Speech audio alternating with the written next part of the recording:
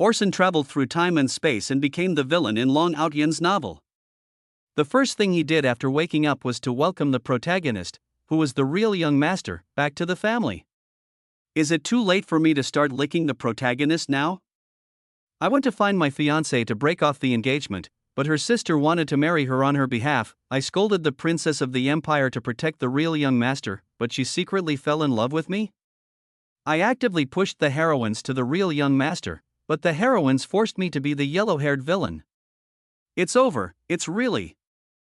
Volume 1, The Young Master Who Just Entered a Wealthy Family in the Imperial Academy. Chapter 1, I am such a powerful person, but I am just a cannon fodder villain on the edge of an unknown cliff somewhere. A handsome black-haired young man with gorgeous clothes was standing there. He looked up at the sky, with unspeakable melancholy in his eyes. All kinds of complicated emotions accumulated in my heart, and in the end, I could only look up to the sky and sigh. At this moment, behind him, a blonde girl in a maid uniform came over with her skirt lifted up. Seeing the young man standing on the edge of the cliff, she rushed up and hugged him. "Master Orson, please don't jump off the cliff," the maid said. "Don't be upset, your family is still waiting for you to come back. If you really can't get over it, then let me jump first."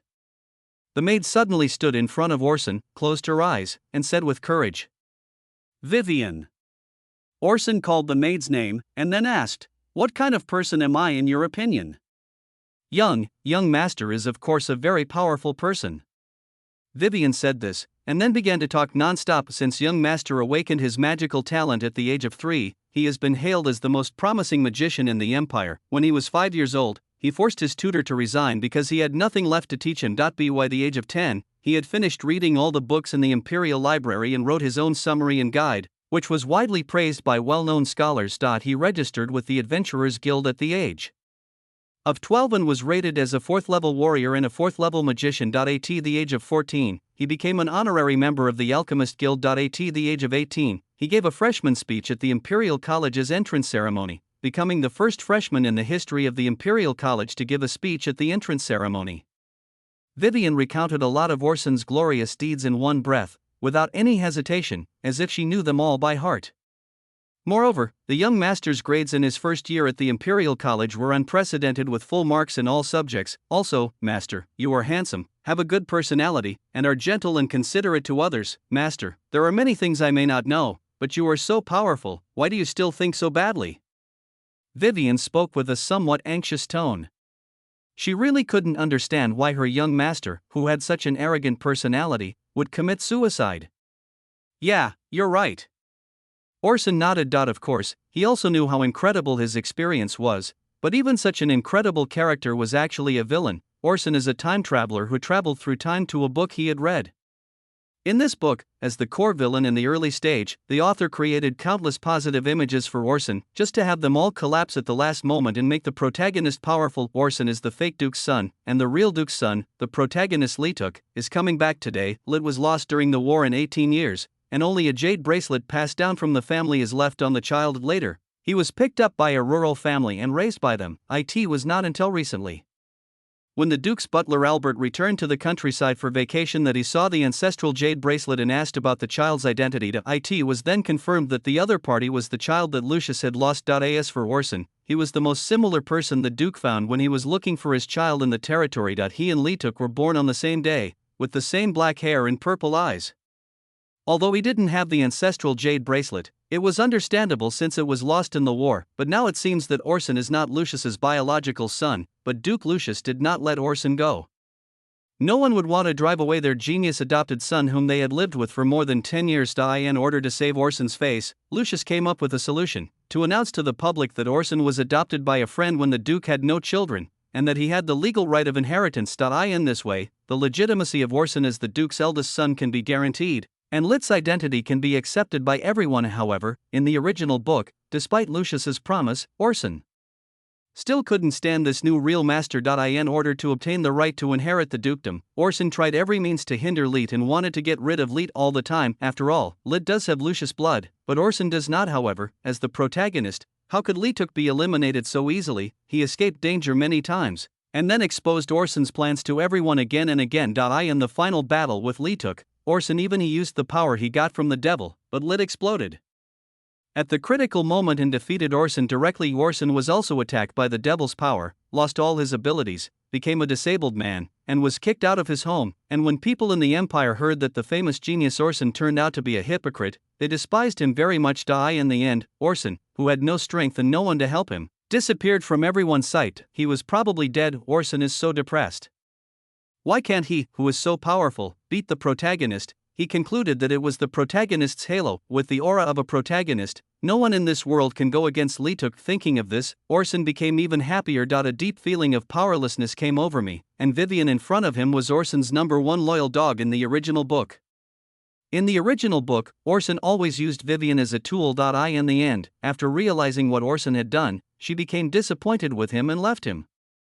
Master, I know you may be disappointed that you are not the Duke's biological son, but over the years, the Duke and everyone else have always recognized you. Vivian continued. Besides, the second young master will be back soon, so you should go and greet him. Thank you, Vivian. Orson's solemn expression finally eased and he relaxed a lot, and then he gently rubbed the girl's head. I came here just to relax, but I'm very happy to see that you care about me so much. Having said this, Orson turned around and walked towards the manor at the back. Oh, isn't he the protagonist? It would be fine if I just didn't become the protagonist's mortal enemy. Not only that, I will also take advantage of the protagonist's ignorance to become the protagonist's mentor and train him to be a generation of long out yen. Let the protagonist bring me into the protagonist group, and eat and drink together. In this way, you can avoid being kicked out of the family by the protagonist and waiting to die in poverty. Gorgeous carriage stopped outside a medieval-style manor. At the gate of the manor, a dozen people were standing there, looking forward to seeing the people on the carriage. Leading the group was a middle-aged man in gorgeous clothes and a graceful woman. Behind them stood a tall, handsome, black-haired young man. This is the manor of the Imperial Duke Lucius Stranik. Standing at the front of the crowd were Duke Lucius and Duchess Mary. The handsome young man behind them was Orson, the Duke's only son, previously announced to the public, and now, he was the Duke's eldest son. After the carriage stopped, the coachman in front got off the horse and opened the door of the carriage. Then, a little girl with long black hair and wearing coarse linen clothes walked down from the carriage. Of course, the other party is not a little girl. From now on, he is the second son of Duke Lucius, Litstranik. After seeing the person coming down, Orson was stunned. This, are you sure the other person isn't a girl? Long, messy black hair, a thin body, skin that is too pale due to malnutrition, and cheeks that turn red when someone stares at them. If his parents hadn't told him in advance that the other person was Lit, Orson would have really thought that the person he came with was a younger sister. Everyone present, except Orson, was shocked by the other person's appearance. What a joke! He is the Duke's son. Is it appropriate for him to dress like this? At this moment, Lucius also looked at Albert, who came down with Lit, and said with some dissatisfaction, Albert, won't you take Lit to change clothes before coming back? I'm sorry. Albert bowed and apologized, and then said, I originally prepared it this way, but Master Lite was not happy about it. He said the clothes he was wearing were made for him by his mother in the countryside, and he didn't want us to spend money on them, so he was unwilling to change them. Oh, poor child. Mary sighed. You've suffered so much in the outside world for so many years. Then she looked back at Orson. To be honest, at the moment, Orson looks more like a child of aristocracy. Orson, your clothes from previous years are still in the closet, right? Take Lit in later and change your clothes. It's not appropriate to wear this kind of clothes for a party. Talk. Yes. Orson nodded respectfully. When Lit came in front of Lucius and Mary, he lowered his head. Dad, Mom. The voice was so thin and weak that it sounded extremely weak. Yeah. Lucius nodded and touched Lit's head. There was still a bit of kindness in his face when he looked at Lit. After all, this is his own son. But Mary was different. She always frowned the moment Lit approached. She could smell a bad odor, and she couldn't tell whether it was firewood or livestock. By the way, Orson, take Lit to take a bath later. She smells so bad, it's ridiculous. Mary said to Orson, ignoring the gazes of the people around her. Orson naturally nodded. In the original book, Mary also looked down on Lit and conspired with Orson to get rid of Lit, but unfortunately the plan was exposed in the end. Orson was kicked out of the house, and she later failed in her struggle with Lit. After returning to her parents' home, she died of depression. The moment Mary finished saying this, Orson saw Lit's expression change. With a bit of self-blame and shame, it seems that he still thinks that his inability to integrate into this family is his problem. If that's the case, then it's easy to deal with thinking so. Orson walked past Mary and Lucius, came to Lit, took off his gloves, and gently held Lit's slightly cold little hand with one hand. Come on, come with me into the house first. As he said this, a sunny smile appeared on his face. Lit didn't know how to answer, so he could only nod, but when he reached the door, Lit stopped again. What's wrong? Orson asked in a soft voice. I'm dirty. I'll make the floor dirty. Lit said, looking at the smooth floor in the mansion. I see. Orson nodded. Then Lit felt a sense of weightlessness, and then he was held in Orson's arms. This way, the floor won't be dirty.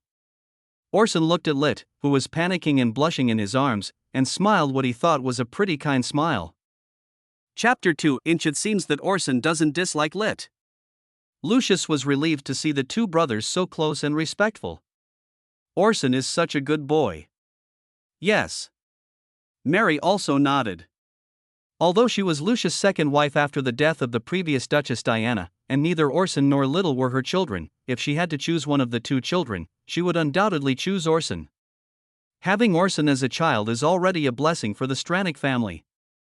Mary said with a smile, as for Lit, let's take good care of him first and get rid of his rusticity before we see what happens.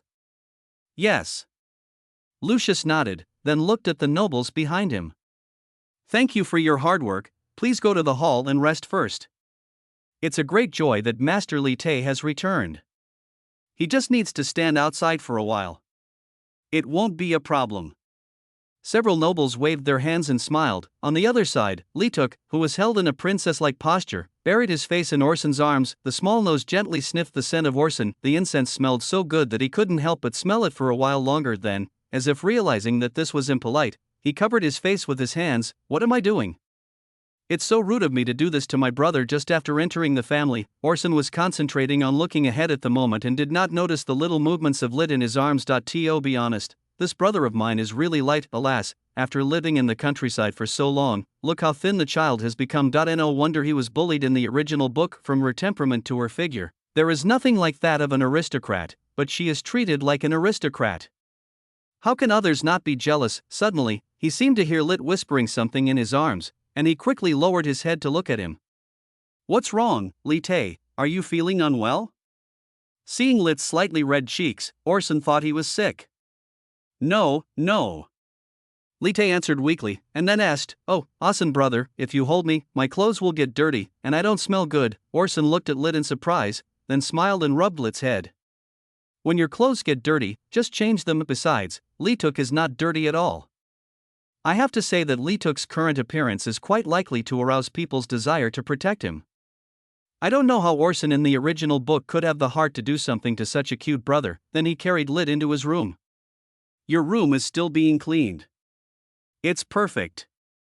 If you want to change your clothes, come to my room first.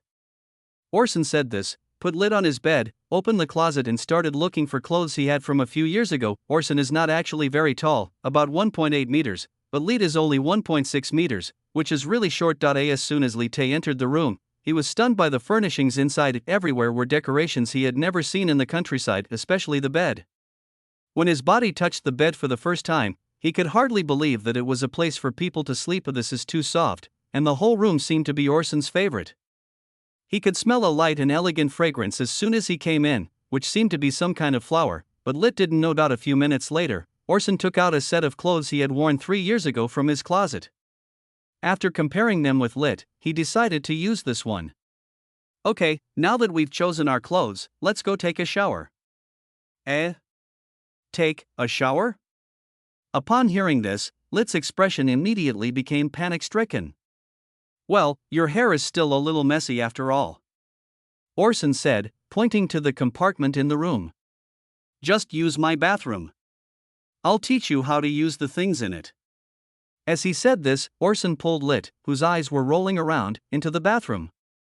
Lit, look carefully. This is a magic sensing shower head.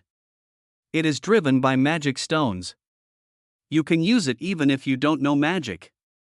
Just press the button and hot water will come out. Then, this knob is used to adjust the temperature. Come on, try it. As he said this, Orson held Lit's hand and pressed the button. Then, water sprayed out from the shower head hanging on the wall, and the cold water splashed on Lit's hair, wetting it. Of course, Orson, who was standing behind Lit, was not spared either. At this moment, the top of his dress was also stained with water. Orson turned off the button. How is it?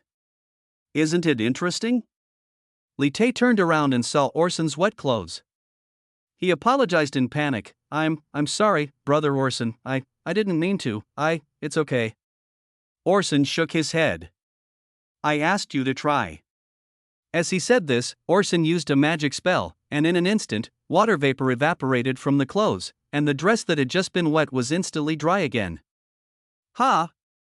Lit looked at everything in front of him in surprise, unable to understand for a long time. This is magic. One day, Lituk will be able to learn it. Having said this, Orson walked to the door. You don't need me to teach you the rest, right? Yeah. Lit nodded. Brother Orson, thank you, it's nothing. We're a family from now on. Don't be polite.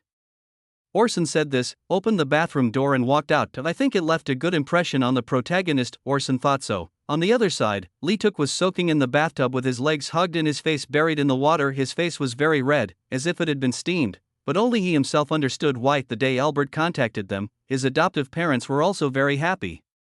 The child will be taken to the city to live a good life, and he will also be able to get a lot of wealth.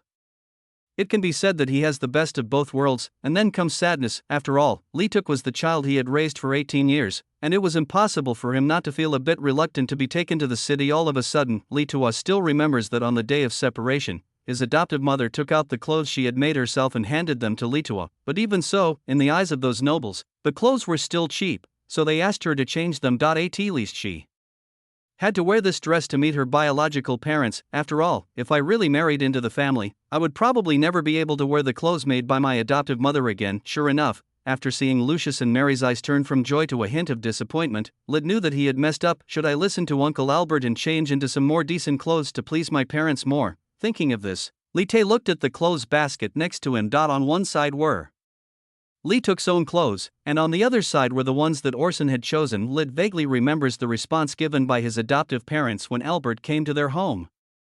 Are your children your own? No. We picked him up. He was born with a jade bracelet. We thought he was discarded by some noble. Yes, it is true, but he didn't abandon it.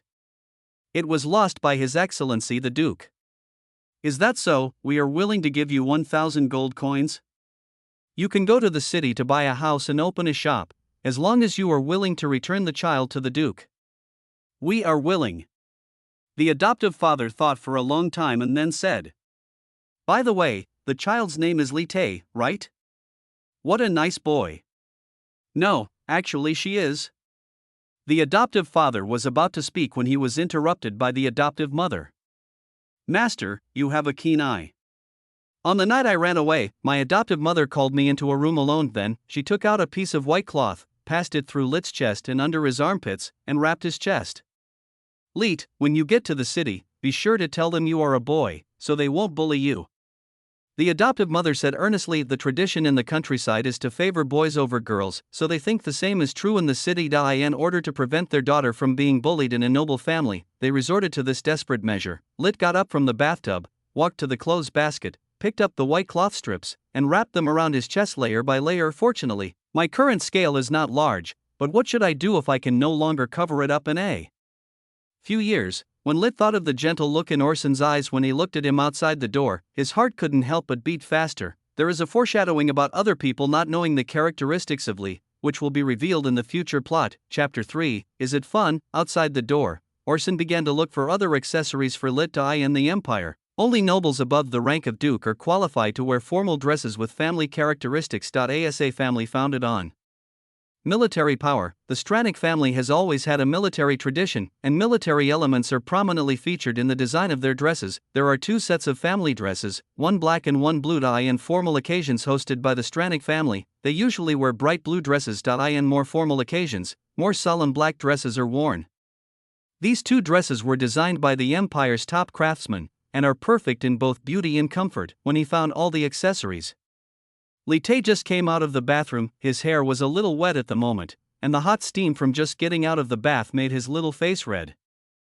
Orson walked forward and took the towel from Lit's shoulders. Next time you take a shower, make sure you dry your hair. Especially since your hair is so long, you'll get sick easily if you don't dry it. Orson said this while carefully wiping Lit's hair. Brother Orson, this is too troublesome. I can do it myself, it's no trouble. Orson shook his head. Besides, Lit, you just came back and there are many things you don't understand yet. As a brother, it is my duty to help you. Orson said. In fact, according to their birth dates, they were born on the same day, but Orson is more like an older brother both in appearance and personality. In addition, in order to stabilize Orson's mentality, Lucius had already announced to the public that Orson was the elder brother and Lit was the younger brother. Therefore, both of them now accept each other's identity. Okay, dry it. Orson put the towel back into the bathroom, and then put the accessories of the dress on Lit one by one. Then he picked up the boots on the ground, held Lit's ankles, and helped him put them on. She also tied his shoelaces carefully. Have you learned it? From now on, you will have to do these things by yourself. Orson squatted on the ground and raised his head, looking at Lit, who was sitting on the bed without saying a word. Yeah. Li Tae nodded. Thank you, Brother Orson, we don't have to be so distant with each other. You can just call me brother or Orson. We are not that old. A lot different. Orson smiled and took out the family crest. Chapter 3. Listen carefully, Lit. Orson took the family emblem from his pocket and handed it to Lit. This was just brought over by the maid Vivian, who said it was given by Lucius. The emblem of the Stranic family is a black eagle soaring in the blue sky. Therefore, black and blue are the traditional colors of the family. This is our family crest. Most of the nobles in the empire have their own crest. Orson explained the meaning of the crest to Lit. The crest has many functions, the most important of which is to indicate your identity. Basically, the nobles in the empire know each other's crests. You just arrived, so don't rush to recognize them all. I will teach you slowly later. This family emblem is given to you by your father. Although our family emblem is a black eagle on a blue background, the one with a gold border represents the direct lineage members, which is me, you, father, and mother. Orson then explained the meaning of the family emblem, but Lit was confused. Seeing this, Orson smiled and comforted him. It's okay, it's normal not to know these things now, you will understand them slowly in the future. At this time, the door outside was knocked again. Come in, Orson said. The maid Vivian came in. Seeing that Li Tae had already put on his clothes, Vivian said, Master Orson, Master Li Tae, the master is already urging you. Okay, Vivian, you go down first. Orson nodded and then looked at Lit. The maid just now was Vivian. If I'm not at home in the future, you can find her or Butler Albert if you have any troubles. It's almost time. Come with me. If you have any questions, you can ask me directly. Li Tae nodded and then stood up. After straightening his clothes, he followed Orson downstairs. Preparations for the banquet in the hall on the first floor had already begun. The long table in the middle was filled with food and drinks, the likes of which Lit had never seen in the countryside. At this moment, he only dared to follow Orson timidly, holding the corner of Orson's clothes with his little hands and only sticking his head out. Orson didn't feel anything about it. As far as he could remember in this life, he had attended banquets of this scale many times and had long been accustomed to this kind of scene. Moreover, the highest-ranking noble among the present was only a marquis, and none of them had a higher title than his father. In this case, Orson was even more casual. As for Lit, Orson could understand him. It must be a bit scary for him as he had just arrived and encountered such a scene, but there is no way, people always have to grow up. Orson stopped. Lit, who was following behind Orson, didn't pay attention and accidentally bumped into Orson's solid back. He covered his nose and took 2 steps back. This caused the surrounding nobles to sneer. Orson looked coldly at the sneering nobles. Count Carls, is it interesting? He said, pointing to a count. No. Count Carls, who laughed the loudest, instantly regained his composure and shook his head. He was just a small earl and dared not provoke the Duke's beloved son. Then, Orson looked behind him and the iceberg melted immediately. He touched Lit's little head and said softly, Lit, are you okay? I'm sorry, I just stopped abruptly. In fact, he was very panicked now. He was just thinking about what to take Lit to do next, and then he stopped to think. However, he forgot that Li Tae was following him. This collision was more than just a simple collision. After making a fool of himself in front of so many nobles, Li Tae would probably hate him and think that he did it on purpose. Wouldn't all the efforts I made before be in vain? Therefore, he thought that even if it would slightly damage his relationship with these nobles, he had to save Lit's face. This is young Master Jin's first banquet, there must be no mistakes. No, it's okay, Brother Orson, I didn't notice you stopped. Lit covered his nose and shook his head, speaking in a muffled voice. No, I have to take a look.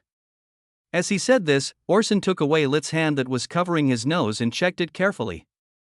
After confirming that everything was fine, he nodded with relief. Then Lucius and Mary came up. Seeing that the two brothers had a good relationship, Lucius felt relieved. Then he and Mary focused their attention on Lit. After showering and changing clothes, Lit was no longer as sloppy as when he first came in, and Orson even helped him put on the complicated accessories.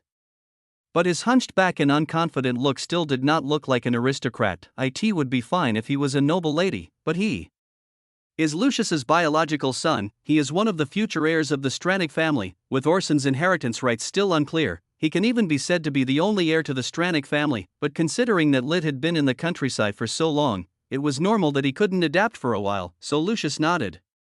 Not bad, serve it. Having said this, Lucius took Mary back to the head of the long table and sat down. Orson also turned around and motioned for Lit to follow him. Orson, this is against the rules. At the dining table, Mary frowned when she saw the two of them sitting on the same side. According to table etiquette, after the host, the guests of honor are followed by relatives. Lit and Orson should have sat on the left and right sides respectively, but Orson actually took the initiative to sit on the same side with Lit. It's not impossible to sit on the same side, there is even an empty seat on both sides. That position was reserved for their future wives. Mother, this is Lituk's first time here, and he doesn't understand many of the rules yet. I'll take care of him, and I hope he's better. Besides, we are at home after all. Okay then. Mary looked at Orson and nodded. Chapter 4. Traditional ideas that cannot be avoided. The banquet adopted the separate dining system, and each person had a dish in front of him. Lite looked at the plate in front of him, at a loss as to what to do. She didn't know what to do. I have used knives and forks in the countryside, but this is the first time I have used silver ones. I had only seen porcelain plates when my adoptive parents took me to a restaurant for dinner on my 10th birthday. They were not as exquisite as the ones here, and they even had patterns on them. These porcelain plates, which look like works of art, are actually used to hold food. As for the food above, apart from being able to recognize a plate of what was probably bread, Lit had never even seen the other foods. Everyone, today is the first day that my son, Lit, has returned to our family and recognized me. Lucius looked at the nobles at the table and raised his glass. On this festive day, let's toast to Lit. After saying this, the nobles in the audience also raised their glasses. Seeing this, Orson motioned to Lit to raise his glass. Lit imitated Orson's movements and raised his glass in an imitative manner. Then, Lucius took the lead and drank a glass of wine. The nobles present also followed Lucius's actions and drank the wine in their glasses. Lit imitated Orson's movements, and then, after drinking a glass of bitter wine with a frown, he choked. Before this, Li Tae had never drunk alcohol, and after this, I'm afraid he won't like drinking anymore. Cough, cough.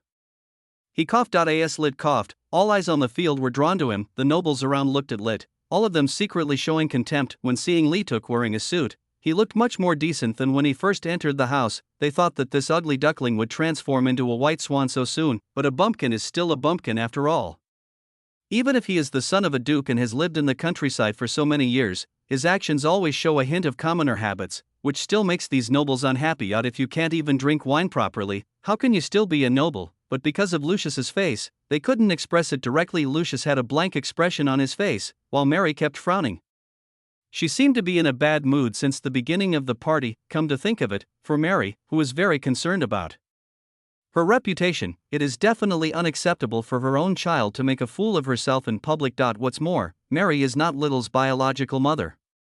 The previous Duchess died of childbirth after giving birth to Little. Mary is Lucius's second wife 5 years ago. She is the stepmother of Orson and Lit Uk. In the original book, the reason why Orson's relationship with Lit deteriorated rapidly was also related to Mary's interference. After all, among the 4 core members of the family, only Lit and Lucius are related by blood. Mary is not Lit's biological mother, and Orson is not Lucius' biological son. The two of them naturally formed a small group, with Mary making plans and Orson responsible for execution. Finally, after Orson was kicked out of the family, Mary had no more tools and could only plan to get rid of Lit herself. After that, Orson couldn't remember the contents of the book. On the other side, Li-tae was coughing and blaming himself in his heart. Why am I so useless? I have already decided to live a good life in my new home, but I end up making a fool of myself again and again. He thought of the looks Lucius and Mary had given him. Lucius was helpless and Mary was indifferent. This is not the way a parent looks at their child, but it was normal. How could a country boy like me gain recognition from the nobles? I'm afraid even brother Orson will dislike me because I even soiled his clothes. Thinking of this, a few tears flowed from the corners of Li-tae's eyes. At this moment, Orson took a napkin, stuffed one corner of it into Lit's collar, and then unfolded it and covered Lit's chest. This way you don't have to worry about it getting dirty. Orson smiled, then cut the steak on his plate into small pieces, picked up one of the pieces with a fork, and placed it in front of Lit. Come, eat. Lucius, who was standing by, nodded with satisfaction when he saw Orson taking such good care of Lit, and Mary's expression also eased a little. As long as Li-tae doesn't do anything weird again, it'll be fine. When the other nobles saw Orson's actions, they also lowered their heads in shame. No wonder Orson is the most acclaimed young man in the empire. Being able to be so kind and polite to a brother who just moved in and whom you haven't known for more than 10 years, it takes this kind of spirit alone, and no one else can do it. Even Orson, the son of a duke, does not look down on Lit. What qualifications do small nobles like us have to look down on Lit? With Orson's actions, the awkward atmosphere on the field was instantly eased. Mr. Lit is blessed to have a good brother like Mr. Orson. At this moment, an earl spoke at the dinner table. Yes, he is worthy of being called Prince Orson. The other nobles also echoed. No, Lit has been suffering in the countryside for so many years. He just returned home. This is what I should do as an older brother. Orson looked at the nobles and showed a standard and appropriate smile. Chapter 4. Besides, I can see that Lit is a good kid. In time, he will definitely become a qualified noble and will not disappoint you, Orson said with a smile. Well, since you are here for a rare occasion, please enjoy the wine and feast. I will not disturb you.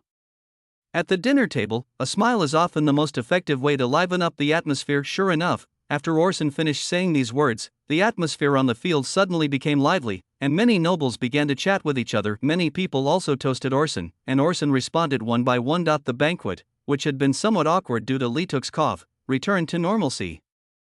Lucius looked at Orson's calm demeanor and felt very satisfied with this eldest son who was not of his own blood. In his opinion, as the eldest son of the family, Orson, not to mention his extremely abnormal talent, his way of dealing with people is very comfortable. Letting him inherit the family seems to be the most correct decision. However, the concept of bloodline deeply rooted in the hearts of the nobles still made him instinctively resist this matter. Therefore, he did not explicitly designate Orson as his successor. He wanted to see whether Li-tae could inherit the family business after growing up. He would only choose Leo's son as his successor if Lit was still considered a waste who was incapable of leading the family. Otherwise, even if Orson was unwilling, he would persuade Orson to do his best to assist Lit. Thinking of this, he looked at Lit, who was sitting next to Orson, eating silently without saying a word. Beside him was Orson, who was facing a group of nobles and interacting with them.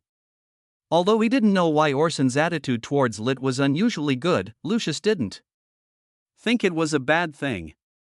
On the contrary, the better their relationship was, the harder Orson would assist Lit after Lit became the heir to the Duke. Your brother has taken on a lot of responsibilities for you, but there are always some roads you have to walk alone. Yes, Lit. Lucius looked at Lit silently and thought so in his heart. Chapter 5. Count Carl's deliberately picking a fight. The banquet was in full swing, however, a pair of eyes were fixed on Lit, who was eating silently. Count Carl's, who had just been choked by Orson, was now staring at Lit. As they were drinking, Orson noticed Count Carl's. He was a little confused when he saw him looking in his direction but not saying anything. I don't know what he is thinking. Then Count Carl stood up and toasted Orson with a glass of wine.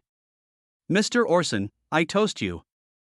As he said this, he drank the wine in the glass. Before Orson could respond, Count Carls continued, as everyone knows, the Stranik family is a family founded on martial arts, and young Master Orson is the most famous young talent in the empire. He must have inherited the bravery of Lord Duke Lucius. The words that Count Carl said when he stood up attracted the attention of everyone at the banquet, including Lit, who had been silently lowering his head. At this moment, he slowly stopped what he was doing. Master Lit is back today, and I am a little curious. As he said this, Count Karls looked in Lit's direction with a sharp gaze. Master Lit, which excellent quality of Duke Lucius did you inherit? After the words were spoken, the field fell into silence. The other nobles looked in the direction of Lit and Lucius curiously. The Lucius couple sitting at the top looked somewhat helpless. Mary looked at Karls with a little anger, but due to the occasion, she couldn't get angry. Lit lowered his head and remained silent. Orson, who was standing beside him, was somewhat surprised by Karls's remarks. What does this Count Kars mean? I managed to change the topic away from Lituk and make sure his first day home was as smooth as possible, trying not to irritate his self-esteem and turn him against his will. As a result, the other party now brings the topic back to Lituk. Are you looking for trouble on purpose? Thinking of this, Orson couldn't help but prepare to stand up. Mr. Orson. Seeing Orson's actions, Karls hurriedly said, I know that Mr. Lit just came home. You love this brother very much. However, excessive doting will not help a child grow up. Instead, it will make him stagnate. Is it because of this reason that you, Master Orson, love Master Lit so much? Karl said, deliberately showing a look of surprise. Oh, I'm really sorry. I accidentally said too much. Master Orson, I think you won't mind my harsh words, right? Orson frowned as he watched Karls behave like a villain. He really wanted to kick the other person out directly, but first of all, the other person was invited by his father, and he couldn't offend his father. On the other hand, the other party might be trying to provoke him deliberately. Lucius is still here, and he is the real master of the Stranik family. If Orson ignored Lucius and got angry at Count Karls, how would everyone view Orson? He has no respect for his elders and is arrogant. Because of his favor. That's still good. If people think that Orson is impatient for succession and wants to seize power after seeing Lit coming, then there will be big problems. Therefore, at this time, we still have to leave things to Lucius. Orson turned his head in the direction of Lucius, who was now thinking about something. Then he raised his head and looked at Karls. Count Karls, as I recall, your family made their fortune in business in their early years, right? That's true. Karls nodded. He was a little confused and didn't know why Lucius asked this question. So, you must have inherited the expertise of your elders and are good at business, right? Lucius raised his eyebrows and said, but why did the business activities in the territory decline in the financial report you handed me last month? This. Count Karls became a little nervous when he heard Lucius's words, which sounded like ridicule and reproach.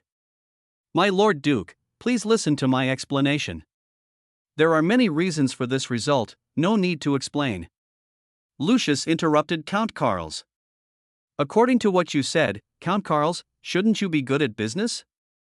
Seeing that the situation on the field was becoming increasingly confrontational, other nobles began to speak up to ease the atmosphere. Your Excellency the Duke, Count Karls is also its kind of you. Yes. After all, Mr. Lit is your son and will inherit your position in the future. What Count Karls said makes sense. He has been in the countryside for so long that he has fallen far behind others in terms of education.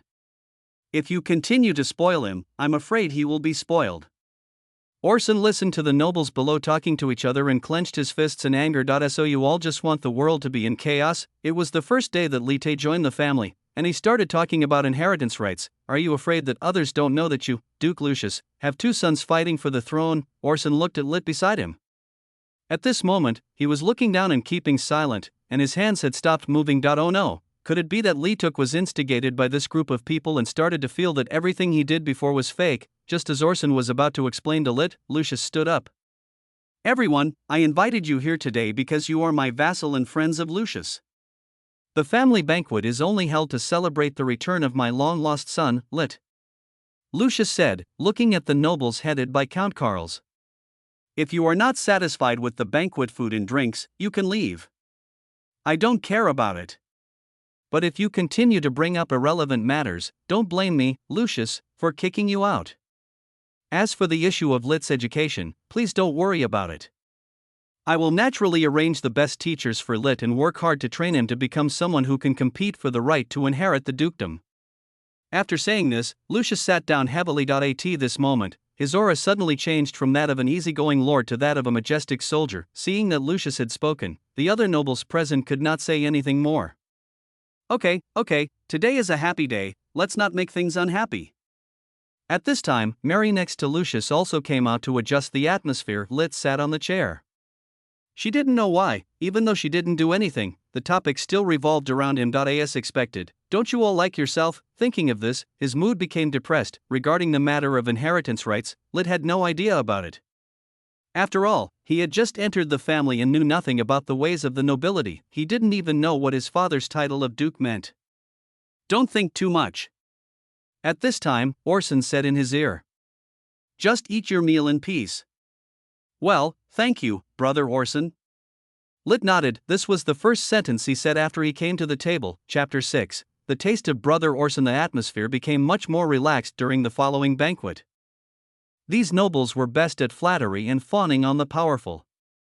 Therefore, even if Lucius had just scolded them a minute ago, they would still come up to him to fawn on him, but fortunately, they were thick-skinned, so the atmosphere of the banquet was not dull. Half an hour later, all the dishes in front of Lit were eaten up, and he was a little overwhelmed at this time, but he was afraid that he would do something wrong, so he simply lowered his head and looked at his knees and did nothing. Orson had just finished a glass of wine and turned around to see the empty plate in front of Lit. He immediately understood and then walked to Lucius. Father, Lit doesn't seem to be used to the current environment yet. He has finished his meal. How about I take him back to his room first? Okay. Lucius nodded. After getting Lucius's consent, Orson came to Lit's side. Light, you probably aren't used to this place. Orson said softly, moving his head closer to Lit so that Lit could see him. Then he smiled. You must be tired after sitting in the carriage all day. Why don't you go upstairs and take a rest? Is that okay? Lit looked at Orson in surprise. But, if I leave early, will it be bad? Good boy, no one will blame you. Orson said with a smile. As expected of the protagonist, his personality is so likable. Even though he knows he can't handle this kind of situation, he still forces himself to do it in order not to embarrass his family. Then, Orson raised a glass of wine, stood up and looked at the nobles around him. Everyone, Lit has been traveling a lot today, and he just came back from outside. He is not feeling well, so he can't stay here with you. I will take Lit first. I will go upstairs and come down to accompany you later. Okay. It's okay, Master Orson, please go first. Master Lit and Master Orson are such good brothers. We really don't have to worry about the future. The nobles praised Orson one after another, and except for Count Carls, who had just been choked, they all stood up and greeted the two young masters. Orson came to the second floor and the maid Vivian was already waiting at the stairs. Seeing the two young masters coming up, she hurried over to greet them. Master Orson, Master Lit. Vivian, is Lit's room cleaned up? Orson asked hurriedly. I'm not Master Lit's maid, so I don't know anything about this. Vivian said this and bowed to the two of them to apologize. It's okay, let's just pretend that we haven't cleaned up yet. Orson said this and took Lit to his room. This was also the first room Lit entered since returning home. Then he opened the door and led Lit in. You can rest in your room for a while. No one will disturb you. You don't have to tense yourself up. Just relax a little. Then he took Lit by the hand and led him to sit beside his bed. If you're tired, just lie down on the bed and rest for a while, or sit on a chair and read a book. Orson said, pointing to the bookshelf. You can read any of the books on it. If there are some that you don't understand, I can explain them to you when I come back. Thank you, Brother Orson. Lit nodded and sat obediently on the edge of the bed. Oh, right. Orson seemed to remember something, and then said, You and I were probably born on the same day. You don't have to call me Brother Orson. Just call me Orson in private. It will make us feel closer this way. I understand, Brother Orson. Lit nodded, but just as he opened his mouth, he found that he habitually added the word brother again, so he quickly changed his words. Oh. Orson, yes, that's right. Orson nodded, and then patted Lit's head gently. I have something else to do. The party hasn't ended yet, so I have to go to the social event. As if to resonate with Lit and bring them closer, Orson impatiently shook his hands and said, this is really troublesome. Banquets are supposed to be a place where everyone gets together to eat and have fun, but there are always some people who like to scheme against each other at banquets. To be honest, I really hate this kind of banquet atmosphere. Hearing Orson's words, Lid was somewhat moved. It turns out he's not the only one who doesn't like this party? Okay, you take a rest first, I'm leaving. After saying that, Orson waved at Lit, then opened the door again and walked out. Master Orson, I just asked, Master Lit's room has not been decorated yet. At the door, Vivian saw Orson coming out and whispered to him. What's going on? Orson frowned. Didn't we know about Lituk's return a few days ago? Why is it taking so long to tidy up a room? I'm sorry, sir. I don't know what's going on. Vivian said this and lowered her head, realizing that his words just now were somewhat emotional. Orson took a step back. It's okay. This is not your fault. I was a little aggressive, he said with a hint of apology. Anyway, I'll ask my father and mother about this matter later. You stay here and watch over Lituk for now. What happened to Master Lite? Vivian said with some worry in her tone. He's fine, just a little tired. You just stay at the door. If he has any problems while I'm away, help him. Orson reminded. Lit is still a little shy. If you have nothing to do, don't go into the house and disturb him. Okay. Vivian nodded, and then chuckled.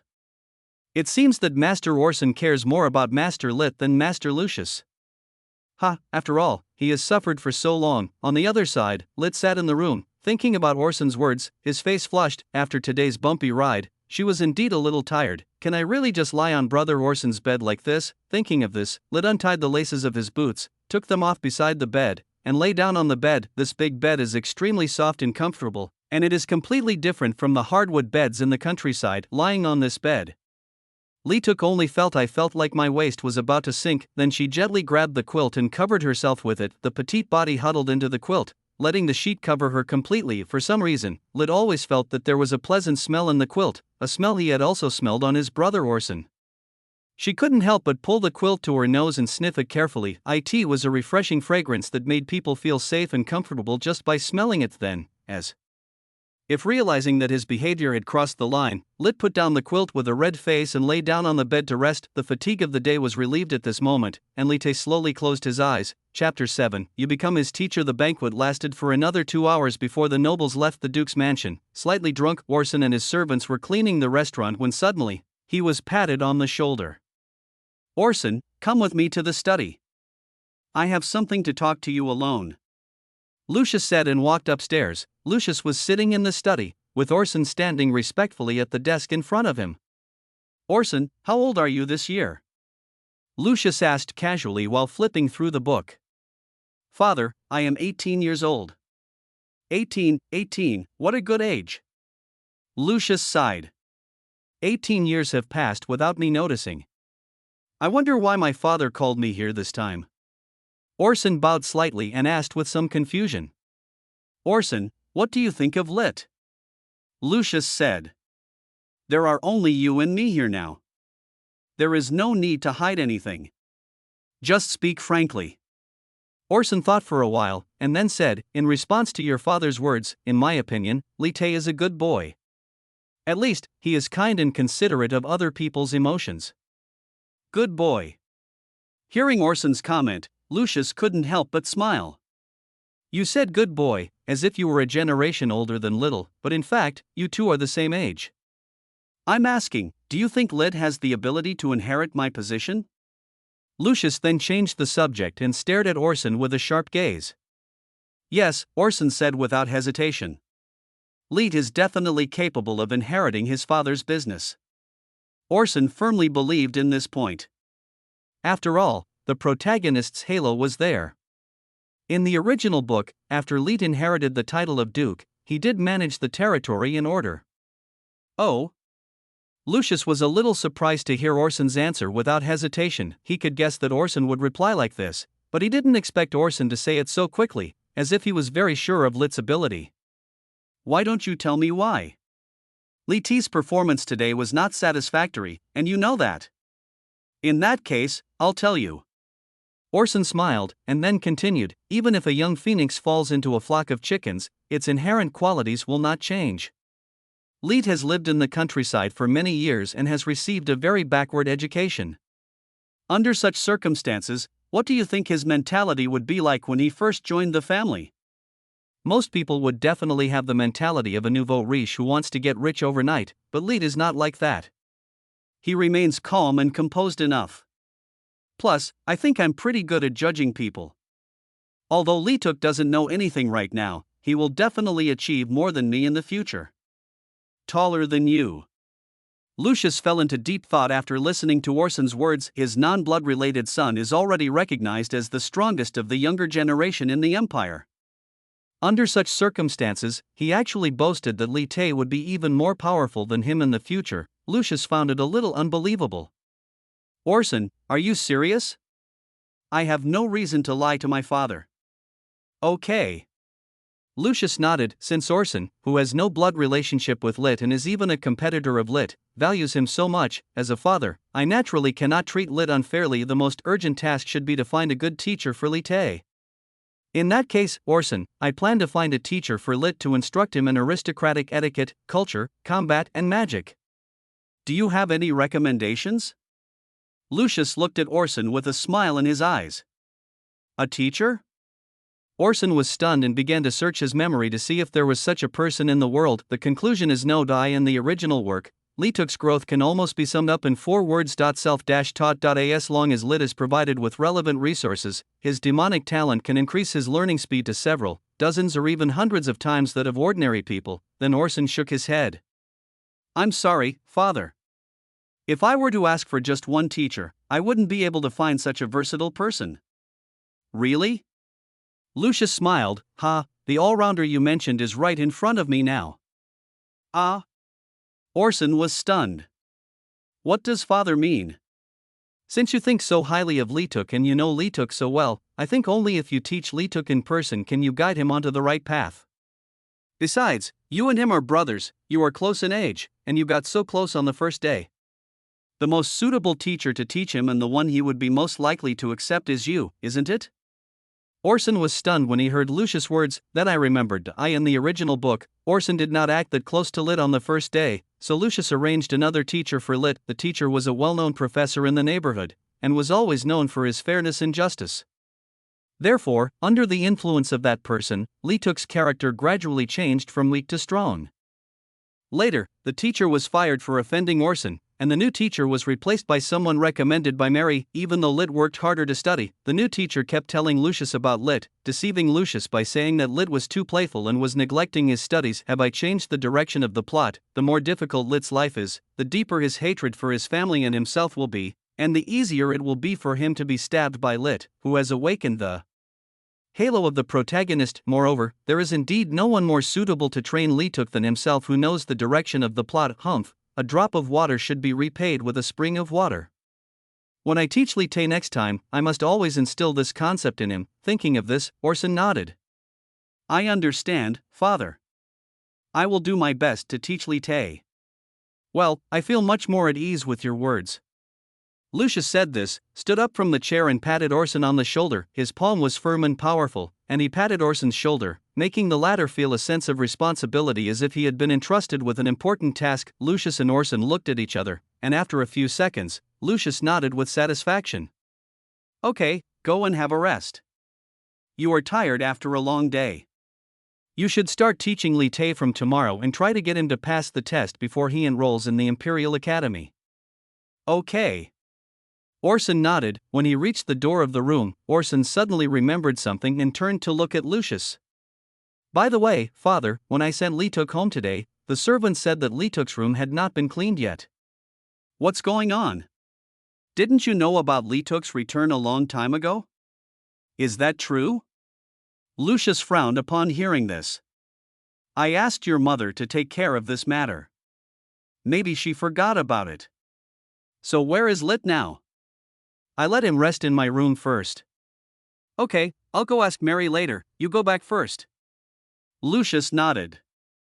Yeah. Orson nodded, then opened the door and walked out. Chapter 8, Young Stepmother. The Imperial College, as the name suggests, is an academy officially established by the empire. The empire's education system was divided into two categories, one was schools and the other was colleges. Generally speaking, before reaching adulthood, people will go to schools in various places to study basic subjects, and after reaching adulthood, those who have the conditions will enter college for further studies. The academy will teach students various skills.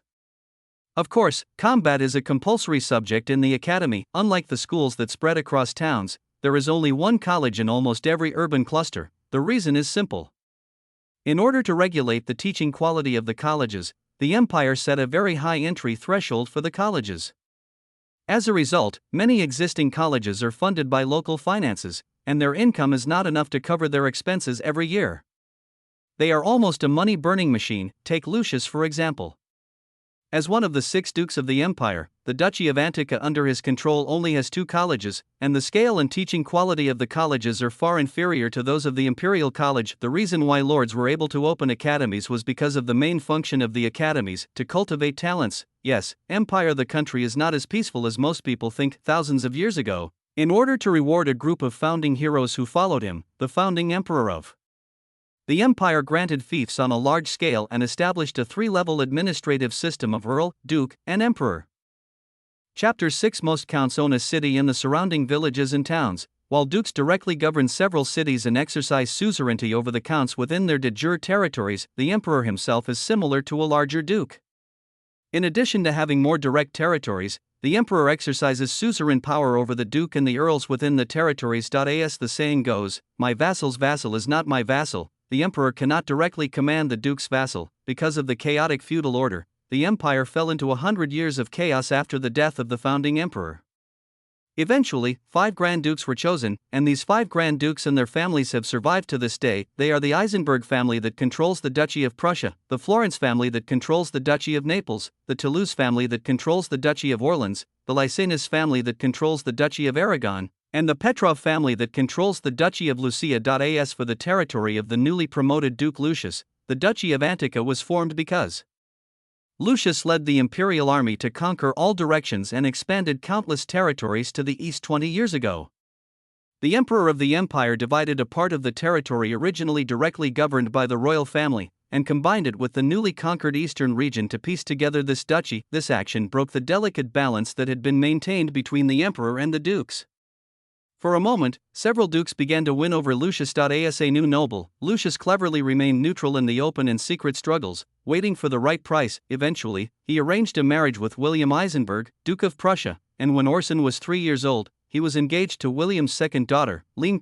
In this turbulent situation, the major local forces of the empire will of course train talents and recruit talents through academies in order to strengthen themselves. Among the dozens of colleges in the empire, only that one can be named empire. If people refer to Imperial College in public, there is only one. Located in the imperial capital of Saint Laurent, its full name is the National Imperial College of Saint Laurent, or simply the Imperial College.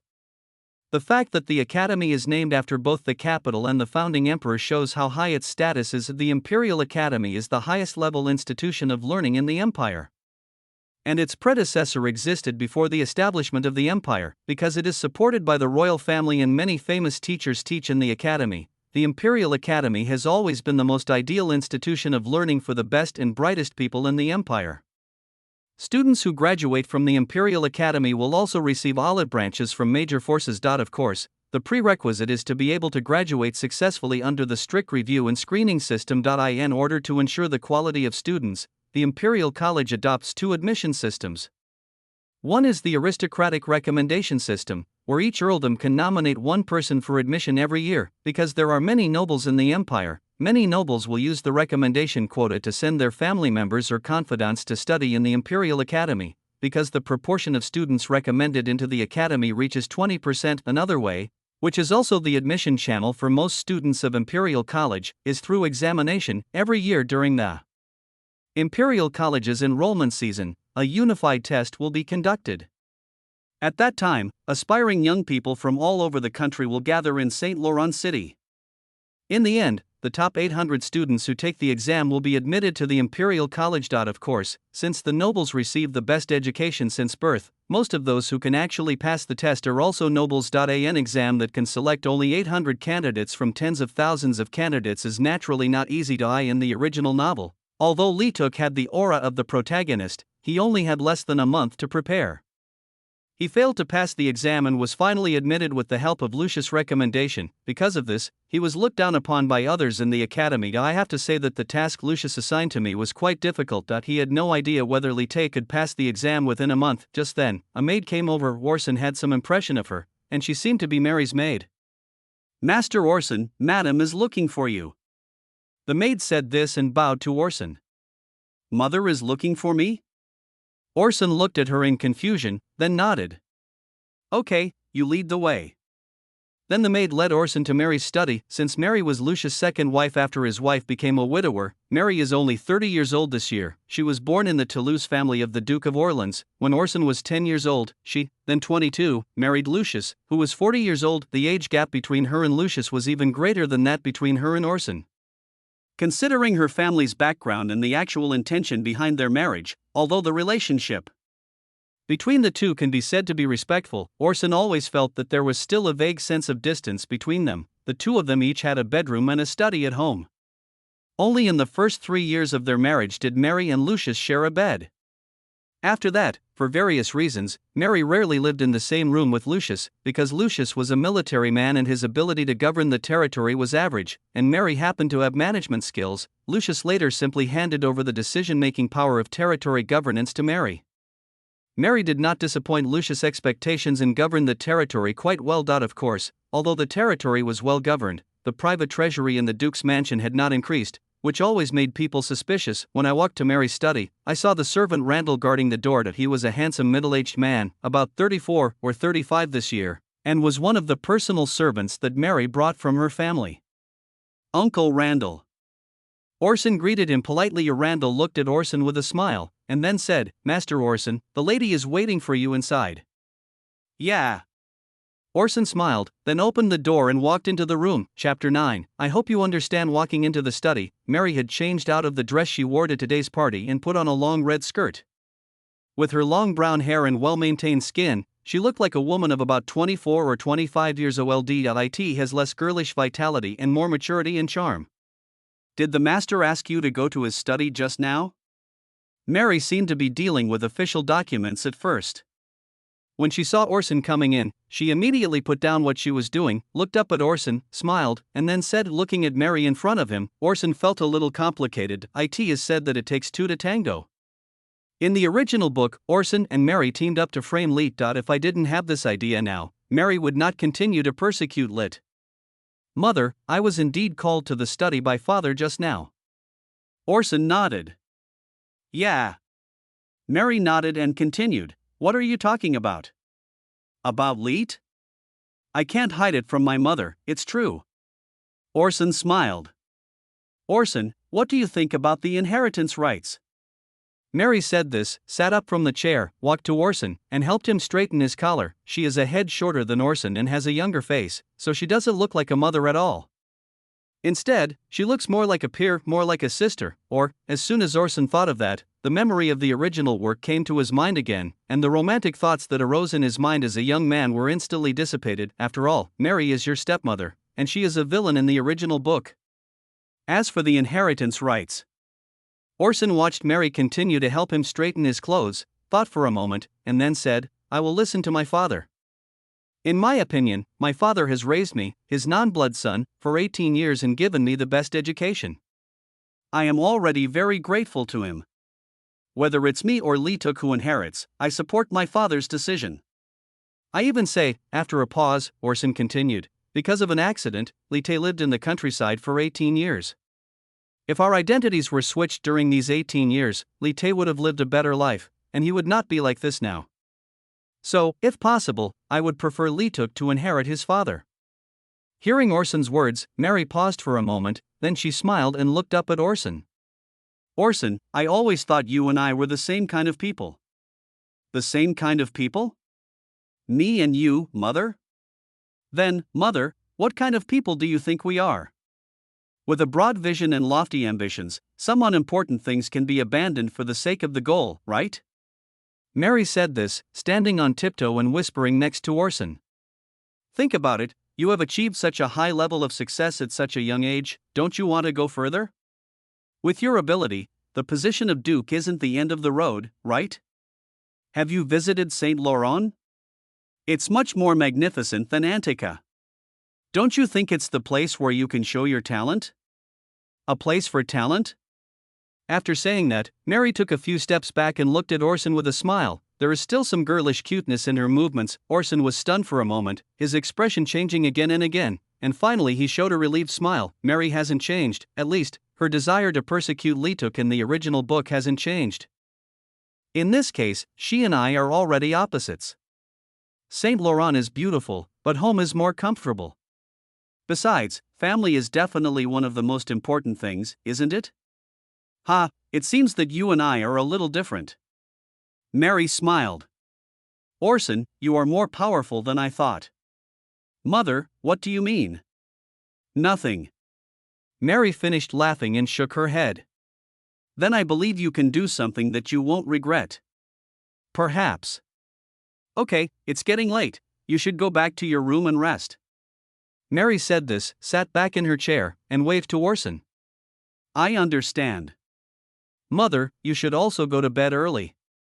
Orson said this and turned to leave Mary's study. After walking out of the study, Orson found that cold sweat had already seeped out of his neck. After all, this was a conversation related to his own destiny, so he really didn't dare to take it lightly. Master Orson, take care. At the door, Randall bowed to Orson. When I returned to the door, Vivian was still standing there. Seeing Orson coming over, she hurriedly bowed. Okay, Vivian, you should go back and rest. It's getting late. Orson said this and prepared to open the door. Master Orson, Master Lit is still in his room. His room is ready. Do you want to wake him up? I'll do it myself. Orson smiled at Vivian, who took a breath and bowed quickly. Okay, Master, I'll go back first. Orson watched Vivian trot down the stairs, and only when she disappeared from his sight did he open the door and walk into the room. According to the original book, the only confidant and the person who was 100% trustworthy in the family should be the maid Vivian. Both Mother Mary and Father Lucius are not easy to deal with. After entering the room, the first thing Orson saw was Lit lying on the bed. Leetuk now looks like he is sleeping soundly, with a relaxed complexion. He looks much cuter than when he was tense during the day. He went to bed without even taking off his clothes. Doesn't this kid feel uncomfortable? Orson looked at Lit and saw that he hadn't even taken off his tuxedo. He shook his head and was about to help him take off his clothes, but when he got close to Lit, he suddenly felt like a pervert. Lit has long hair and his face looks very much like a girl. If it weren't for his ordinary chest and the fact that he was indeed a man in the original book, Orson would have really thought that Lit was a girl, but even so, Orson couldn't bring himself to do it when he saw the girlish-looking Leetuk. There is always a feeling that I am doing something bad, and seeing that the other person was sleeping so comfortably, it didn't seem right to wake him up. Orson thought about it, then sat at the desk and started reading a book. Another hour passed, and seeing that Lit had no sign of waking up, Orson also felt a little sleepy. He glanced toward his bed. The bed was the size of a standard double bed, and since Leetuk was rather thin and had a good sleeping position, he only took up a very small space on one side. We are brothers anyway, so it shouldn't be a problem if we share a bed for just today. Maybe you can take the opportunity to get closer to him. Orson thought so, yawned, took off his coat, changed into pajamas, and lay down on the bed. Boy, I can't tell that you will become the protagonist in the future. Orson sighed and then closed his eyes. Chapter 10, Getting Grumpy. Chapter 7. The next morning, Lit opened his eyes blearily. She rubbed her sleepy eyes and was about to stretch her body when she felt she touched something. Turning her head, she found Orson lying beside her with his eyes closed, his chest rising and falling evenly. What is going on? Lit was a little confused about the situation and she began to think about what happened yesterday. Brother Orson took me upstairs to rest. Because my room was not tidied up, Brother Orson let me rest in his room for a while. Then, because I was so sleepy, I couldn't help it and fell asleep on Brother Orson's bed. That should be it. Then, I have been sleeping until now. In other words, I occupied Brother Orson's bed, forcing him to share a bed with me. Thinking of this, Lit felt full of guilt towards Orson. Then, as if he remembered something, Lit quickly looked at his body. Leetuk heaved a sigh of relief when he saw that his Clothes had not been touched. At this moment, Orson also opened his eyes. He was awakened by the noise made by Lit next to him. I don't know why, but this body is always very sensitive to the slightest movements, but this is also a good thing. At least I won't be assassinated while sleeping in the future. However, Orson has a bad habit, which is that he gets grumpy when he wakes up. Although it's not serious, I always tend to be emotional in the few minutes after getting up. Are you awake? Orson looked at Lit. Be quieter next time. I slept late last night. He thought he was speaking very restrainedly, but to Lit's ears, it still sounded like a thunderbolt. It's over. As expected, I made Brother Orson angry because I took his position. Lite, you are really an idiot. Brother Orson has spoiled you so much, but you still want to take advantage of him. Thinking of this, Lit felt depressed, and then she said weakly, I'm sorry, Brother Orson, I won't do it again next time, yeah. Orson nodded, then turned his back and prepared to take a nap. Unexpectedly, a few minutes later, he felt Lit's body trembling behind him, and at the same time he heard Lit suppress sobs. Oh no, how did I make this little ancestor unhappy? As Orson thought about this, his brain suddenly became clear. He hurriedly got out of bed, walked to the other side of the bed, squatted down and looked at Lit. At this time, Lit's eyes were red and swollen, and he covered his mouth with his hands. Even so, it couldn't be hidden from the perceptive Orson. Light, you are crying? Orson looked at Lit, a little at a loss that he had just fixed his relationship with Lituk yesterday, so why was he crying so early this morning? Then he thought back to what he had said to Lituk. Sure enough, my bad habit of being grumpy when waking up is really terrible. That he now really wants to slap himself twice in the face for what he did back then. Lit shook his head and sat up from the bed. Yes. I'm sorry, Brother Orson, I made your bed dirty with my tears, he said with sobs. It's okay, it's okay. Hearing this, Orson quickly hugged his shoulders and patted his back. What I said just now was a bit too much. I'm sorry, Lite. I apologize to you and make amends to you. Please forgive me, okay? I was a little grumpy this morning, and my mind wasn't very clear. I'm sorry, Lite. As he said this, his tone softened, and he looked like a parent who had done something wrong. After hearing Orson's repeated apologies, Lit's emotions gradually calmed down, and then he rubbed his eyes. Brother Orson, you really don't blame me? No, Lit is such a good kid, how could I blame you? Orson almost hugged Lit in his arms to coax him, but considering that they were two men, he really couldn't bring himself to do that. Okay, let's not talk about this anymore, let's talk about other things, Orson said, looking at Lit. Father and I discussed it yesterday. From now on, I will be your teacher. Teacher? Lit said hesitantly. Brother Orson, do you want to be my teacher? To be honest, if he really had to have a teacher, Lite really hoped it would be Orson. The reason is simple. When he first joined the family, Orson was the only one who was passionate about himself and willing to tolerate all his shortcomings, but at the same time, Lit was also worried that if his existence caused a lot of trouble for Orson, would Orson hate him? After all, I am actually just a little burden. Brother Orson, isn't this too much trouble for you? It's not a problem at all. Orson smiled. After all, as your brother, it is my duty to teach you. Besides, I believe that someone as smart as you, Lite, will definitely learn quickly. As long as you don't dislike me. How is it possible? How could I possibly dislike Brother Orson? Lit said in a low voice.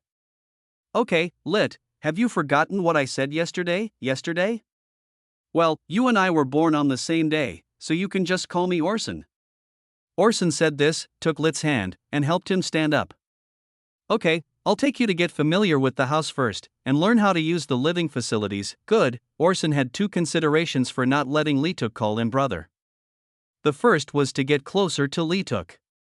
If he kept calling him brother, he would always feel that Lituk was inferior to him, and this lack of confidence would be detrimental to his future development. On the other hand, because a boy timidly called him brother and brother, Orson always had hallucinations about the water margin. As it was early in the morning, Lucius and Mary were not up yet, and there were only some servants cleaning the house. Seeing Orson taking Lit around, the servants felt relieved. After all, if the relationship between the master and the master is not good, it is likely that the servants will be the first to get hurt. Orson took Lit by the hand and introduced the functions of each room, and then taught him how to use the facilities in his room. I have to say that Litten is very smart.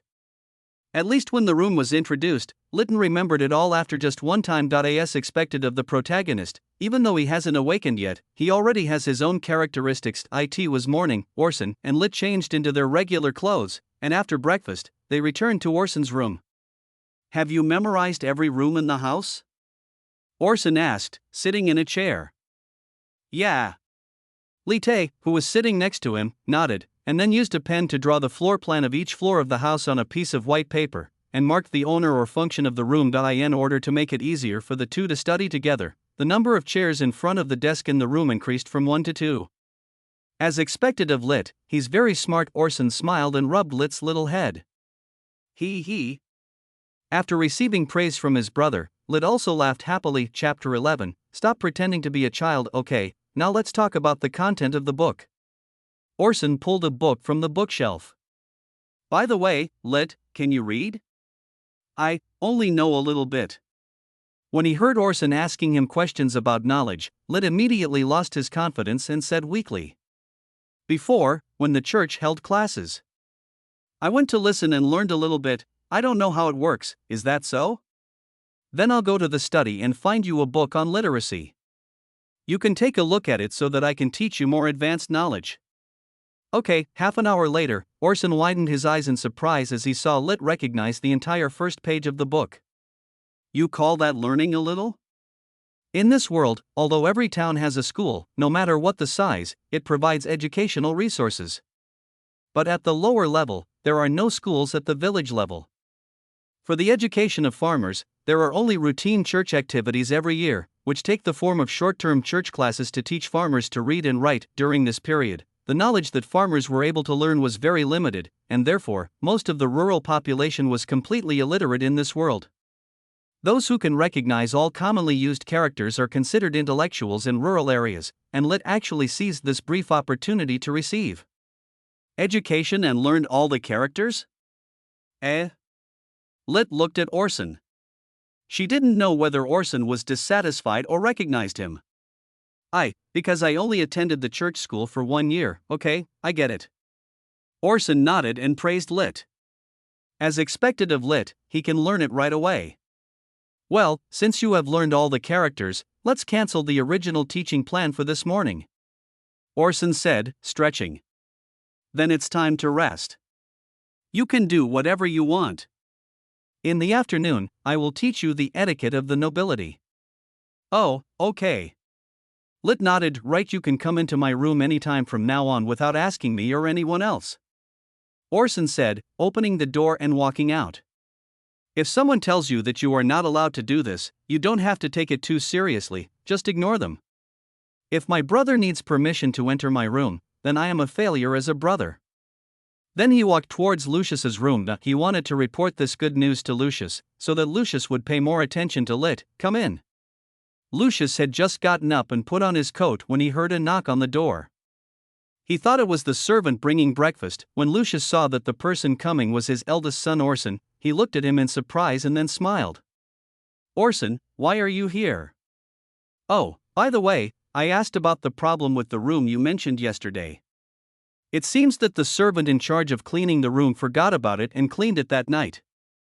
Mary said she wanted to fire the servant, but I thought I'd give her another chance, so I kept her. I see. Orson nodded. Father, I'm here to report on Lituk's academic performance. Oh? Are you starting to teach Lituk so soon? Well, because the entrance test of the Imperial College is coming soon, we must prepare as early as possible. Orson said. It seems you are really a strict teacher. Lucius said jokingly. So, how about it, do you think Lit is as good as you said yesterday? Yeah. Orson nodded. More than that, I discovered Lit's strengths. He has a very good memory. When I showed him the house this morning, he remembered everything in one go. Oh? That's a great talent. A strong memory often means a strong learning ability, which can be a great help for entrance exams. I think so too. Orson nodded. Then, there's the writing. He claimed that he only attended church school for 1 year, but when I showed the literacy book to Lit, he could recognize all the words on it. Yeah, not bad. Lucius's opinion of Lit had changed a little. In that case, have you ever taught him anything about combat or magic? In the Empire, if a noble said that he or she could not fight or use magic, he or she would be ridiculed. One of the hard requirements for graduating from the Imperial Academy is to obtain a 4th level combat evaluation recognized by the Adventurers Association. In this regard, the official explanation given by the Academy is, if you don't have strong strength, how can you talk about strong wisdom? Of course, Orson had already met this requirement when he was 12 years old, otherwise, how can you say he is a monster? Not yet, but I think that Lit, who inherited your bloodline, will be stronger in combat than in learning. Ha, well said. Lucius nodded with satisfaction after hearing that. Chapter 8. His eldest son was very eloquent. He praised Lit and Lucius at the same time. This time, Mary also came in from outside. Master, the servants said you haven't gone to dinner yet, what's going on? Oh, sorry ma'am, I just woke up. Looking at Mary who walked in, Lucius said with a hint of apology. Orson saw Mary come in and greeted her. Then, Lucius said, but I heard good news. Oh? Mary raised her eyebrows and looked at Lucius and Orson. Our child, Lit, Orson said he has a very good learning ability and can almost remember everything he sees. Orson? Well, I'll let Orson be Lit's teacher. Lucius said, pointing at Orson. I think that if a brother leads by example, it will stimulate Lit's desire to learn. That being said, doesn't Orson have his own things to deal with? Mary said this, looking at Orson with a complicated look. Ah, mother, I'm fine. I have also learned a lot from teaching Lit. Orson replied quickly when he saw Mary looking at him. That's fine, then. Mary said leisurely, and then turned and walked out the door. Master, eat, otherwise the servants will have trouble preparing lunch. Okay, please ask the madam to call me. Lucius said, changed his clothes, and walked out. Orson just stood there. Orson felt that the way Mary looked at him just now had a deeper meaning. At noon, the restaurant was much quieter than yesterday, with only a family of 4 sitting at the table. Yesterday was a banquet, so there were more rules. Today is just a normal meal, so there's no need to be too particular. Looking at Lit who was sitting next to him tremblingly, Orson said with a smile. Yeah. Mary also spoke up. Lit, there's no need to be so nervous. Your brother Orson was praising you in front of us this morning. You, stop pretending to be a child in front of us. Chapter 12, Changing Evaluations. Oh, really? Lit said in surprise after hearing Mary's words. You kid, are you so happy when you mention Orson? Mary said with a chuckle. Yes, your brother Orson praised you. Lit turned his head and looked at Orson, who smiled at him and nodded. Then he turned back to look at Mary. Mother, you are so mean. How could Lit pretend in front of his family? Orson smiled and resolved Mary's sarcasm for Lit. You're right, Lit. Orson patted Lit's shoulder naturally. Lit's body trembled, then he sat up stiffly and nodded. Yes, yes. Well, it seems I was overthinking it. Mary said with a wry smile. She originally thought that Orson knew what to do after her advice yesterday, but she didn't expect that he was still stubborn, talking about loyalty, righteousness, benevolence, and filial piety. Only children would believe such things. During the lunchtime that followed, everyone spent it in a relatively harmonious atmosphere. Mary is not a fool. The time when Lit just came into the family was when Lucius loved him the most, so she would not fall out with Lit directly. To make Lit unhappy is to make Lucius unhappy. Even if he wanted to whisper in Lucius's ear, he had to wait until Lit settled down and then find some flaws or something on him. But if Orson was willing to help her, Mary would be sure that Lucius' patience with Lit would wear out faster and faster. But now, no one knew what was wrong with Orson's brain, and he actually took the initiative to speak for his rival Lit. It would be fine if he just sympathized with his competitors, but he actually wanted to cultivate his own competitors. Mary had never seen anyone like him before this incident. Mary thought that Orson was born to be a high and mighty ruler, but after what happened in the past 2 days, Mary felt that her opinion of Orson would change. Feelings like kindness should not exist in aristocratic families. In the afternoon, Lit finally returned to his room. The layout of her room was almost the same as that of Orson's room. In addition, she had stayed in Orson's room all day yesterday, so when she returned to her room, she always had the illusion that she had come to Orson's room. From now on, will I live in such a big house? Lit took's eyes widened as he looked around the room. Finally, he turned his attention to the big bed in the middle of the room. Then, she threw herself onto the bed. The soft mattress has excellent resilience, and Lit even feels like he can play trampoline on the bed. After being alone, Lee-tuk finally relaxed a little and began to show the playful nature of youth. Then, the door opened and a maid walked in. Lit turned around in surprise and looked at the maid. She felt that the maid in front of her looked familiar, and then she remembered that she seemed to be Brother Orson's personal maid, named Vivian. Lit looked at the mess he had made on the bed, quickly climbed down from the bed, and then stood up straight. Sorry, I didn't mean to do that. I will make the bed later. Put. Vivian smiled, then walked forward, dusted the bed a few times with her hands, and straightened the sheets. Master Lit, don't worry.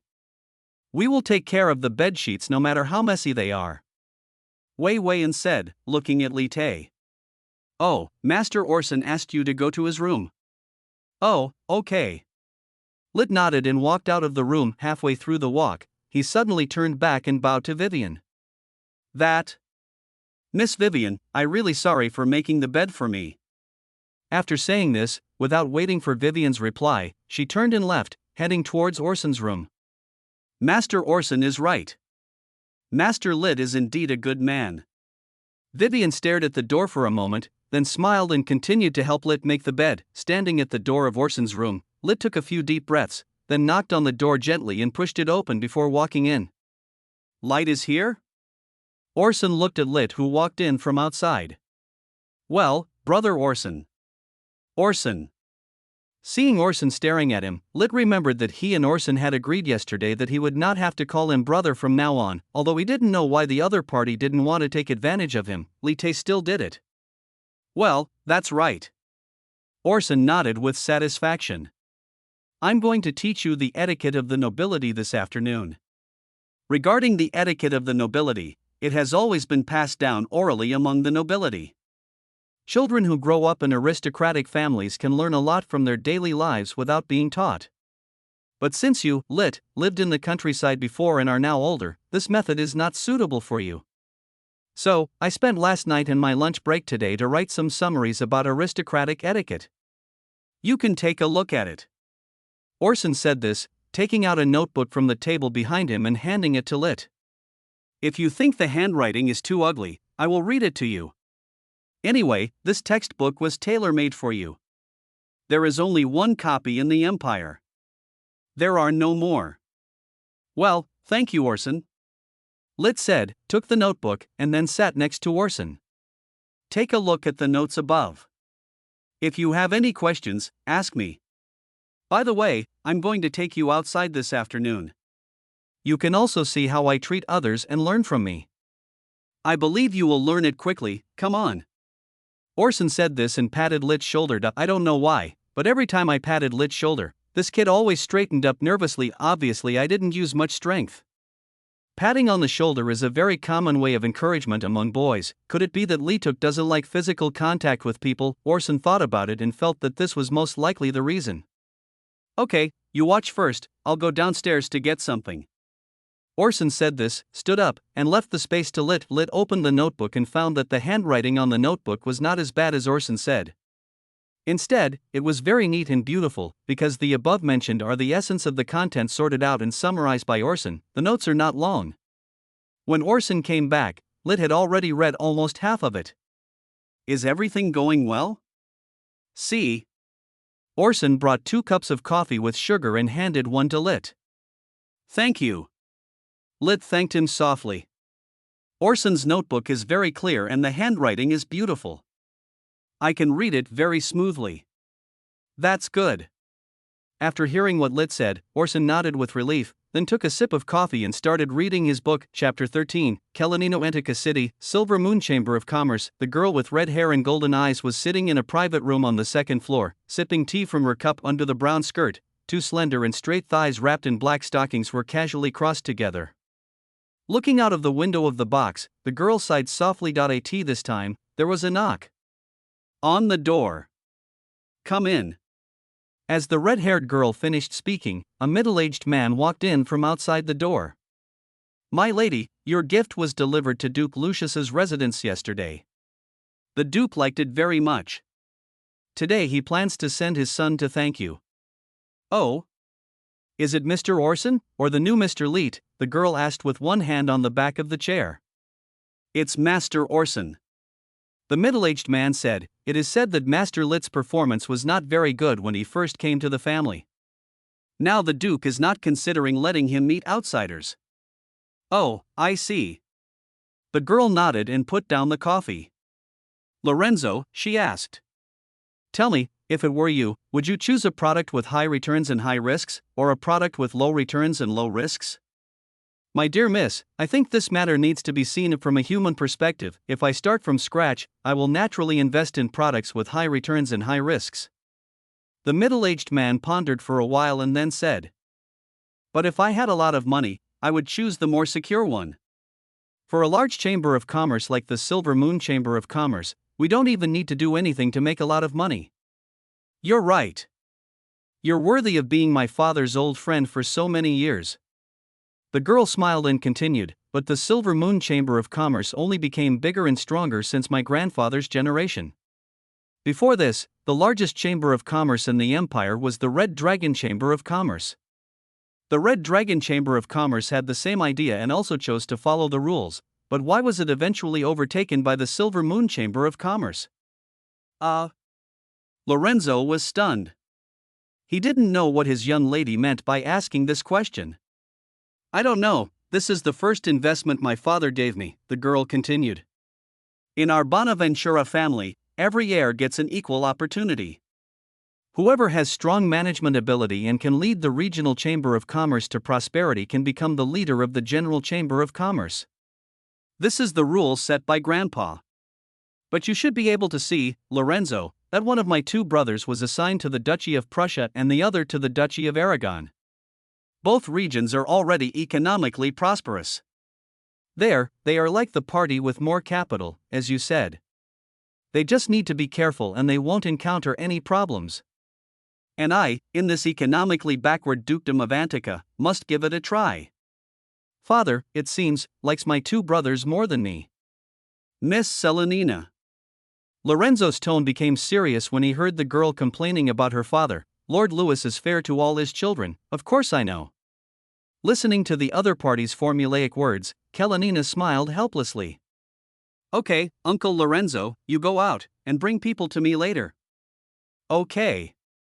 Lorenzo nodded and left the room. Kalenina stared at the coffee cup on the coffee table, recalling her past experiences in the family. As the owner of the Silver Moon Chamber of Commerce, the largest chamber of commerce in the empire, the Bonaventura family has always been a guest of honor for nobles from all over the world since Selenina's grandfather.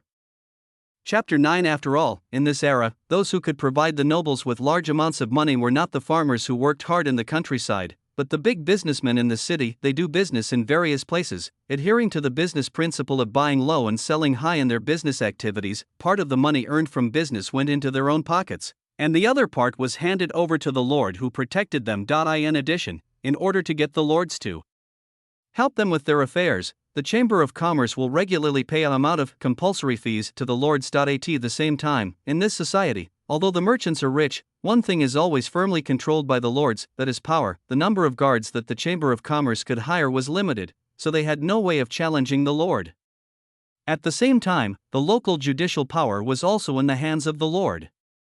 Once the lord was offended, the merchants would often have to suffer in silence. For this reason, her father, Louis Bonaventura, wanted to use his only daughter as a bargaining chip for marriage with the nobility. As long as Selenina is married to a duke-level noble, the Bonaventura family will have a backer, and the safety of doing business in various places will be guaranteed. After all, no matter how arrogant and domineering the local nobles are, they have to give the duke some face. A year ago, during a family banquet, Louis wanted to introduce Donny Florence, the son of Duke Giovanni Florence, the greatest lord of his hometown Duchy of Naples, to Selenina. Seeing a ferocious and ugly but pretending to be well-mannered man suddenly appear beside her, Kalenina knew without a second thought that it must have been arranged by her father. Kalenina was not stupid, she knew what her father meant, so after the banquet, she talked to her father that night. I know your ambition, Kalenina.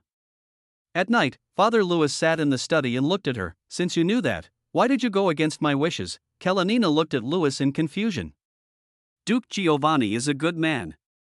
Although his son Donny has a bad personality and average looks, and there are many rumors about his romantic affairs. He is the future heir to the Duke after all. If you marry him, you can contribute much more to the family than if you go into business. Your two elder brothers are not bad at business, the chapter is in good order, and now we need political help. Promise your father that you will make the last contribution to the family. Contribution? Kalenina looked at Louis with red eyes. In your opinion, your daughter's happiness is not as important as your business, right? Do you regard me as a commodity? Sherry Nina. Louis said sternly. I raised you and gave you the best education, not for you to talk back to me here. Father. Kalenina lowered her head and pondered for a long time. Finally, she hardened her heart, raised her head, and said resolutely. Grandpa once said that every child in the family wants to have equal inheritance rights. Whoever is most capable of leading the Chamber of Commerce will inherit it. Is this sentence included in the clan rules? You? Louis looked at Kalenina in disbelief. You want to disobey me?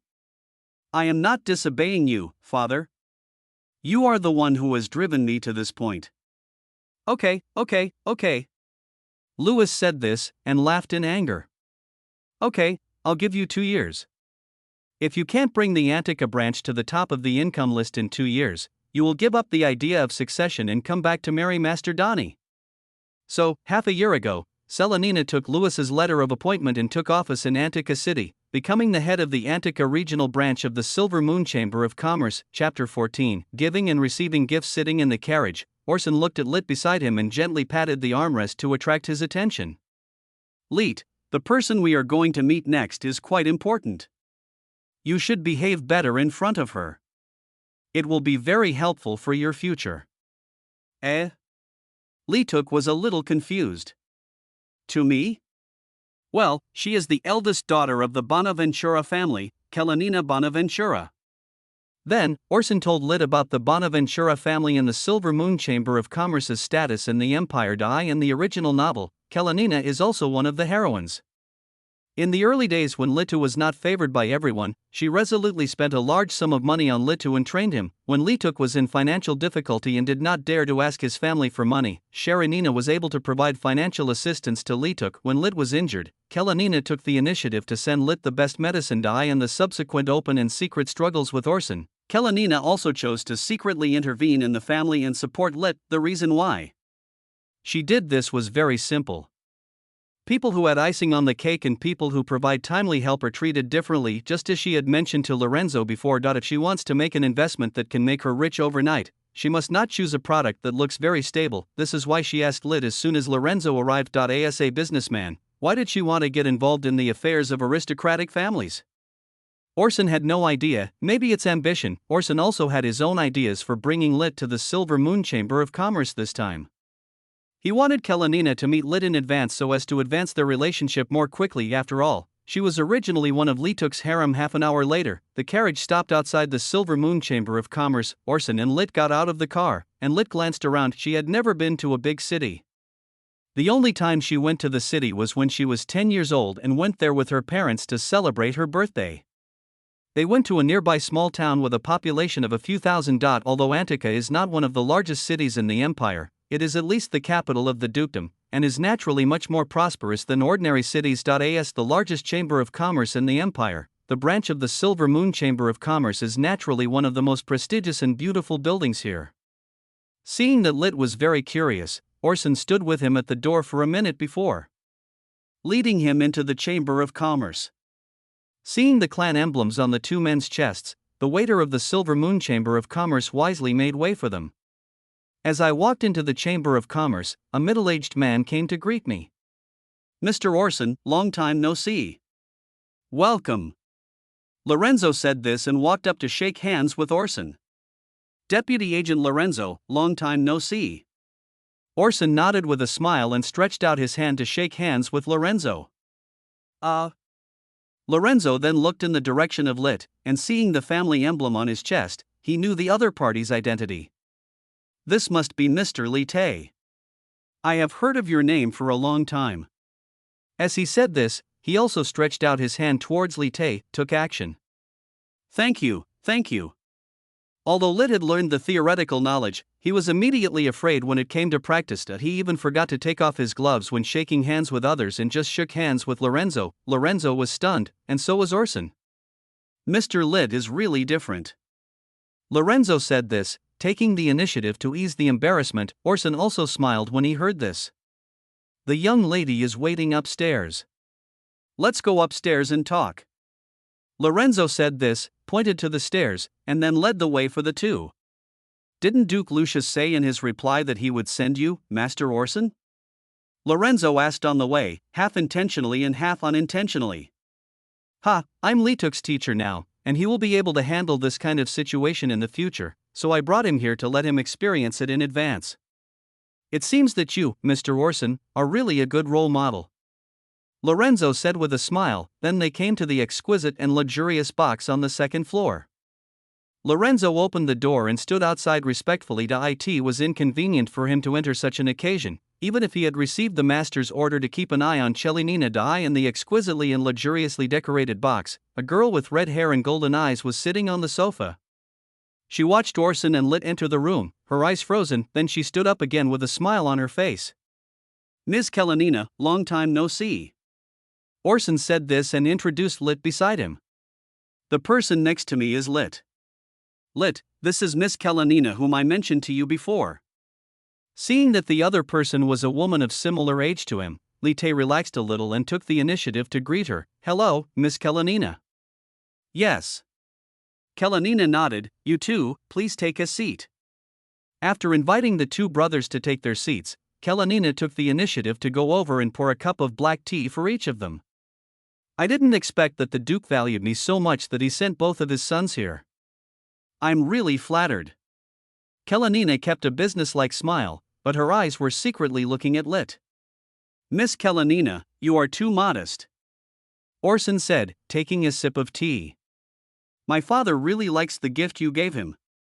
As the backbone of the Antica dukedom's economy, you can take the initiative to help the Lord when he is worried. Such a chamber of commerce is simply a role model in the industry. The gift that Chelinina gave to Lucius was 3,000 sets of weapons and armor. Recently, the orcs on the eastern border have become active again, so Lucius had to organize an army to resist. But the army is a money-eating beast. Not to mention the long-term investment in military pay and food, just the equipment needed to arm the soldiers will cost a lot of money. The economy of the Duchy of Antica is not good, and many active soldiers' weapons and equipment are old and in urgent need of replacement. How can they spare the money to purchase new equipment? Even if they can raise the money, it will take some time to build the equipment, and this gift from Chelinina can be said to have solved Lucius' urgent problem. Although Lucius was not good at politics, he was not a fool. He naturally knew that the Silver Moon merchants would not do business at a loss, so he asked Orson to come and talk to Chelinina. This can also be considered as training for Orson. We, the Dukedom of Antica, have always respected and admired Chamber of Commerce leaders like you. After Orson finished speaking in official language, he took out a box from his storage ring. Lit, who was standing by, was shocked to see something suddenly appear in Orson's hand. This is a return gift from my father to you. Orson said this, placing the exquisite and gorgeous box on the table, and then pushed it in front of Chelinina. My father plans to give the Silver Moon Chamber of Commerce full responsibility for the expansion of the new city area of Antica. Chapter 15, Is this a warning? Back to noon, after lunch, Orson was called into the study by Lucius. When Orson came to the study, not only was Lucius there, but Mary was sitting next to him. Father, Mother, do you have something to talk to me about? Orson bowed respectfully and then asked. Yeah. Lucius nodded, and then waved to Orson. Orson, come here. Okay. Orson nodded and walked to the desk. Lucius took a piece of paper from Mary and handed it to Orson. Orson looked at the contents of the paper and his eyes widened. Father, it's a gift from the Silver Moon Chamber of Commerce to celebrate Lit's return. Lucius smiled. It's just a gift sent in the name of Chelinina's agent. Mary added. Orson, what do you think about this? Is this a test for the parents? At the same time, seeing the familiar name above, Orson began to recall information about Chelinina. Orson thought for a moment, then said, My dear father and mother, in my opinion, this is a good thing. Orson raised his head and looked at the two of them and said, This means that we can cooperate with the Silver Moon Chamber of Commerce, the largest in the empire. But didn't we cooperate with the Silver Moon Chamber of Commerce recently? They set up a chamber of commerce in our territory and did business and trade. Aren't these all cooperation? Is there a possibility, Orson said, that they are seeking deeper cooperation? Lucius looked at Orson, puzzled. Mary's eyes were deep. As we all know, the city of Antica has been built for hundreds of years. Over the centuries, the city has continued to develop, but the urban area has never expanded. Orson took out the map of Antica and said, so the old city is already very crowded, and all the land originally planned for use has been occupied. If we want to continue to develop, we must open up a new urban area. I don't need to say much about how much profit the construction of the new urban area can bring to the Silver Moon Chamber of Commerce. Orson looked at Kalenina and said with a smile, contracting construction projects is always quite profitable in any era. Chapter 10 From Design to Materials and finally Labor, there is considerable profit in every link. At the same time, the construction of the new urban area represents the future economic prospects of the city of Antica. It can be said that the Duke outsourced this project because he was quite optimistic about the Silver Moon Chamber of Commerce. But, Master Orson. Kalenina looked at Orson and said puzzledly. Generally speaking, such large projects would give advance notice before construction and investment promotion. Why didn't I hear anything about it before? I'm not afraid of you laughing at me, Miss Cherylina. Orson smiled. I proposed this project to my father.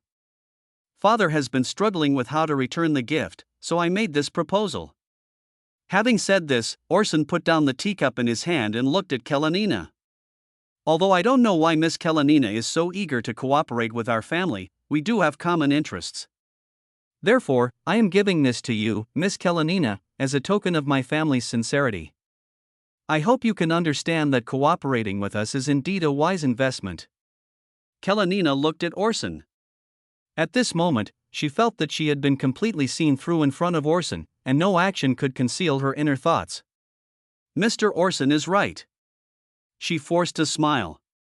Since the Stranick family values me so much, I will definitely not let you down. The construction of the new city area of Antica City has started, and the Silver Moon Chamber of Commerce has taken it over.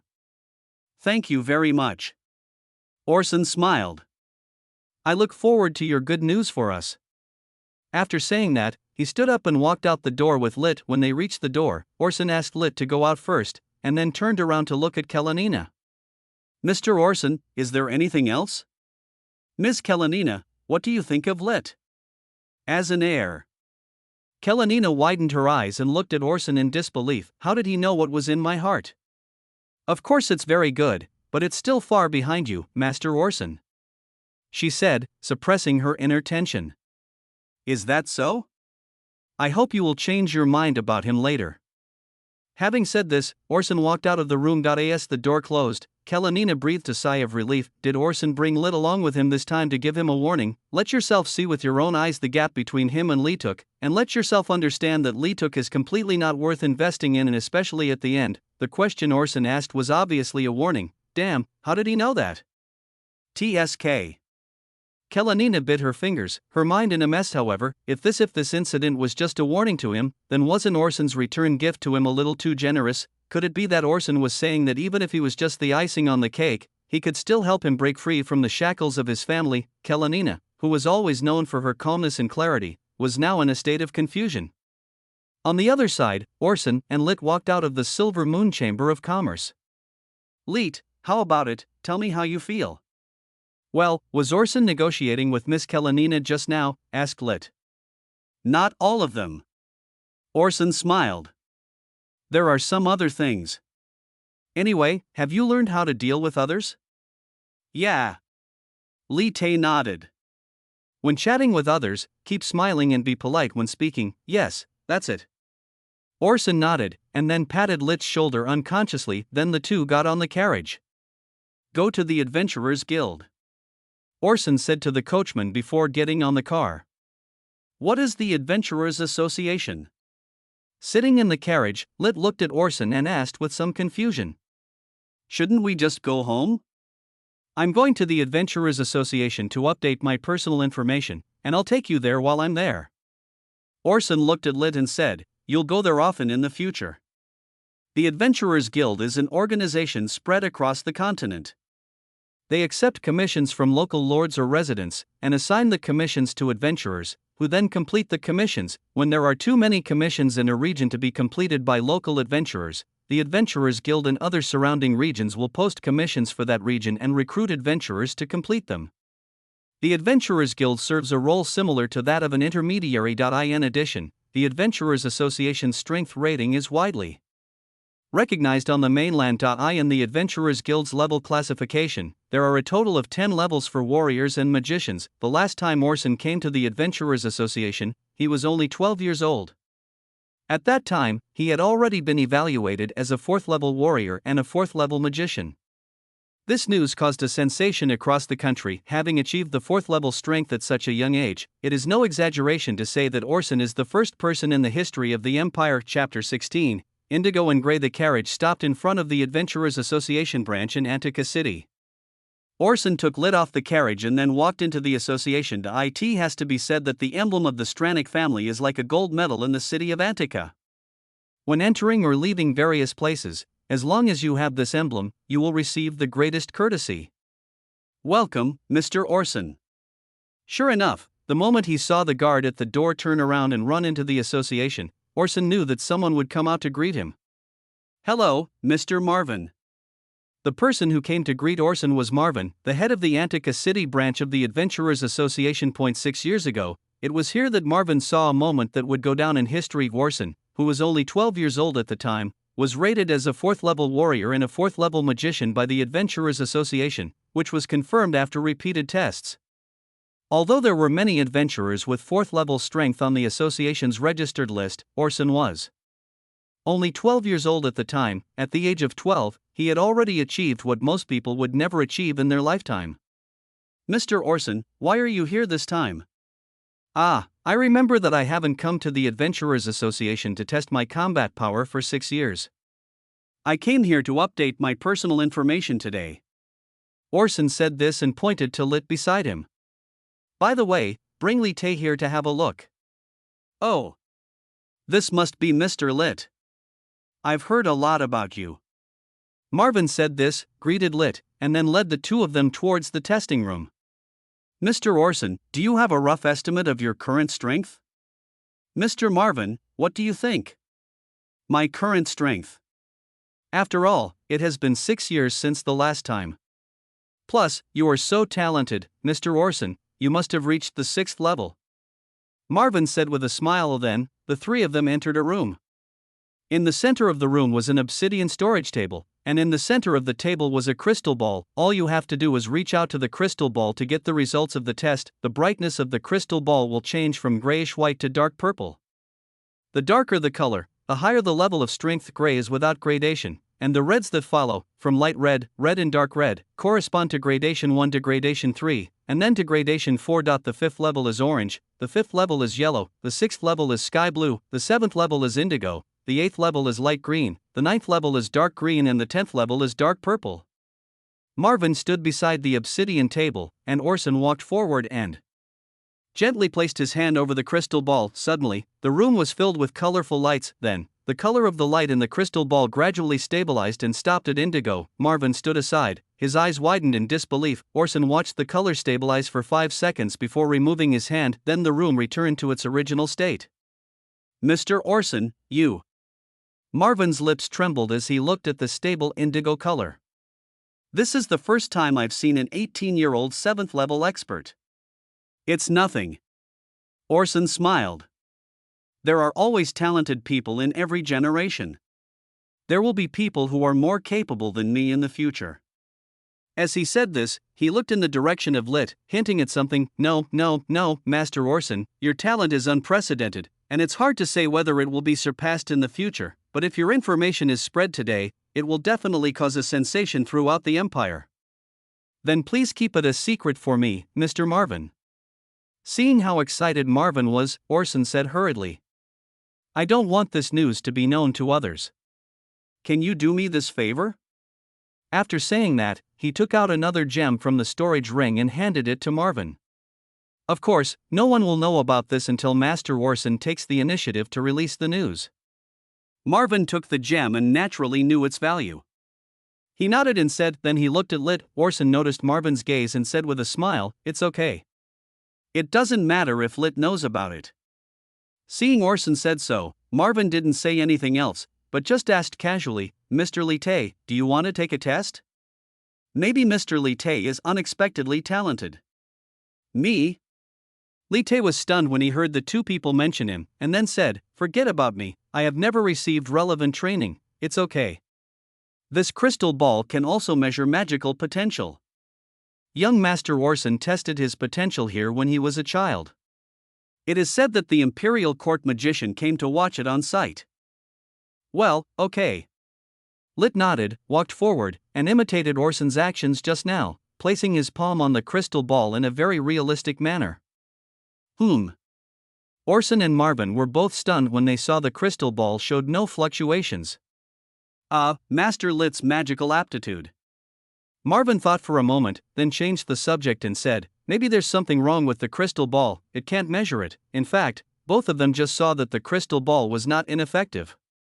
It just flashed a grayish-white light for a moment, and because the time was so short, it made people feel like nothing happened. This child, whose magical aptitude is unable to even maintain the gray-white light, will probably not be able to learn magic in the future. When Lituk saw that the crystal ball's reaction wasn't as big as when Orson touched it, she was smart and knew in her heart that she must be terrible. "It's okay, Lit, you're already very capable, it's just that there's something wrong with the crystal ball." Orson said this, winked at Marvin, and then pretended to be angry and said to Mr. Marvin, "You really need to replace the crystal ball here. It was still like this when I came here 6 years ago. After so much time, it must be sometimes effective and sometimes not. This will cause many people who come to test it to suffer losses. Mr. Orson is right. I will contact the headquarters to replace it with a new one later, and then ask Mr. Lit to come and test it."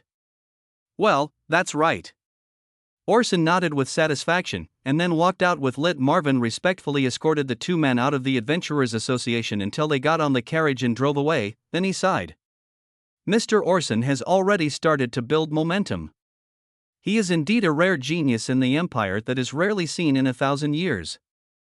Marvin said with emotion, how could he not know the reason why Orson brought Lit here? It's nothing more than showing how powerful he is in front of the new brother, making him realize the gap between himself and Orson, so that he will give up the position of heir obediently. But to be honest, the fact that Orson reached the 7th level at the age of 18 can only be described as terrifying.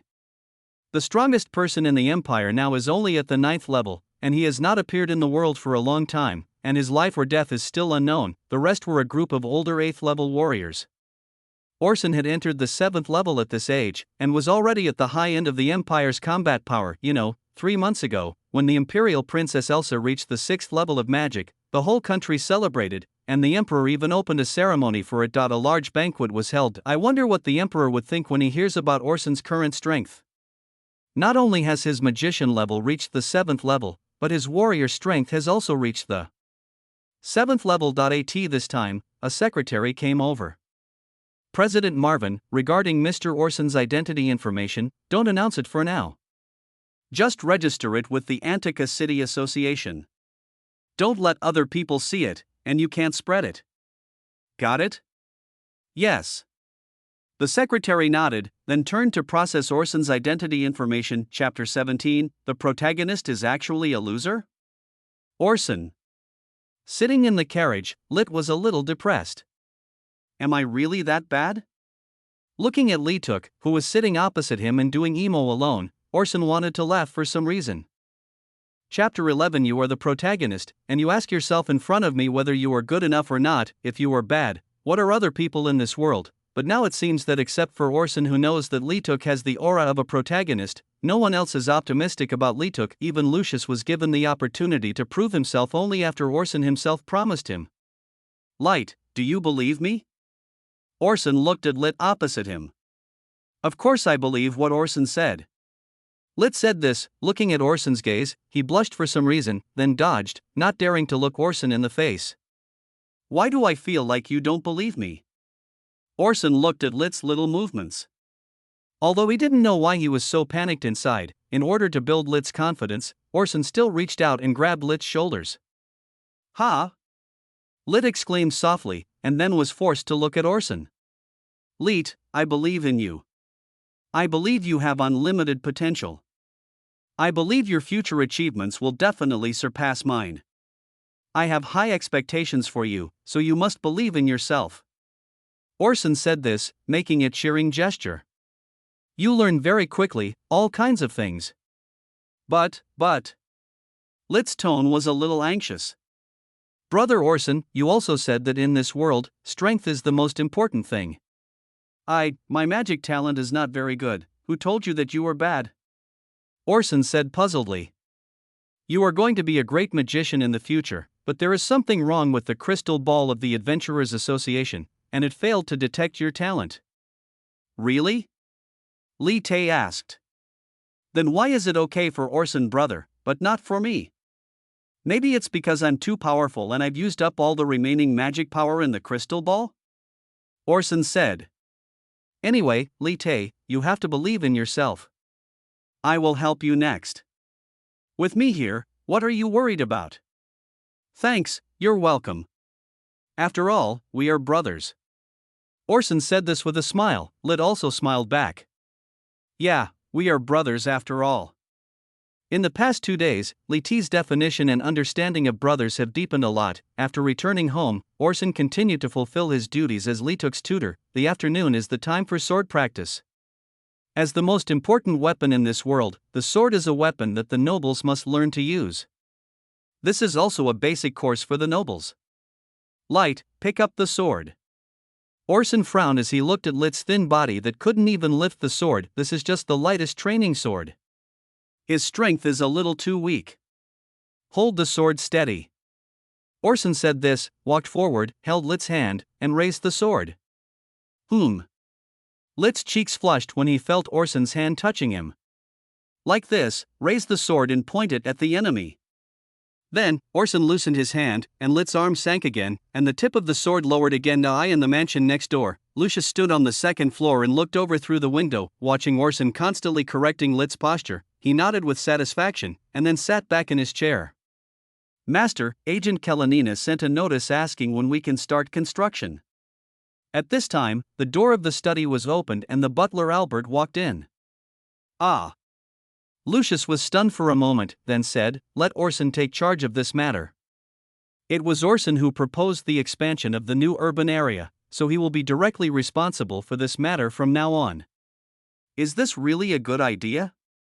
Albert asked, will it be interpreted by the outside world as you favoring Master Orson and Master Lit has lost the right of succession? Do you think we should let Lit take charge?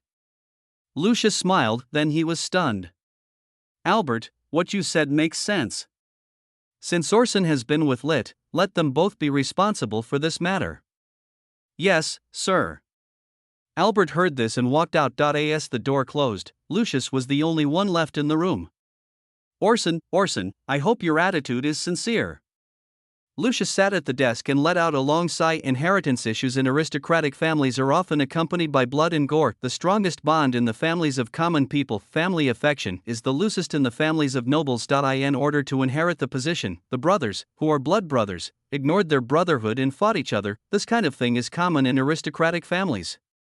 But looking at Orson's attitude towards Lit, it didn't seem like he was pretending, which also gave Lucius an illusion. Is it possible that no matter which of the two brothers inherits his position in the future, the other will be able to assist him wholeheartedly? For this reason, he has been continuously strengthening the bond between the two brothers until no matter how great the interests are, they cannot separate the two of them. Then his wish will be fulfilled. Yes, he is not like traditional nobles who take blood relationships so seriously, otherwise he would not have recognized Orson at the first time and would have directly deprived Orson of his inheritance rights and then given them to Lit, but he was not completely open-minded. He had illusions about Li Tuk and wanted to give the position of heir to Li Tuk after Li Tuk reached the conditions to inherit him. This conflicted thought gave him the idea of uniting the two brothers. Half an hour later, looking at Lit, who was sitting next to him and panting, Orson shook his head helplessly. His body was too thin and he had no muscles at all.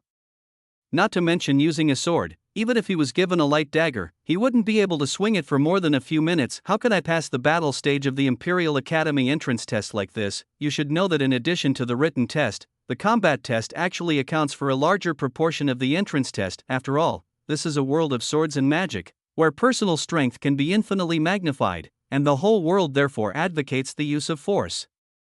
Maybe, Lit, you are actually good at magic?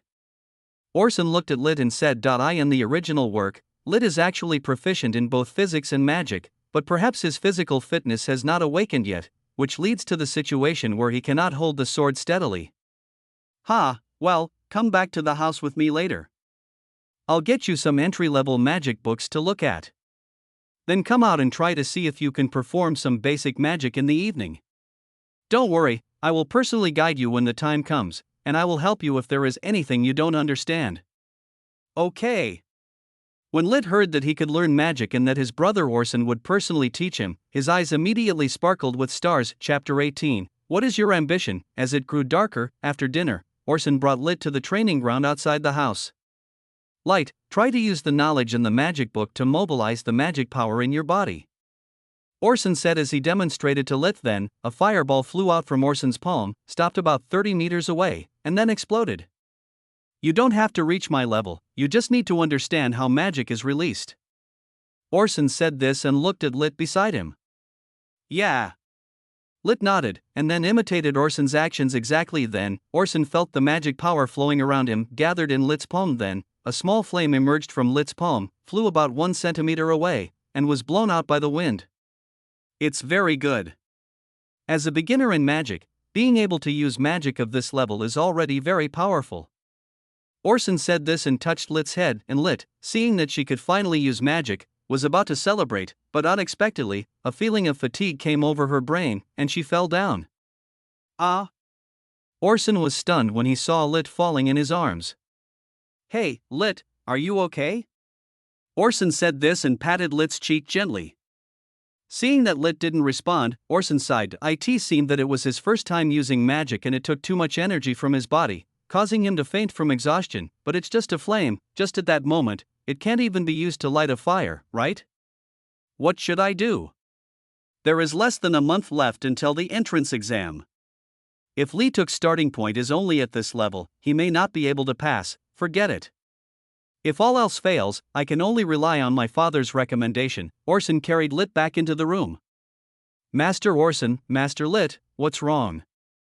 The maid Vivian followed and asked worriedly when she saw Lit's condition. Oh, don't worry. Li Tae was just studying magic outside and he overused his magic power and passed out. I was just about to come look for you, Vivian said as she took Lit from Orson's arms. What's wrong? Orson asked. The master has arranged for you and Master Lit to be in charge of coordinating the expansion of the new city area with the Silver Moon Chamber of Commerce, Vivian said, holding Lit in her arms. Vivian felt Lit's light, soft and boneless body in her arms, and couldn't help but sigh. Master Lit is as light as a girl. It would be great if he was a girl. Don't talk nonsense. When Orson heard this, he quickly covered Vivian's mouth. The latter widened his eyes in surprise, then nodded with a blush, and Orson moved his hand away. If your words are misunderstood by others, it will be very disadvantageous to me, Orson explained. They will think Orson wants Lit to be a girl so that he will not be a threat to his inheritance. But don't say that kind of thing anymore, got it? Well. Vivian was stunned for a moment, then nodded. I see, thank you for reminding me, Master. I almost made a big mistake. It's okay. It's better to remember it now than to say it in front of others later. Okay, take Li Tae back to the room to rest. Yes, I understand. Orson returned to his room, sat at his desk, picked up a pen, and began to write in his notebook. At this moment, the door of his room was pushed open. Orson turned around and looked at the person who came, and then he stood up and bowed. Father. Yeah. Lucius nodded. How is Li Tae doing in his studies? If it's an entrance exam, I'm confident that Li Tuk will pass the written test, but in the actual test that follows, what's wrong? Doesn't this kid, Lit, have any talent for fighting? Lucius asked. No, Li Tae is your father's flesh and blood after all, so he must have a talent for fighting, but just what? Lucius asked. It's just that it hasn't been shown yet, or it's not time for him to realize it yet. Ha! Lucius understood what Orson meant after listening to his words. Orson, I've seen how good you've been to Leetuk these past few days. This is what I should do as a brother, father. But, Lucius said, as a brother, it's fine for you to pamper Lit, but don't forget that you are still Lit's teacher. A teacher cannot be too fond of his or her students, at least not before the students are able to learn independently. Your life has been smooth sailing and you have never encountered any obstacles, so you have the idea that you can achieve success without going through any difficulties. Lucius patted Orson on the shoulder. But Leetuk is different. He has never enjoyed happiness since he was born. If he is suddenly dragged to heaven, he may not be able to adapt. Especially when you are teaching him, you must not let him have the idea that it is normal for me to be worse than others. Otherwise, he will always be one step behind others. How can he meet your expectations? Lucius stared at Orson with a sharp gaze. Chapter 12. Although I don't know why you seem to have a special liking for Lite, I hope you don't spoil him. You are just his brother and you can't accompany him for the rest of his life. He will eventually be out of your protection in the future. By that time, your current doting on him will turn into harm to him. I understand, father. Orson nodded, yes, because of worry. Just like in the original book, Lit was bullied and thus bore a grudge against Orson. In the past 2 days, Orson's attitude towards Lit has been like holding him in his hands for fear of dropping him, and holding him in his mouth for fear of melting him. He always takes Litua's feelings into consideration in everything he does, and is always inexplicably wary of Litua. This almost doting attitude is not suitable for Leetuk's development, but will instead spoil him. To be honest, if Lit was spoiled, Orson would no longer be a threat. But does Orson want this? Because they know that you are the protagonist, they strangle your possibilities in the cradle at the very beginning, making it impossible for you to make any progress in your life. Is this fair to Leetuk? That's obviously unfair. Yeah. Lucius nodded and patted Orson's shoulder. To be honest, I'm glad to see that you are willing to do this for your brother. Tell me, Orson. He looked Orson in the eye. What do you want? The two looked at each other for a long time, and then Orson said with a smile, Father, although you may not believe it, I am really not interested in the position of Duke. Rather than end up in a position I don't like, it's better to train Leetuk to be someone who can take over your father's position now. Since you said you don't want to be a duke, then, as a father, I would like to ask, what are your ambitions, Orson? Lucius stared at Orson's chapter 19. I want you so, miss, are you really going to the duke's mansion? Outside the Silver Moon Chamber of Commerce, Lorenzo asked, looking at Kalenina sitting in the carriage. Yes. Kalenina nodded. There are some things I have to discuss with myself, Uncle Lorenzo. I know why my father arranged for you to stay with me. Please take a rest today. Lorenzo widened his eyes when he heard this, and then he nodded silently. Well, in that case, miss, please be safe on the road. The carriage then drove away and headed into the distance. Orson sat in the room. Ever since the conversation with his father Lucius that night, he had been gradually strengthening Lit's training over the past half-month. At the beginning, Lit couldn't even hold the sword steadily, but slowly he was able to dance with the sword quite well. But that's not enough. Lit still can't even reach the first level of strength, which gives Orson a headache. Is it really impossible for me to change the direction of the plot? Is it true that Lite can only be admitted through Lucius's recommendation? He wanted to increase his training volume, but Leetuk's body obviously wouldn't allow it. Just at this moment, the butler Albert walked in. Master Orson. He said this, bowing respectfully. Agent Kalenina from the Silver Moon Chamber of Commerce is looking for you. Hearing the name, Orson frowned. Why did she come to see me? Didn't I tell her the detailed requirements for the construction of the new urban area in the letter before? I don't know about that. Okay, bring her to my room, and ask Vivian to bring 2 cups of coffee.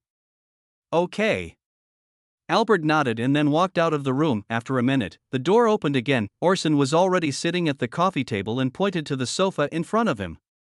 Please take a seat, Miss Kalenina. Yeah. Kalenina nodded and sat opposite Orson. She habitually stretched out her hand and looked at the coffee table, and was stunned when she saw that there was nothing on it. "Oh, sorry, I didn't expect you to come. I just asked the servant to get some coffee, so it might take a while for him to get it." Orson smiled. "Miss Carolina, why did you think of coming to see me today?" "Mr. Orson, please tell me the truth." Kalenina sat opposite Orson Dai in the past half-month. Every time Orson corresponded with Kalenina, he would add Lit's name after his signature. "There is absolutely no need for you to put pressure on me through Master Lit." "Oh?" Orson frowned when he heard that. "When did I put pressure on you through Lit? If I remember correctly, I only met you once with Lit." "Ha!" Upon hearing this, Kalenina stared at Orson. "Although I don't know how you knew that I wanted to interfere in the succession of the Stranik family, I don't like to do so many twists and turns when doing business.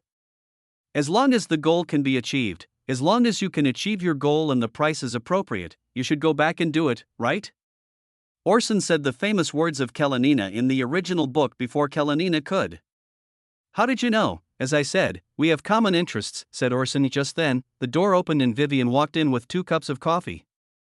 "This cup is for Master Orson, and this cup is for Miss Kalenina." Master Orson specifically asked for sugar to be added. After Vivian finished speaking, she put away the tray, bowed to the 2 of them, and left the room. "You know all this?" Kalenina looked at Orson in disbelief. "Of course." Orson nodded. "Coffee is bitter. It's good for keeping alert while working, but if you like to drink coffee during your breaks, you need to add sugar. After adding sugar, although it still tastes bitter, the sweet aftertaste is nice, isn't it? Master Orson is so elegant that he can taste so much from my simple love of sweetness," Kalenina said sarcastically. "So, do you want to know why I know that?" Orson took a sip of the bitter coffee, looked at Kalenina and smiled. Kalenina felt a little uncomfortable for some reason when being stared at by Orson, so she turned her gaze away and looked to the side. "It's simple," Orson said. As the eldest daughter of the Bonaventura family and the only female in the family, she was suddenly appointed as the head of the Antica region of the Silver Moon Chamber of Commerce half a year ago. "Your 2 brothers, one is in the Duchy of Prussia and the other in the Duchy of Aragon. These 2 regions are originally prosperous economic regions of the empire. Why is Miss Selenina, the jewel in the Duke's eye, exiled to the Duchy of Antica, which was just established not long ago and has a depressed economy? Can I understand this as an exile? So, I've said it before, we have common interests." Orson said this with a smile. "The reason you intervened in our family's succession dispute is to use our family's power to help you get promoted, or to achieve some other purpose and keep your position in the family, right? So I hate doing business with smart people like you." Hearing this, Kalenina bit her lower lip tightly, and then she made a huge concession in her heart. "Tell me, what do you want?" "I can only use the money from the Antica Chamber of Commerce now, and I can't give you more." "I don't need money." Orson shook his head and looked at Kalenina. "I want you, what?" Upon hearing this, Kalenina's face turned red. Then she stood up and stared at Orson angrily, her body trembling slightly due to the violent fluctuations of emotions. "Mr. Orson, I didn't expect you to be this kind of person. You are already engaged, but you still want someone outside? Don't be angry, Miss Kalenina. You can't be a good businessman like this." Orson smiled and then motioned for Kalenina to calm down. Kalenina realized her own misconduct, regained her composure, and sat back down. "I want you to support Lituk." "Ha!" Hearing this, Kalenina looked at Orson in disbelief. "Mr. Orson, what do you mean? You wanted to support Lit, didn't you?" As Orson said this, Kalenina felt as if her heart had stopped beating, from knowing what he was going to say, knowing what drinks he liked to drink, to his initial support for Lituk's idea. Could it be possible that Orson could read minds? "Don't look at me like that. I can't read your mind. This is just a reasonable inference I made based on your past experience, Miss Kalenina. It's not difficult to guess. It just so happens that I also want to support Lituk's rise to power, so that's why I said we have common interests, right?" Chapter 20, Why Are You Blushing? Why are you blushing again? TSK. Kalenina clicked her tongue unhappily, then nodded. Although it feels like courting disaster, I have no way out. So, how do you want me to support Lituk? Marry him, Orson said simply. Ha? Kalenina looked incredulous again. This proposal is even more outrageous than the previous one. Even if Kalenina married Orson, a cunning fox, she would never marry Lit, a guy who looks like a sissy. Of course, if she had to choose between Donnie and Lituk, she would still choose Lituk. After all, the former really made her sick. If you marry Lit, the heir to the Duke, won't you be able to get the political support you've always dreamed of? Although the Duke of Antica is only the weakest duke in the empire, he is at least a duke, and his territory has considerable development potential. By then, your position in the family will probably rise to the top, right? But, let's not talk about whether I am willing to marry Lit. Kalenina said, if you are not prepared to publicly declare that you will give up the competition for the position of heir, even if Lit and I really marry, the benefits I will get will be far less than marrying you. So, you want to marry me? Orson asked. Sorry, I'm already engaged. No way. Kalenina stamped her feet in anger. I don't like either of you two brothers. Can't you find another way? Hey, you can't say that. Feelings are something that you fall in love with instantly. It's normal that you didn't like Light before. When you get to know Light more in the future, what if you fall in love with him? Orson began to matchmake for Light in the original work. Kalenina was also one of Lit's harem, and because she helped Lit a lot in the early stage, she was considered a harem character with a relatively strong presence in that long Outyan novel. Therefore, Orson was very sure that Kalenina would definitely fall in love with Lit, unless in the original book she fell in love with him because of Lit's strength. But if you really don't agree, I won't force you. Orson said, pointing to the door. Go spend an hour with Lit first, talk to him, and then you'll know if he and you can get along. If your answer to me is still no, I will give you another way so that you can defeat your father openly. Are you serious? Kalenina asked seriously. What Orson meant by aboveboard was probably referring to the income of the Chamber of Commerce branch. Can I really earn more money than my two brothers in this remote place? Certainly. Okay, since you said so, I will go meet Master Lit. Kalenina nodded, then stood up and walked out of the house. In Lit's room, Lit and Kalenina sat opposite each other. She put her hands on her knees, sitting upright, but her eyes were avoiding, not daring to look at Kalenina. I say, Mr. Lit. Kalenina suddenly spoke. Ah, I'm here. Lituk replied loudly. I'm not an instructor, there's no need to reply to me like that. Kalenina couldn't help but complain. I just want to ask you a question. Ah, okay, please, Miss Kalenina, please ask. What do you think of Master Orson? Upon hearing this, Lite lowered his head and began to ponder. Yes, what do I think of Orson? Brother Orson, he is a man who is very serious and responsible about everything, very gentle and considerate, and also makes people feel at ease. Is the evaluation so high? Kalenina raised her eyebrows when she heard it, but it is true that even from her perspective as an observer, Orson's behavior towards Lit was impeccable. He may indeed be a good brother. In order to help his younger brother Lituk gain external support and ascend to the throne smoothly, he was willing to make a deal with himself, although in reality it's just a matter of each taking what they need. Chapter 13. It seems that you really like Orson. She couldn't help but sigh. If she knew what I thought of Orson, I'm afraid they would have a quarrel then. She saw Lit's little face suddenly turn red. Kalenina's face was full of question marks. I'm praising your brotherly relationship. Why are you blushing? Are you a male bronze? No wonder Orson wanted to support you. It turns out that Orson already has control over you. This family is really outrageous and has such a corrupt moral character. Ms. Sherolina is the same. Lit lowered his head. You have been chatting with Brother Orson through letters recently, and you just met with him alone. You and Brother Orson have a good relationship, right? Ha! Hearing this, Kalenina quickly retorted. I don't have a good relationship with Orson, and I don't like Orson at all. Even though he's handsome, rich, and helped me, I really don't have any feelings for him at all. As Sherolina was about to chase after Lituk, she was the first to break down.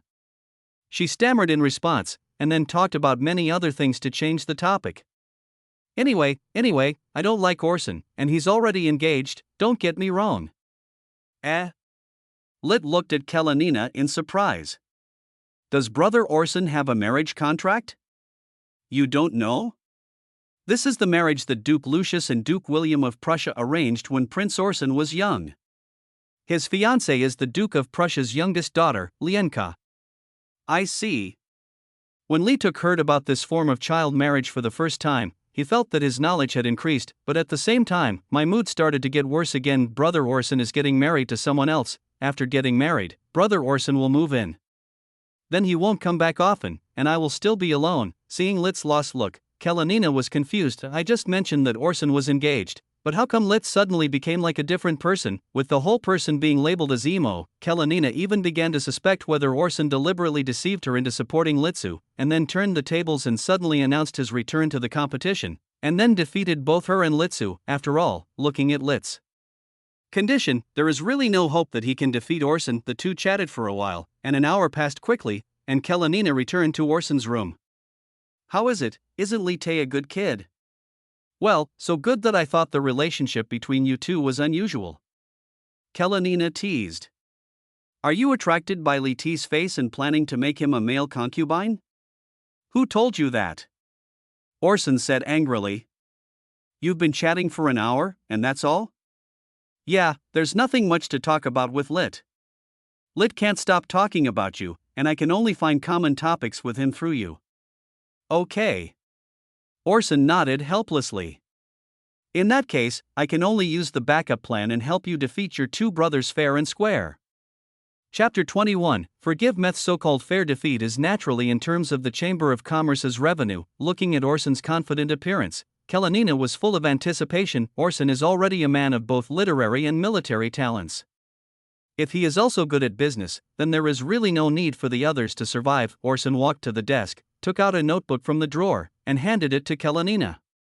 Here are some of my views on business and the economy. You can take a look at them. If they don't help, just treat them as a joke. If it helps you, don't forget our agreement. Yes. Kalenina nodded. In that case, I'm sorry to bother you today. I'll go back first. Well, take care on your journey. When Kalenina reached the door, Orson suddenly called her. By the way, Kalenina. What's wrong?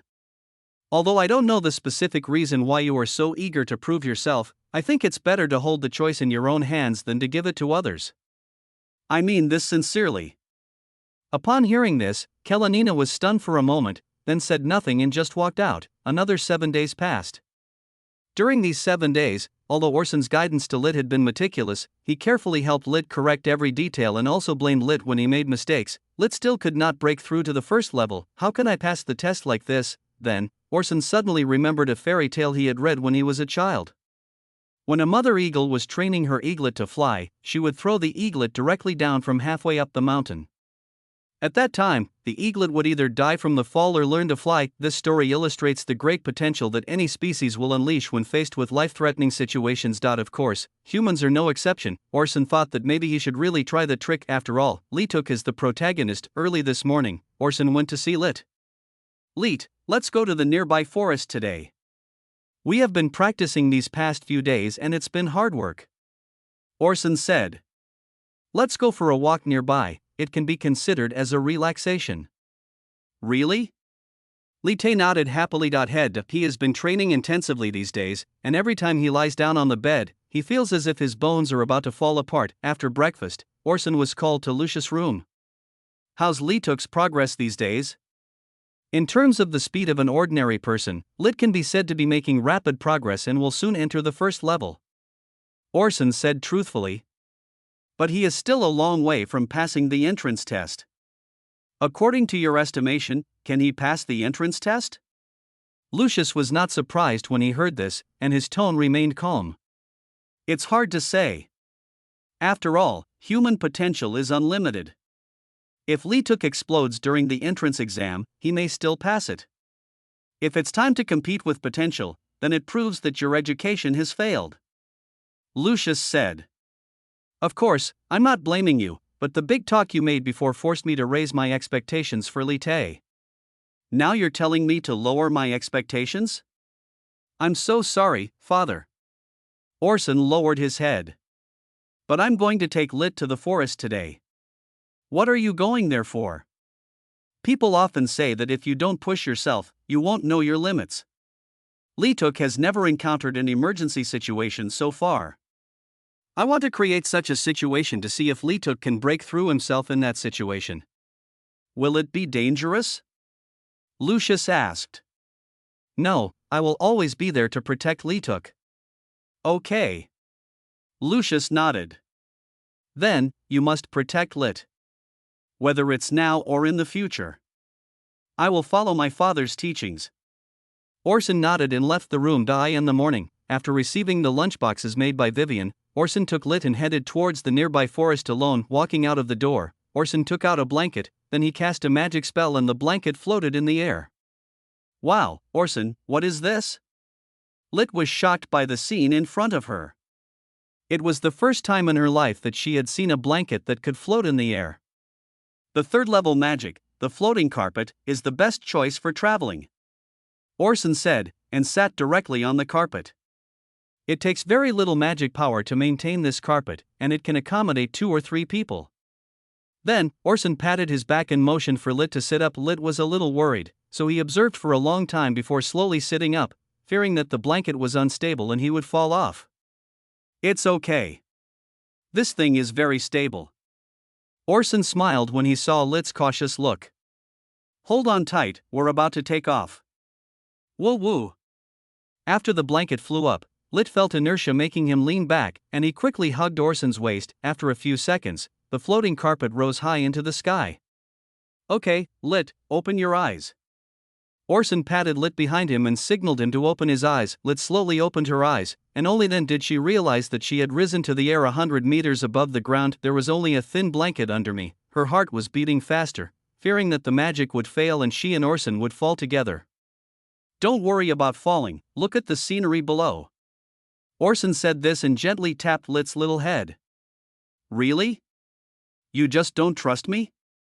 Woo.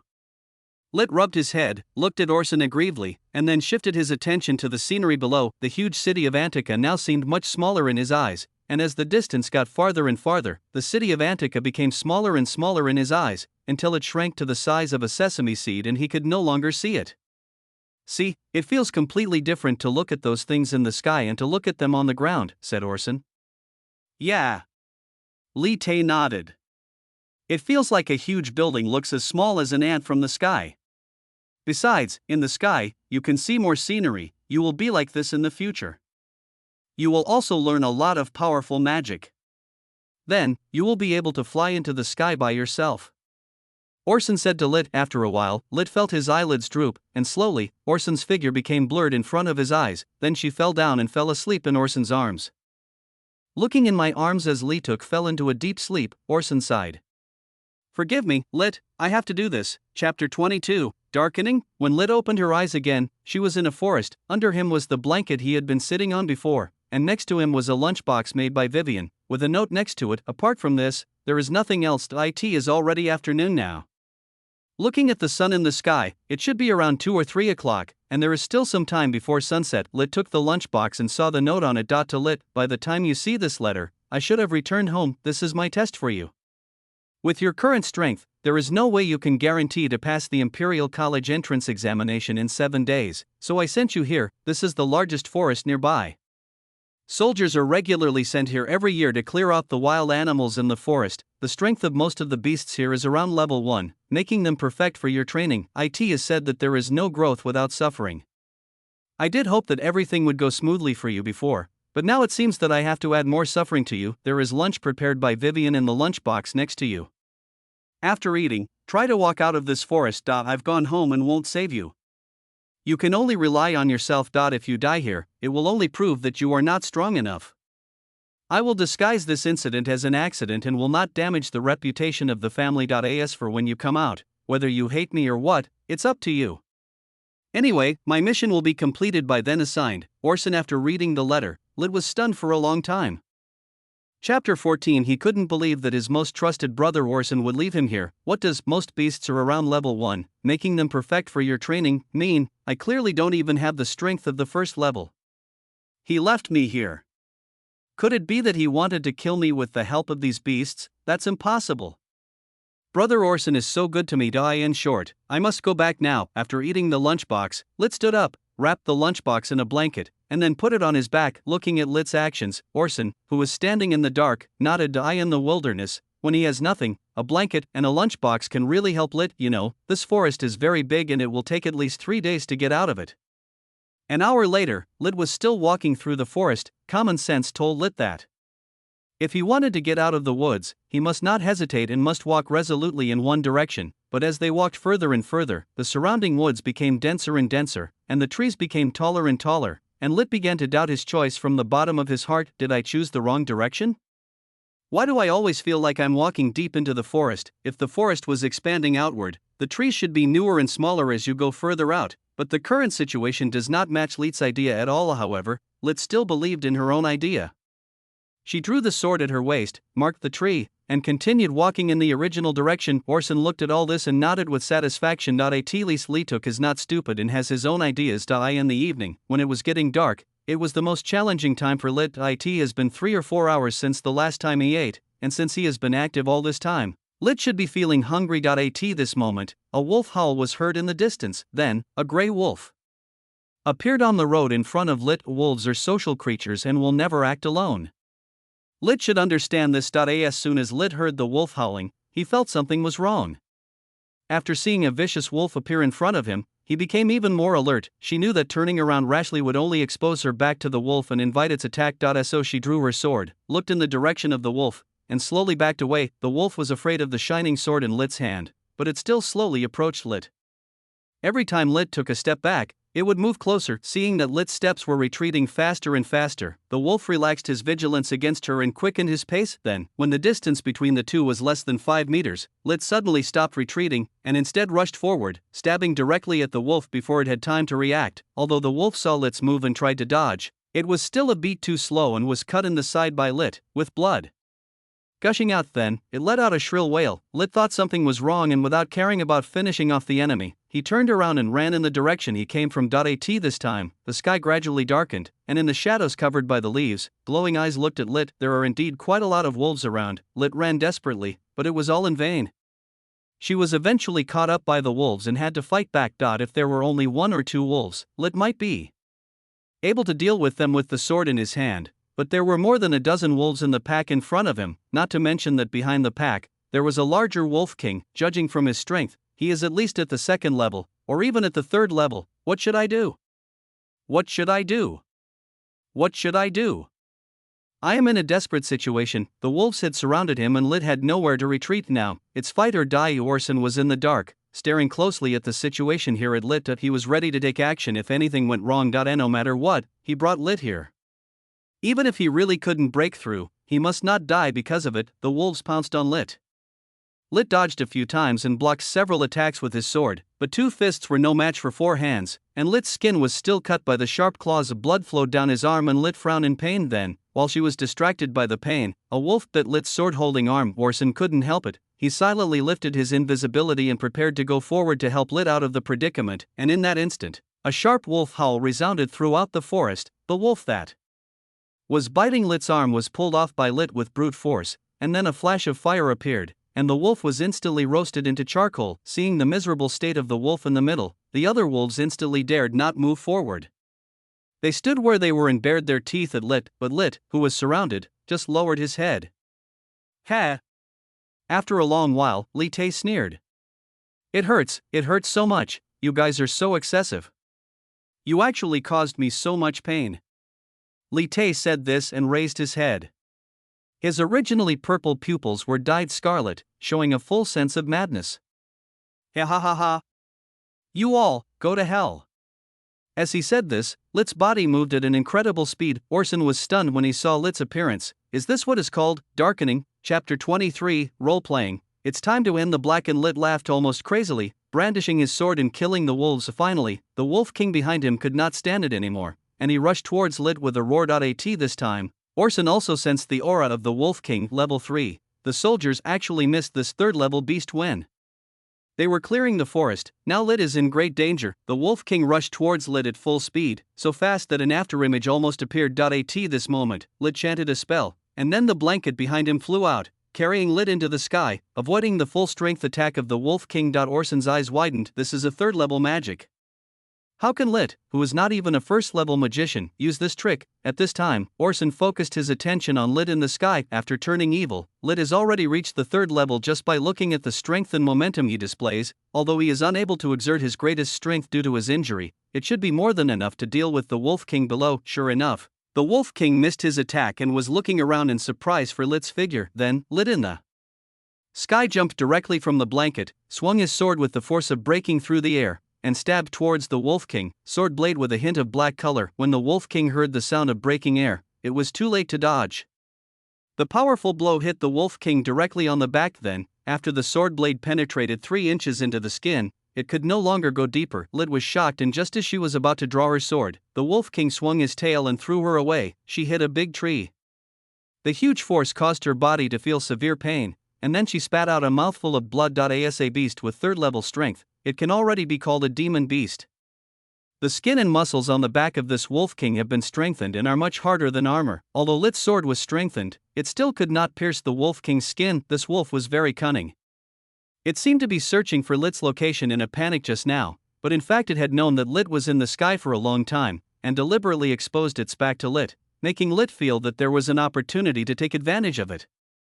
In fact, he just revealed a flaw to Lit, and Lit, who lacked combat experience, was easily hooked. The Wolf King shook his body, dropped the long sword stuck in his back to the ground, and then slowly walked towards Lit. Lit was knocked unconscious, and when she raised her head again, the Wolf King was already in front of her. At this moment, a loud thunder struck from the sky, and the Wolf King's face appeared in the lightning. It opened its mouth slightly and let out a soft roar as if it had spotted its prey. Then, it opened its bloody mouth and bit towards Lit. Looking at the Wolf King getting closer and closer, Lit closed her eyes. Half of her body was already in the Wolf King's mouth, and she could smell the blood. Then she pulled a dagger from the straps on her thigh. She pressed her knees against the Wolf King's jaw and supported herself with her left hand, preventing the Wolf King from closing his mouth. Then, she used her right hand to stab the dagger into the Wolf King's head from bottom to top. The Wolf King struggled violently, and the huge bite force almost made Lit unable to hold on. As long as she couldn't hold on any longer, she would be bitten in half by the Wolf King.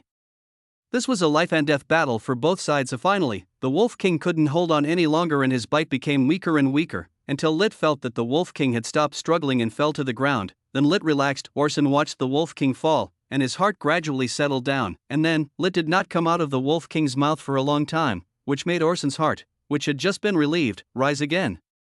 Could it be that Lit really died in there? Together with the Wolf King, just as Orson was about to find out what was going on, a small figure crawled out of the Wolf King's mouth. Lit gasped for breath. The feeling of surviving a disaster made her feel very refreshed. It turns out that I can be so strong. At this moment, Lit suddenly felt a pain in her brain, followed by weakness all over her body, and she fell down leaning against a tree. Now, she had just experienced an exciting moment between life and death, and was completely exhausted.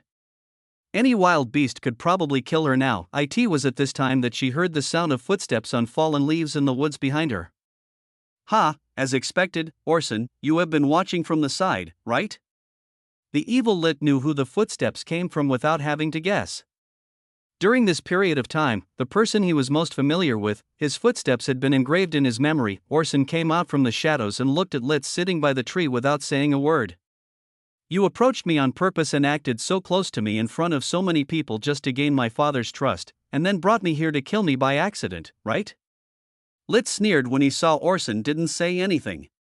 Unfortunately, I disappointed you. In your opinion, I was only at the first level, but I actually killed the third level Wolf King. Isn't it incredible? But you still have a chance. Lit smiled and handed the dagger that he had just used to kill the Wolf King to Orson. Use this to kill me. No one here will know. Then you can legitimately become the sole heir of the family. I don't remember bringing this for you, Orson said, taking the dagger and looking at it carefully. I haven't seen this dagger in my family before. Miss Kalenina gave it to me. Is that so? Orson said, squatted down with a dagger in his hand, and then approached Lit. The role-playing game should indeed end. Orson said calmly. Lee Took saw Orson approaching him. I felt even more lost inside. Although the above were indeed her guesses, she did not expect Orson to be so heartless. Ming Ming had always been conscientious in playing the role of a kind brother and a strict teacher when he was with me before. Chapter 15. It is obvious that as long as it continues like this, I will not have any complaints even if I give up the inheritance rights. But why did Orson do this to himself? Were the 20 days or so we spent together before all fake? From the first time I entered the house, he was the only brother who did not look down on me, and then he spoiled me on weekdays, taking me everywhere to learn and let me expand my worldly knowledge. Later, he imparted knowledge to himself, taught himself martial arts and magic. Orson taught Lit everything he knew without reservation. Is all this just acting? As Li Te thought about this, a tear flowed from the corner of his eye. Sure enough, for someone as capable as Orson, everything he does has a reason. Helping yourself is nothing more than using yourself. Orson didn't care about Lit's thoughts. He wiped the dagger clean and then inserted it into the scabbard tied to Lit's left leg. Since it's a gift from Kalenina, you should keep it well. Then he patted Lit's shoulder. You did a great job. From now on, I am no longer your teacher. Ha! Lit was stunned and looked at Orson in confusion. Congratulations, you've made it, Lit. Orson said this and looked at Lit's face. Ha! You cried? Seeing the tears in the corners of Lit's eyes, Orson reached out and wiped them away. Unexpectedly, this time, Li Te cried even louder. Lit threw himself into Orson's arms, crying loudly. This time, it started to rain, drizzling. Orson held Lit in his arms, feeling his slightly trembling body, and patted his back gently. Okay, let's go home. Father is still waiting for news of your success. Chapter 24. Why is this child so effeminate? In the heavy rain, Orson cast a barrier magic to prevent the raindrops from coming into contact with the two of them, and then used a floating carpet, and the two of them flew in the air, flying towards the family mansion. Lite felt much better after crying for a while, but his eyes were still red. Okay, Lit, I'm sorry. It's my fault. Orson clasped his hands together and bowed his head to apologize. Lit just crossed his arms, looked away, and ignored Orson. When Orson saw that Lit ignored him, he felt a chill in his heart. Oh no, this kid must be really resentful of me because of this. Although he can still easily control the evil Li Took, he is the protagonist after all. What if a god suddenly comes down to earth to help the protagonist and kill him in an instant when he is in trouble? It doesn't make sense to take the lead role in the script. However, since Li Te is the protagonist, he must understand the importance of repaying a favor. In addition, Orson has been instilling various positive values in him during this period of time, so he should be able to understand himself. As he was thinking about this, Orson suddenly saw that the wound on Lit's arm was still bleeding.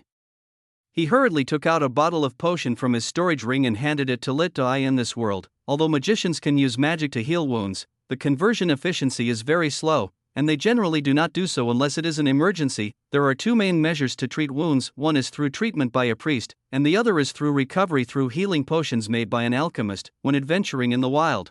If there is no priest in the adventurers team, they can only rely on healing potions to save their lives. The profession of priest is rarer than other professions on the mainland, especially free priests who do not work in churches and participate in adventurous activities. The reason for this is that only those clergymen who firmly believe in the goddess of life Hela can obtain divine power from the goddess of life and thus be qualified to become priests.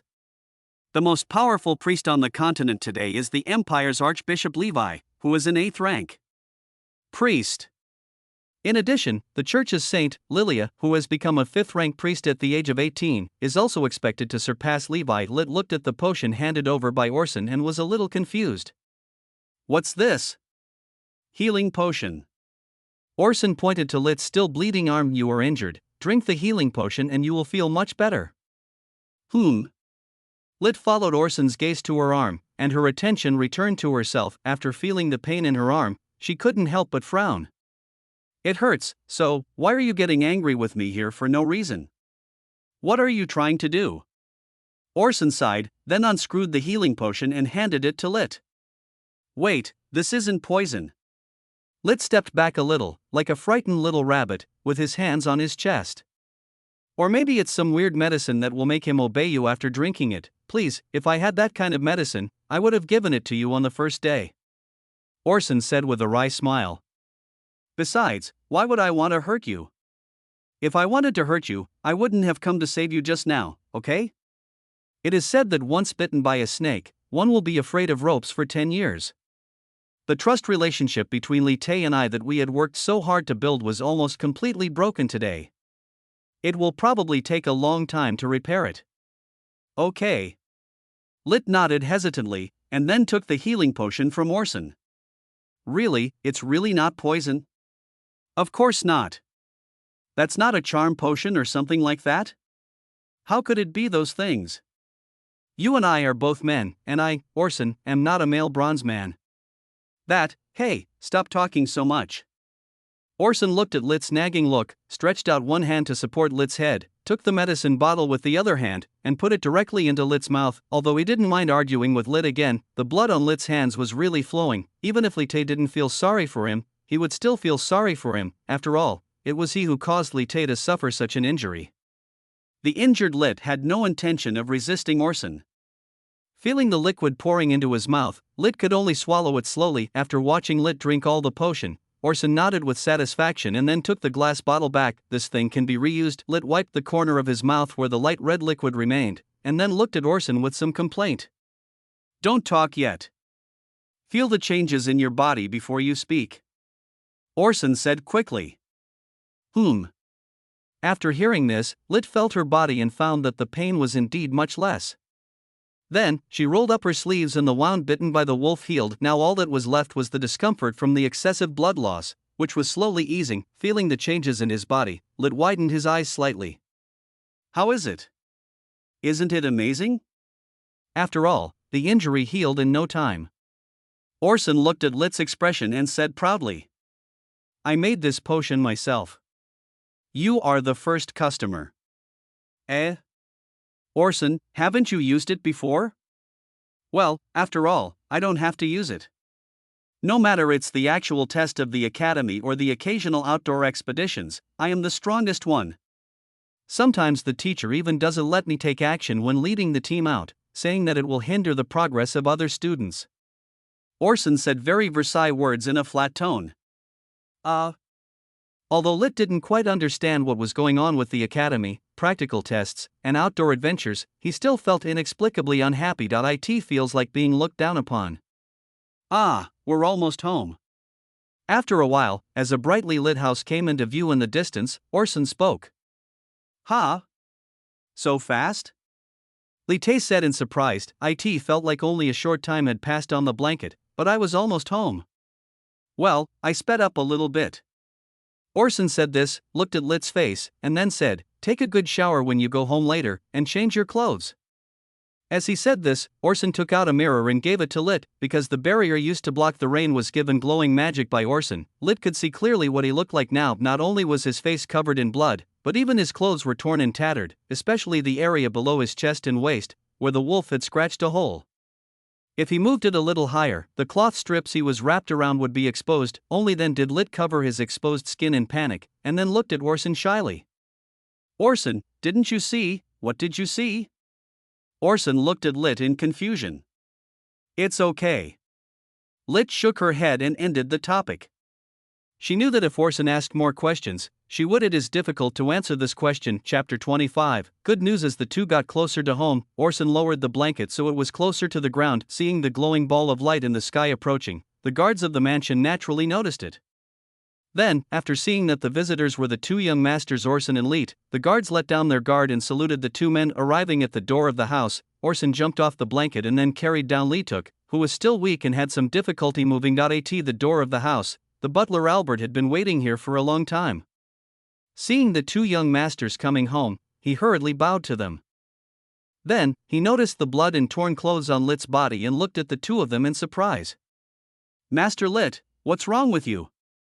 As he said this, he looked at Orson, whose clothes were relatively clean but stained with some blood. Master Orson, Uncle Albert, this matter is rather complicated, but what I can tell you is that Lit is fine. Orson said this and looked at Lit, who was standing beside him. Well, Uncle Albert, I'm fine. Lit also nodded. Oh my God, thank goodness you are okay, Master Lit. Albert held his forehead depressed. If anything happened to you, Master Lit, I would be heartbroken. I'm sorry, Uncle Albert, for making you worry. Lit smiled helplessly, then followed Orson upstairs. Light, go back to your room and clean yourself up first. I'll go talk to my father. Orson said this, opened Lit's door, then patted Lit on the back and motioned him to come in. Lit nodded, then turned and went into the house. Just at this moment, the maid Vivian also came over. Seeing the bloodstains on Orson's clothes, she covered her mouth in surprise, then he trotted up and looked around at Orson to make sure he was fine. Master Orson, what are you doing? It's okay, this blood is not mine. Orson shook his head, then took out 2 lunchboxes from the storage ring and handed them to Vivian. Here, this is the lunchbox I asked you to prepare for lunch today. I've finished eating it now. It tastes very good. Orson said with a smile. By the way, I have to go to my father's place. During this time, please see if Lit needs any help. Okay. Vivian nodded after hearing that. Orson then turned and went into the house to change his clothes. By the way, Vivian. Before entering the house, he suddenly remembered something and looked at the maid. What's wrong, Master Orson? Thank you for your hard work during this period. I asked you to take care of me and Lit by yourself. It's okay. It's not hard at all. Vivian said this with a smile. After a while, when Lit and I go to the Imperial College, you will have some free time. Then you can have a good rest. Upon hearing this, Vivian was stunned for a moment and then nodded silently. Yes, in a while, the young masters will go to college, and then this house will become deserted again. For some reason, Vivian felt a little depressed. After changing his clothes, Orson went to Lucius' room. After taking a deep breath at the door, he knocked on it. Come in. Lucius's majestic voice came from inside the door. Then, Orson opened the door and walked into the room. Orson, why did you come back so late today? Lucius seemed to be looking at some documents. He looked up at Orson and continued to work hard. Father, Lit has killed a beast with a strength of about level 3 in the nearby forest. Chapter 16. Lucius nodded, and then paused. What did you just say? He raised his head, stared at Orson, and asked word by word. Orson repeated what he had just said. Lucius stood up suddenly, startling Orson. Are you serious? Yes. Orson nodded.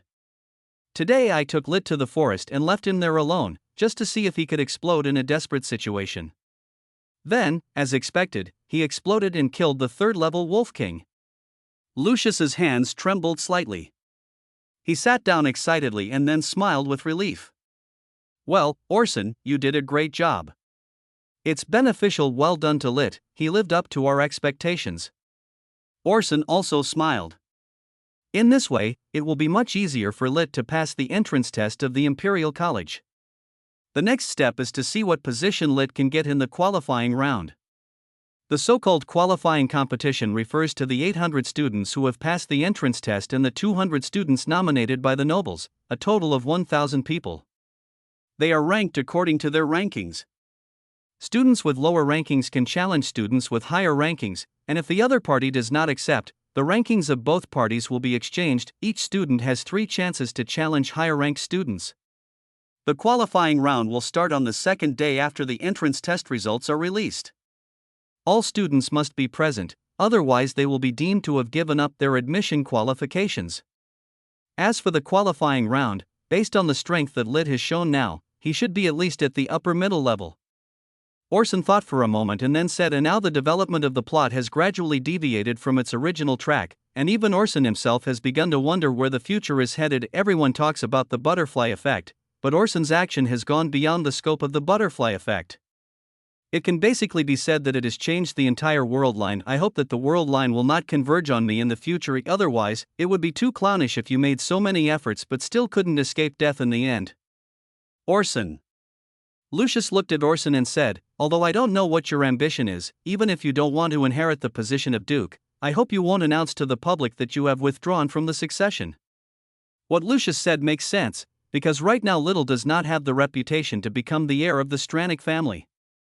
If Orson announces that he will give up his inheritance rights at this time, it is hard not to wonder if there is some conspiracy within the family. This is not good for the reputation of the entire family. By then, it is more likely that someone with ulterior motives will use the news of Orson giving up his inheritance rights to attack the family. I know, father. Orson nodded. He naturally knew this, otherwise he would have announced the news directly at the beginning of the family gathering. You are a smart kid, and the one that I, an old man, am most proud of, Lucius said with relief when he saw Orson nod. Although I feel very guilty towards Lit, I have never regretted exchanging you with Lit. No matter what, you and Li Tae are my good children. Thank you for taking care of Li Tuk all this time. Next, think more about yourself and what you really want. If you need any help, just tell your family. If you think you still want to inherit my position, I will still let you and Li Tae compete fairly. Originally, Lucius still traditionally believed that blood ties were the bond that maintained aristocratic family ties, but after seeing Orson and Lit, his view changed. At least, he didn't have to treat Orson like he did with his adopted son. No matter what outsiders say, Orson is his own son. Thank you very much, father. Orson bowed his head to express his gratitude. Chapter 26, Omelette O. Orson. Lucius realized something at this time. You just said there are level 3 beasts in the nearby mountains and forests? Ah, yes. Orson also remembered. Actually, there is another reason why I came to see you this time, father, and that is to ask about this matter. Father, you used to organize troops to go into the mountains and forests to eliminate wild beasts every year. However, that forest is not far from Antica City, but a third-level beast appeared. I wonder if you are aware of this situation, father?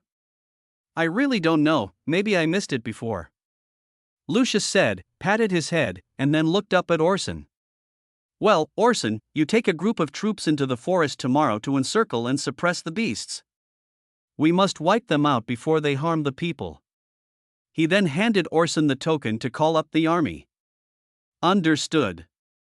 I'll follow your orders. Orson said this, took the token, bowed respectfully, and then left the room. After leaving Lucius' room, Orson was approached by Mary's servant Randall. Master Orson, the lady is looking for you. Randall said this and pointed to Mary's study. Okay. Orson nodded, and then he and Randall came to the door of the study, and then Randall took the initiative to open the door for Orson. Please come in, Master Orson. Madam has been waiting for a long time. Yeah. Orson nodded and walked into the study. Mother, are you looking for me? Orson asked Mary, who was staring out the window with her back to him. Well, today you came quite late. I heard that you and Li Tuk went out together. I took Li Tuk to play in the nearby forest. I'm afraid it's more than just playing? Mary turned around and stared at Orson. When Lit came back, he was covered in blood and his clothes were torn. Do you call this playing? Besides, as a mother, is it too much for me to care about my child? Orson, why did you hide it from me? Orson lowered his head and was silent for a while, then slowly said, I'm sorry, Lit is actually fine. I made up this lie in order not to worry Mother. Please punish me, Mother. Punishment? Mary smiled. How could I bear to punish my beloved son? Besides, do you think I'm qualified to punish you now? Mary turned around, walked forward and stared at Orson. She glanced at the token in Orson's hand. You are now a young master who has gained the trust of the Duke of Antica and holds military power. I am just a weak and defenseless woman. What do you think? If there is any punishment, should I punish you or you punish me? Mother, please stop joking. No matter what, I am still your son. You remember you are my son now? Mary stared at Orson. Orson, I thought you were a smart man, but after talking to you that day, I thought I was wrong. Now it seems that I was foolish. You are much smarter than I thought. By gaining the trust of the master and Li Tae, you can gradually gain control of the family's power, and finally make Li Tae your puppet, allowing you to control him, right? Mary laughed. Oh, it seems that when you were doing these things, you didn't need me at all. I was wondering why you were unwilling to cooperate with me. Mother, please calm down. I have not deceived anyone. I really don't want to inherit the position of Duke, so I promised my father to help him train Lit. Orson, don't you understand what I mean? Mary stepped back and looked at Orson. I can help you achieve your goal as soon as possible, as long as you can cooperate with me. Mother, I still have some things to do. I have to lead a team to clear out the wild beasts tomorrow. I'll take my leave first. Orson said this, bowed, and then walked to the door. When he reached the door, he paused, then turned back to look at Mary and said, "Mother, if that's what you want, why don't you consider helping Lit?" Then he opened the door and walked out. Mary was left standing there in silence. "Master Orson, take care." At the door, Randall saw Orson coming out and bowed to him. "Well, Uncle Randall, Mother seems to be in a bad mental state recently. Please take good care of her." Orson said this and returned to his room. Randall was also stunned. He stared at Orson's back in surprise for a few seconds, and then he walked into Mary's study. The bathroom in Lit's room was filled with mist at this moment. Only here can Li took let down all his guard and enjoy the leisurely time of taking a bath in peace. The area on my chest that had been wrapped in cloth was freed, and I felt a lot more relaxed. Lite sat in the bathroom with his knees hugged, half of his face buried in the water, thinking. At this moment, his limbs were still aching.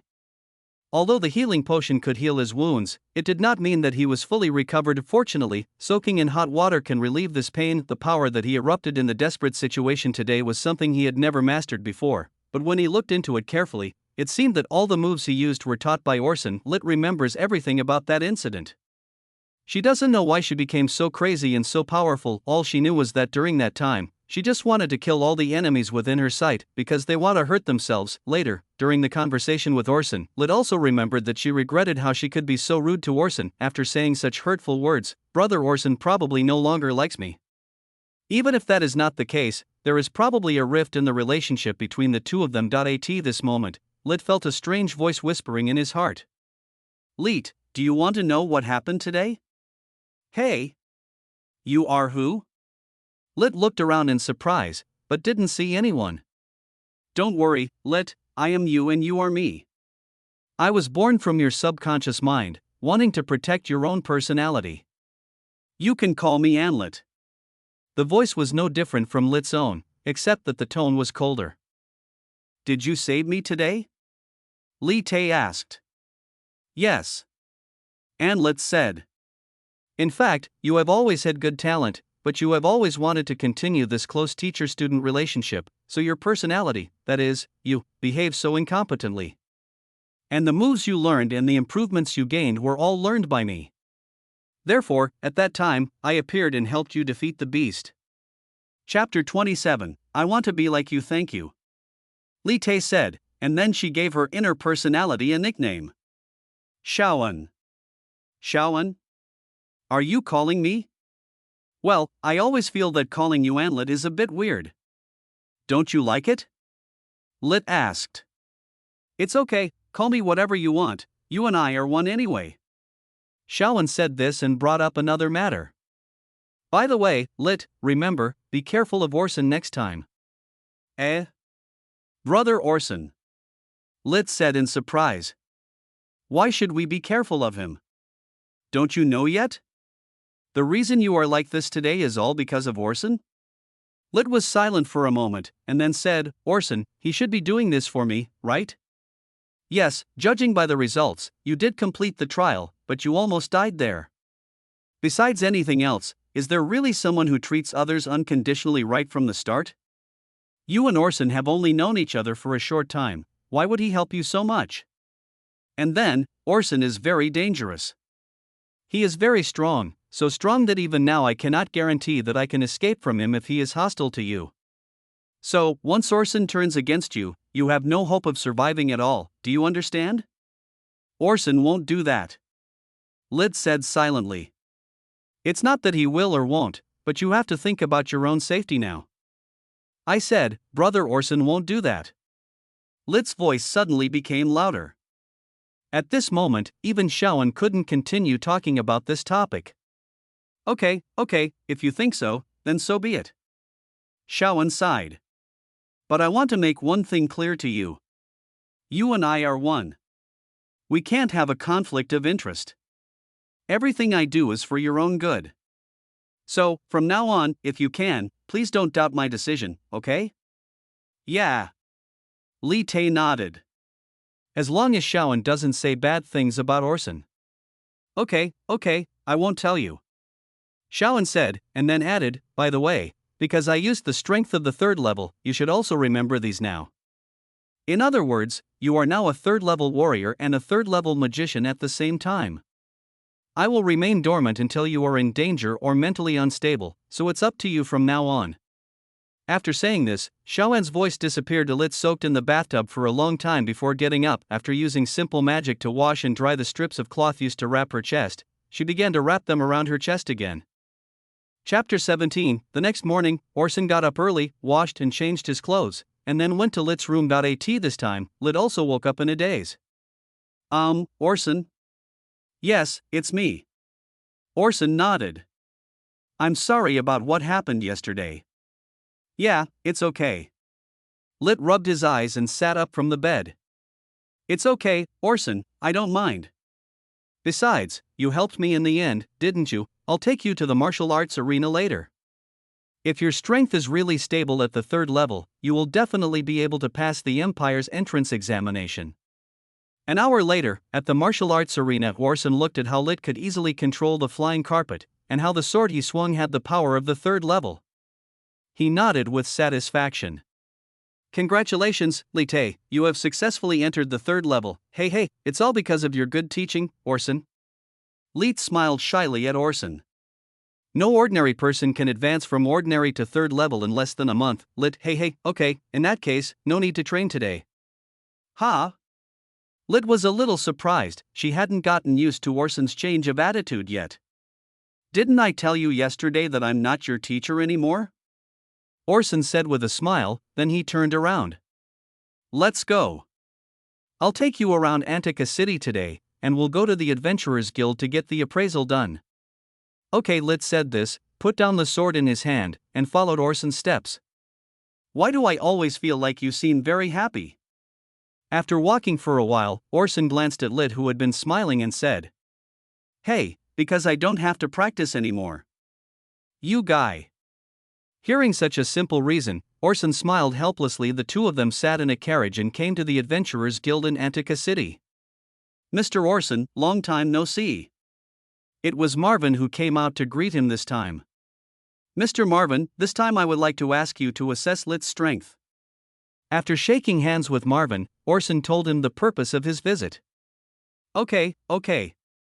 Marvin said this, and praised Li-Te. I really didn't expect that Master Li-Te could conduct the strength assessment so quickly. It seems that Master Orson has great confidence in Master Li-Te. It's okay.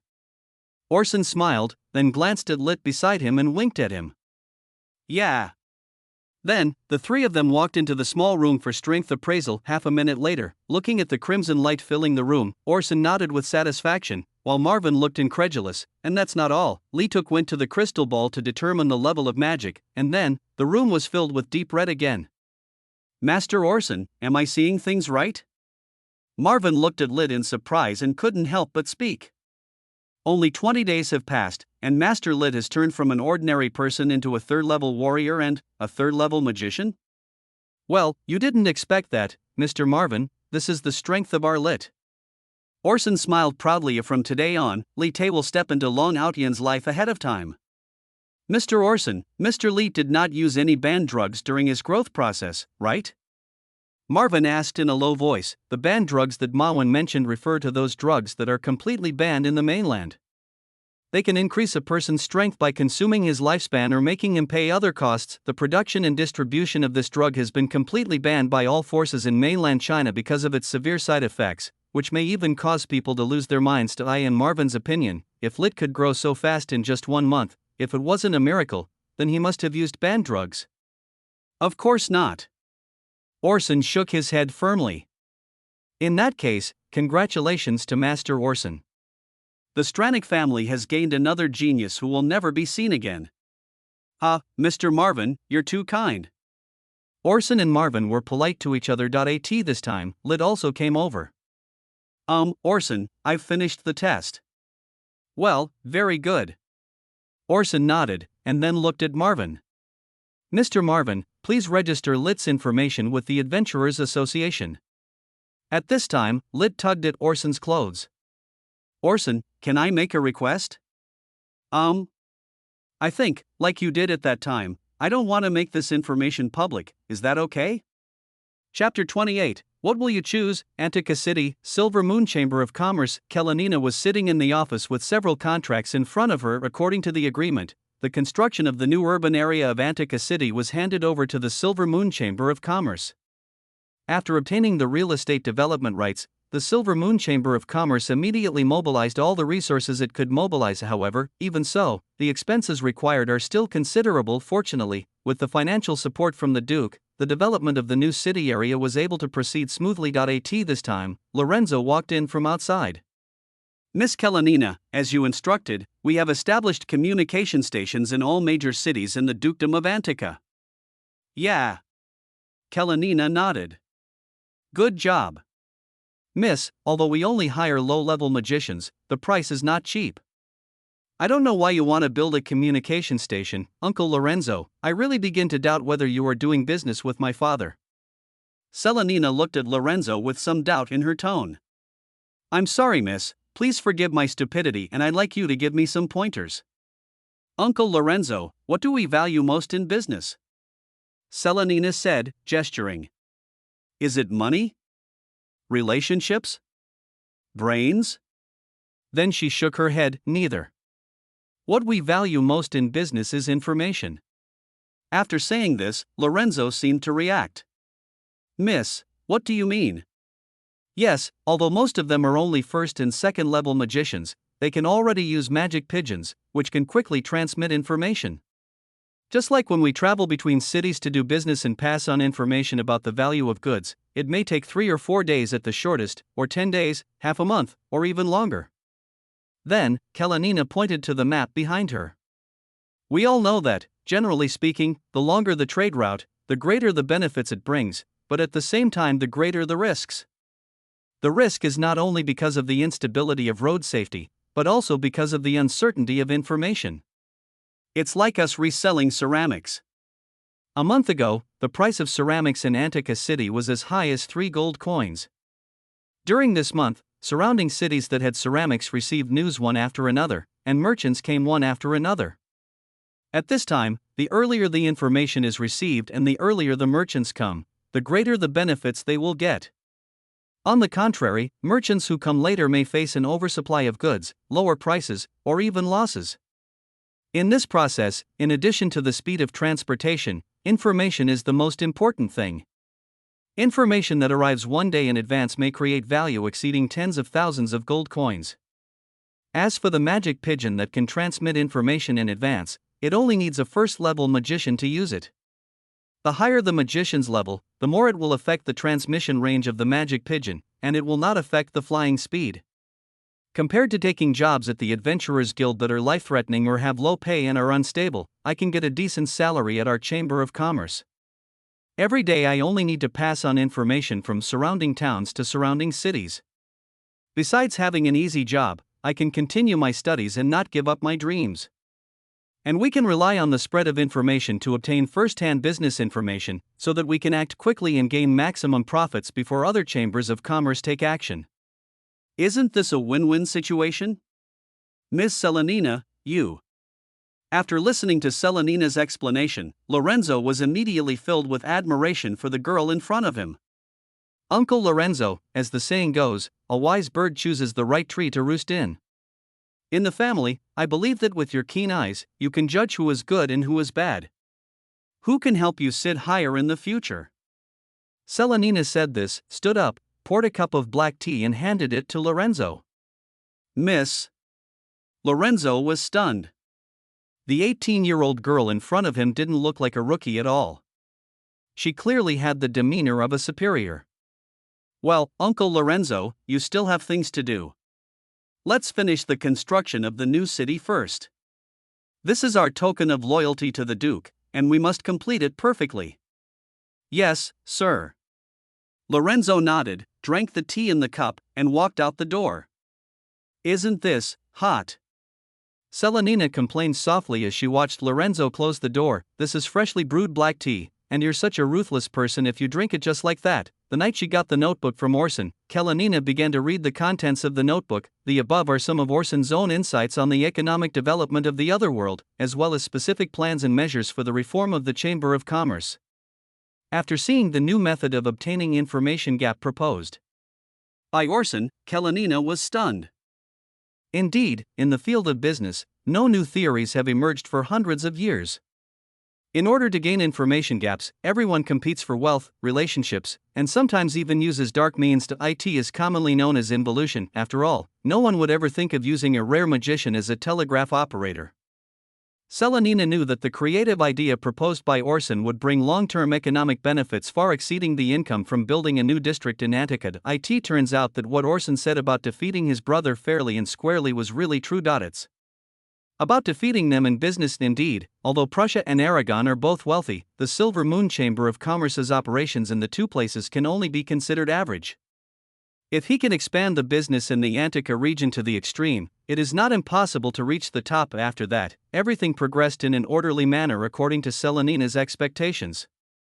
As each city branch in the Antica region has recruited communication magicians, the Silver Moon Chamber of Commerce will be able to obtain business intelligence in the Antica region at an unprecedented speed and level of detail. Kalenina sat back in her seat, and after finishing this batch of accounts, she took out Orson's notebook. Now, she regards this book as a treasure and always carries it with her. Of course, due to being busy, she didn't finish reading it. Today, she plans to finish reading the last few pages of her notebook. Then she opened her notebook and came to the page she had bookmarked last time. After a few minutes, she looked at the last page of the notebook. Above is a sentence left by Orson. If you can understand the laws of the market after reading this, will you choose to be the one who regulates the market, or will you become the market?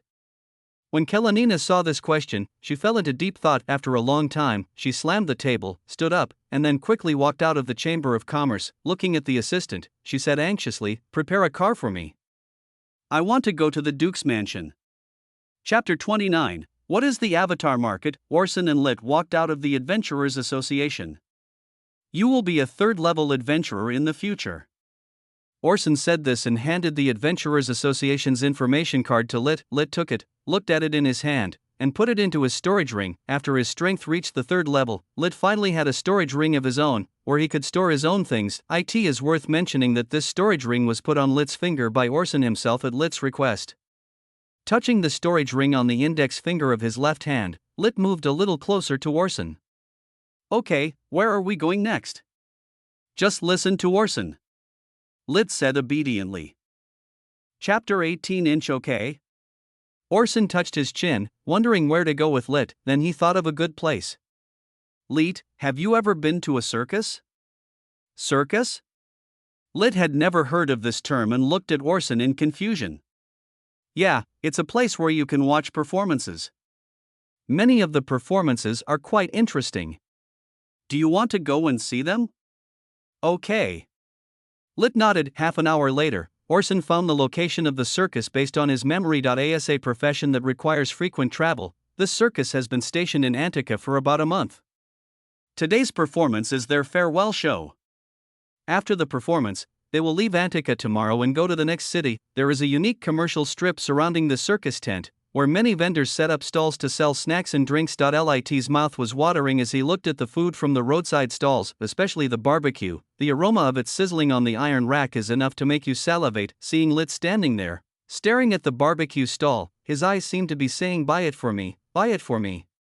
Quickly, but he didn't dare to speak. Orson laughed in his heart. Then he walked to the stall, bought 2 skewers of barbecue for Lit, and handed one to Lit. "Well, thank you, Orson."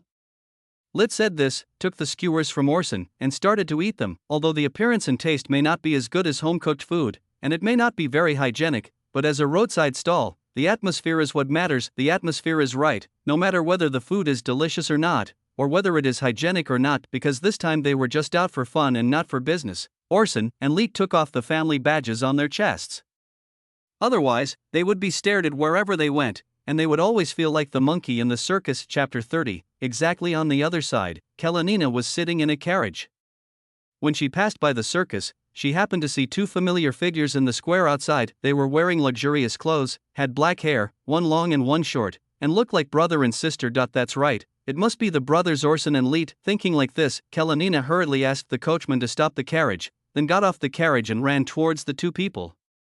Orson was just about to buy tickets to enter the circus with Lit when he heard hurried footsteps. Behind him, Orson turned around and saw Kalenina. Ms. Kalenina, what's wrong with you? Orson was stunned and then asked. Elite also turned around and looked at Kalenina. She was chewing barbecue, and there was a trace of oil on the corner of her lips. Mr. Orson, Mr. Lit, long time no see. After adjusting her breathing, Kalenina bowed to the two of them. Ah, long time no see. Orson nodded. Meanwhile, Lit swallowed the meat in his mouth and greeted Kalenina. I don't know what you two are doing. I brought Lituk out to play today. The circus here will leave tomorrow, and today is the last show, so I brought him over to see it. Okay. Kalenina said, and then asked, Master Orson, can I go with you? Of course. Orson nodded. I guess Miss Kalenina wants to talk to me about something else. Can we talk after we finish reading? The three of them bought tickets to enter the circus, picked 3 VIP seats, and watched the circus performance. Orson sat in the middle, with Lituk on his left and Kalenina on his right. After the show started, Lit was attracted by all the little tricks. She stared at the performance on the stage and exclaimed and screamed from time to time along with the audience behind her. I didn't expect that the two gentlemen would come to see the circus. I thought they would go to the theater. Kalenina said with her arms folded. She was so used to watching these little tricks on the stage when she was a child that she could even explain the principles behind them. Do nobles have to go to such elegant places? Orson smiled when he heard this. That's not what I meant. I just think the two gentlemen have a wide range of tastes. Then I would also like to thank Miss Kalenina for your compliment. Orson said this and focused his eyes on the stage. After walking out of the circus, Lit was still enthusiastically talking to Orson about the wonderful parts of the performance, while Orson and Kalenina just listened. Then, Kalenina pointed to a restaurant in the distance. It's almost noon, how about I treat you two to a meal? Yeah. Orson knew that Kalenina probably wanted to ask him a favor, so he nodded, and Lit just wanted to follow Orson, so he nodded along with Orson. In the restaurant, Lit sat with Orson, while Kalenina sat opposite. Order whatever you want to eat. Kalenina handed the menu to Orson. Orson looked at it, checked a few, and handed it to Lit. Okay, Miss Kalenina, I wonder why you came to see me this time? Orson looked at Kalenina with a smile. You are so smart. It's impossible that you don't know, right? Seeing Orson pretending to be stupid, Kalenina couldn't help but retort him. Or is it that Master Orson is just waiting for me to ask? Then it seems that Master Orson really has a bad taste. It seems that you have great ambitions. Orson smiled, and then took out another notebook from the storage ring and handed it to Kalenina. This is my new understanding during this period. It not only contains the content of the incarnation market, but also some new ideas. You can take a look at it. If it helps you, it would be great. Ms. Kalenina, you are joking. I can't read minds, so how can I know why you came to see me? So you have everything planned out? Kalenina looked at Orson's calm expression, who had everything under control, and her heart was filled with turmoil. Then I'll just say it straight. Kalenina took a deep breath. Mr. Orson, the notebook you gave me is really helpful to me. I am very grateful to you. No, even if you don't do it, Ms. Kalenina, someone else will do it in the future. I just moved the process forward. Don't thank me. I'm not interested in business. If those things can help you, I'd be honored. Orson smiled. I hope we can continue to cooperate as friends in the future. Okay. Kalenina nodded. However, I'm sure you didn't come to me just to thank me. It's that simple, right? Have you finished reading the contents of the notebook? Just then, the waiter came up with the appetizers. Yes. Kalenina nodded. What do you mean by your last sentence, incarnation market? I don't quite understand. We'll talk about what happened next later. Let's eat first. Orson said this and made a gesture of invitation. P.S. The author has opened a book club. The group number is 273857310, and the password to enter the group is Lin Jin Ting Fong. For some reason, even though it was Kalenina who paid, Orson acted as if he was the guest. The capital of the Duchy of Prussia is Bellandai in the gorgeous and elegant Duke's mansion. A young girl was sitting in the room reading a book. The girl has long hair as white as snow, and her wine-red eyes exude a sense of danger. and temptation. White hair and red eyes are the characteristics of the Eisenberg family, which has ruled the Duchy of Prussia for generations, and this girl is the second daughter of the Eisenberg family, the second lady of the family, Lienka Eisenberg, also Orson's wife. Not long after, the door of the room was opened, and a beautiful girl with white hair and red eyes, who looked slightly older, appeared at the door. Compared to Lienka's youthfulness, the girl's temperament is more mature. Of course, the size of their chests can also clearly tell who is the older sister and who is the younger sister, but in fact, the two are only 1 year apart in age. The girl standing at the door was the eldest daughter of the Eisenberg family, Olivia Eisenberg. Sister. Lienka greeted Olivia, who came in. Yeah. Olivia nodded and closed the door. Lienka, how are you preparing for the entrance exam? Hee, don't worry, sister. I'm your sister, I'm very powerful. Lienka patted her slightly flat chest. With the strength of the 4th level, except for the last entrance test, I'm definitely the first in every class. You're right. Olivia smiled and rubbed Lienka's little head. As long as you don't run into a monster like Orson again, you will definitely be the top student in your grade. The last entrance test was the one that Orson took to enter school. In addition to Orson, there was also her sister Olivia in that class. Olivia at that time was even more powerful than Lienka today. She was a 5th level warrior, but she still failed when challenging Orson, and he was easily defeated by Orson. From then on, there was a gap between Orson and other students of the same level in the academy. Lienka also wanted to complain about Orson. She has just entered the 4th level at the age of 17, which is already considered a genius. However, Orson reached the 4th level when he was 12 years old. What a pervert. By the way, Lienka, what do you think about your engagement with Orson? Why are you bringing this up, sister? Lienka frowned when she heard Olivia's words. Of course I'm preparing to check for our precious sister. Orson and I are in the same class. We're running for student union together this year. I usually interact with him quite a lot in the college. Olivia said with a smile. Besides, think about Orson. He is young and handsome, and he is also a capable man. He is also the son of the Duke.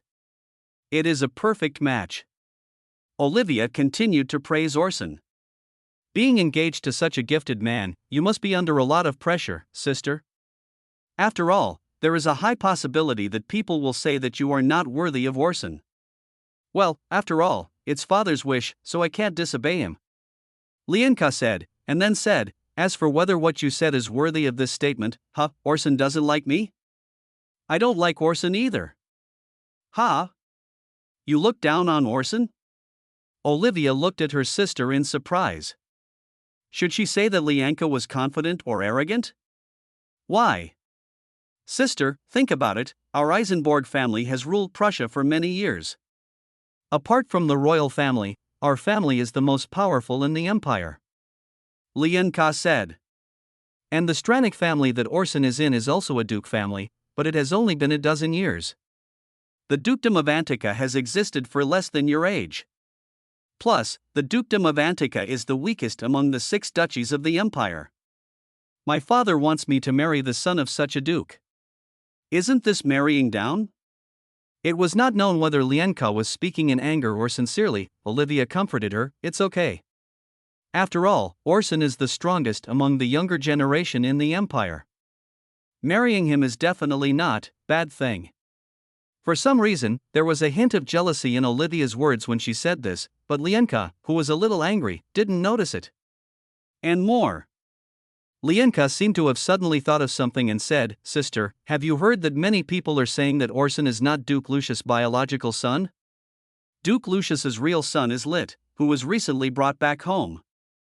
Ah, I have heard of this. Olivia nodded. But this shouldn't matter, after all, Orson is the Duke's son, right? Why is it okay? Lienka argued. Sister, you are my sister, you should know that nobles value blood the most, right? The Stranik family isn't a wealthy family to begin with. If I marry the son of a poor farmer, will our children be okay? Oh, let's not talk about it anymore. I get annoyed whenever I mention this engagement. I don't know what father was thinking back then, to sign a marriage contract with such a family. Lienka said madly. The reason why she chose not to use her father's recommendation this time and instead directly took part in the entrance test was to prove to the world that she, Lienka, could also get first place in the academic test and win the championship in the qualifying round. Whatever Orson has, Lienka will also have. Lienka is no worse than Orson. Okay, let's not talk about this. Olivia patted Lienka on the back and then said softly, "Sister will tell you something interesting in the academy. When our little Lienka enters the first grade of the academy, don't let others laugh at you for not understanding these things." Okay, Lienka nodded obediently. Chapter 31. Leaving home time quickly came to 2 days before the entrance test. Early in the morning, after having breakfast with their parents, Orson and Lit prepared to rush to school. Fortunately, as a high-level magician, Orson possesses the magical skill of using a magic flying carpet to travel quickly, otherwise he would have to rush to the Imperial City half a month in advance. Lucius and Mary stood at the door, with the family's servants behind them. "Orson, I'll leave Lit to you." Lucius looked at the two people and said with relief. Chapter 19. Yes. Orson nodded. "I will take good care of Lit." "You too, Lit. Don't rely too much on your brother Orson for everything. You are not young anymore. You should learn to be independent." Mary also warned Lit. Of course, Orson was the only one who could hear the insincerity in Mary's words. "Yeah." Lit nodded. Orson quietly watched the interaction between Lit and Mary and sighed silently in his heart. I just hope that Mary has really changed her mind and started to reconcile with Lituk. After nearly a month of education, Lit is now much more confident. At least he is no longer as timid in front of his family and servants as before. "It's almost time, we should set off." Orson looked at the sun and then said to Lucius, "Father, we should set off." After saying this, he summoned a magic carpet and sat on it. "Well, take care on your journey." Lucius said this and waved to Orson. Then, Orson looked at Lit. Lit, where's your flying carpet?" "Orson, can I sit on the same blanket with you?" "Of course you can." Orson nodded. "Then you can sit on it." "Okay." Lit said this and sat on Orson's blanket, and then his hands unconsciously wrapped around Orson's waist. His face rested on Orson's back. Orson was stunned. Lit's action reminded him of when he was riding a bicycle in his previous life. The person sitting behind him would hold the waist of the person in front of him to prevent himself from sitting unstable. "Orson, I'm afraid I can't sit steadily, no. Is it not possible?" Lit asked timidly when he saw Orson turning his head to look at him. It's okay, but you didn't behave like this when you were sitting before, Lite. Before, I was curious, and my attention was drawn to other places. I am a little afraid of heights, okay." Orson nodded. "In that case, just hold it." Then he looked in the direction of Lucius and Mary and waved to them. "Father, Mother, Lite and I will leave first." "Well, take care on your journey." Lucius waved to the two of them. Mary, who was standing by, also waved at the two of them. Then, the two of them took to the sky on a flying carpet behind the Duke and Duchess. In the line of servants, Vivian looked at the two young masters rising into the air, her heart filled with reluctance. "I don't know when I will see them next time," the maid thought so in her heart. On the flying carpet, Orson sat cross-legged, while Lit folded his legs and leaned against Orson. Lit's arms were tightly around Orson, as if he was really afraid of falling. "Lit, you can't be afraid of heights," Orson said after flying a distance. "When you use the flying carpet to travel by yourself in the future, you must ensure that you are focused. If you are afraid of heights and you relax your mind and can't maintain the magic carpet, it will be very dangerous." "Yeah, I get it." Lit leaned against Orson and nodded. "Then just let Orson lead me all the time." "You?" Orson didn't know whether to laugh or cry. "I can't take care of you forever, right? Why do I feel like you're getting more and more spoiled as you get stronger?"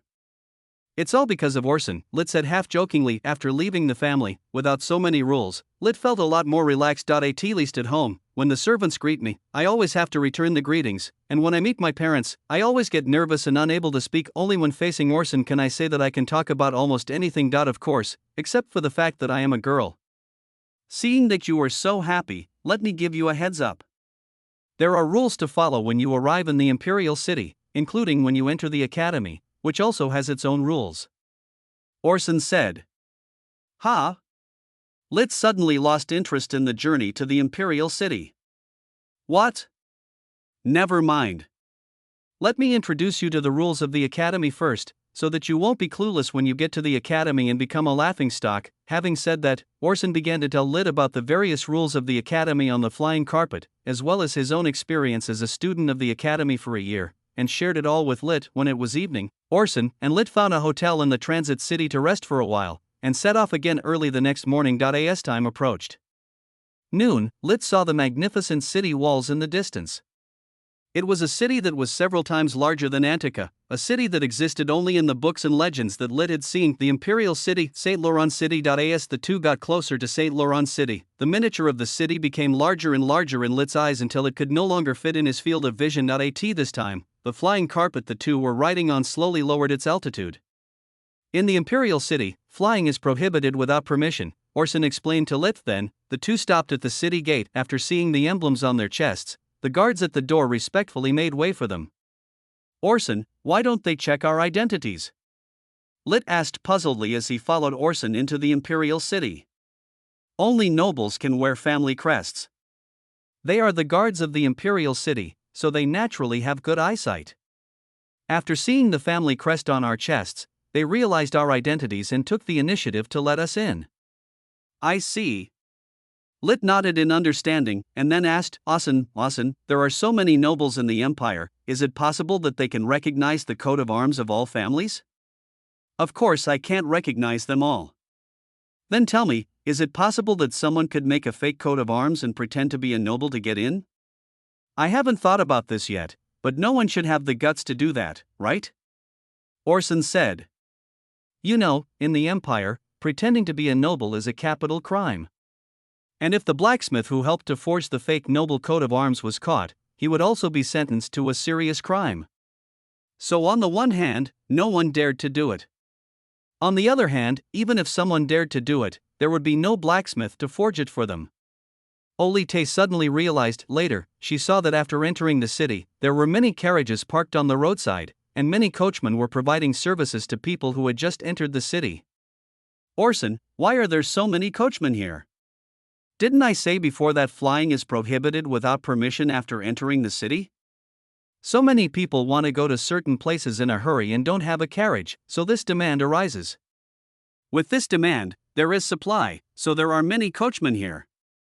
After Orson answered so many questions for Lit, a coachman the driver also walked towards them. Chapter 32, there is only one double room left. You two, are you in a hurry to get going? The coachman said, looking at the two people flatteringly. You two should be brother and sister, right? You can tell from the looks of it that you are from a wealthy family.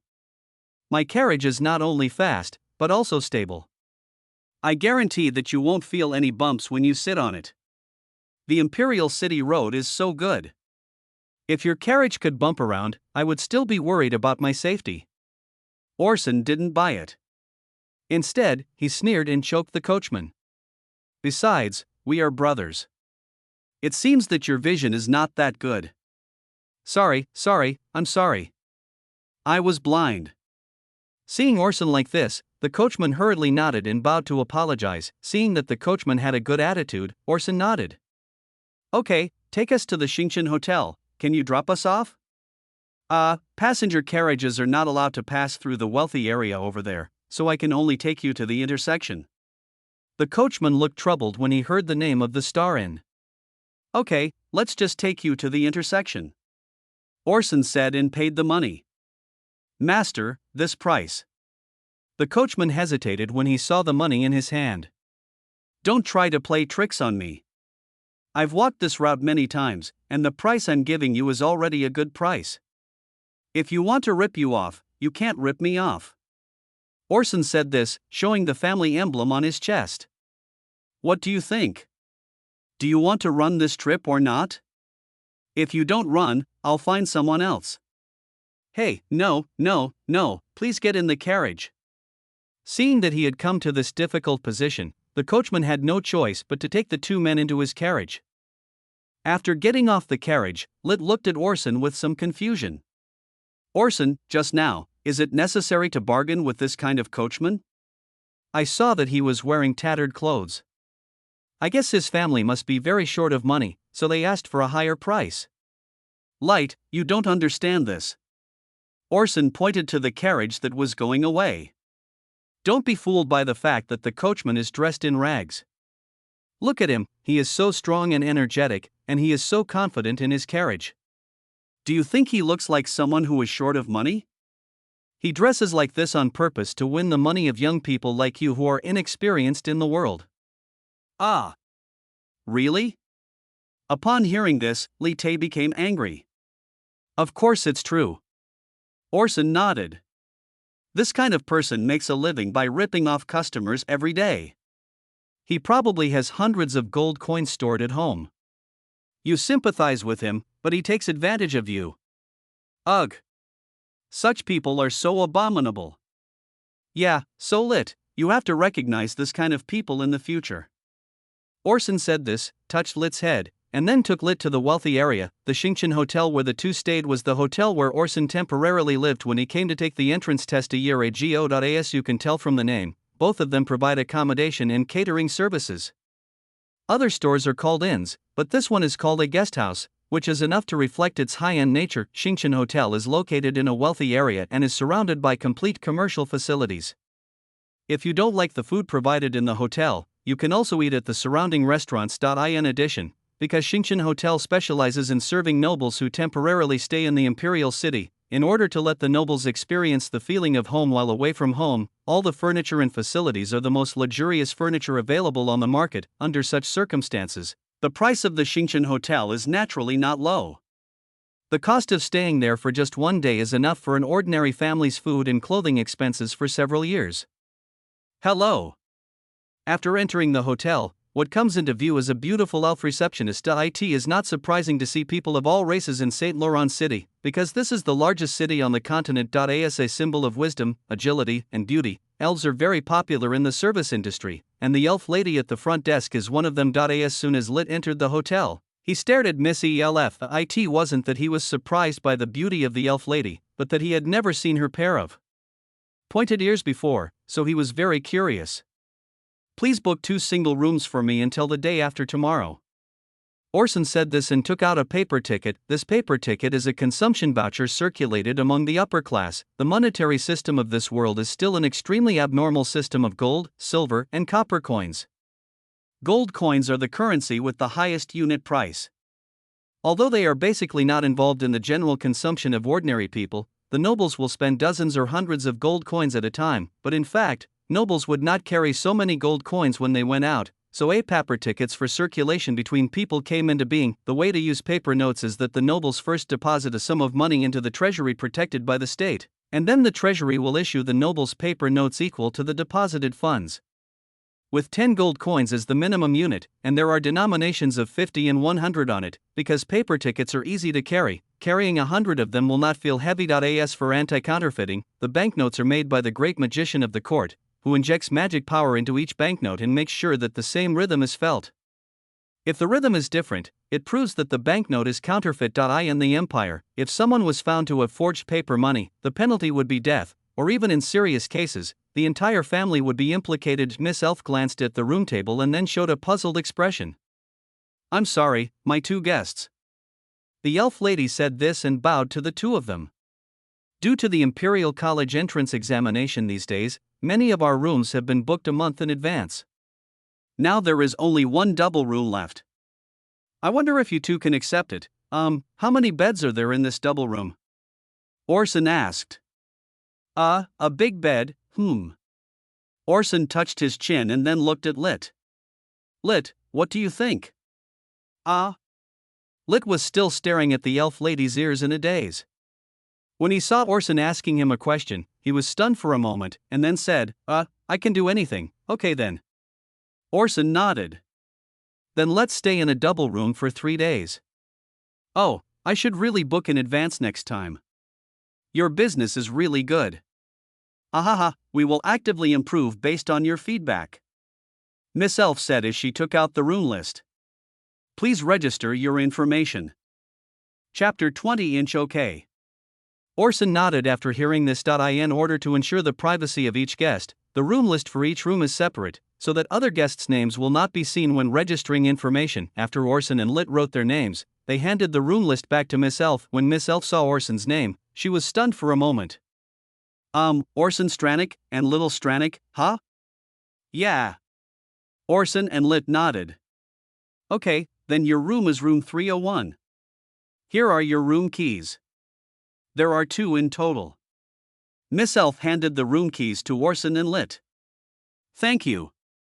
Orson thanked him and then took Lit upstairs. Chapter 33. The elf lady who successfully chases stars. After Orson went upstairs, Miss Elf covered her face with her hands, looking incredulous. Oh my god, what an important guest I just entertained. You know, in St. Laurent City, Orson's fame has never been lower since the entrance test began last year. Such a young, handsome, humble, polite, gentle, and powerful boy has long been the object of fantasy for the girls in St. Laurent City. Just being able to meet and talk to Orson is enough to make these teenage girls excited. The same is true for the elf lady, whose actual age is over 100 years old. As a famous immortal species, the elves can only be considered children in the first 100 years of their lives, and can only be considered adults after they are over 100 years old. Therefore, there is nothing wrong in saying that she is also a teenage girl. The moment she saw Orson's name, Miss Elf became nervous and excited, and she didn't come to her senses until Orson went upstairs. Just now, when I handed him the key, my hand seemed to accidentally touch Orson's hand. No.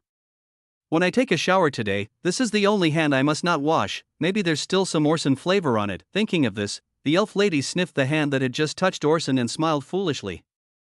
Guihai, Orson took Little upstairs. I opened the door with the key and what came into view was a very spacious room. The living room, bedroom, and bathroom are all available. Except for the lack of a kitchen, it is simply a high-end independent room. The interior furnishings and furniture are much more luxurious than those in ordinary residential areas, and even include many valuable decorations that are not found in the homes of wealthy businessmen. Of course, the most eye-catching thing is the large bed in the room. Lit looked at it and thought that there would be enough space for 2 people, not to mention 2 people. I don't know why, but when I thought of this, Lit felt a little regretful. It would be better if the bed was a little smaller, but Orson was very satisfied. It's worthy of being a double room. The bed is much bigger than that of a single room.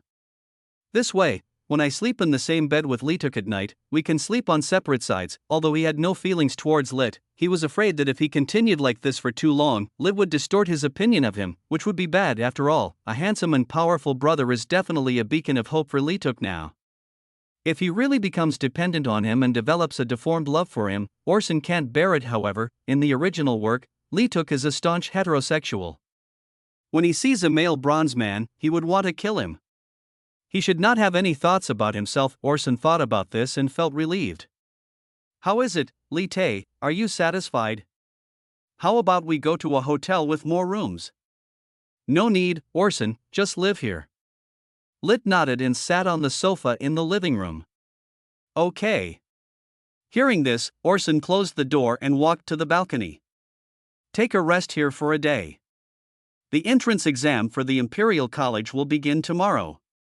Your father has already registered for you in advance. When the time comes, you just need to wear the family emblem and report your name. It's okay. I'll go with you then. I also have some things to do. The two chatted for a while and then there was a knock on the door. Orson opened the door and the elf receptionist was standing at the door again. Are you Mr. Orson? Yes, I am. Orson nodded. May I ask what I may do for you? Sorry to bother you, it's almost time for lunch. Do you want to order something? Or do you want to go out to eat with Mr. Lituk? I was so nervous arranging the room schedule just now that I forgot to ask you about this. Orson thought for a moment, then nodded. Let's eat here. I trust your kitchen's cooking skills. Okay. Miss Elf nodded, and then stood there thinking about something. What else can I do for you? Miss Elf hesitated, then took out a pen. Well, Mr. Orson, I'm actually your fan, can you sign an autograph for me, huh? Orson was stunned. It's like this.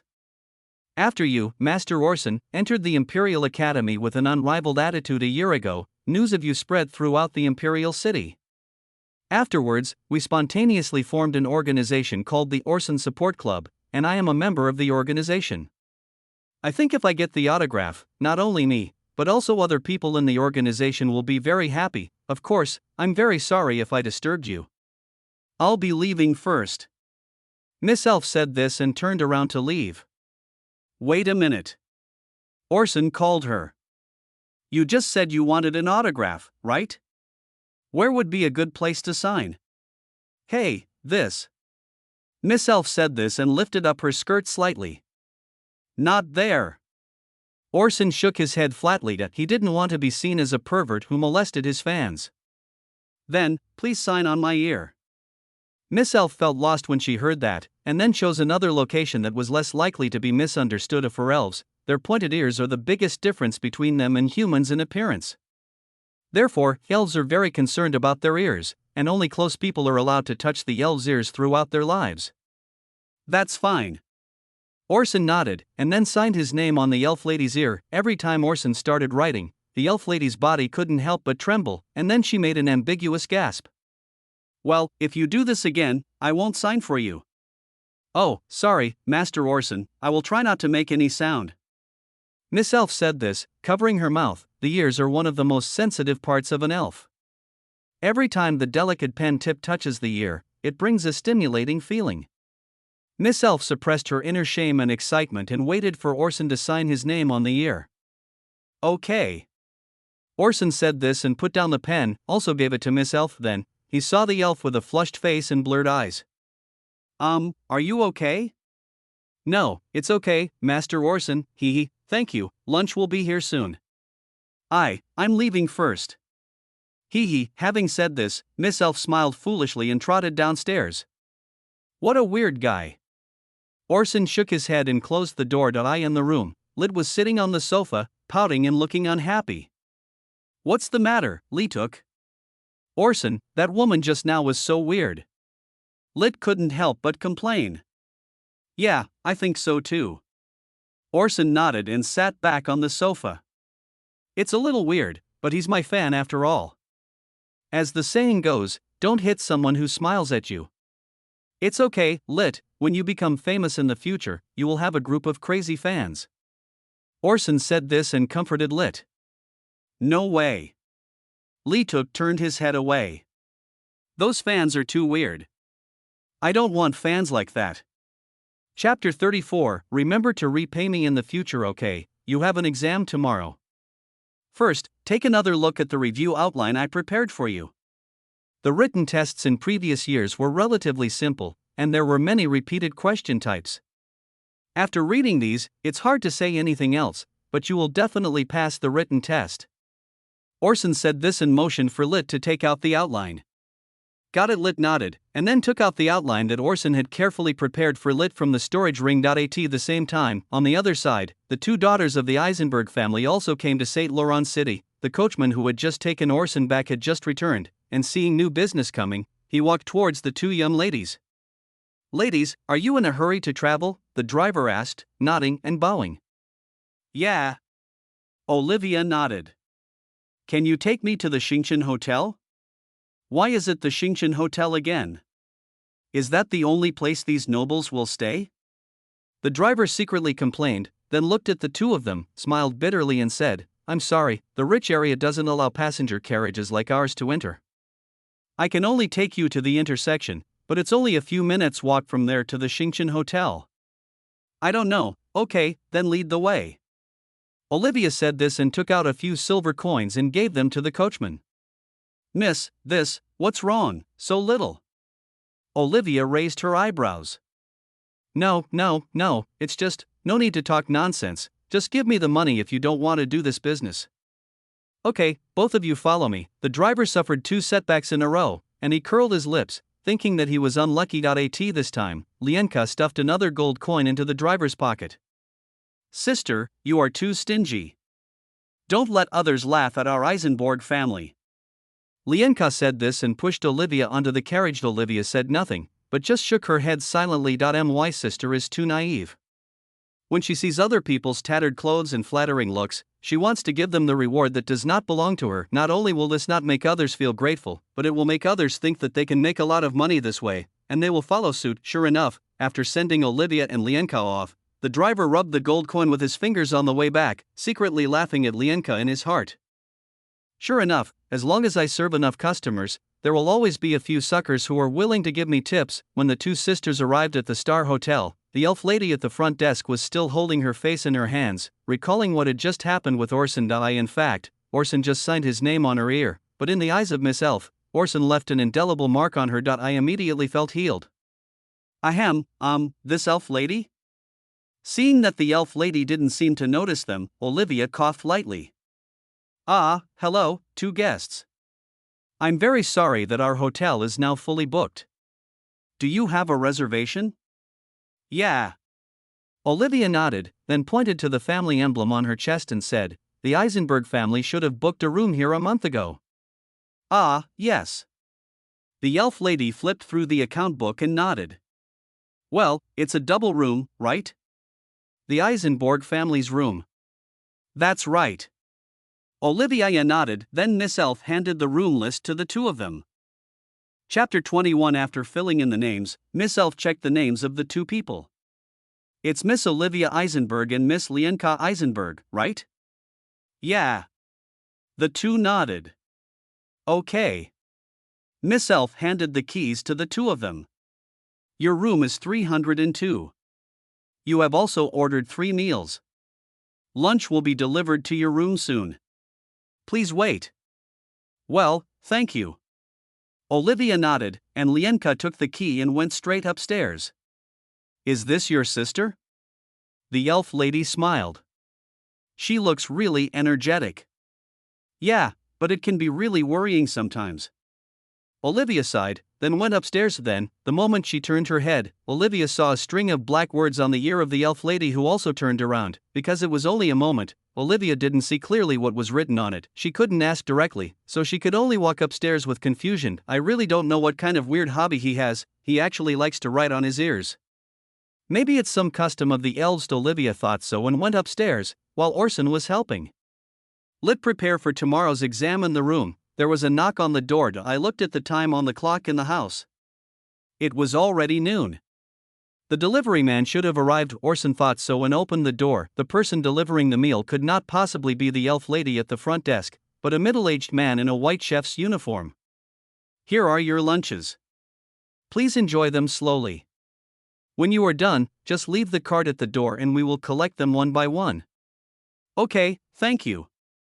Orson nodded and pushed the dining cart into the house. Then, the middle-aged chef knocked on the door of room 302. Light, let's eat first. Orson said this and placed the plates one by one on the dining table. As a lunch for two, it is indeed quite luxurious. Okay. Lite nodded, put down the outline in his hand, and sat down at the dining table, looking at the ridiculously luxurious food on the table. Lit was stunned. Is this lunch?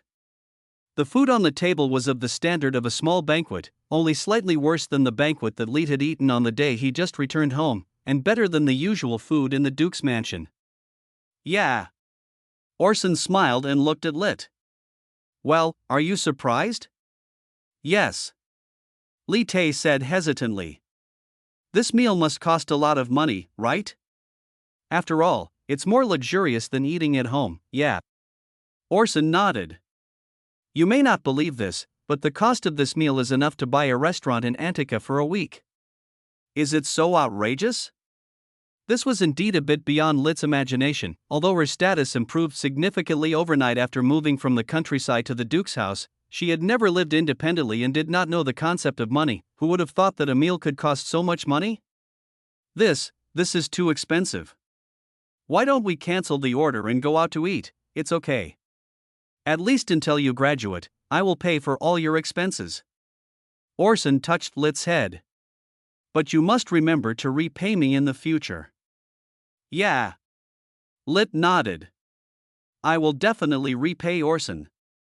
Chapter 35, Strange Dream. After dinner, Orson continued to tutor Lit with his homework.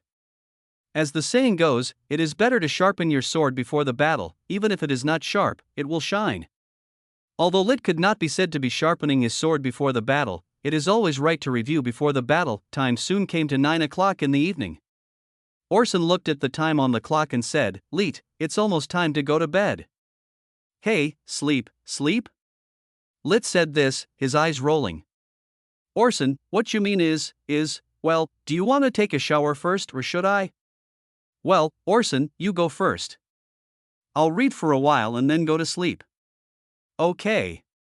Orson nodded and walked into the bathroom. On the other side, Lit started to have troubles. Although I really wanted to be with Orson at the beginning. Sleep, think about it carefully and find a lot of problems. If I put on loose pajamas, my chest would be exposed. If Orson saw my chest wrap and asked me about it, how would I answer? Even if you wear a shirt, what if you don't sleep well at night and accidentally mess up your clothes and expose yourself? I must not let Orson find out that I am just a girl. Lit started to think of a solution. Oh, yes, as long as I don't sleep at night. Without sleep, Orson will not be able to discover his own secrets. Thinking of this, Lit nodded and set his goal. I won't sleep today. An hour later, Orson was lying on the bed, reading a book, and on the other side of the bed, Lit was also lying on the bed, reading a book. "Well, Orson, if you're sleepy, you can go to sleep first, it's okay," Lit said in a low voice. "I'm fine. Lit, hey, you have an exam tomorrow. You should get some rest early. Otherwise, it will be bad if you don't perform well." "Okay." Lit nodded, then put the book on the bedside table, curled up in the quilt and closed his eyes. At worst, I can just close my eyes and pretend to sleep. Another half an hour passed, and Orson looked at Lit, who was tossing and turning. "Lit, if you can't sleep, you can tell me."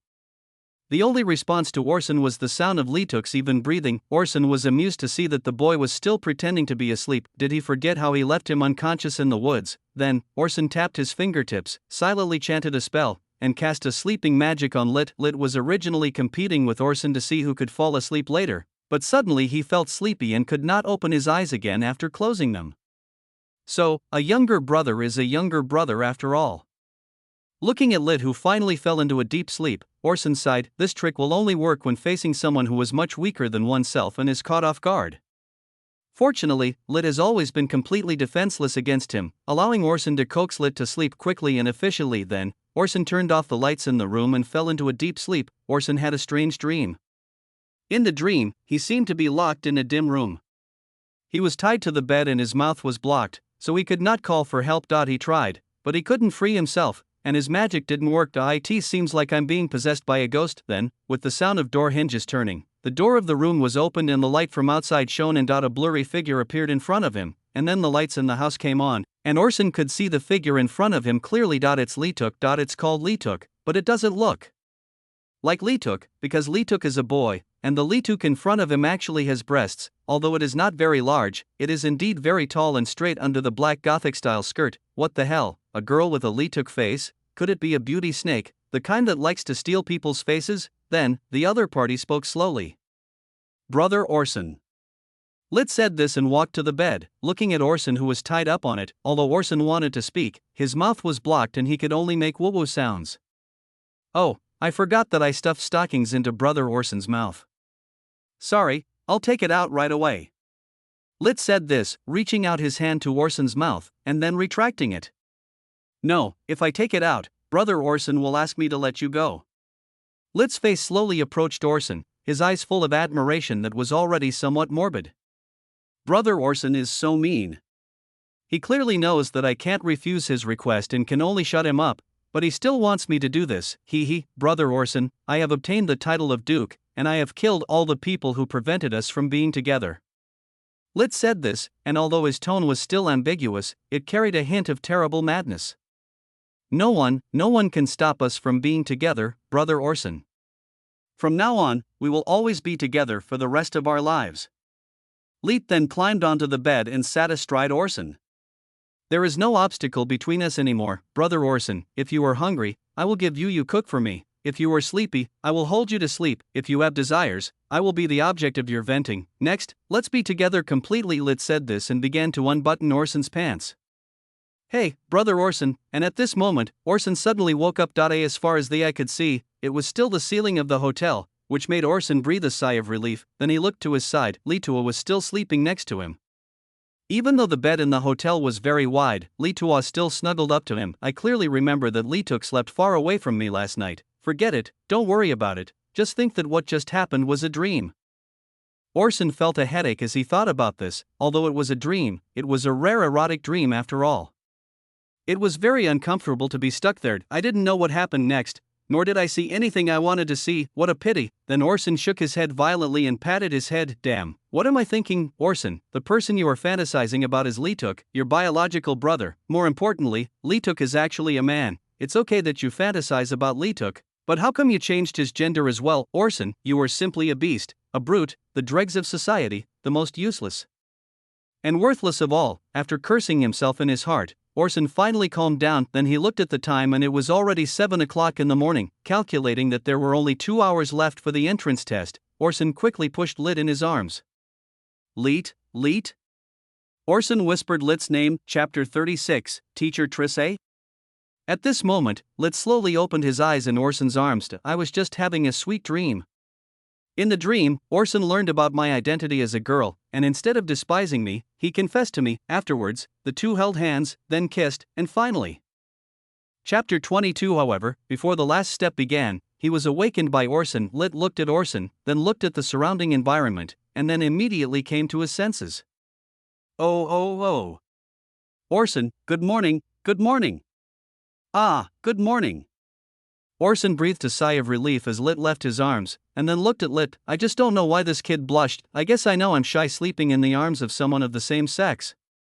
Did you sleep well last night? Lit nodded. After all, I had that dream last night. Then get ready. The entrance test for the Imperial College will begin in 2 hours. Ah. So fast.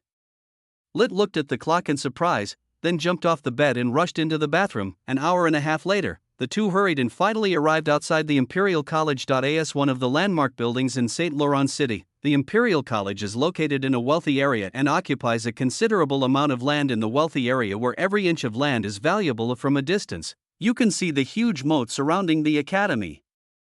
Rather than being a college, it is more like a small castle in the huge city of St. Laurent. The towering main teaching building and library towers can be seen clearly even from outside the college. There are 4 classes of students at the Imperial College, each with about 1,000 students. Including teachers and various security and service personnel, there are a total of about 6,000 people. Yes, the ratio of students to faculty is an astonishing 2-to-1. And if we simply calculate the student-teacher ratio, it is 4-to-1. This is the terrifying faculty strength of the Imperial College. 5,000 people live in this small city.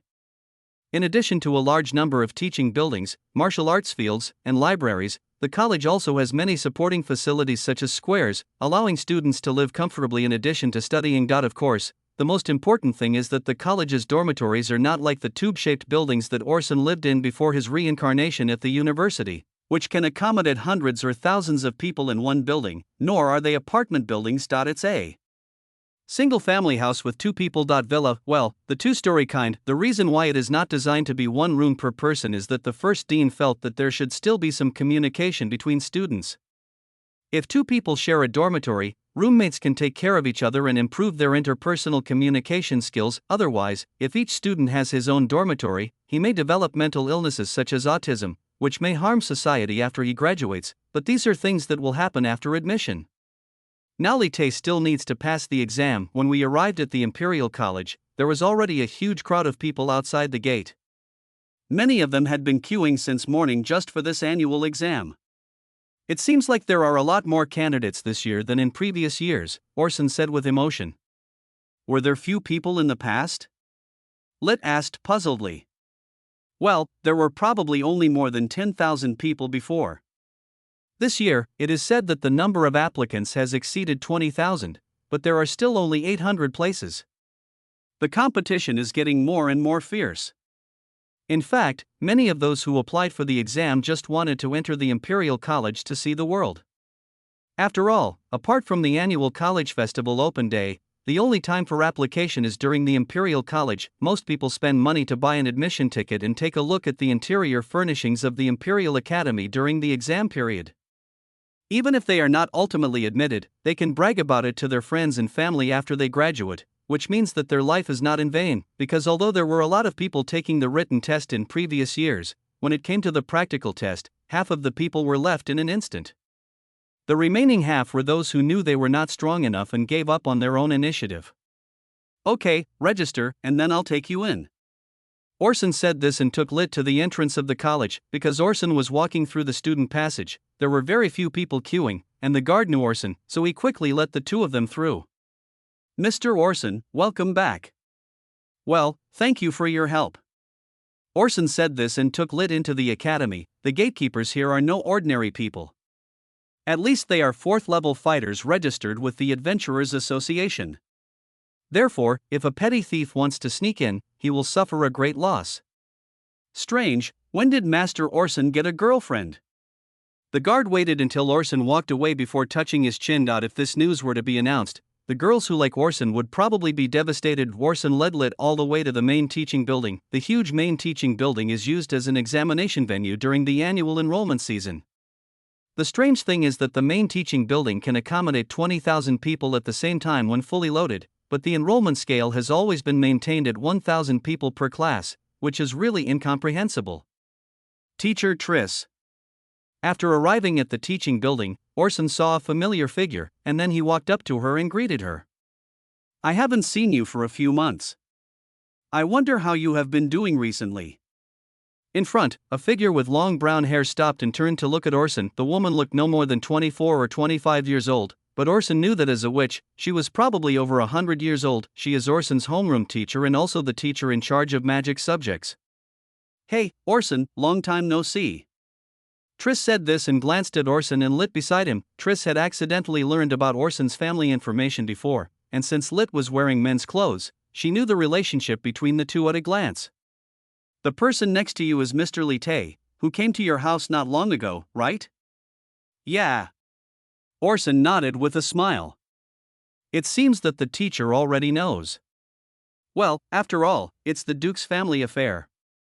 Plus, you're my beloved disciple, so it's hard for me not to know. Triss said this, and walked up to give Orson a big hug. Teacher, you. Although in Orson's memory, he and Triss have always had a good relationship, but not to the extent that the other party would give him a hug right away, right? Hoo-hoo, after all, we haven't seen each other for a while. It's normal to say hello to your apprentice, right? Are you shy, Orson? Oh, I'm sorry, the teacher is so charming. I'm so sorry, there's nothing I can do. It's because you've been so serious before, little Orson. The teacher can't even joke with you, Triss said as she separated from Orson. Lit looked at the female named Triss with dissatisfaction from beginning to end. Anyone who approaches Orson and shows any intention to get close to him will be regarded as a hateful female by Lit. Oh, is little brother Lee Took jealous? How cute. Where is the child? Triss said this and gently pinched Lit's little face. Okay, Teacher Therese, please stop teasing Lit. Orson came out in time to rescue the situation. Teacher Triss, I'm glad you're here. I want to ask you a favor. Please take Li Tae to the examination room. I have some other things to do. Okay. Therese nodded, then pulled Lit away. Orson turned around and walked towards the administration building. Chapter 37, Dean Luca. Teacher Triss. As they were on their way to the examination room, Lit asked cautiously. Is Orson famous? Although he knew that what he asked might be nonsense, Li Tae still wanted to see how others viewed Orson. Yeah, he's very famous. Triss nodded. He's the first student in the history of the Imperial Academy to show 6th level strength when he entered school. It's hard not to be famous. You know, the minimum requirement for teachers of combat subjects at the Imperial Academy is level 7. If Orson reaches one level higher, he can directly apply to be a teacher at the academy. Plus, Orson got full marks in all subjects, so he can be said to be a favorite student in the eyes of every teacher. Wow, Orson is so awesome. Lit said this, with uncontrollable admiration for Orson in his eyes. But, Orson should be at level 7, right, Lit? Triss said, looking at Lit with a smile. This. I don't know. Li Tae said this and shook his head in panic. Really? Triss nodded. The reason why she hugged Orson just now was to see how Orson had grown during this period of time. Asa, which, I have a very keen sense of magic power. The magical fluctuations in Orson's body have undoubtedly reached the 7th level. However, I have never heard of the news that Orson was promoted to the 7th level.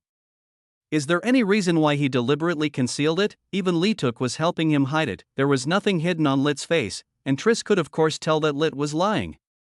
Okay, your examination room is here, go in. Therese brought Lit to the examination room, greeted the invigilator, and turned and left. Now, Lit was the only one left on the field. Lite walked into the examination room, found a seat, sat down, and began waiting for the exam. On the other side, Orson rushed to the dean's office. He stood at the door, straightened his clothes, knocked on the door, and then pushed open the office door. In the office, an old man with gray hair and a slightly fat body was sitting inside. When he saw that the person coming was Orson, he smiled kindly. He is Luca, the dean of the Imperial Academy, who has held this position for 20 years. Dean. Orson bowed to Luca and walked into the room. Oh my, isn't this Orson, the famous genius of our Imperial Academy, the pride of the Academy, the idol of the male students, and the dream lover of the female students? Luca said this and hurriedly got up to pour a cup of tea for Orson in the guest seat. How's it going? How's your rest at home these past few months? Thanks for the dean's concern. I have been living very well at home these past few months. Orson smiled, sat on the sofa and took a sip of tea. Luca has been able to sit on the position of the president of the Imperial Academy for 20 years, so he must have his own unique qualities. Although he is also an 8th-level magician, at the same time, he does not have the arrogance of a strong man. He is willing to joke with teachers and classmates. When conflicts arise, he always appears as a peacemaker and delegates part of the power of the college council to the student self-governing organization, that is, the student union. These actions won him the favor of many people, and therefore, Luca was always elected with a very high number of votes in every council and student election. Okay, but as a student of the academy, the first thing you did after returning to school was to come to me. I guess you must have something you want me to do for you, right? I really can't hide it from you, the dean. Orson said this, put down the teacup, rested his elbows on his knees, and looked at Luca, who sat back. My brother, Lite, you should know the dean, right? Yeah, I know. Luca nodded, then looked at Orson and asked with a little confusion, Orson, you don't want me to cheat for him in the entrance exam, do you? Let me make it clear first, if this is the case, don't even mention that you are a student, even if it is the emperor himself. Even if you come here, the rules of the Imperial College cannot be changed. Of course not. What are you thinking, Dean? Orson smiled and then told his purpose. I came here this time to talk to you about the dormitory allocation for admission. You mean? Luca nodded in understanding. You want to arrange for Lite to stay in your dormitory? Yes. Orson nodded. It just so happens that I don't have a roommate yet, and Lite and I are a family, so it's easier for us to take care of each other. Although according to the dormitory arrangement of the Imperial College, students from the same class will generally be roommates, but the rules of this allocation are not explicitly written in the college rules. There were actually only 999 students in Orson's class, and the number of boys happened to be an odd one. After fully consulting with all the students, the head teacher decided to let Orson live alone, because no one wants to be Orson's roommate. It's not because Orson is bad, it's because he is too good. Being roommates with Orson would lead to a lot of trouble. The first is that outsiders will frequently seek out gossip about Orson and involuntarily compare you with Orson. Even if you can get through all this, living with a genius every day will change your mentality sooner or later. Instead of becoming redder by the company of others, he will become even darker. That's not impossible. Luca nodded. Besides, I've heard about Lit's deeds. He suffered a lot in the countryside when he was a child. As his brother, you should take better care of him and let him enjoy more. Okay, I'll help you with this. I'll talk to the teacher who's in charge of arranging the dormitory later. Come to think of it, Orson, your idea is indeed good. Lucas said again. Well, what do you mean?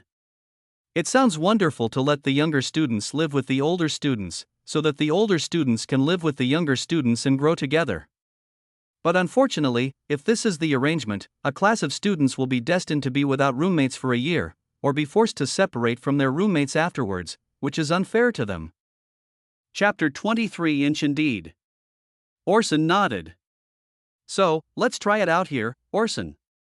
If Lee can really grow rapidly under your leadership, I can also bring this up in the board of directors later. Ah, that's still a long time, Orson said, standing up. Since this matter has been settled, I won't bother you, Dean. I'll go back and wait for Lit first. Don't you want to stay and have a cup of tea?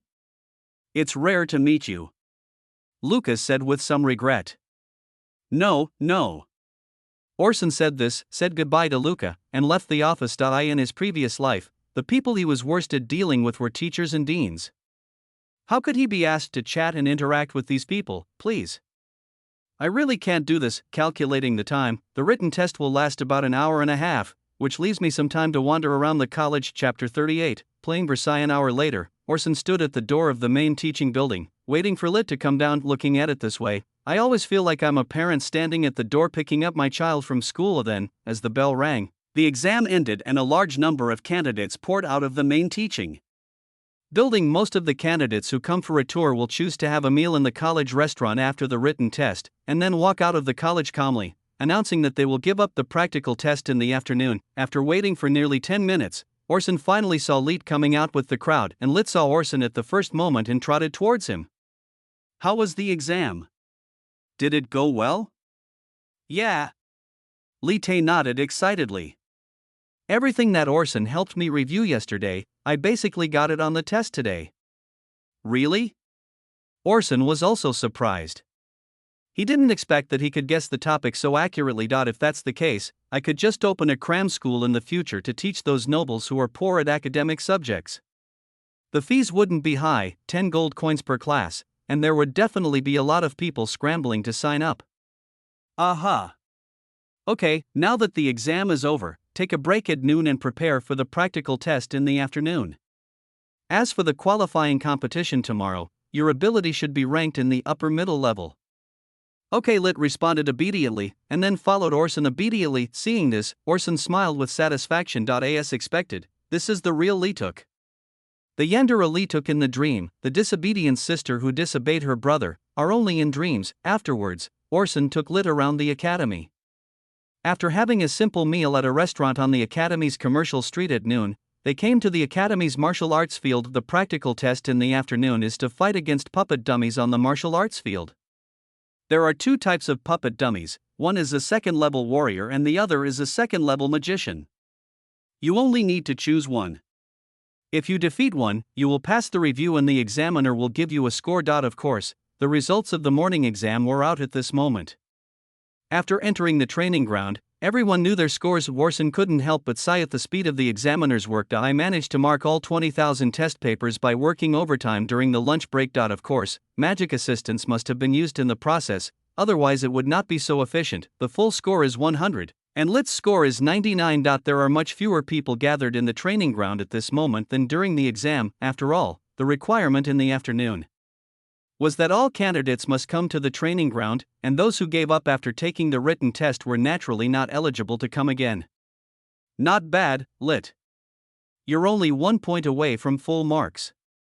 Orson looked at the test paper in Lit's hand and nodded with satisfaction. Indeed, the questions above accounted for most of the outline that Orson helped Lit review.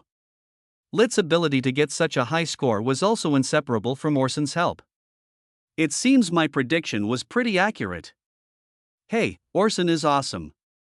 Then, the examiner in the center of the martial arts arena announced the start of the exam, and the crowd rushed forward and began to occupy space in the martial arts arena. The huge training ground is divided into 100 areas, which can accommodate 100 people for testing at the same time. The test times vary. Some fast people can finish the battle in a few seconds and get high scores from the examiner, while some slow people can torture the examiner for nearly 10 minutes. Okay, Lit, you should go too. I hope you can get a high score. Okay. Lit nodded and walked onto the training ground. On the other side, Lienka and Olivia also came to the martial arts arena. They came from the other side, so they did not run into the Orson brothers. Lienka, your score is already very high.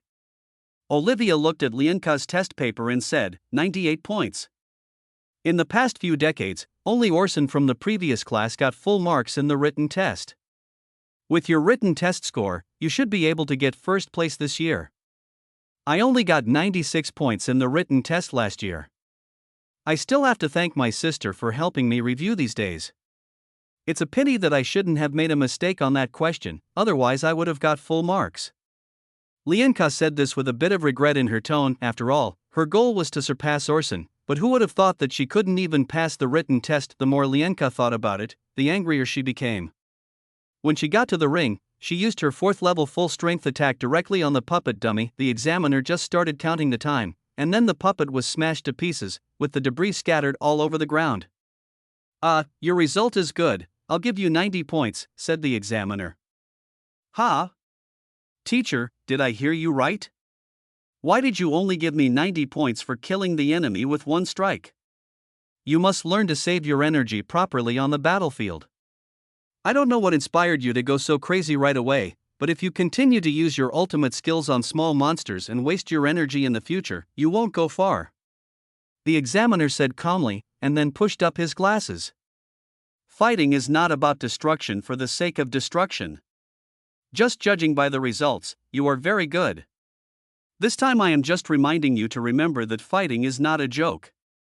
Okay, if you have no questions, you can go down and don't delay the next candidate. Lienka said nothing, silently clenched her fists, then turned and left the ring.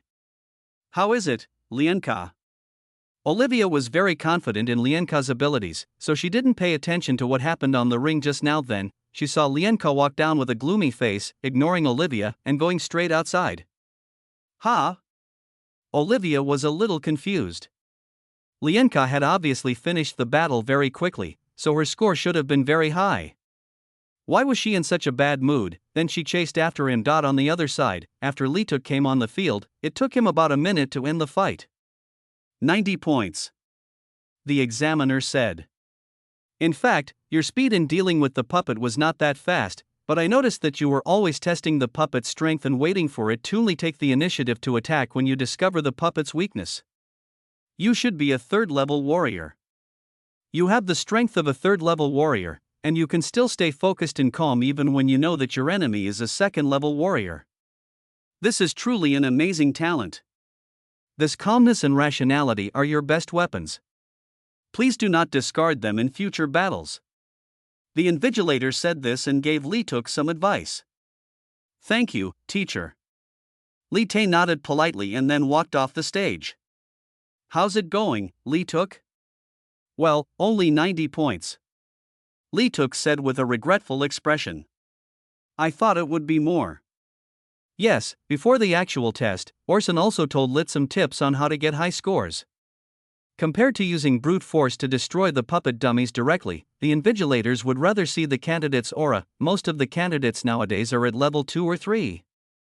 It is not difficult to defeat the puppet, but what is valuable is a flash of inspiration during the battle. Last year, Orson was awarded full marks because he discovered the dummy's weakness right from the start and ended the fight with just one blow. With just the right amount of force, seeing Lit's lost look as he lowered his head, Orson couldn't help but laugh. This kid actually learned Versailles, you know. In order to distinguish the candidates, the examiners in the practical test are very picky in their scoring, and getting 90 points is already very good, but Orson had no idea that he, who had scored full marks in both items, was the most Versailles. 1. Chapter 39, You Are the Real Versailles, Part 5. After the practical test, you can leave with your certificate and transcript. Then you can come here tomorrow to see the rankings. Lit's written test score was 99 points and his practical test score was 90 points. Based on the ratio of 3 to 7, his total score was 92.7 points. This result is already quite good. Tomorrow's qualifying will be ranked according to this result. Lituk should be among the top ones at the beginning of the qualifying, probably in the top 50 or even top 30. After all, from Orson's perspective, he scored 100 points last year, and although he didn't care about the scores of those below him, there should be many who scored above 90 points. 92.7 points, there is still a big gap compared with Orson. It was not until the next day when Orson and Lit appeared at the gate of the academy and were surprised when they saw the ranking above. At first, Orson subconsciously looked under the first board, but he didn't see Lit's name. Moreover, the scores of these candidates were also very low, only in the 80s. Why is this class so bad? Orson said this, touched his chin, and then simply looked down from the first place. As expected, the first place was Lee Tuk's name, with 92.7 points, followed by Lienka with 92.4 points. Alas, this class is not good. It is more than 7 points lower than the highest score of my class. That's because you had the highest score in that class. At this time, a familiar voice came from behind. Orson turned his head and saw a beautiful girl with white hair and red eyes looking at him with a smile on her face. Long time no see, Orson-san. Looking at the girl in front of him, Orson remembered her name. Olivia, classmate, long time no see. Orson said this and greeted her. Olivia Eisenberg, as the eldest daughter of the Eisenberg family, a classmate of Orson in the academy, and the second place in the entrance examination, Olivia left a deep impression on Orson. As far as I can remember, Olivia tried to challenge me in the qualifying round but failed. Have you forgotten, Orson, that class, except for you and me, no one else scored above 90 points? Olivia said with a smile. So, it's not that this class is too bad, but that you, Orson, are too good. Olivia's score at that time was 95.3 points, which was much higher than Lit and Lienka's current scores. When she thought she would be the first, she saw Orson with a full score at the top of the list. It is said that Orson is a huge mountain weighing on this class of students. When mentioning this class of students, Orson is always a topic that cannot be avoided, especially Olivia, who was assigned to the same class as Orson and whose score was closest to Orson's. She was under the greatest pressure, but Olivia was not crushed by the pressure, nor did she hate Orson who brought her pressure, but instead had a strange feeling towards Orson. It's just like, when most people go to school, they always inexplicably look a few more times at the students in the class who are good at studying and good-looking. Lit, who was standing aside, looked at Orson with a look of surprise. Wow, it turns out Orson is the real Versailles. This should be Mr. Lit, right? Olivia looked at Lit, smiled, and then extended her hand. From now on, I should call you Junior Lit. Hello, Senior Olivia. Lit nodded and shook hands with Olivia. Olivia, where's your sister? Orson said, pointing to the ranking list. Lienka is second. You should have brought Lienka with you this time. Yeah. Olivia nodded. Mr. Orson is so eager to meet your fiancé. I am really a little hurt. Hearing the word fiancé, Lit's ears perked up and he became alert. Not really, it's just that Lienka took second place this time, and I guess she also had your help, Olivia. Oh, of course. Olivia said this and moved her body, and then Lienka, who was hiding behind her, was exposed. Wow. Sister, what are you doing? Lienka's face turned red, and there was a hint of panic in her tone. Didn't you agree not to let me show up? There's nothing I can do. Orson wants to see you. This should be the first time you meet your fiancé. Although it's not a suitable place to be alone, it's not bad, isn't it? Olivia said with a smile. Lienka blushed and looked at Orson and Lit with a little anger. My name is Lienka. Orson, you have been teaching Lit all along, right? He was able to get first place because you were helping him, right? Yeah. Orson nodded without comment. I don't know why, even though it was our first meeting, I always felt that my fiancé seemed very dissatisfied with me. Chapter 24 inches. The original book, Lienka took the initiative to cancel her engagement with Orson after he fell from grace, and later established a bond with Lit, becoming one of Lit's harem. This is a good opportunity for Lit and Lienka to get to know each other and have some contact in advance, which will also make it easier for him to take the initiative to find Lienka to cancel the engagement in the future. After all, when the engagement was made, Duke Prussia must have been attracted by the bloodline of the Stranick family. Since he had no blood relationship with Lucius, he was already a cuckoo in the nest. Now that the original owner is back, they can discuss whether the engagement can be changed to Lit's. Well, Lit, let me introduce you. This is Lienka, or my fiancé as they say. Thinking of this, Orson began to introduce the two people. Lienka, this is Lit, our father's lost child who just recently returned to the family. The two shook hands reluctantly, then loosened their hands in an instant and took a step back. Orson looked at the awkward atmosphere between the two people and didn't know what to do. No, weren't you a couple in the original novel? Why is the atmosphere so cold now? It's okay that Lienka is cold, but why does even Lituk, who is always introverted and shy, look so bad? Lit was staring at Lienka at this moment. The girl in front of him was obviously the arrogant type, and she definitely looked down on him, a little noble who had just returned from the countryside. Of course, the most important thing is that she is actually Orson's brother's fiancée. In other words, Brother Orson will marry her in the future. After marrying her, Brother Orson will separate from me to take care of the family, right? No, this is unacceptable. As Lit thought about this, he felt that Lienka in front of him was becoming more and more annoying. Chapter 40, Business Compliments. Lienka was looking at Orson and Lit, feeling very unhappy. According to her estimated scores, she would definitely be ranked first in the qualifying round, and then she would just have to wait for others to challenge her. But now I see that there are people with higher scores than me, and they were taught by Orson. Thinking of this, Lienka's deep pride made her feel as if she was severely humiliated. Then she looked at Lituk. Lit, you are the first pair, right? Yeah. Lit nodded. Okay, then I'll challenge you in the qualifying round. Lienka said this and pointed at Lit. Eh? Me? Li-tae was a little surprised when he heard that. Yeah, what's the matter, you don't dare?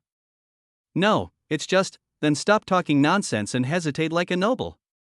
Lienka said, and then walked into the school gate. See you at the martial arts arena. I hope you don't back down when the qualifying competition starts. Ah, of course. In order to keep the first place, you can't back down. Lienka snorted coldly, then slowly walked away.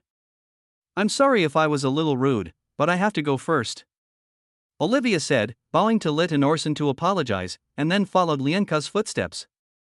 Light, that Lienka has the strength of the 4th level. Do you want to fight her? Orson asked softly after Lienka walked away. She should be the best among the students in this class. She is the second best. If you refuse to compete with her and give her your place, you can also be admitted as the second best. Orson said this not only because he thought it would be difficult for Lit to defeat Lienka, but also to prevent the relationship between the two from deteriorating because of this conflict. Orson, you were the one who taught me, right? Lit said this and looked at Orson. Yeah. Orson nodded. If I refuse, Orson will lose face, right? Others would say that people taught by Orson would take shortcuts and look for opportunities, and they have no real skills or knowledge at all. Not really. Orson said, shaking his head. To be honest, I don't care much about reputation. As long as you can grow up safely, that's enough for me. Lit said, Orson, you taught me before that flowers in a greenhouse cannot grow big.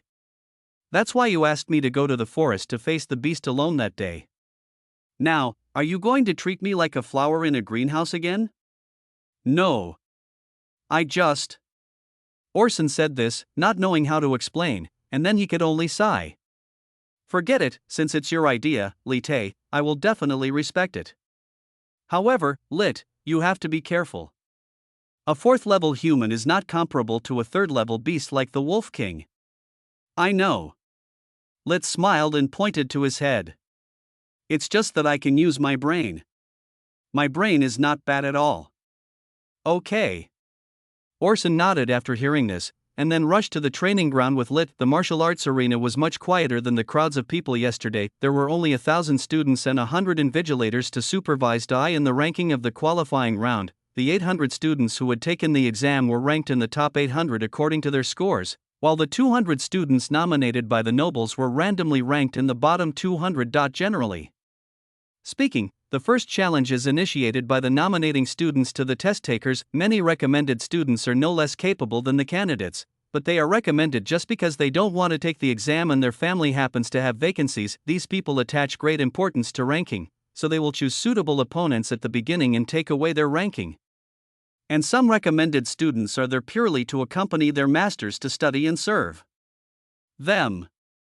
It doesn't matter if they can just graduate, or even fail to graduate in the end. Then, as expected, after everyone arrived, the nominating students started to attack the test takers first, and these are just small additions to the qualifying round. The real main course was served right at the beginning. As the second-ranked Lianika challenged the first-ranked Lituk, and Lit gladly accepted Lienka's challenge. Orson and Olivia sat in the audience, watching their brother/sister's competition, and They felt worried. I in the ring, Lienka looked at Lit with a contemptuous tone. I didn't expect you to actually accept the challenge. I thought you were a coward. Let me make it clear first. I'm a 4th level warrior. If we start fighting, don't blame me for not using enough force. Lit remained indifferent to Lienka's provocation. She knew that Lienka wanted to stir up her emotions and make her angry so that she could find her weakness. Your trick doesn't work on me. Lit shook his head and looked at Lienka. Is that so? Lienka lowered her head. Just when Lit was still wondering what she was going to do, she suddenly drew the sword from her waist and stabbed at Liti in the qualifying round. Both sides have magic armor specially made by the Academy, which can be used to resist fatal attacks. Once the magic armor is broken, one side will be defeated. Lienka was very fast, and even though Lit was on guard, he was still a beat slower. Fortunately, I made a prediction in advance and made up for the speed gap, just barely. Dodged Lienka's sword. Good reaction. Lienka said this, and without pausing, she changed her stabbing into a slash and slashed towards Lit. Lit leaned back, dodged Lienka's swing, and hit back. Although she didn't say anything, her heart was already filled with anger. Brother Orson. You're actually going to marry such an arrogant, rude, and disrespectful female creature. She vented all her frustrations on the fight, then slashed at Lienka with her sword. Lienka quickly parried, and then easily blocked Lit's sword. The distance between the two widened again. It seems you don't like me. Lienka saw the expression on Lit's face when he just swung the sword. Coincidentally, I don't like you either. Afterwards, the two figures fought again. Although Lit only had the strength of the 3rd level, he relied on his experience gained from fighting among wolves, and his moves were fierce. He fought Lienka on equal terms. Even Orson in the audience couldn't help but stand up and applaud Lit. Should I say he is worthy of being the protagonist? Challenging higher levels is as easy as eating and drinking. Fortunately, I didn't provoke Lit before, otherwise Lit would be able to jump 1 level to challenge Lienka now, and it would be easy for him to jump 4 levels and kill me in the future, right? Having said that, considering that Olivia is still around, Orson really can't take sides too obviously. We still need to promote each other commercially. Lienka has reached the 4th level warrior level at such a young age. She must have a bright future. No, it's Lit who is the one. He has only been home for a short time, but he has already reached the 3rd level. He can even fight with the 4th level Lienka. Lit is still more talented. However, the two of them forgot that just a year ago, in the same place, the battle between two people, one at level 6 and the other at level 5, was even more exciting than this. Chapter 41. Each session is worse than the last. As time passed, the situation on the scene gradually became clear. Lit was panting, but Lienka still seemed to be at ease. It seems that Lienka is still better now. Orson said this and looked at Olivia. Congratulations, your little sister will be admitted to the new 1st grade of the Imperial Academy with the 1st place. Thank you for the compliment. Olivia smiled, but still said politely, the competition hasn't even reached the end yet. No one knows what will happen, right? Yes, it is true. On the field, Lit had consumed a lot of energy in the hand-to-hand combat and was now crouching slightly. This not only saves energy, but also allows you to quickly dodge when the opponent attacks. It seems that I am still better. Lienka smiled. Orson only taught you a lesson, and now you are defeated by me. As she spoke, Lienka had forgotten that she had previously boasted that she wanted to compete with Orson, and now her target had been set on Orson's little apprentice, Lit. Oh, you want to catch up with Orson like this? Lit sneered disdainfully. If that's all you have in mind, you'll never be able to catch up with Orson in your lifetime. You. Lit's words obviously angered Lienka, making her already slightly red cheeks even redder. Then, she angrily rushed towards Lit and began to attack regardless of her physical strength, wanting to defeat Lit directly. Then, with a clang, Lit's sword was knocked away and fell behind Lienka. Now it seems that I have one, right? Lienka smiled and looked at Lit, who had no weapon in front of him and could only look at her. Give up the 1st place obediently. At this time, Lienka looked in the direction of the invigilator. Teacher, it should be time to announce the results. The invigilator was stunned for a moment, then pointed behind Lienka. Lienka looked back and saw that the long sword that Lit had just knocked down had flown up for some reason and was pointing at her neck. The girl's eyes widened instantly. This is 3rd level magic. enchanted weapons. Similar to the principle of a magic carpet, magic can be used to control weapons without using hands. Lit deliberately let the sword fly behind Lienka, and then when Lienka finished mocking him and looked at the invigilator with her attention not on him, he secretly used the magic of enchanted weapon. By the time Lienka reacted, Lit had already firmly grasped her weak spot. I declare that Lit Stranik wins this competition and the ranking remains unchanged. The invigilator then said. As the invigilator finished speaking, Lit breathed a sigh of relief and then cancelled the magic of the enchanted weapon. Chapter 25. The sword fell to the ground with a clang. Lienka still knelt on the ground in disbelief, her eyes dulled. In just a moment, I went from a winner to a loser. Was I too careless?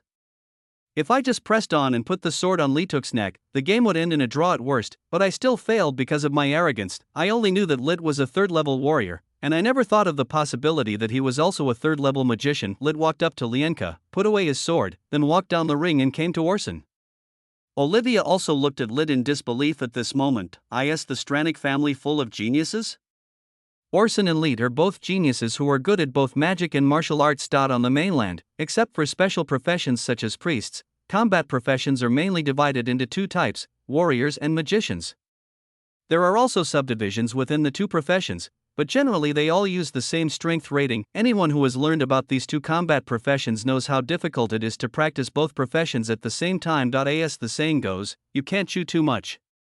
Many people, wanting to master the convenience of two professions, will slow down their progress in their original combat profession or even regress. There are already very few people who can master two combat professions at the same time, let alone connect the two combat professions to the same level. This is like eating with your hands. If you are used to eating with your right hand, you will feel uncomfortable if you switch to your left hand. But people like Orson can eat with both hands easily. This is the gap in talent, which cannot be made up by hard work. Well done, Lit. Orson said, rubbing Lit's head.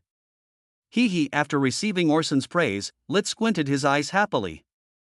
Look, I told you that you won't know the result until the last minute.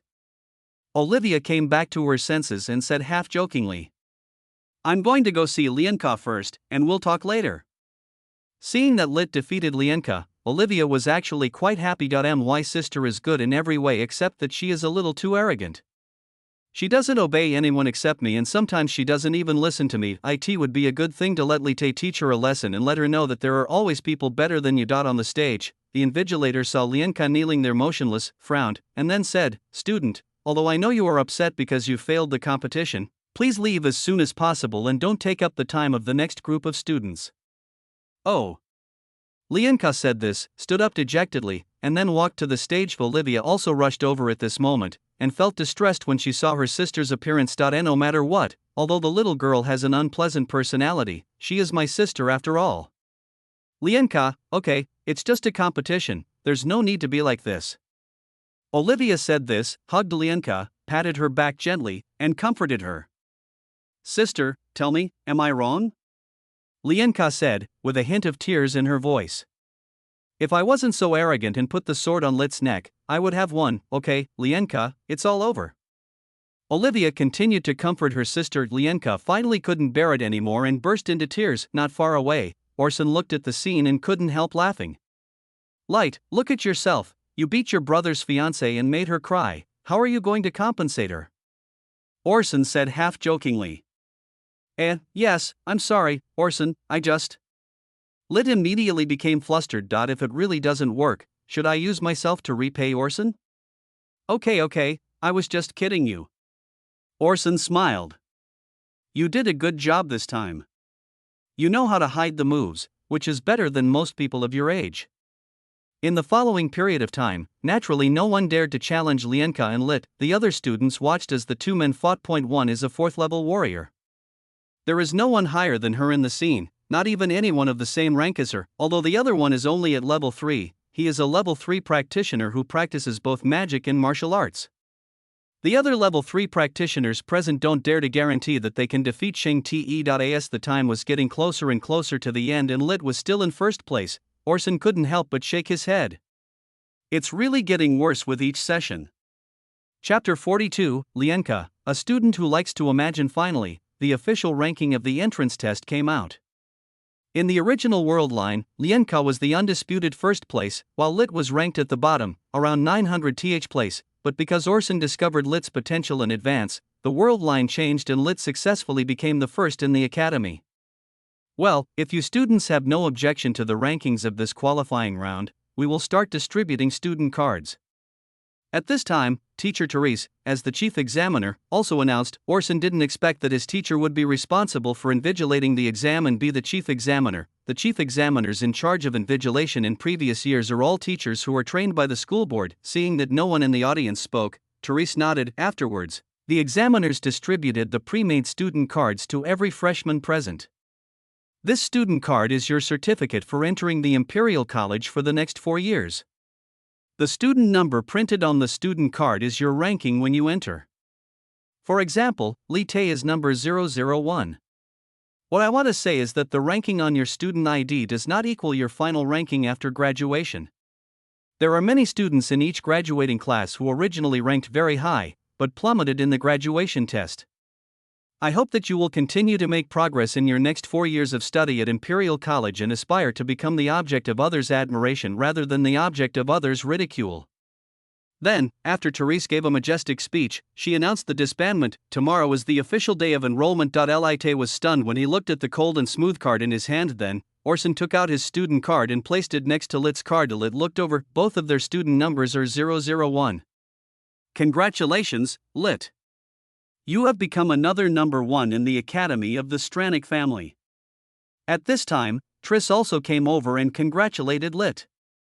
And you, Orson, I heard that you taught Lit. Triss said this and looked at Orson with a smile. Since you are so good at teaching, have you ever considered staying in the academy after graduation? But this should be difficult for you, after all, you still have the family business. Indeed, teacher Triss is right. I am not very interested in teaching. Okay, I have something else to do. You can go back. The dormitory has been arranged for Lit. Therese said this, waved to the two of them, and then left. Let's go, first year head? Orson looked at Lit with a smile. Yeah. Lit nodded and left with Orson, and Lienka also adjusted her mood at this moment. I just didn't know that Lit was a third-level magician, so I was ambushed by him. In terms of hard power, I am still the champion, and the examiner just said in his speech that there are still 4 years in the future. These 4 years are enough for me to surpass Li Tae again and prove my ability to be the best in the grade. Lit, just wait, I will defeat you fairly sooner or later.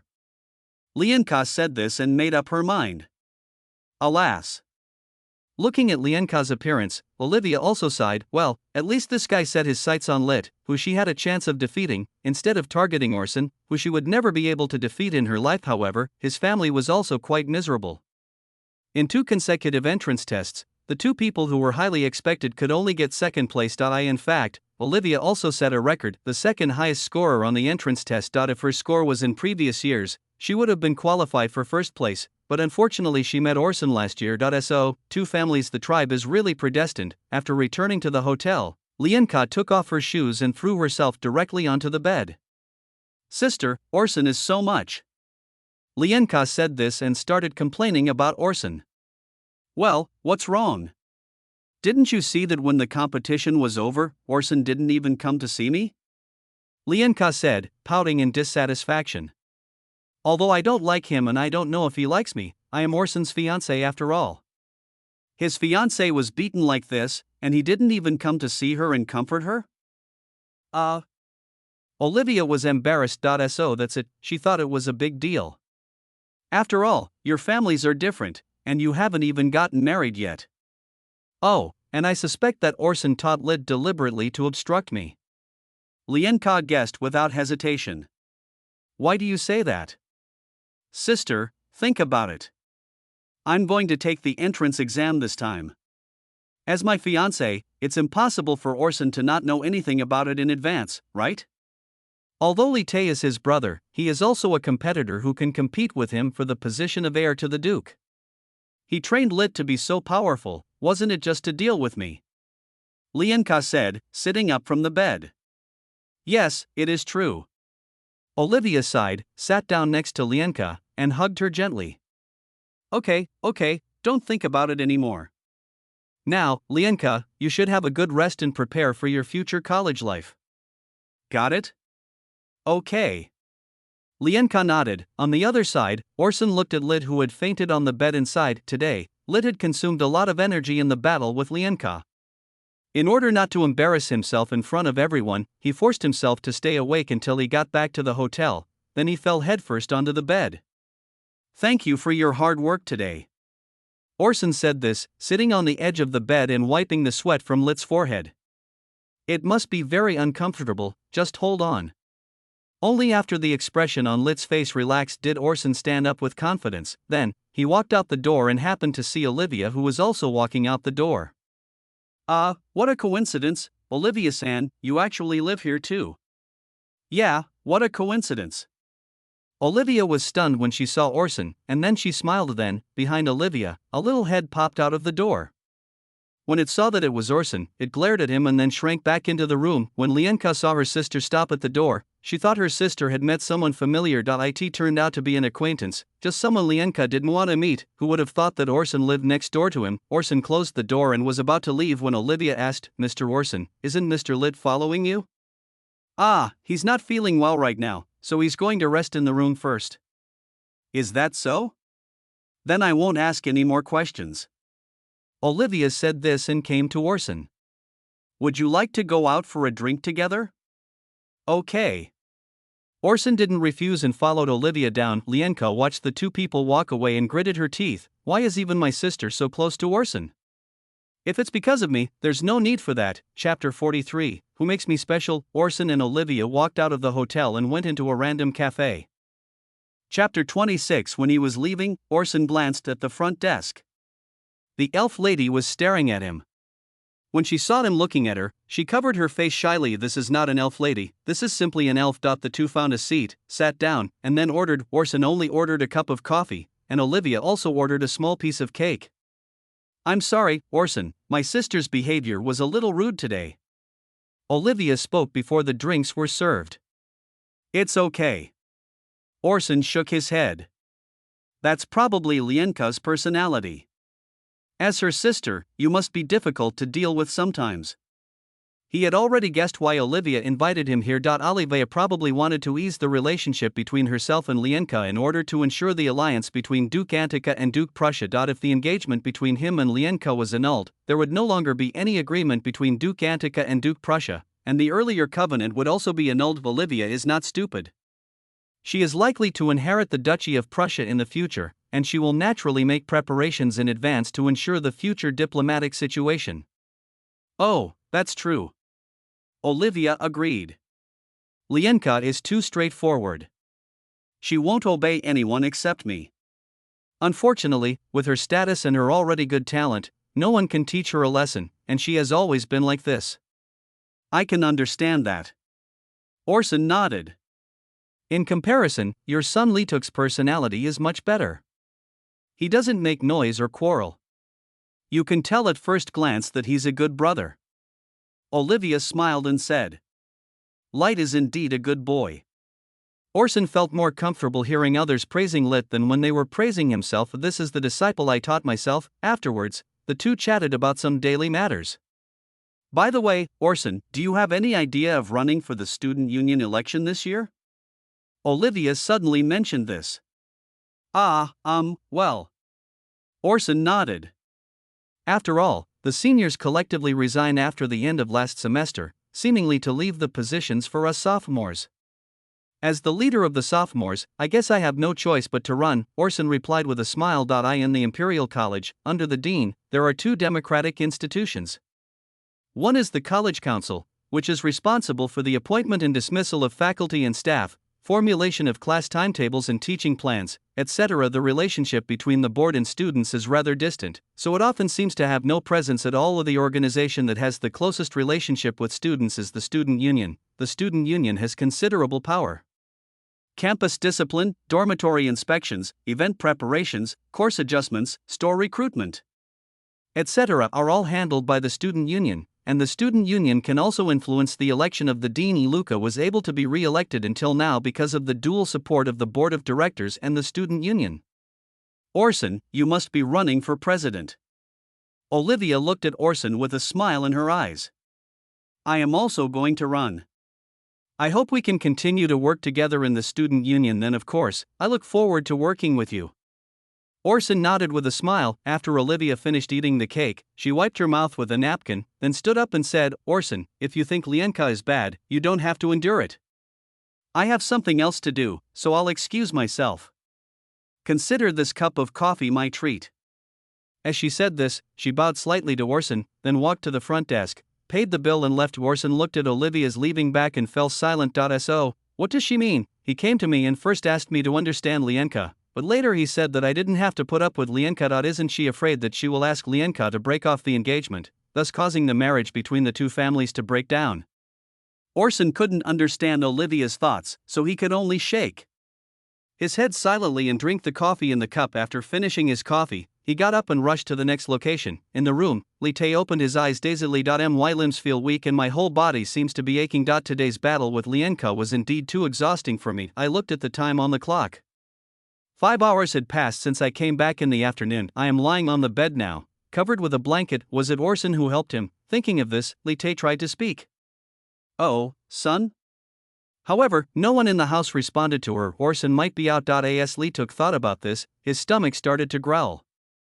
But I don't have any strength left now, and it's so hard to even get out of bed. What should I do? Just as Li Tae was thinking this, the sound of the door opening was heard. Orson pushed the door open and walked in, and along with it comes the aroma of food. Orson held a paper bag with the store's name and logo printed on it. 1453 Barbecue. Above this string of text is an old man wearing a white hat and a beard, who looks very kind. It's strange, why does barbecue have to be specially marked with the number 1453 in front of it? But Li Tae had no time to think about these things now. She could only smell the aroma of meat. Light, you're awake. Orson said this and sat down next to Lit, then helped Lit up so that she could lean against the back of the bed. I just went out and brought you some food.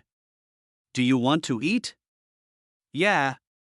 Li Tae nodded, but I don't have the strength. Okay, I know. You've been standing for so long this afternoon. Orson said this as he opened the bag. The rich aroma of barbecue mixed with spices instantly filled the entire room. Let me feed you. Orson said this, took out a pancake, wrapped the barbecue, and put it to Lit's mouth. Come on, Lit, open your mouth. Lit's cheeks turned red as he looked at the barbecue that Orson handed over. This action was a little too intimate. Although she knew that Orson had no other intentions and was just taking care of her, she couldn't help but think too much about it. Brother Orson has never done this even to his fiancée. Why do I think I'm a bit lucky? What's wrong? Orson asked as he saw Lit hesitating. No, it's okay.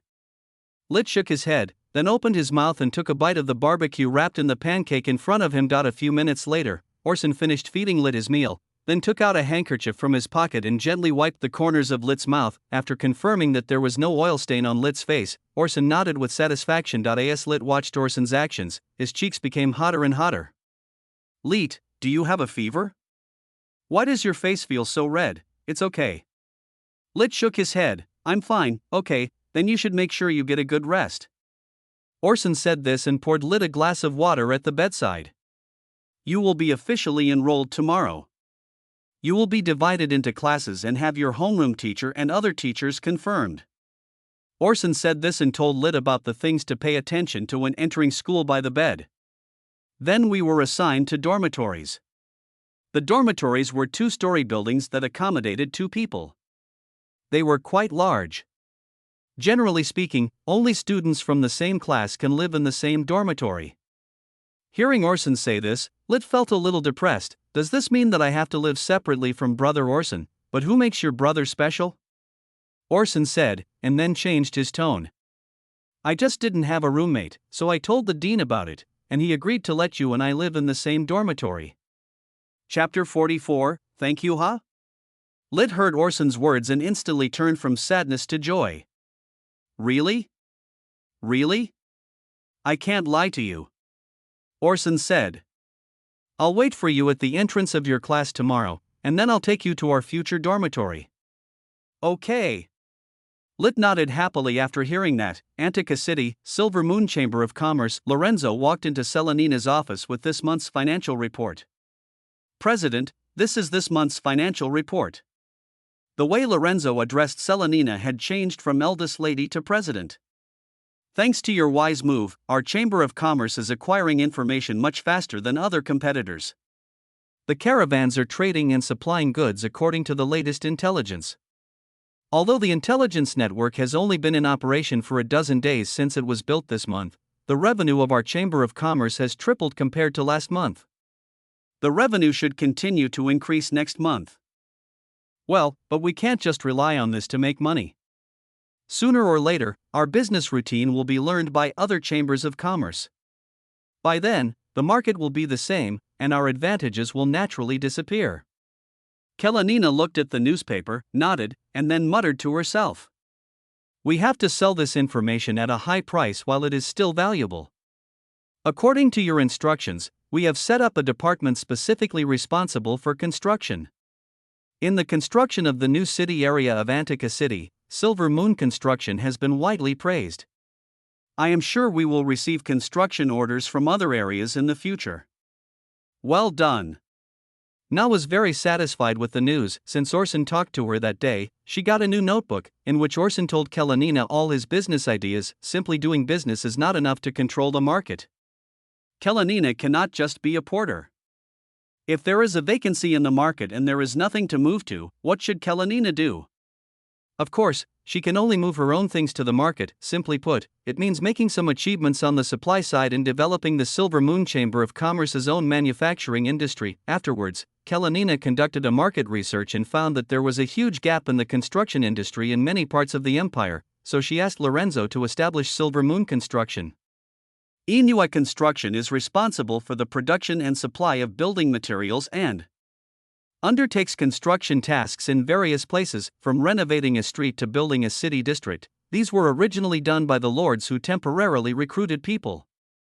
Now with the professional personnel of Silver Moon Construction, the lords can outsource the construction tasks, which not only improves the construction efficiency, but also reduces the cost because Silver Moon Construction has a first-hand supply source.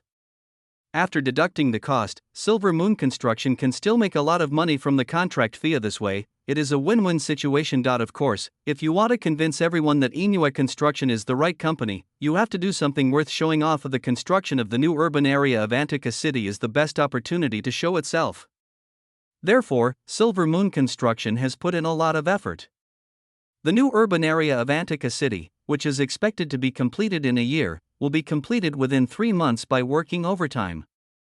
By then, a new urban area that can accommodate at least 50,000 people and has the latest supporting facilities will appear in the south of Antica City. The refugee and population problems in the city of Antica were also handled very properly. The Silver Moon Chamber of Commerce was able to gain the favor of Duke Lucius and develop smoothly in the Duchy of Antica. Orson mentioned in his notebook that wherever there are people, there is a market.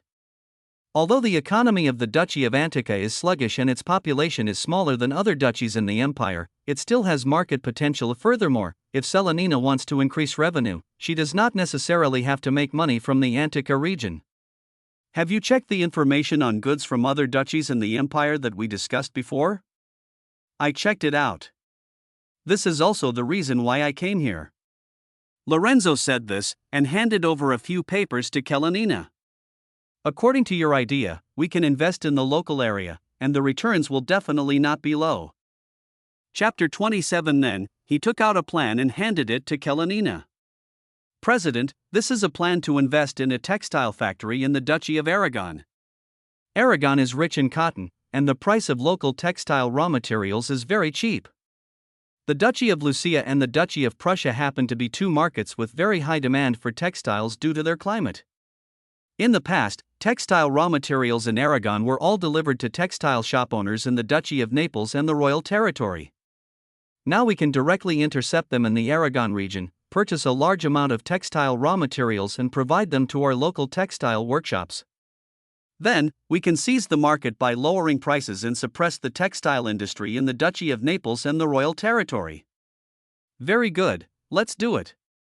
Kalenina nodded and smiled with satisfaction. The textile industry in Naples and the territory is mostly run by individual businesses.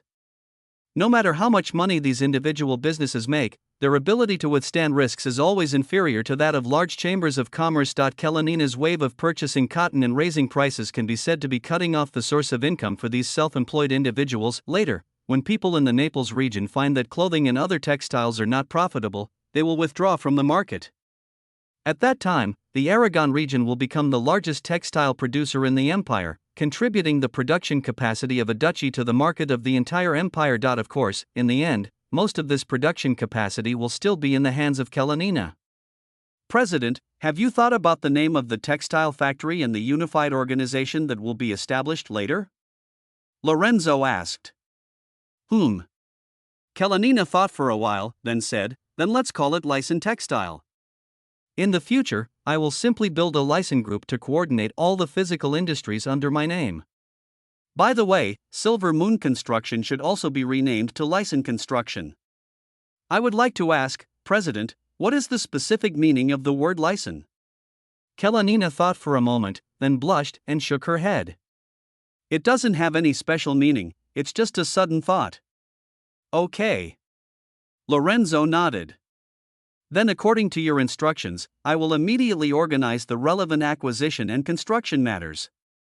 Yeah. Kalanina nodded. The next morning, Orson and Lit came downstairs from the hotel and came to the front desk. Hello, please check out here. Orson said and looked at the elf lady at the front desk. Just as he was walking from the back to the front desk, he glanced at the other person's ear, on which his signature had not yet been washed off. It seems that she is really her die-hard fan. I really don't know what makes me so popular. Oh, okay. When Miss Elf saw that it was the Orson brothers, she stood up respectfully and bowed to them, then checked out for them. Mr. Orson. Miss Elf couldn't help but speak as she looked at Orson, who was walking to the door. What's wrong? Orson stopped at the door and looked back at the elf lady. I will remember the autograph you gave me, and I will always support you. As your fan. Miss Elf finally said what she wanted to say. Really? Thank you then. Orson smiled and waved goodbye to her. Chapter 45. What a coincidence. When Orson and Lit arrived at the Imperial College, it was already around 9 in the morning and the college's class schedule had already been released. The system of the Imperial College is very strange. In Orson's eyes, it gives him a sense of déjà vu of both his previous high school and college, like a stitching of the two. First, every 50 people are divided into one class, and there are 20 classes in one grade. At the same time, in addition to elective courses of interest, the teacher of each class is specifically responsible for that class. This looks like high school, however, in terms of course arrangement. Each class basically only has half a day of classes every day, sometimes even no classes at all, and the rest of the time is completely left to the students to arrange on their own, whether it is going to the library, practicing martial arts, taking elective courses of interest, staying in the laboratory, or taking a month-long vacation for an adventure trip. It all depends on the student's personal wishes. As long as you can pass the exams arranged by the school, you can get credits. Of course, if you fail a course, you still have one chance to retake it. If you fail the make-up exam, you will have to drop out of school. In this respect, it is similar to university. Leet, you're in class 1. Orson said this and saw Leetuk's class on the class list. Generally speaking, class 1 is a very good class. Lit nodded. Okay, I'll take you to the first year department. Main teaching building, first year department. Each classroom in the main teaching building is arranged as an auditorium. If it is fully loaded, each classroom can easily accommodate 500 people. After seeing the one-to-one mark, Orson brought Lit to the classroom. At this moment, many people have come into the empty classroom. On the podium, a girl with long black hair, messy bangs, and dressed like a witch is standing there. As if feeling a little tired, he sat directly behind the podium and fell asleep on it. Orson, is this our future class teacher? Lit looked at Orson. I always feel that the other party seems a little unreliable. Generally speaking, that's the case. Orson nodded. We've been assigned this homeroom teacher. Orson sighed as he looked at the girl. You guys, Lit, may not have an easy time in the future. What do you mean? Your homeroom teacher is Hikasha, one of the most senior teachers in the academy. Although she has the most seniority, she likes to slack off in class. She is not attentive when teaching and takes a laissez-faire attitude. Her students have reported this to the board of directors many times, but the board has always refused to impeach her. She hasn't been a main subject teacher since the impeachment incident. I didn't expect that she would be your class teacher this time. Of course, she is quite capable. If you don't know anything, just ask her. She should be able to help you. Okay. Lit nodded. Well, Orson, I'll go in first. Well, I just happen to have to report to my class as well. Orson said this and waved goodbye to Lit. Lit watched Orson's back disappear from his sight before turning around and walking into the classroom. Hey, isn't this Li Tae, student number 001?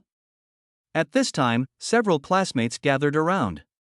Let me get to know you, one of the monkeys said. A bald young nobleman came out, looked at Lit, and stretched out his hand to her. Just as Li Tuk was about to shake hands with him, he pulled his hand back. Oh, I almost forgot, Li Tae, you were brought back to your family from the countryside a month ago, right? The man circled around Li Tae a few times and shook his head. Tisk, tsk, tisk, you've gotten rid of all your rural airs in just 1 month. If you hadn't told me, I wouldn't have known that you were a farmer's son. Ha ha ha ha. As he said this, several other students also started laughing. What are you arguing about? At this moment, Hecate spoke up from the podium. If you don't want to leave a bad impression on me on the first day, sit back down. Teacher, we are welcoming student Li Tae, and besides, the class bell hasn't rung yet, right? The leading man smiled awkwardly, and when he saw Hikesha glaring at him, he lowered his head and sat back in his original seats with his younger brothers. After the crowd dispersed, Li Tae walked silently to a corner of the classroom and sat down at the edge. Not long after, Lienka also appeared at the classroom door. It was almost time for class. Lienka quickly glanced around the classroom and saw an acquaintance. Then she walked over and sat down next to Lit. When Lit saw Lienka, he was stunned for a moment, but still greeted her. Lienka-san, what a coincidence, we are in the same class. Yeah, what a coincidence. Lienka said coldly without even looking at Lit. It was not until the class bell rang that Hikesha, who was lying on the lecture table, stretched, sat up, and then she yawned. Haha, she stretched and then looked at the students below. You guys, are you all in my class? On the other side, Orson returned to classroom 2-1. Although the tiered classroom is large, in order to facilitate teachers' teaching, many teachers are still accustomed to letting students sit in the first few rows when arranging seats later. In the assigned seats of Class 1, Grade 2, Orson's seat was in the second to last row, next to the window. Before he came, her deskmate had already arrived. Olivia, good morning. Orson greeted her and sat down in his seat. Well, good morning. Olivia nodded with a smile on her face. I didn't expect you to come so late today, Orson. Did you send Li Tae to the classroom? In the last school year, whenever there was a class, Orson was usually one of the first to arrive in the classroom, and was commonly known as the Paper King. I can't hide it from you. Orson smiled. Yeah, I didn't expect that the head teacher of Lit's class would be Professor Hecate. It looks like their class is going to suffer. Put. Olivia poked Orson's arm. If you say bad things about Professor Hikesha like that, I'll tell on you.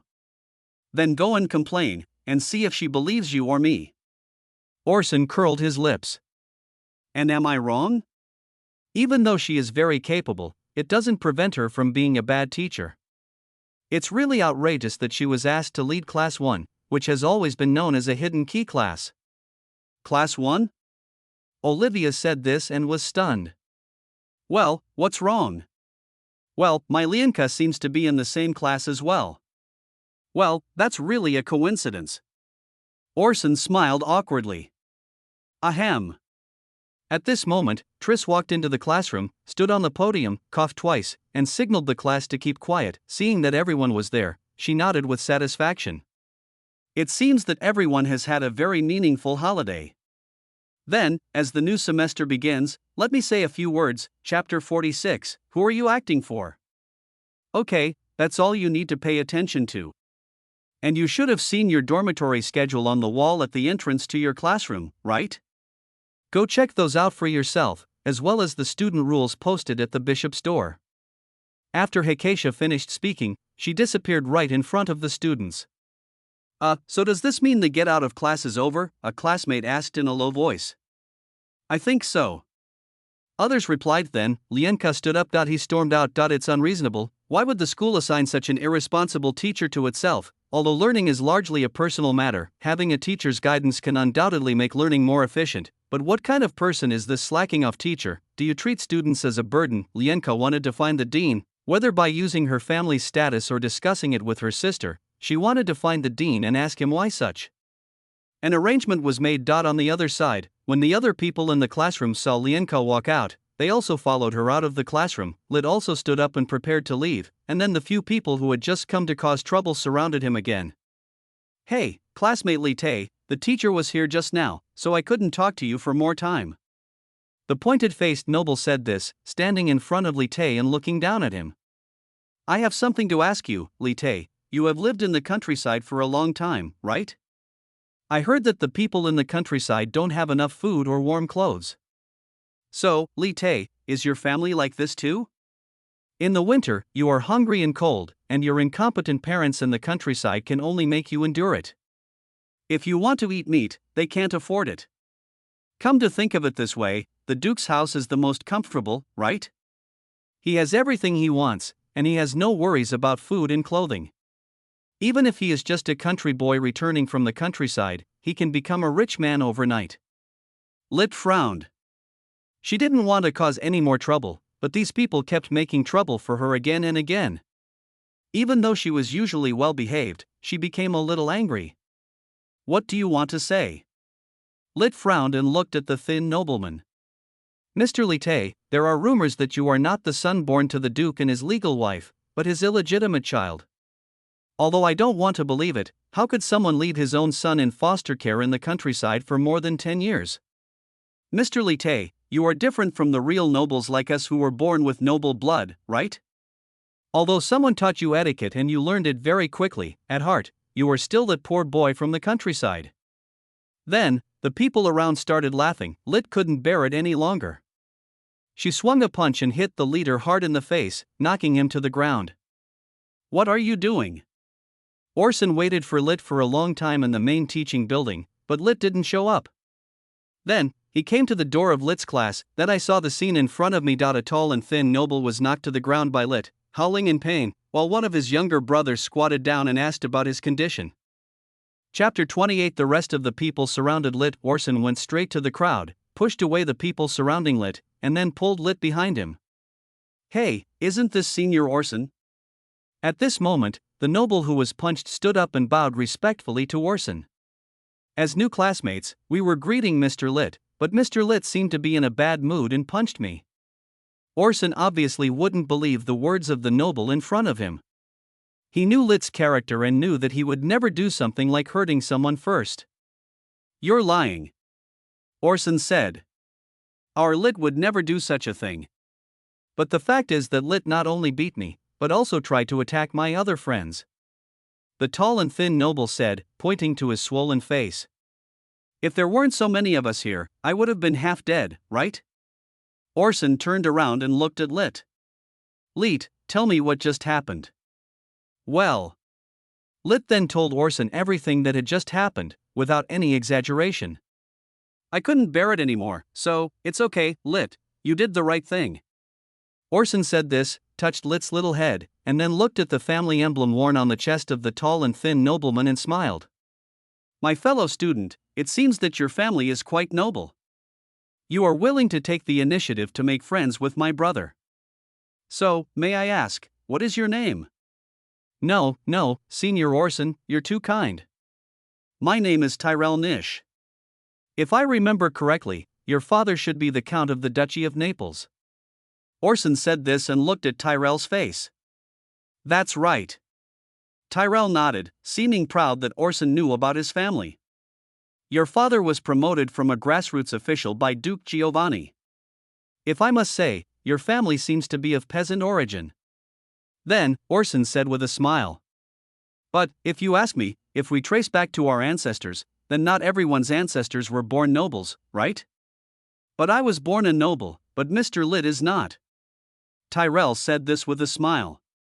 I've been a noble for 18 years, and Lee Tuk-sen has only been one for a month. That's not too much, right? Besides, we still don't know if he is the Duke's biological son. What if he is a bastard? Is that so?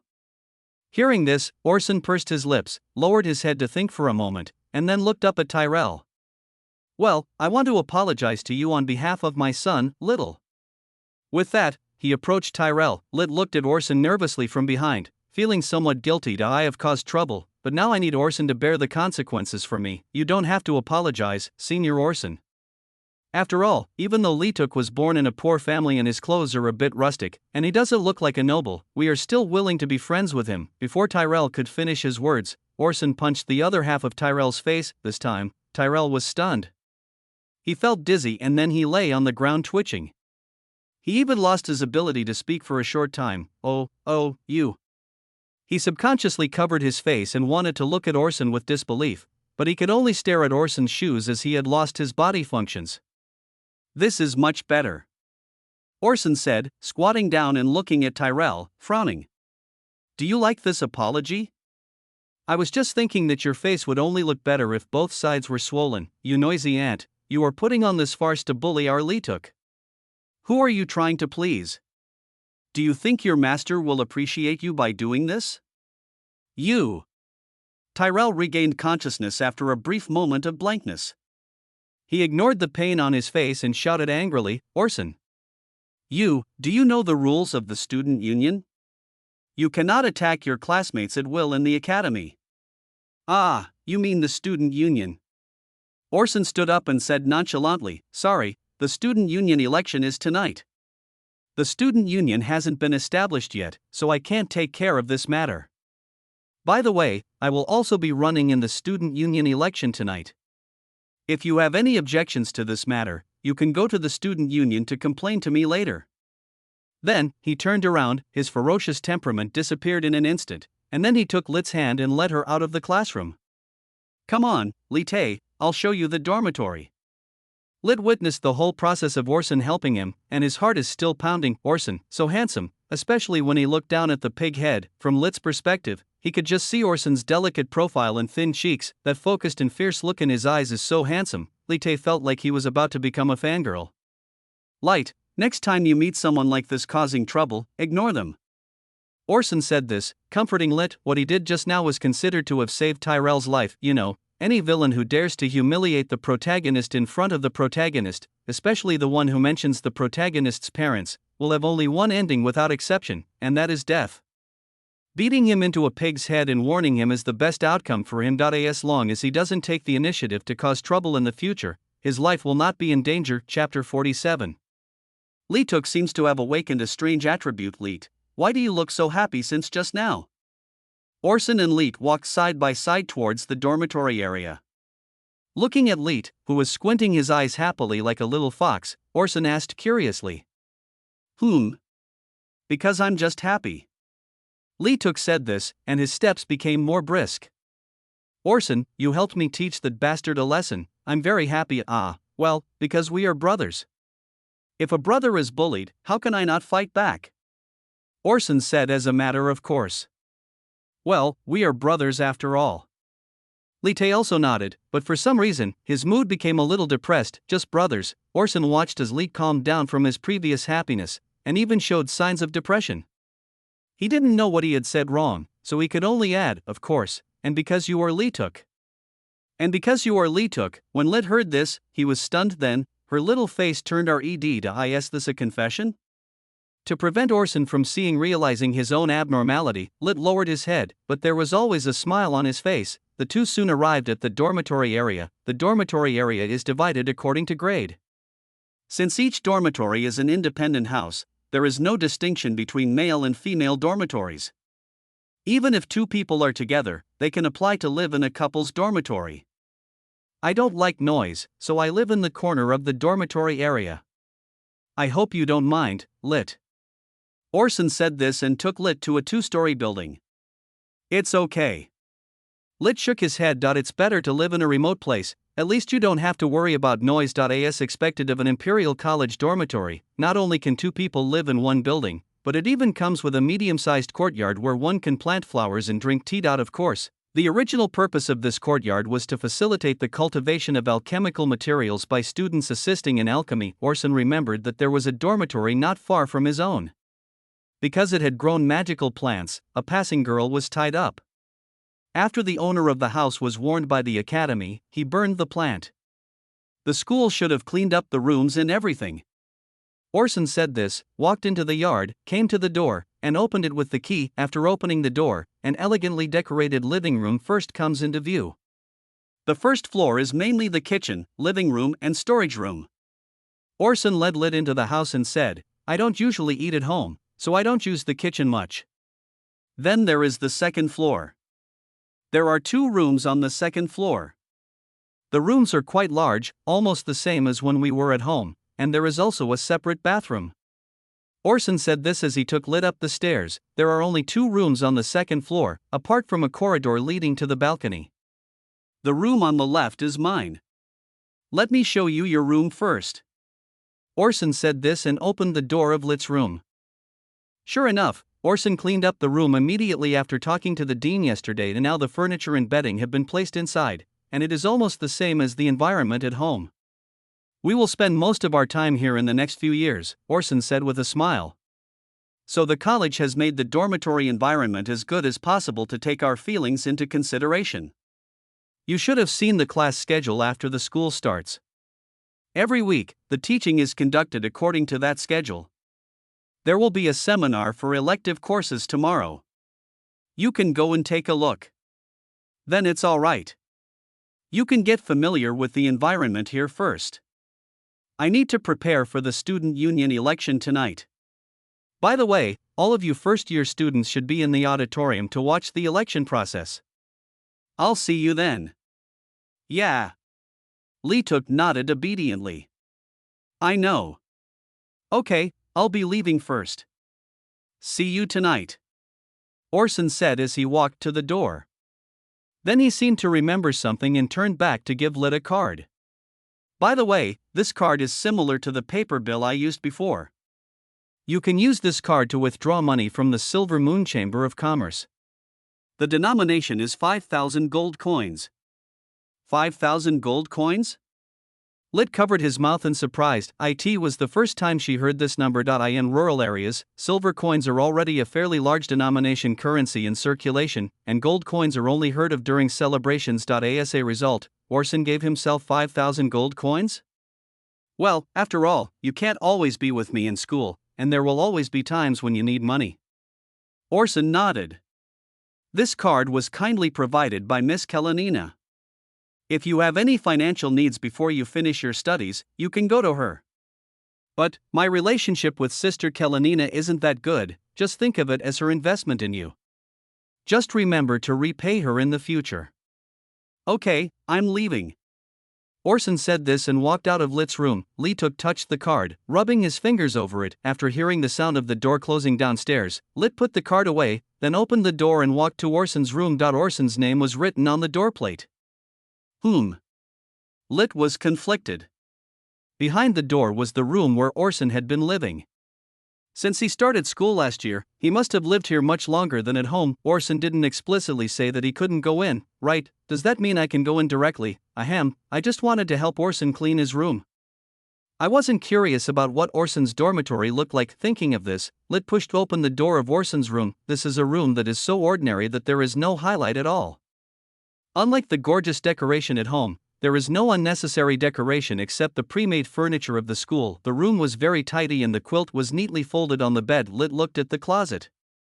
If it weren't for Orson's clothes in the closet, she would have thought that Orson didn't live here before. Lee was holding onto something that looked like a school uniform. The college requires students to wear school uniforms on formal occasions, and Lee's uniform will only be picked up this afternoon. A man as powerful as Orson must have attended many important occasions. In other words, this is the dress that Orson has been wearing next to his body. Thinking this, Lit grabbed a corner and put it to his nose, sniffing it gently. It's as if I can smell Orson's scent. Then, Lit closed the cabinet, lay down on Orson's bed, and covered himself with the quilt. Her mind began to fantasize about the dream that she had not completed that day. She imagined the pillow as Orson and held it tightly in her arms. Then, she heard footsteps coming upstairs from downstairs. Chapter 48. The mastermind. Not long after Orson walked out, he suddenly remembered that he needed to wear school uniform to participate in the student union election in the evening. Although it was still early, Orson was too lazy to come back and change later, so he went back to the dormitory and prepared to change his clothes. Chapter 29. When he pushed open the door of his room, he saw Lee standing by his bed, helping him fold the quilt. Lee? Orson looked at her in confusion. Why are you in my room? Well, I thought that, Orson, you haven't been back for a few months, so I checked to see if the room needed cleaning, and by the way, took out the quilt to dry in the sun. Oh, I see. Orson nodded in understanding, and then patted Lit's head. It's okay, I'll clean my room myself, you can go back first. No. Lit shook his head firmly. Orson, you have helped me so much. Let me do the small things like cleaning the room. But, Orson. Okay. Orson couldn't persuade Lit, so he nodded. Then I'll leave it to you from now on. Yeah. Lit nodded happily. Cleaning the room was fake, and taking the opportunity to get close to Orson was real. Then, Orson opened the closet. Didn't I fold the school uniform before? He frowned and took out the school uniform. I remember it was hanging before. But Orson didn't think much about it, just thinking that he remembered it wrong, and completely ignored the fact that Lit was still there, and started taking off his clothes on the spot. Lit watched Orson take off his coat and then his shirt, revealing the smooth back with some muscles and not very strong, but very pleasing to the eye. Lit couldn't help but stare in amazement. She stood beside the bed and swallowed. I didn't expect that. Orson, who looks quite thin normally, looks quite strong when he takes off his clothes. This is what is called, you look thin when you are dressed, and you have muscles when you are undressed. Ah, Lit, just do what you should do and don't worry about me. Orson said this and turned his head to glance at Lit. Only then did Lit realize that he had been staring at Orson, which was a bit too rude. He hurriedly tidied up the room, and then secretly poked his head out of the bathroom door to watch Orson change clothes. There are two types of school uniforms at Imperial College. One is a blue suit, white shirt, black tie, black trousers, and leather shoes for men. The other is a blue jacket for women with a white shirt, a light blue skirt, black knee-high socks and round-toed leather shoes. Orson changed his clothes and looked back at Lee, who was peeking in the bathroom. Hey, Lee, can you wash this set of clothes for me? Just hang it on the balcony. Oh, okay. Lit nodded, walked out of the bathroom, and took Orson's clothes in his hands. Orson said nothing and went straight to the student union office building. He was going there to prepare his campaign speech for tonight. In addition, he also needed to give a speech at the opening ceremony this afternoon. On the other side, Lit looked at Orson's clothes in his hand and fell into deep thought. Then, she gave up thinking and buried her face in her clothes. Then he continued to roll around on Orson's bed. At this moment, on the other side of the dormitory area, in the living room of the building, several nobles who had mocked Lit this morning and Tyrell, who had been beaten into a pig's head, were kneeling on the floor. Orson said that if you are not satisfied, go to the student union and sue him.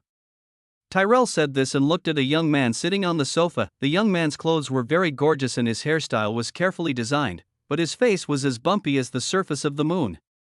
Coupled with his ferocious facial features and the extremely angry mood at the moment, people dared not look at him. He is Donny Florence, the eldest son of Giovanni Florence, the patriarch of the Florence family who controls the dukedom of Naples. Donny raised his coffee cup, blew on it gently, then took a sip and looked at Tyrell. You mean to say that instead of trying to harm Lit, Orson is helping Lit, right? Yeah. Tyrell nodded, then rushed over and hugged Donny's legs. Master Donny, you have to make the decision for me. Orson is too much of a bully. Look at my face, how swollen it is. He's not hitting me, he's clearly hitting you in the face, Master Donny. Tyrell, raise your head. Tang and I said in a deep voice. Tyrell thought Donny had finally agreed to help him, and quickly raised his head. Then he felt the hot liquid flowing down his face. Donny poured all the coffee in his hand over Tyrell's head. Tyrell screamed and covered his face, wailing in agony. What did I ask you to do? Donny said this and kicked Tyrell away. I asked you to sow discord between Lit and Orson and cause conflict within their families, and this is how you completed your mission? Are you crazy or something? Don't you know that humiliating Little will attract Orson? As he said this, he spat at Tyrell, who was rolling on the ground. You were just punched twice and you're begging me to help you? Do you want to think about your own status? And you hit me in the face? Do you deserve it? Having said that, Donnie angrily kicked Tyrell a few more times, then, he took a few deep breaths and calmed his furious mood. You guys, carry him back. I'll spare your life this time. If you say something wrong again next time, don't blame me for being rude. Tony said this, turned his back and went upstairs. The nobles nearby didn't even dare to breathe, they could only nod silently and carry the wailing Tyrell out. Donnie stood on the balcony and sighed, pity. Although I failed in the first 2 steps, I still have 4 full years of college life. Don't worry, Orson. There is always a loophole. I still have 4 years. I will play slowly with you, the Stranick family. In the afternoon, the opening ceremony was officially held in the college auditorium. First, the head of each grade came to the stage to give a brief speech, followed by the dean of the academy, Luca, who spoke on stage. This whole process was quite dull, and the audience was completely silent. After Dean Luca finished speaking, he continued, next, it is our much anticipated student representative's turn to speak. Please invite our student representative, 2nd grade, student number 001, Orson, to come to the stage and speak.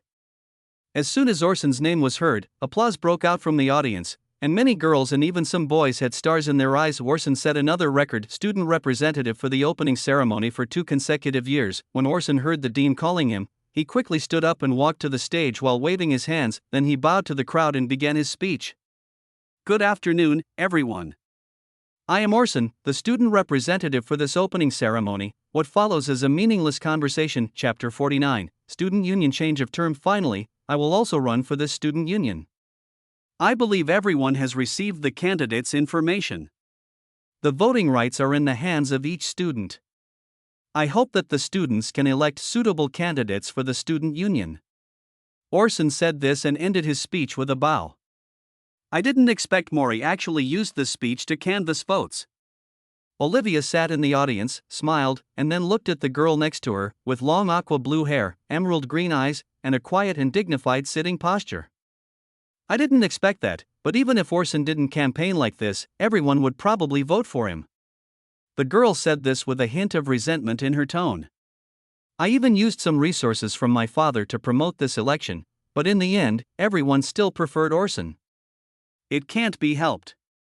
After all, this is the academy, not the outside world. Olivia said with a smile. If it were outside, everyone would definitely choose Her Highness Elsa.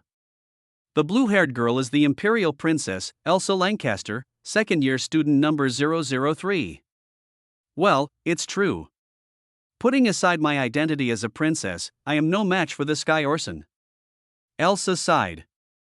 Although as a princess of the Empire, she had recently reached the level of a 6th-rank magician, but she had only crossed the threshold. Orson, who was in the same grade as him, had already demonstrated the strength of both physical and magical level 6 a year ago, and his strength is likely to be even stronger now. But if he really has the strength of the 7th level, he would be more powerful than some teachers in the combat department. How can students win when compared with teachers? In addition, Orson usually has a very good reputation outside.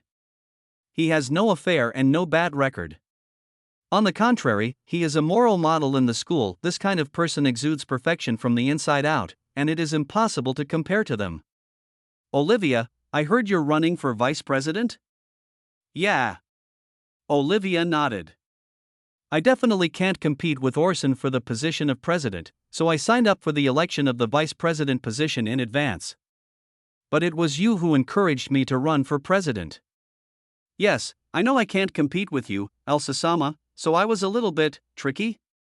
Are you satisfied with this statement, Your Highness? Elsa sighed after hearing that. Do you really want to be with Orson? Olivia was stunned for a moment, then her pretty face turned red. What does Your Highness mean? Don't you think so? Elsa looked at Olivia. You can learn more by working and studying with Orson. Ah, that's true. Olivia nodded and breathed a sigh of relief. After the opening ceremony, the students dispersed. The first-year students were the busiest.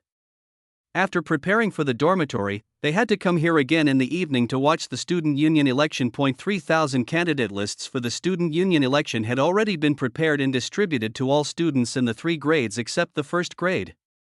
Then, the distributed candidate lists were collected in the evening and the counting of votes began. Although first-year students do not have the right to vote, they need to serve as witnesses to the establishment of the new student union. Time soon came to evening, and only 1,000 first-year students were left in the auditorium, below the stage. Several staff members had already started counting the votes based on the collected votes. The student union election adopts a differential election. With a total of 3 positions to be run for election: the student union president, the student union vice president, and the student union executive director. One person can only run for 1 seat. The candidates for the president are Orson, a sophomore, and Elsa, a sophomore. The candidates for vice president are second-year Olivia and third-year Lister.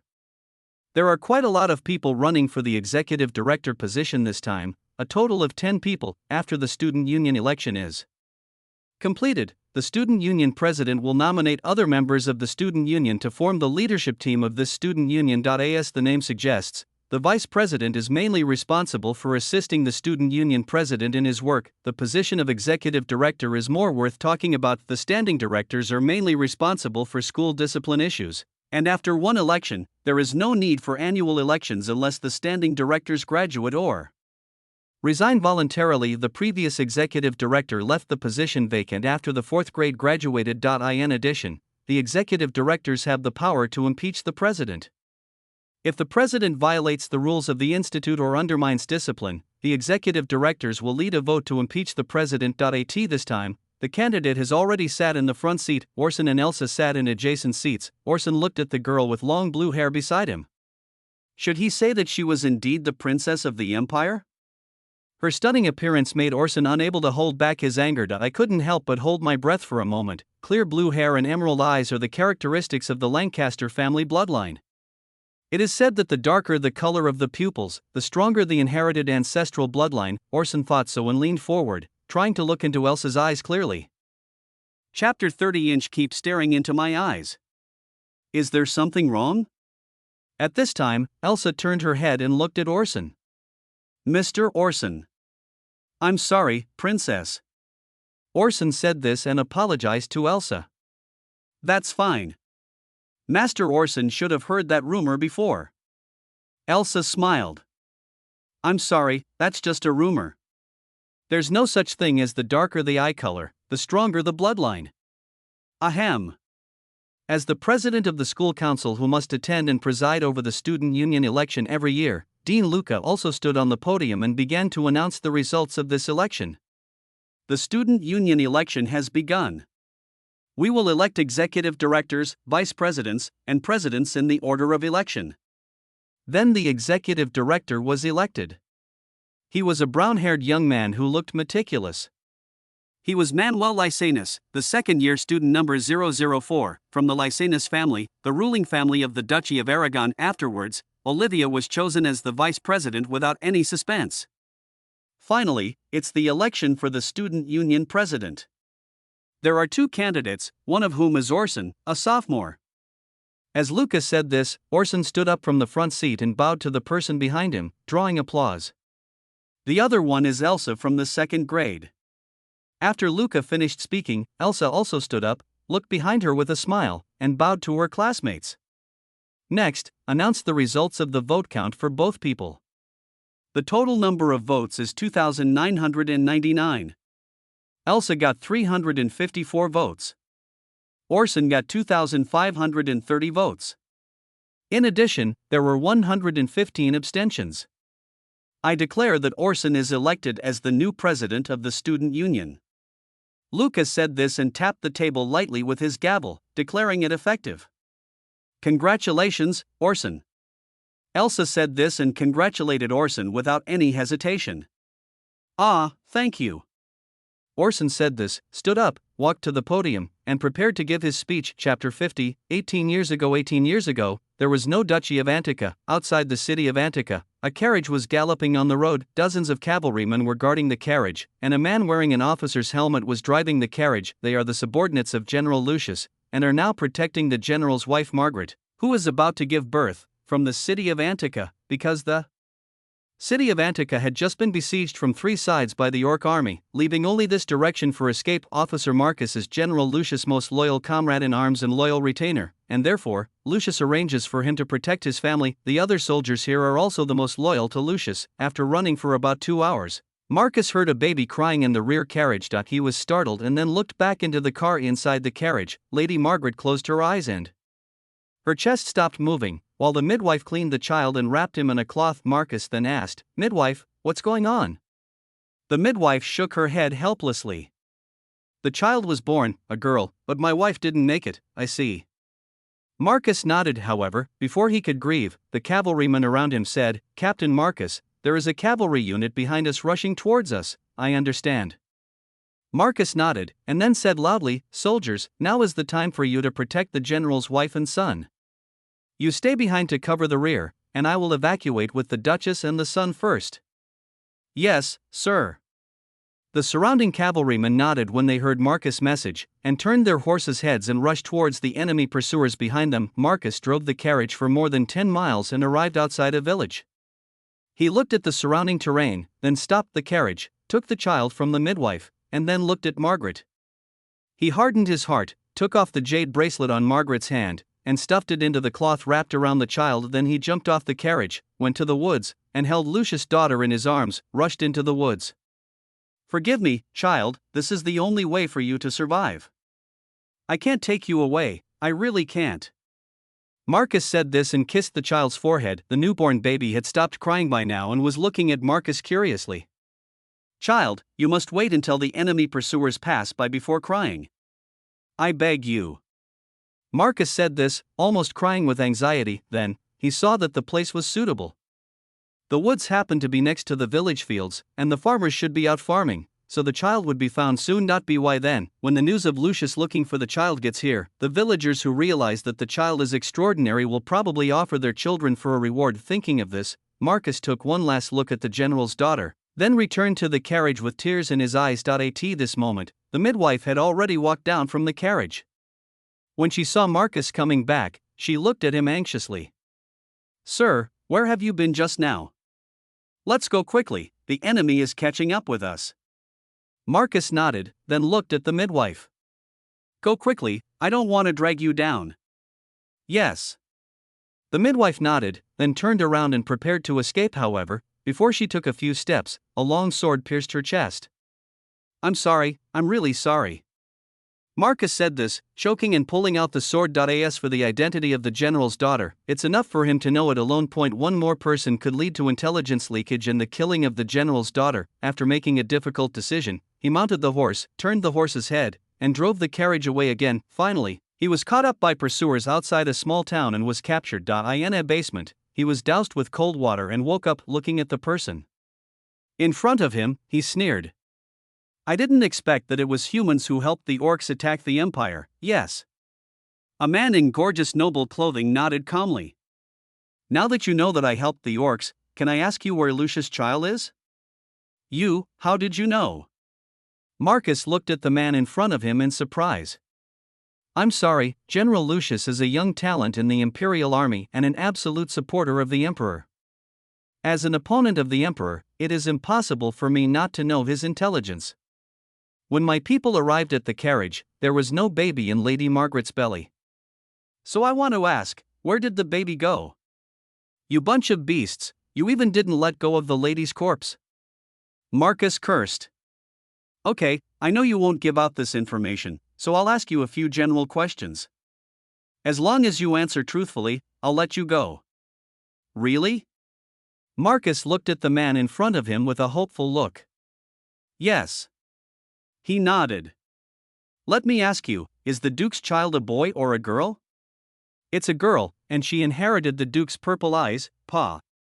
Before he could finish his words, a slap hit Marcus in the face. Marcus was stunned, then looked at the man in front of him and exclaimed, "Sir, I really didn't lie to you. Do you think I don't know whether you lied to me or not?" As he said this, the man waved at the door, and then a man in military uniform walked in. Marcus was stunned the moment he saw the man. "Alexius, you."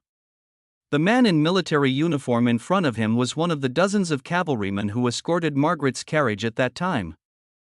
As the captain of Lucius's personal guards, Marcus naturally knew every soldier.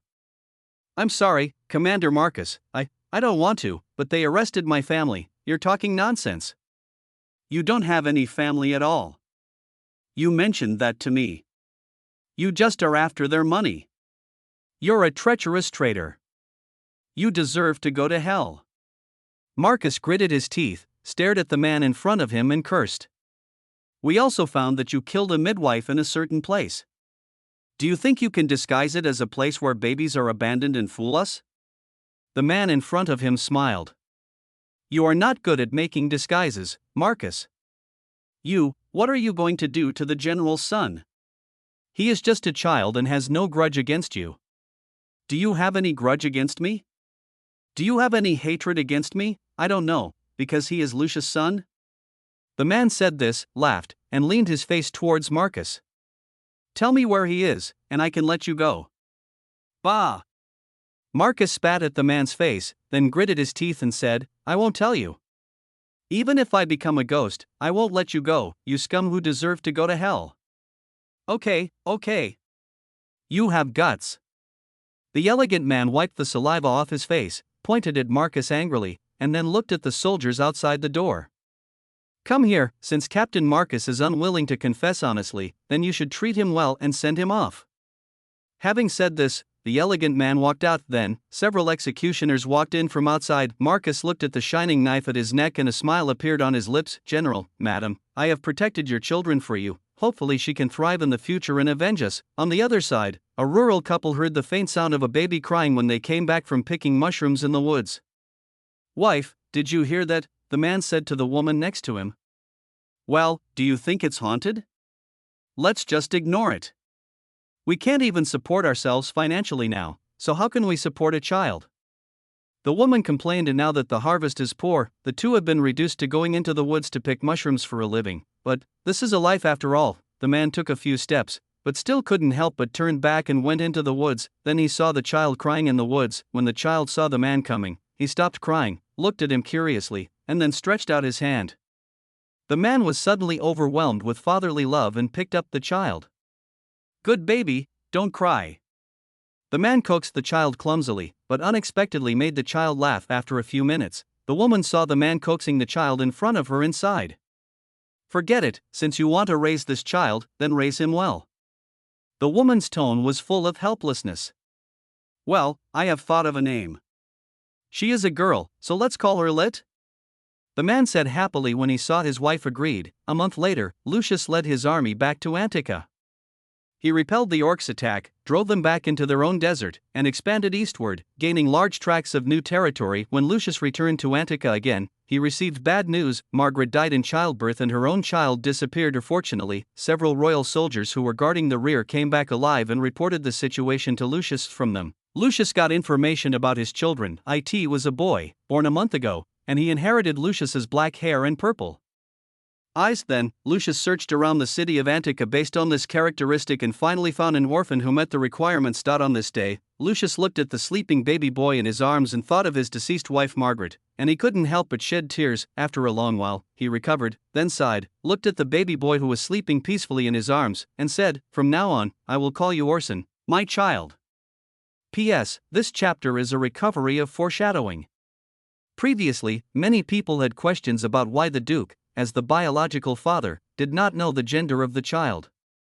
Because according to the Duke's information, he only knew that his child was a boy at the beginning, and then he would have a preconceived idea, and other people around him would also have a preconceived idea. PS2, by the way, to answer the question about updates, the novel will be available on December 30th. It will definitely be updated to 150,000 words before it is available, which means 2 to 3 updates a day. There will also be 10 more updates in the early morning of the day of the release. Please feel free to subscribe. We will also consider offering a reward for more updates in January. PS3, the villains who abuse the protagonist must die, and those who plot against the protagonists must also die. PS4, guess what Olivia is planning? Chapter 51, Interference in Elections. Well, first of all, I'm honored to win this student union election. First of all, I want to thank my friends who have always supported me. Orson walked up to the podium and began to speak after the thunderous applause gradually died down. Imperial College has always been famous for its free academic style. During my term, the student union will also implement this concept. Chapter 31. After that, there was another long speech. Just as Orson was about to give his closing speech, someone in the audience stood up. "Wait a moment." As he spoke, everyone's eyes focused on him. Then, some students sneered. The reason is simple: the classmate who stood up now, although tall and thin, has a face as swollen as a pig's head and has a lot of burns, making him look both funny and ugly. He is Tyrell, who was beaten up by Orson this morning and then beaten up again by Donnie when he returned. This student. The dean Luca glanced at Tyrell and asked helplessly, "If you have nothing to do, please don't interfere with the election order." "Mr. Dean." Tyrell said this, walked to the aisle, and then came to the dean. "I would like to ask, the rules of the college should not allow fighting on campus, right?" "Well, this is the rule when the academy was first established." Luca nodded. "Do you want to say something?" "Yeah." Tyrell nodded, then turned back to look at the students. "I think that as the student council president, I should be a role model for the students." Then he pointed to his face. "This morning, when I was chatting with Lite with my friends, Lite suddenly punched me like a madman. My friends went up to him to argue with him, and then Senior Orson came. I told him about this, but he punched me without saying anything. He also said that he would run in the student union election tonight, and if you have any opinions, you can go to him directly." Tyrell said this and looked at Luca. "Dean, I want to ask, if someone who ignores the school's discipline and abuses his power to threaten his classmates can become the student union president, then the school's long-standing principles of academic freedom and institutional democracy are nothing but a piece of waste paper, right?" Seeing Tyrell say this, Luca frowned. Although he was willing to believe in Orson's character, it was not impossible that Orson would cover up for Leetuk, and Tyrell's words undoubtedly dragged the academy and himself into the scope of criticism, meaning that he condoned Orson's outrageous behavior? Ahem, Orson, is what Tyrell said true? Lucas said this and turned to look at Orson. "I'm sorry, Dean, I did hit Junior Tyrell." Orson said this, and there was an uproar in the audience. But Orson changed the subject. "There was a reason why I beat up Junior Tyrell." As he said this, he looked towards Lit in the audience. He wanted to ask Lit to come up and repeat the rude words Tyrell had said at that time, but for Lit, this incident was not something worth remembering. After thinking about it, he decided to tell it himself. Brother Tyrell said something very harsh to Lit, not only insulting Lit, but also insulting the Stranik family. "I did that impulsively to protect the honor of my family. I am very sorry. But if I were to choose again, I would still do the same." The audience immediately started talking. "Dean," Tyrell said, looking at Luca. "What Orson said is not true. I just talked about Lit's past, which may have touched Lit's inner pain. I can understand, but no matter what, they can't do it in public. Just because I'm the son of an earl and you're the son of a duke, do you think you can bully me like this? Our school also has children of businessmen and common people.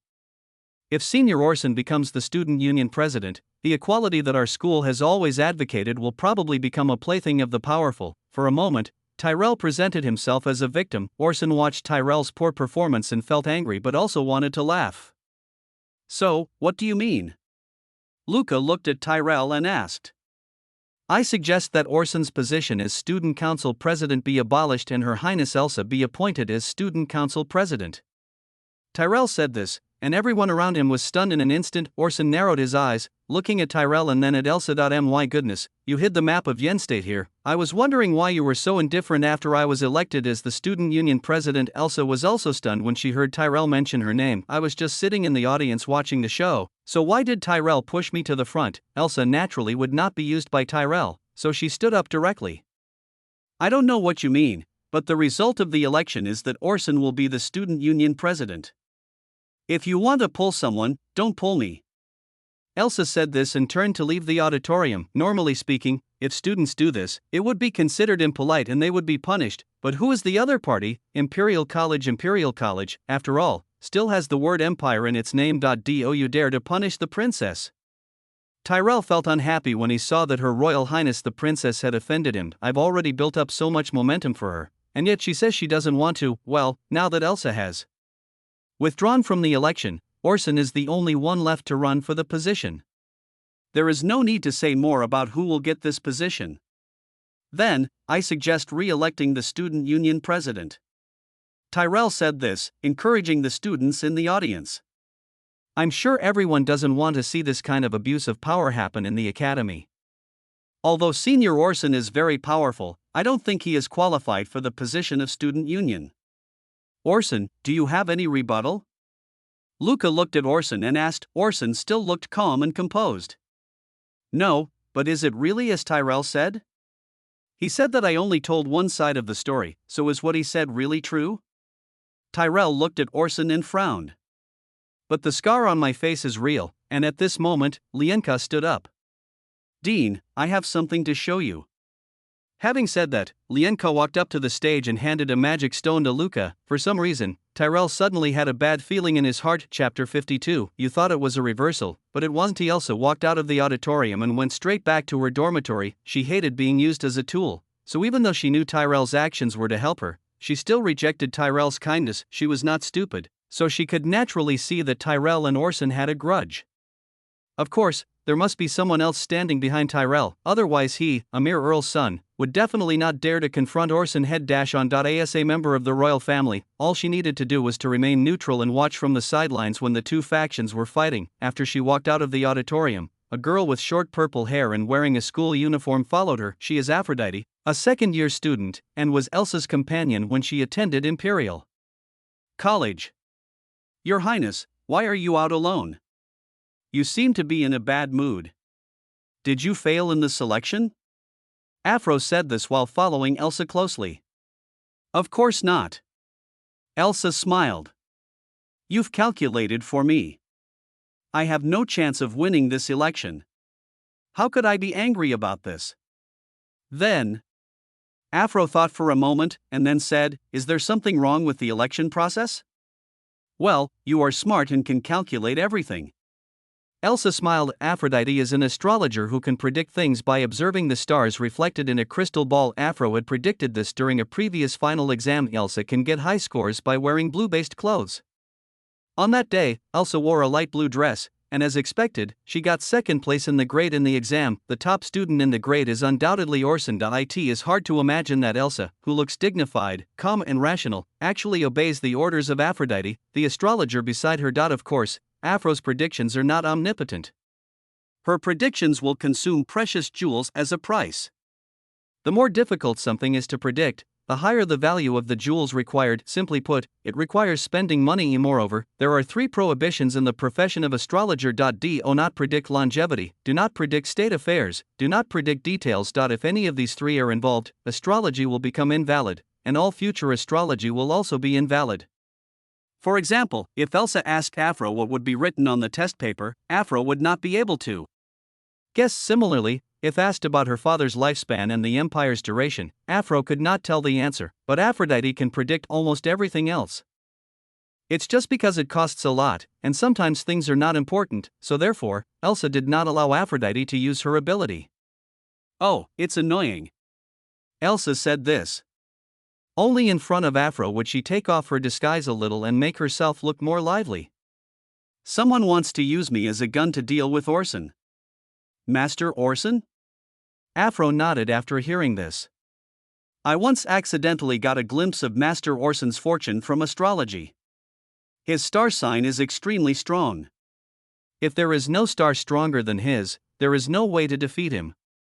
Yeah. Elsa nodded.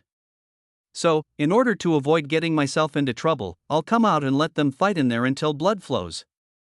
On the other side, Orson frowned as he watched Lienka walk onto the stage. He had already thought of how to expose Tyrell's lies, but then Lienka came up with something. Luca took a look at the magic stone that Lienka gave him. This magic stone was engraved with the function of recording photos and sounds, just like a camera. A magic power is reserved in the magic stone, and it can start recording video and sound after it is activated. If you want to play the recorded video and sound, you can do so by reversely injecting magic power. After class, I had something to do and returned.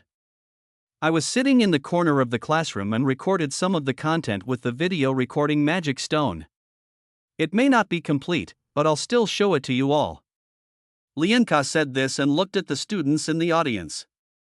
Since everyone wants to know what happened, then the evidence in my hand should be useful.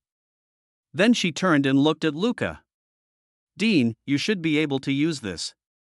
Luca nodded, and then injected magic power in reverse. Then, a light curtain of medium size appeared in the air. A trace of cold sweat broke out on Tyrell's forehead. He didn't know when Lianka returned to the classroom. If she had recorded it from the beginning, then there would be no doubt that she, the one who started the trouble, would be the one who should be criticized. This is classroom 1-1 after the class meeting this morning, and at this moment, the scene starts with the moment when Orson made the harsh remarks. Orson. Do you know the rules of the student union? You can't attack your classmates at will in the academy. Oh, you mean the student union. Sorry, the student union election is tonight, and the student union hasn't been established yet, so I can't take care of this matter. By the way, I will also be running in the student union election tonight. If you have any objections to this matter, you can go to the student union to complain to me later.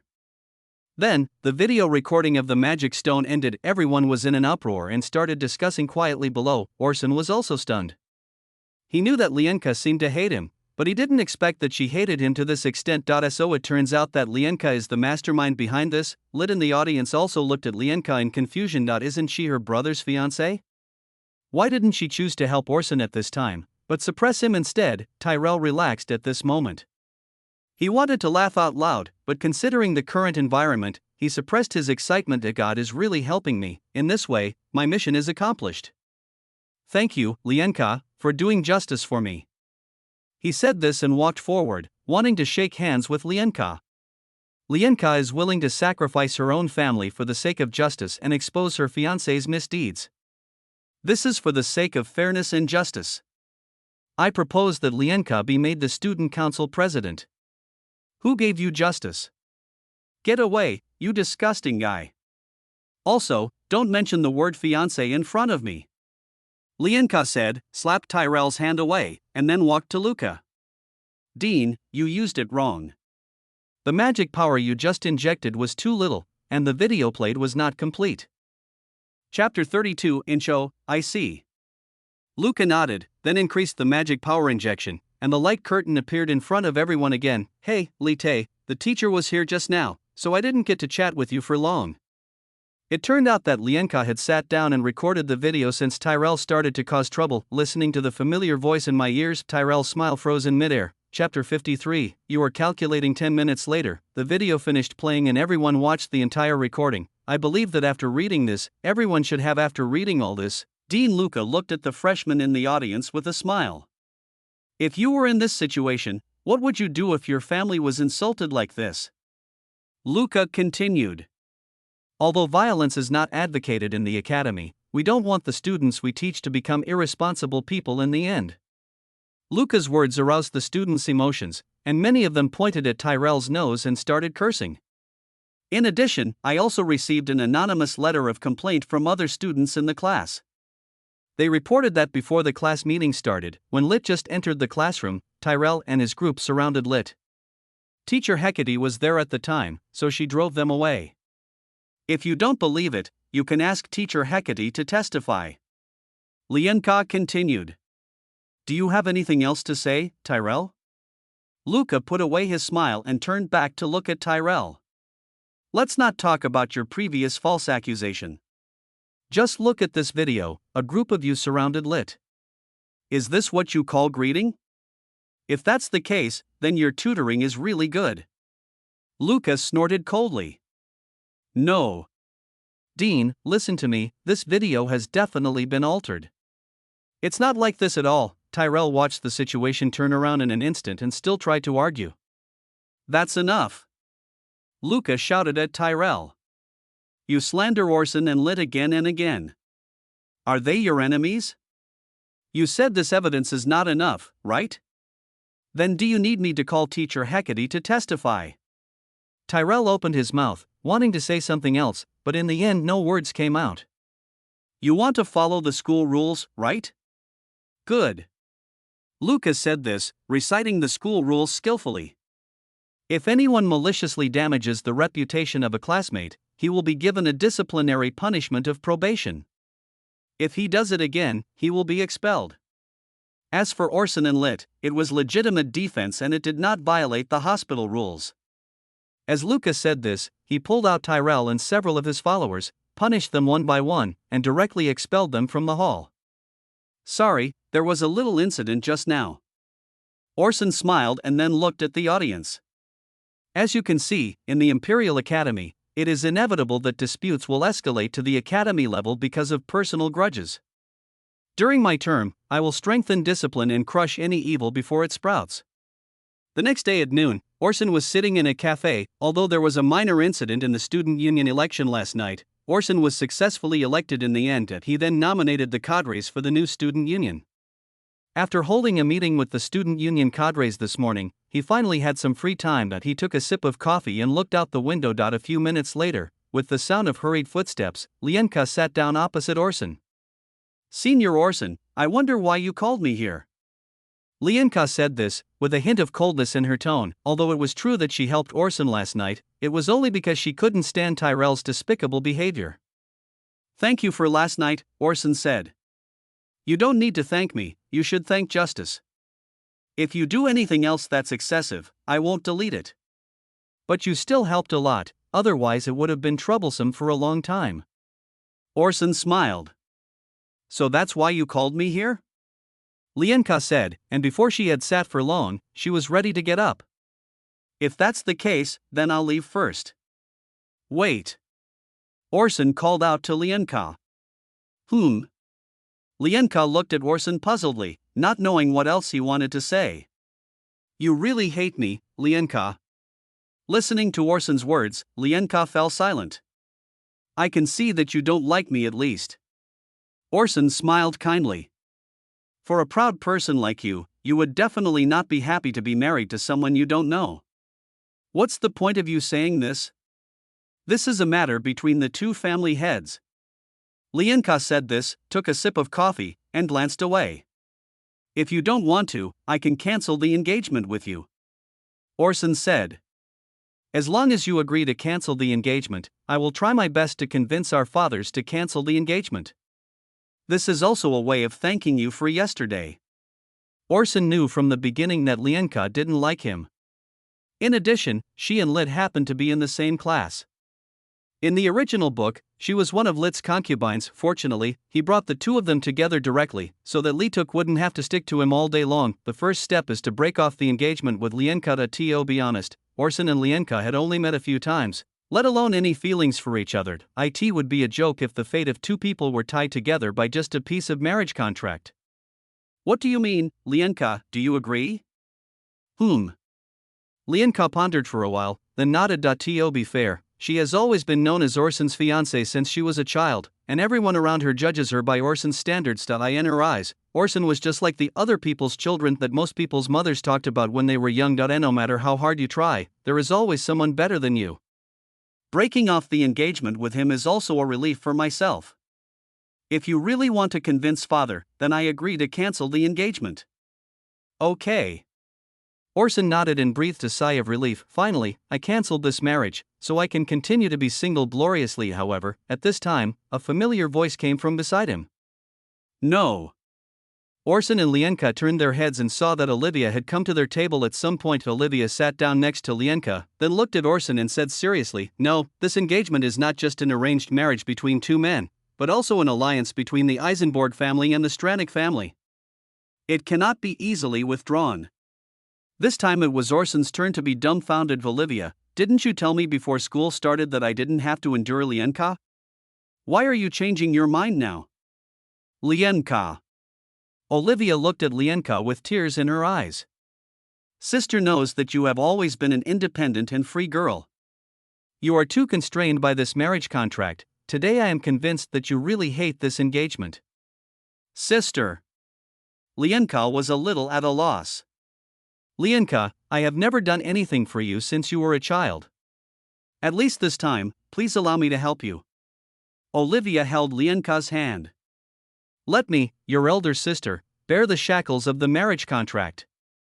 Chapter 54, You Are Happy Too Early. Sister Lienka couldn't help but be moved when she saw Olivia sacrificing for her.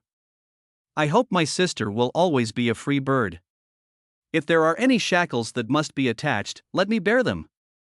Olivia said this and hugged Lienka. Wow, sister. Lienka couldn't help crying. Orson looked at the two sisters hugging each other and couldn't help but complain, what kind of plot is this about sisters being separated by life and death? Am I some evil person who bullies men and women? That. Orson was about to speak when Olivia interrupted him. It's okay, Orson. I will take on the responsibilities as your fiancé. Even if you dislike me, please consider the relationship between our two families. Olivia said this, looking at Orson with tears in her eyes. No, I mean, you don't have to do this. Do you want both? Olivia looked at Orson in surprise, and Lienka also turned her head and looked at Orson with a hint of contempt in her eyes. Beast. She squeezed out these two words from between her teeth with hatred. Orson simply shut his mouth. Okay, then it'll be fine if I don't say anything. So, Orson, you really want the two of us to be together? Olivia looked at Orson pitifully, with tears still lingering in her eyes. Meanwhile, Lienka's anger towards Orson was about to materialize. No, that's not it. Orson shook his head quickly. Just one is enough. Half an hour later, Lienka had been coaxed back by Olivia. Orson looked at Olivia, who was drinking coffee in front of him and looking back to normal, and sighed. The engagement was called off, but not completely. Orson and Lienka's engagement was cancelled, but at the same time, the engagement person changed from Lienka to Olivia. In the end, I still couldn't get rid of the burden of my fiancé. So, Olivia-san. Just call me Olivia, my future husband. Olivia held the coffee cup and looked at Orson with a smile. No, we haven't officially gotten married yet. Orson said this, looking at Olivia solemnly. Also, don't tease me anymore. Tell me your reasons. Why do you want to do this? Orson, why do you ask? Olivia stretched out her index finger, tapped her chin, raised her head and looked like she was thinking hard, and then said, There is no reason. It's just that for the sake of the alliance between the two families, and out of concern for my sister, I took on this heavy burden for Lienka. After taking on this heavy burden, the two simply moved into a couple's dormitory together, lived a married life every day, did their own laundry and cooking, and fulfilled their duties as a wife. They had two more children, a boy and a girl. The boy was named Luther and the girl was named Sona. When they got old, they sat in front of the chairs in the sun, watching their children and grandchildren who had been educated and had successful careers, and enjoying the joy of family life. Wow, is this really heaven? Thank you, Lienka, thank you for making me happy. It's worth it that I've been so good to you all these years. Olivia couldn't help but start fantasizing about her future happy life. Looking at Olivia, who was as cunning as a fox, Orson certainly couldn't believe what she said. So he simply said, How about changing the engagement partner from me to Lituk? Olivia looked at Orson in surprise, then smiled. It's not impossible, but Orson, are you really willing to do this? Orson was silent indeed. Forcing Leet to get engaged to a woman he didn't know was something Orson felt guilty about, not to mention whether Leet agreed or not. Although Olivia is also very beautiful, it would not be a loss for Leet to marry her. Forget it. I don't know what you think, but I have to make it clear that we are just an engaged couple now, and even the engagement has not been recognized by both parents. Orson said this and began to remind Olivia, signaling her not to be too happy too soon. It's okay, I will convince my father. Olivia seemed not to hear the hidden meaning of Orson's words. This is not a question of persuasion or not. Orson shook his head. Even if the two heads of the family really agree to the marriage, I have my own principles. Olivia, you can't cross the line. Okay. Olivia nodded obediently. Orson, go ahead. Are you kidding? I am already Orson's fiancé, who else could be more stable than me? Okay. Orson nodded, and then talked about his principles. First of all, I have no intention of getting married while I am in college, and I will at least wait until after graduation to talk about the wedding. Secondly, I still hope to get along with you as a normal classmate in school. Besides, I have to take care of Lituk, so don't even think about living in a couple's dormitory. Eh? Orson, are you so concerned about lit? Olivia heard this, although she was a little dissatisfied, she still pouted and nodded. I can accept all of this, or rather, I was going to mention it to you, Orson.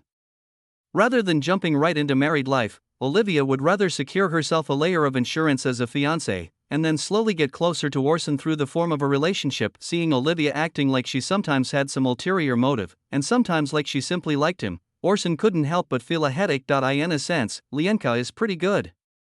At least she doesn't seem as difficult to understand as her sister Olivia. Chapter 33. Then, I want to ask you something. Orson said this and turned to look at Olivia. You cheated on your sister? Huh? Olivia was stunned. Orson, why do you say that? Because you don't seem to mind marrying me. Besides, you were crying just now, but you stopped crying the moment Lienka left. Well, there's a saying that goes, it's better to enjoy it than to resist it. Olivia stuck out her tongue and said playfully. Or, Orson, do you want me to cry for you now? Besides, Lienka really doesn't like you, Orson. Whether it's what she said to you directly or what she told me after she went back. Instead of letting you two get married unhappily like this, why not let me do it instead, right? Why, Orson, do you think that I planned this drama because I like you? Olivia said with a smile. Isn't it amazing that I can actually guess your movements, Orson? Okay. Orson nodded helplessly, accepting Olivia's first statement. He doesn't want to be an ordinary man anymore. So, Olivia, you asked Lienka to help me on stage yesterday, right? Thank you. Having said this, he finished the half-cold coffee in the cup and stood up to leave. No. Olivia shook her head. What happened yesterday was done by Lienka herself. To be honest, I was surprised at the time. I didn't expect her to help you. Olivia almost thought that Lienka no longer hated Orson, and then her plan would be completely ruined. Is that so? Orson was silent for a while, then continued, Well, Olivia, when you go back, please tell Lienka thank you for me. Okay. Olivia agreed. Orson then said goodbye to Olivia and walked out of the cafe. In short, no matter what happens to him, Lienka is now free from the constraints of an engagement, then it will be convenient for me to match Li Tae and her. I have to find a partner for my younger brother. Orson didn't know that his younger brother was in the dormitory, lying on his bed, imagining that he was rolling around in the quilt. Hey, as for why Lee Tuk was so happy, of course it was because when Orson left this morning, he told me that he was going to find Lienka to break off the engagement. By then, Orson would have lost his fiancée, so the person closest to him would be Lee Tuk himself. Li Tae didn't do anything in this wave, but he still won. How can he not be happy? Chapter 55, Elsa's Day. Aphrodite. Elsa sat in her room, spinning a pen boredly, looking at the girl with short purple hair beside her. What's wrong, princess? Afro was reading a book. When she heard Elsa calling her, she turned her head. Her pointed ears were therefore briefly exposed to the air. Aphrodite is actually an elf, but the Imperial Academy rarely admitted non-Japanese students. Elsa specifically asked Aphrodite to study with her, so Aphrodite had no choice but to use camouflage magic to hide her pointed elf ears, and when there were only Elsa and Afro, she no longer hid it. Elsa handed a piece of jewelry to Aphrodite. Help me figure out why Orson chose me as a student union cadre. Princess, have you forgotten? I can't predict the specific cause, I can only predict the result. Okay. Elsa nodded. Then help me calculate whether I can meet someone I like in the remaining 3 years of the academy. Do you want to predict your marriage? Afro said, took out his crystal ball, and then placed the jewelry on the crystal ball. After a moment, the once sparkling gem lost its color and turned into a worthless stone. How's it going, Afro? Did you get the result? Yes. Afro nodded. The imperial star is southeast, but, as she said this, she frowned. Your horoscope should point to one star, but when I predicted it, I found that there were 2 stars on the track, a large one was approaching, and a small one was moving away. You could have spoken human language, Elsa spat. Oh, isn't this to highlight my profession as an astrologer? Afro scratched his head, then said with a smile, to put it simply, Your Highness, you will meet your own love while studying at the Imperial Academy, but there are 2 potential targets. 2 people? Yes. Afro nodded. According to the image, the Emperor star is in the center, and the southeast direction corresponds to the Stranic family. Afro said this and nodded. So, you mean it could be Mr. Orson or Mr. Leet? Elsa said this and took out 2 more gems. Please help me count 2 more. Okay. Afro nodded, and then began to calculate Orson's marriage. Ha! Afro was stunned. There was a black fog on Orson's star map, and he couldn't see the content on it at all. Of the star line that symbolizes the direction of destiny is also shattered at this moment. What's wrong, Afro? Elsa asked Afro when she saw him stunned. Ah. Afro thought for a moment, and then said, I have already predicted Mr. Orson's marriage fate.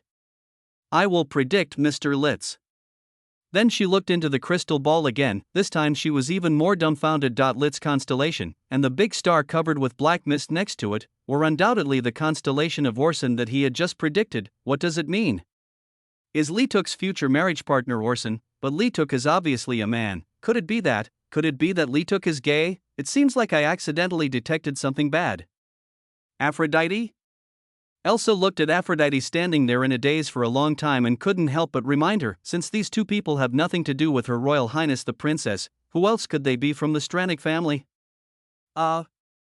Helplessly, Afro could only think about how to make up a lie. Then, she said, is it Master Orson or Master Orson who has a closer marriage with Your Highness the Princess? Really? Elsa looked at Afro with a suspicious look on her face. Really, really?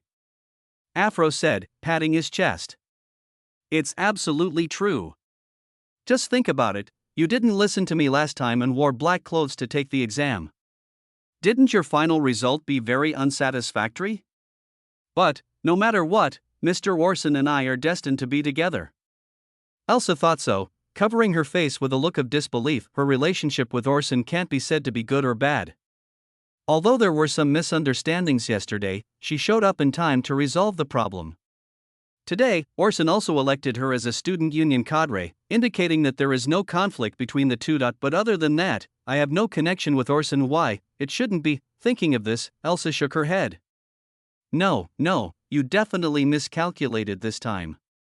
Ahaha, let's hope so. Elsa also hoped that she had miscalculated. After all, if Orson and Leet were really gay, that would be too exciting. Just at this moment, there was a knock on the door downstairs. Aphrodite quickly hid her ears again, and Elsa also tidied her appearance to make herself look more dignified and steady. Then, the 2 of them went downstairs and opened the door. Outside the yard, members of the student union stood at the door. Your Highness, just call me Elsa here. The academy has its own rules. Elsa said with a smile. Okay. The student at the door nodded. I came here this time to ask about the recruitment of new members for the student union departments and clubs.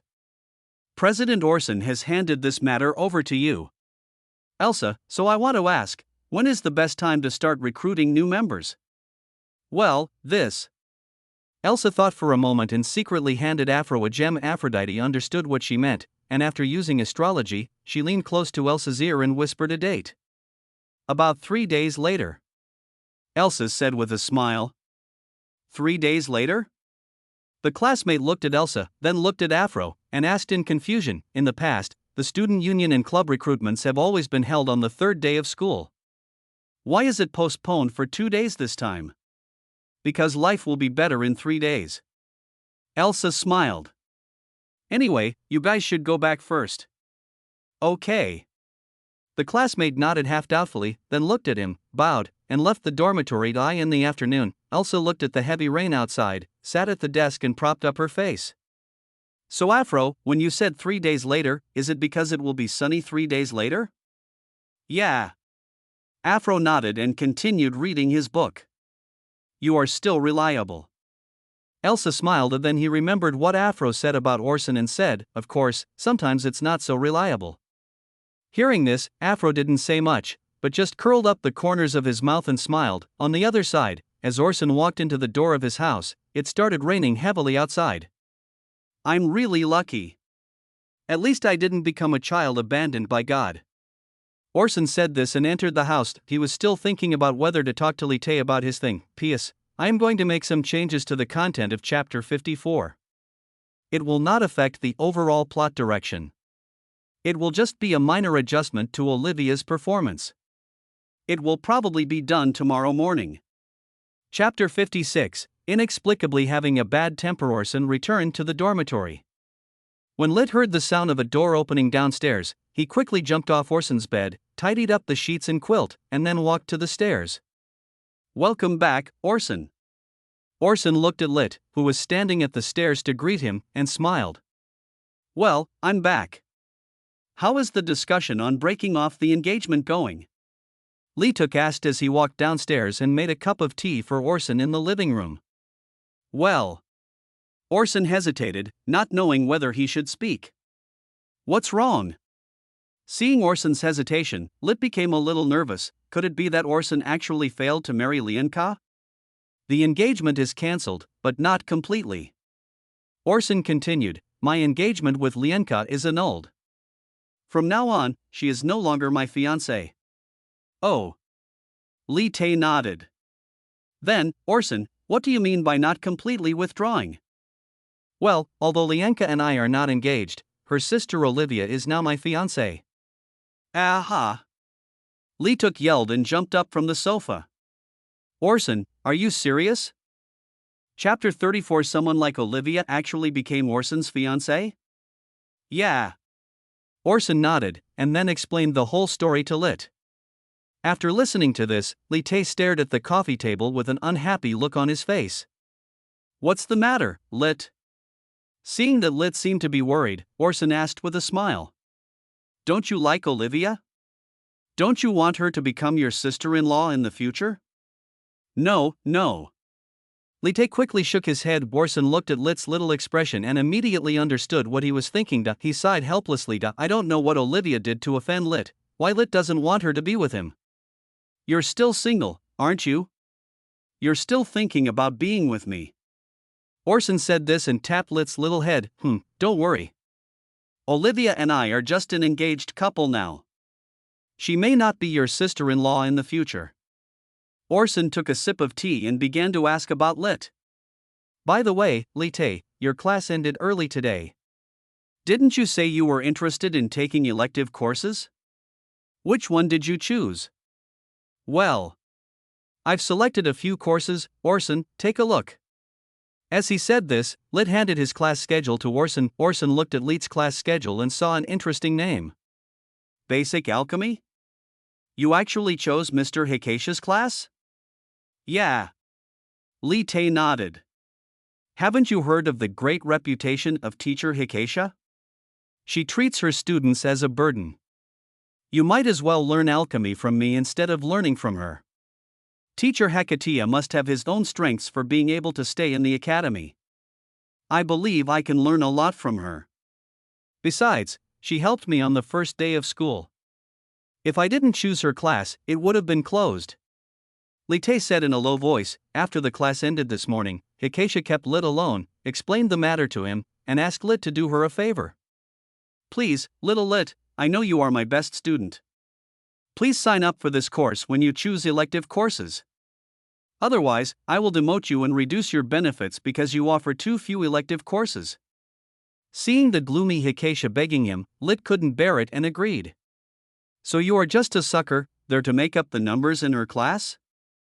Orson couldn't help laughing when he heard that. "No. Teacher Hikashi said that if I want to go in the future, I can go to her alchemy laboratory. She is always there." "Okay." Orson nodded. "If you want to learn alchemy, the laboratory is indeed very important." Then Orson realized that the topic had been diverted. He should have been trying to bring together Lit and Lianka. After thinking for a while, he continued, "Lit, are there any amazing people in our class?" "Eh? A powerful person?" Lit thought for a moment and then nodded. "Yes, Lianka, she was my deskmate." "Oh. Is that so good?" Orson couldn't help but say as expected of the protagonist. Even though the world line has shifted, Lit still gets in touch with Lianka, and they were deskmates. Wouldn't it be easy for them to be together if they just helped push the issue a little? Thinking of this, Orson coughed a few more times and said, "Lit, I wonder what you think about love now? Do you have someone you like? Eh? Lit looked at Orson in surprise, his face slightly red. No. No. Is that so? Orson looked at the expression on Lit's face and smiled like an auntie. In fact, when people reach a certain level, they will always feel lonely. At this time, they need another person to accompany them. Lit, if possible, find someone during these 4 years in the academy. As Lit looked at Orson's earnest teachings, he felt his face getting hotter and hotter. Has brother Orson discovered my gender and is hinting at me, or is it that Orson actually likes me when I am a boy? Then, Orson's words interrupted Lit's fantasy. I think Lienka next to you is pretty good. Eh? Lit was stunned. Orson, what did you just say? I think Lienka next to you is pretty good.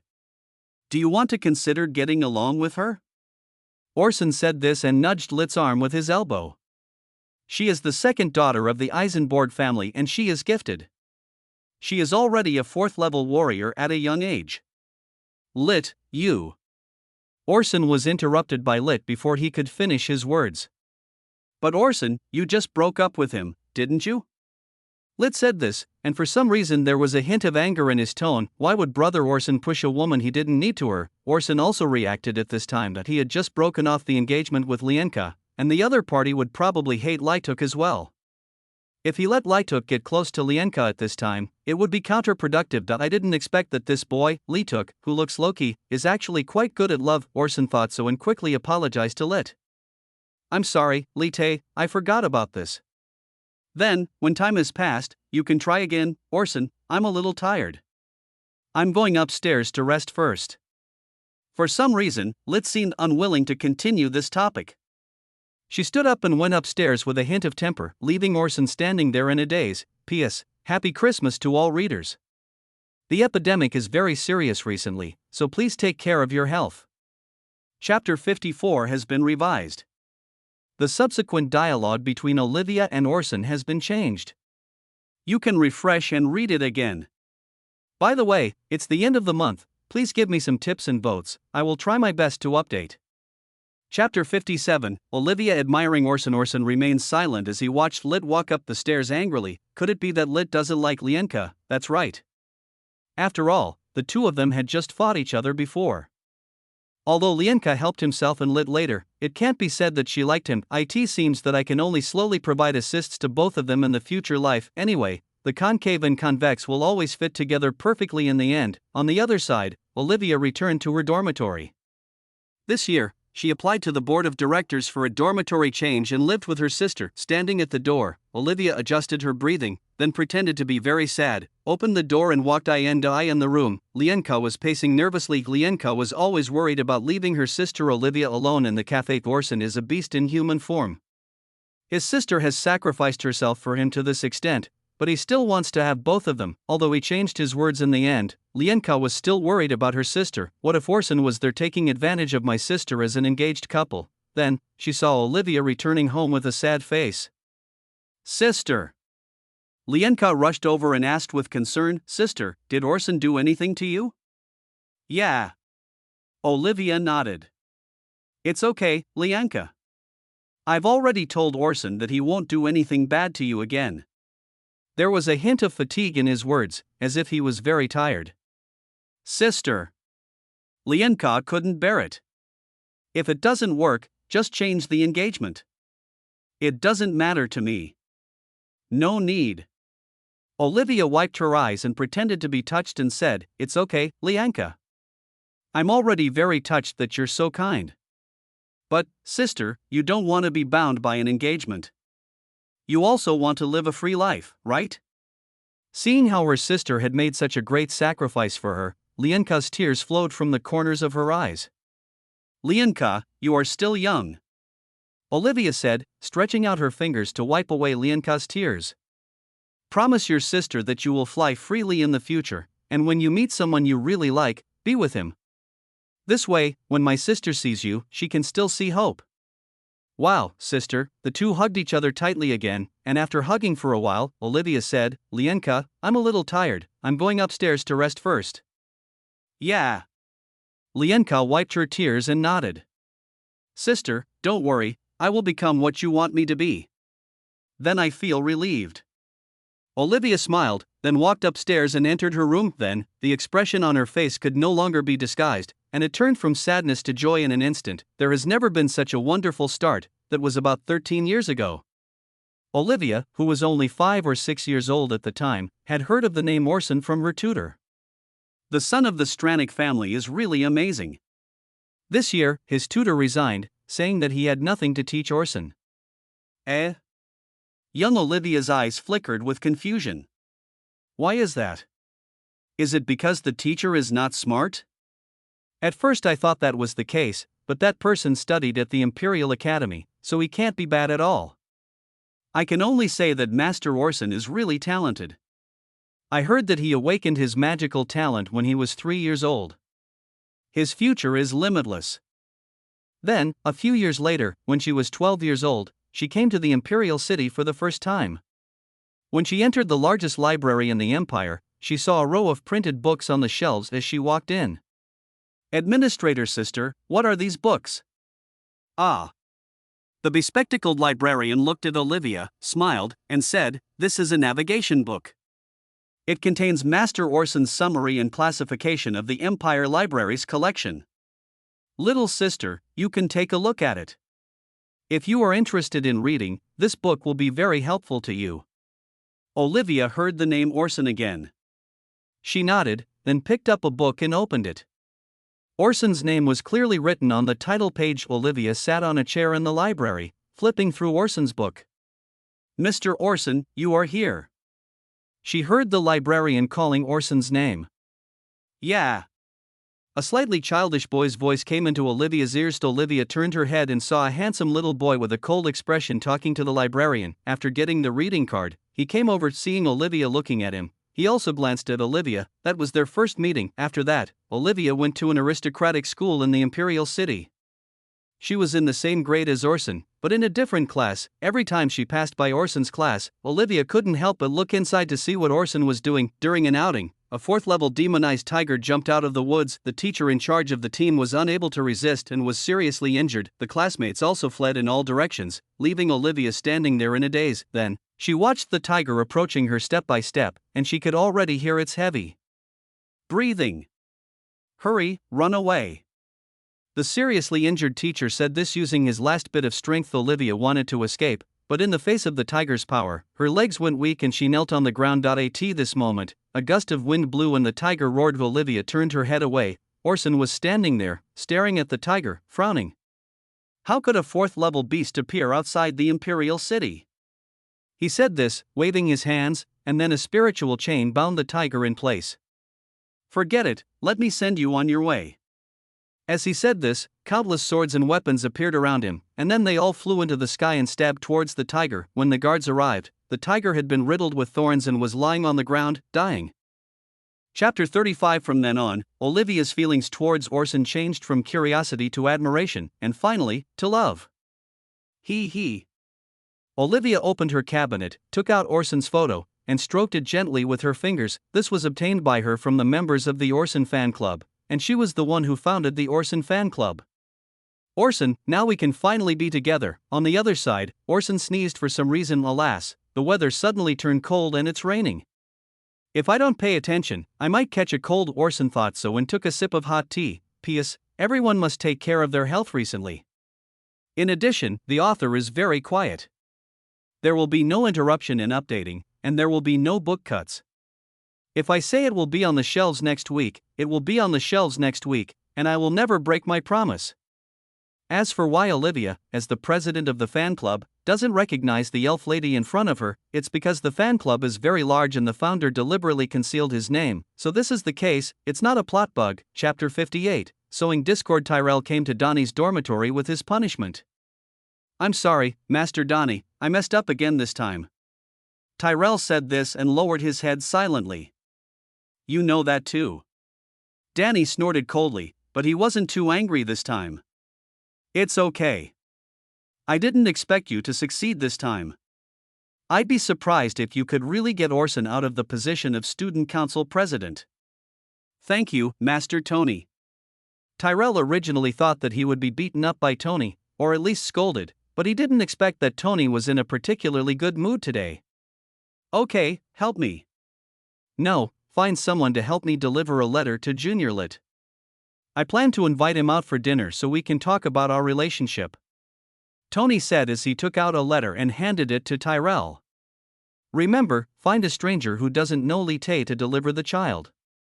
Otherwise, if Lit doesn't come, I will hold you responsible. Okay.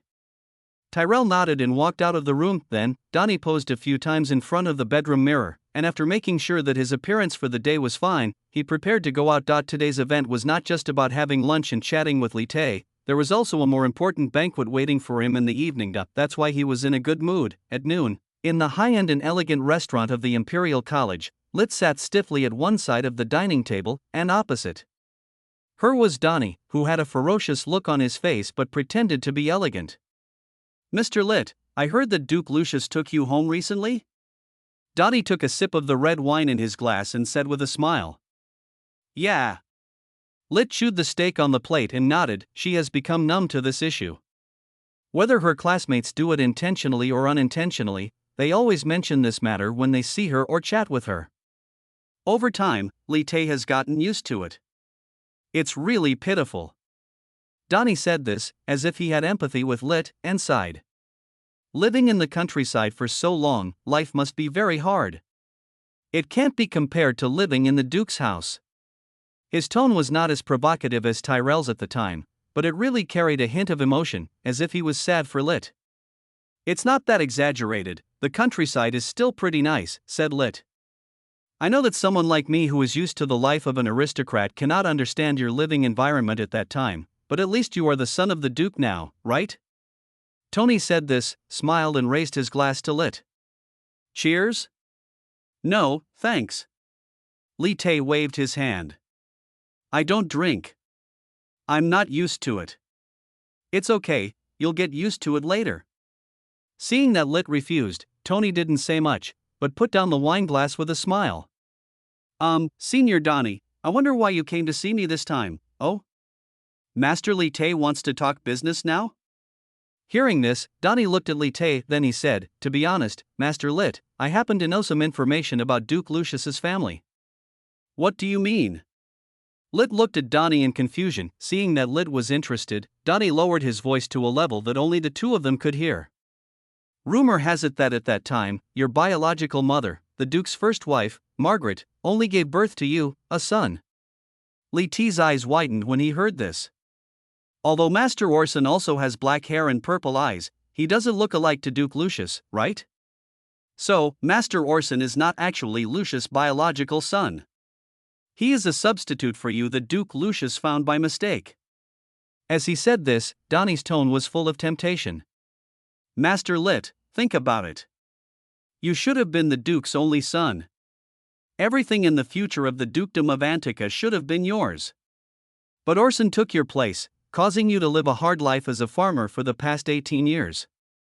If it wasn't Orson, Duke Lucius would have expanded the search area so that he could have found you in the hands of your adoptive parents and brought you back to live a pampered life.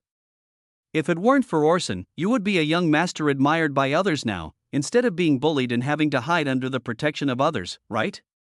Lit listened to what Donnie said, his expression trembling. Of course, since it is Master Orson who is protecting you, Master Lit, you will inevitably become somewhat dependent on Master Orson and feel that he will not harm you. I can understand that. But, what if, Mr. Orson's goal is to train you, Lit, into a puppet who obeys his orders, so he treats you so well?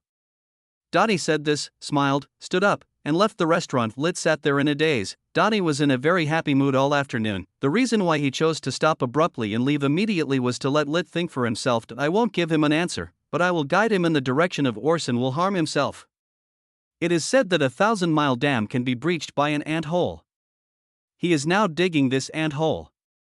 In the future, when the rift between the two becomes larger and larger, the dam will collapse and the brothers will fight for power. Donnie couldn't help but want to laugh out loud when he thought about what might happen to the Stranick family in the future. It was almost evening. Donnie stood in front of the mirror and looked at himself again and again. After making sure that he looked neat and tidy, he walked out the door. When he arrived at the door, a group of followers were already waiting there. Most of them were the sons and daughters of the Earl. Because their parents were vassals of the Duchy of Naples, they had to take on the responsibility of accompanying Master Donny when they studied at the Imperial Academy. Tyrell was not among them because his face had not yet recovered. The banquet that Donny was going to attend this time was very important, and he would not go there with an eye-catching pig's head. "Let's go."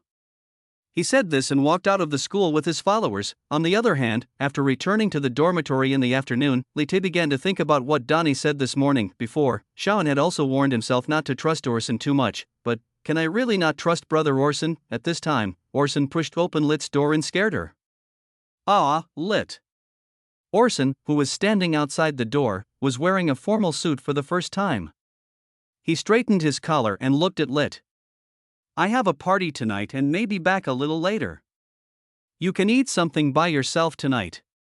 "Ah, okay." Lite nodded. "Yeah," Orson said, and was about to leave, but suddenly remembered something and said to Lit, I'm sorry about what happened yesterday. I interfered too much in your life, Lite. Your life should be your own choice. I won't do this next time." After saying that, he smiled at Lit, then closed the door and walked out. Chapter 59. Kalenina is forced to attend the banquet. Kalenina has been living a good life recently. The Chamber of Commerce's business is booming, and the 2 business organizations she founded are also thriving. It can be said that everything is moving in a stable and positive direction. If we continue to develop at this pace, our regional chapter should be able to rank among the annual chapters of various regions by the end of the year. She will collect the top 3, and before the agreed time expires next year, she will turn the situation around and turn the Antica branch of the Silver Moon Chamber of Commerce into the most valuable branch of the entire Chamber of Commerce. At that time, I will also join the competition among the heirs with force. Until a few days ago, she received a letter from her father Louis. My father will hold a banquet in Saint Laurent City and invites Kalenina to attend. The wording of the letter was very firm, and her 2 brothers had arrived in Saint Laurent a few days in advance, leaving no room for Kalenina to refute. As Louis's daughter, Kalenina had no choice but to agree to go to Saint Laurent. She already had a premonition in her heart that this banquet might not be a good thing for her. At night, Kalenina changed into a beautiful evening dress, which made her temperament more mature. Afterwards, she took a carriage to the banquet venue. This is a well-known hotel in the wealthy area of Saint Laurent City. Louis booked the entire hotel to hold the banquet. The carriage stopped at the door of the hotel. Kalenina took a deep breath, then got off the carriage and walked into the hotel. The dinner has not started yet, but as the host of the banquet, the Bonaventura family must arrive early. "Long time no see, sister." As soon as they entered the hotel, a handsome young man in an evening gown, with red hair and golden eyes, looked at Kalenina, who walked in and greeted her with a smile. He is Selenina's second brother, Lawrence Bonaventura. "Well, long time no see, second brother." Kalenina forced a smile. At this time, a pot-bellied man came over from a distance, smiled kindly and looked at the 2 of them. "Brother, sister." The man in front of him was the eldest son of the Bonaventura family, Mark Bonaventura. "Long time no see, how have you been doing recently?" Having said that, before the 2 of them could reply, Mark continued, I've been very busy lately. You don't know how much work there is in Prussia. Our Silver Moon Chamber of Commerce has a lot of business in Prussia. I have to travel to various places every day to do business. I am really exhausted. Sigh. It is also a rare opportunity that Father called us back this time, so I can have a chance to rest. Seeing Mark being so busy, Kalenina smiled and said, "Brother, you are so busy every day, the revenue of the Prussian branch must be very high." "Oh, of course." Mark nodded. After all, Prussia's economy is the best in the region besides the royal territory. The branch I'm in charge of has Prussia as its backing. Even if we don't do anything, the revenue we generate is higher than some remote places. At this point, Mark seemed to have thought of something and waved his hand hurriedly. Sorry, Kalenina, I'm not talking about the Duchy of Antica, I'm talking about the Duchy of Lucia in the northeast. Don't get me wrong, you've tried very hard, and we all see it. Looking at Mark's poor performance, Kalenina just sneered and said nothing. What about the Duchy of Lucia? Even if Lucia is bad, it has developed much better than Antica.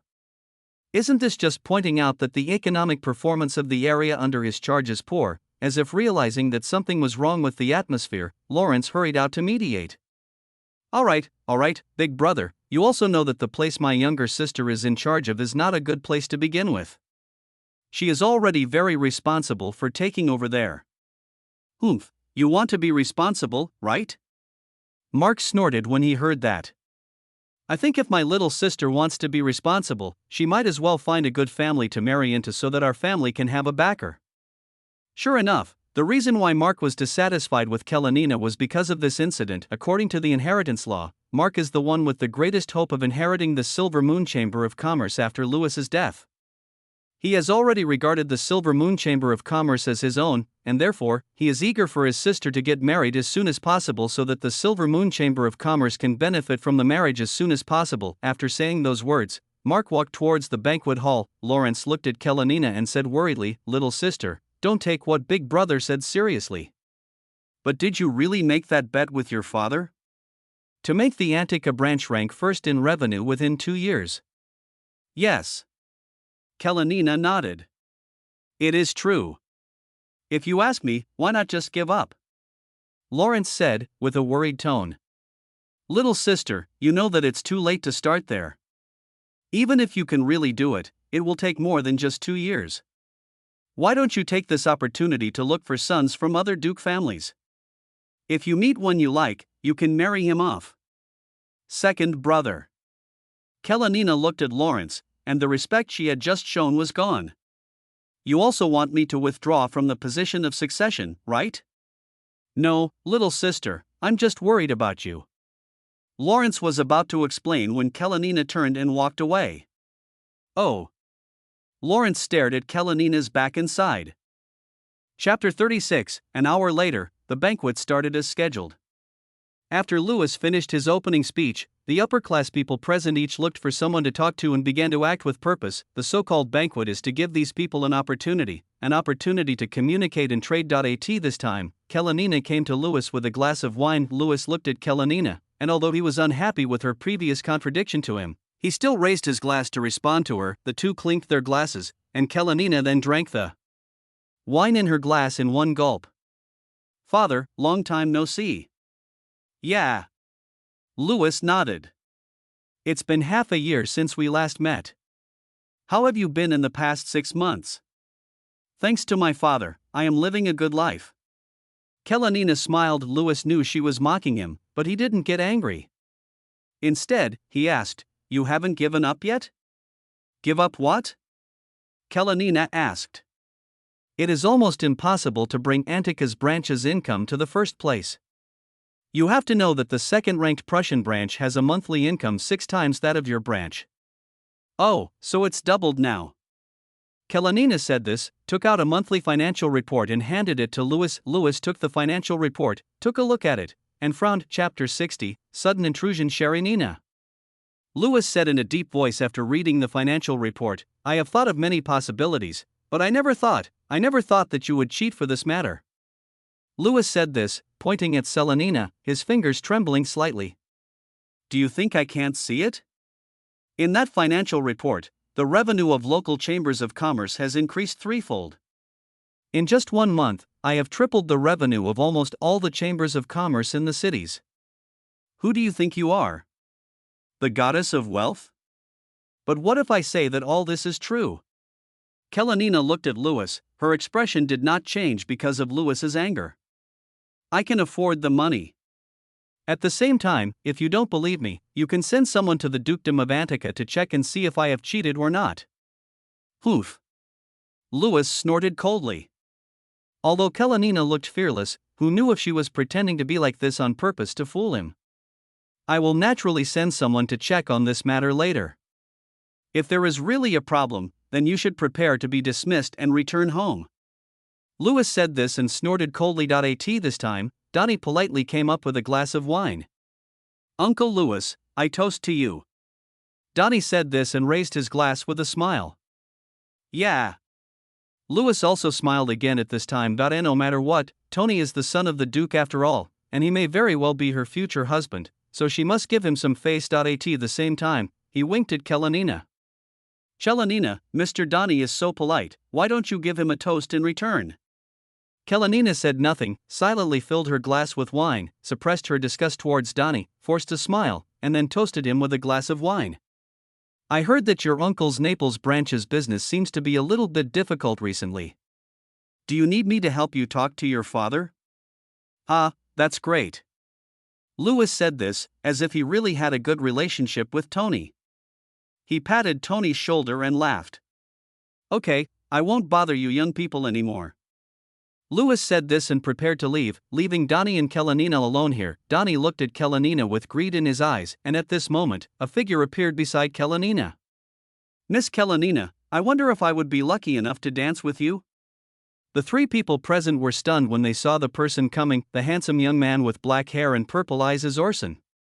Orson. Donnie murmured Orson's name. When Louis heard the name, he immediately knew the other party's identity. Oh, I was wondering who it was. Louis turned back and snorted coldly at the look of Orson and Kalenina standing together, a handsome man and a pretty woman.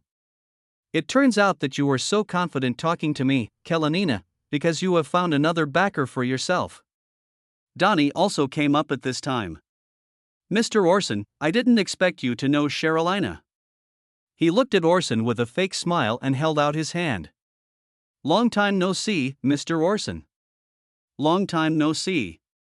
Orson stretched out his hand and shook hands with Donnie. You are still the same as always, Mr. Donnie. Ha, can I take this as a compliment? Of course. Orson nodded, then looked at Kalenina. So, can you answer my first question, Miss Kalenina? Yeah. Kalenina nodded. She could see that Orson wanted to help her out.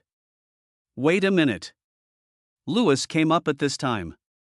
Mr. Orson, I don't know what benefit Kalenina gave you to make you help her.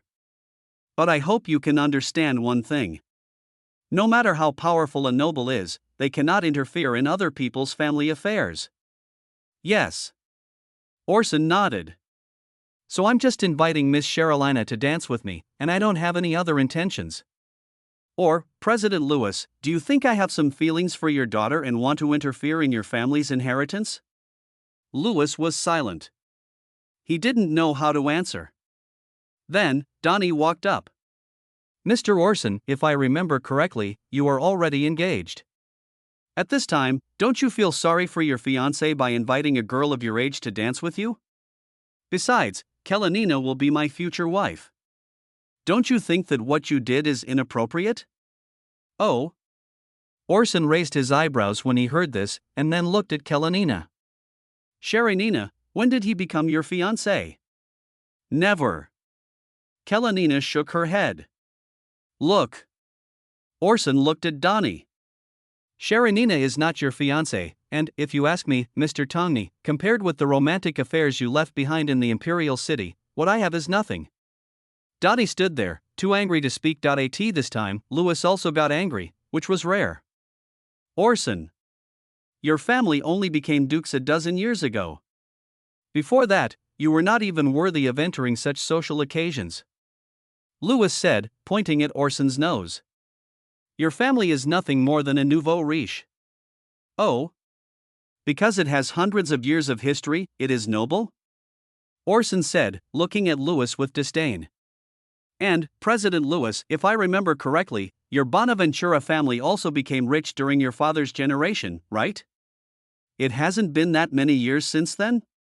If you ask me, your family is nothing more than a nouveau riche. The situation on the field became tense in an instant. This time, Kalenina's two brothers also came over at you. Mr. Orson. At this time, Mark came up and said, I know you are a little dissatisfied with my situation, but there is nothing we can do. We were born in a merchant family and no one is in politics. Moreover, compared to the Duchy of Antica, the Duchy of Naples is indeed a better marriage partner in every aspect, so we have to ignore Miss Kalenina's personal wishes and let her marry someone she doesn't like, right? Orson asked back. Orson. Do you think Cherylina likes you? Louis shouted angrily at this time. She just wants to use your identity to fight against me and make me cancel this marriage. You're just the one being used. Chapter 61. The whole family is evil. As Louis finished speaking these words loudly, the field fell into silence for a moment. Then, Kalenina walked forward and looked at Louis. Tears welled up in her eyes and her body was shaking slightly with anger.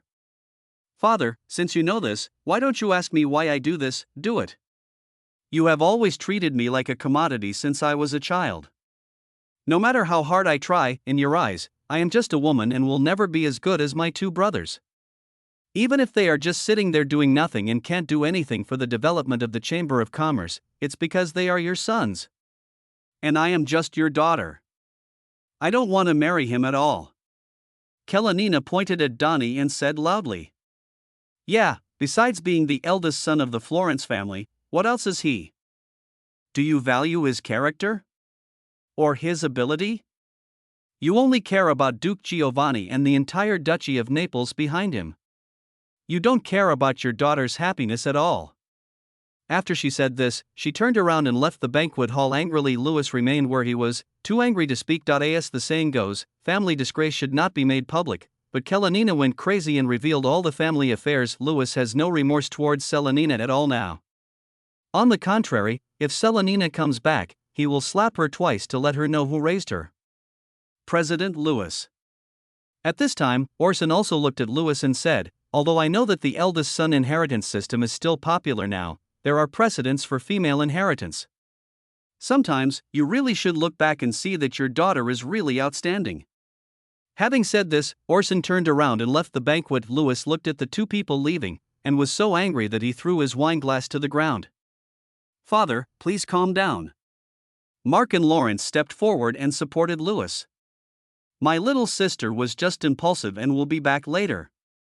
It's no use coming back. Louis said, ruthlessly, I raised her, paid for her education, and kept her well fed and clothed, all my life, just for her to talk back at me now. She has never earned a penny on her own. The most unsuccessful thing I've done in my life, Louis, is raising such an ungrateful person. Uncle Louis, please don't be angry. Donnie also stepped forward and tried to comfort Louis. You are busy with business every day, it's so hard, you should take care of your health. Oh, thank you. Seeing how sensible Donnie was, Louis's anger subsided a little. Donnie, don't take Cherylina's words to heart. Don't worry, no matter what happens, I, your uncle, will definitely help you and her get together in the end. I feel much more relieved after hearing your words, uncle. Danny smiled. The party is still going on, uncle, clean up and chat with everyone. Yeah. Louis nodded. My dear nephew, you are sensible. As he said this, he glanced at Mark and Lawrence. You two should also learn more from nephew Tony, and stop learning bad things instead of good ones. Yes, father. Upon hearing this, the two nodded respectfully. They also know themselves well. In terms of intelligence and talent, they may not be as good as Kalenina, but they know how to bow their heads. As long as they are humble in front of their father and do what their father says, they will have the hope of inheriting their father's position. Therefore, although they were disdainful of Donnie, the two still pretended to respect him, which made Donnie very happy. The second half of the banquet ended in a rather depressing atmosphere. After all, such a big conflict broke out at the banquet. It was still difficult to completely forget it. After the banquet, Louis called his two sons into a room alone. Dad, did you call us? Mark asked. Yes. Louis nodded, and then said, after you go back today, cut off all business dealings between the branch you are in charge of and Antica. Father, you don't have to be so ruthless, right? Lawrence asked in surprise after hearing this. Although Kalenina did something wrong, this will also have an impact on our other branches in the short term. But the impact on you will be much smaller, because you can still maintain trade relations with other branches, but all trade relations with Kalenina will be cut off. Father, I understand your anger, but do you really want to do this? The Antica branch is also under the Silver Moon Chamber of Commerce. Isn't it a bit too frivolous to do this? Mark said worriedly. You are the president and I am the chairman. Louis slammed the table angrily when he heard this. I told you to do this, so you did it. What's wrong? Mark, are you going to learn from your sister and talk back to me? No. Mark shook his head. We just do what our father says. Lawrence on the side saw Mark's appearance and laughed secretly with his head down. That's it, Lewis said. The Silver Moon Chamber of Commerce was built by your grandfather and isn't Kalenina capable? Let's see if she can manage it well under such circumstances. Chapter 37. Having said this, Lewis waved his hand, signaling his two sons to go out. Mark and Lawrence left Lewis's room. Just now, I was funny, right? Mark said suddenly. No. Lawrence was stunned and shook his head. Then what are you laughing at? No, brother, I'm not laughing. Mark lifted Lawrence by the collar, stretched out his fist, and was about to swing down when he heard Donnie's voice. What are you two doing here? Donnie said this, walked up to Mark and Lawrence, and separated the two. Shouldn't brothers live in harmony with each other? Oof. Mark snorted coldly and turned his head away. Master Donnie, you must be upset about what happened today. Lawrence wisely changed the subject. Father just called the two of us into the room. Don't you want to know what we talked about? Oh? Tell me about it? Then, Lawrence told Donnie about this. To be honest, my father's actions are really irrational. We have never seen him do such a thing that hurts the enemy and hurts himself. Hearing this, Donnie nodded. What a cruel father he is. He could do such a thing to his own daughter. Then he changed his words. In that case, do you two know how to win the favor of your uncle? Hearing this, even Mark turned his head and looked at Donnie curiously. Think about it, Uncle is angry with Kalenina now, right? So, if someone could stop Kalenina's business, do you think your uncle would be happy? Hearing this, Mark and Lawrence immediately understood. Mr. Tongni, you said your father was cruel. It seems that you are no worse than your father. You actually asked us to deal with your future wife. Same here. Then all three of them burst into laughter. P.S. Today, 3 updates are released at the same time, and it is not during the Netherworld time.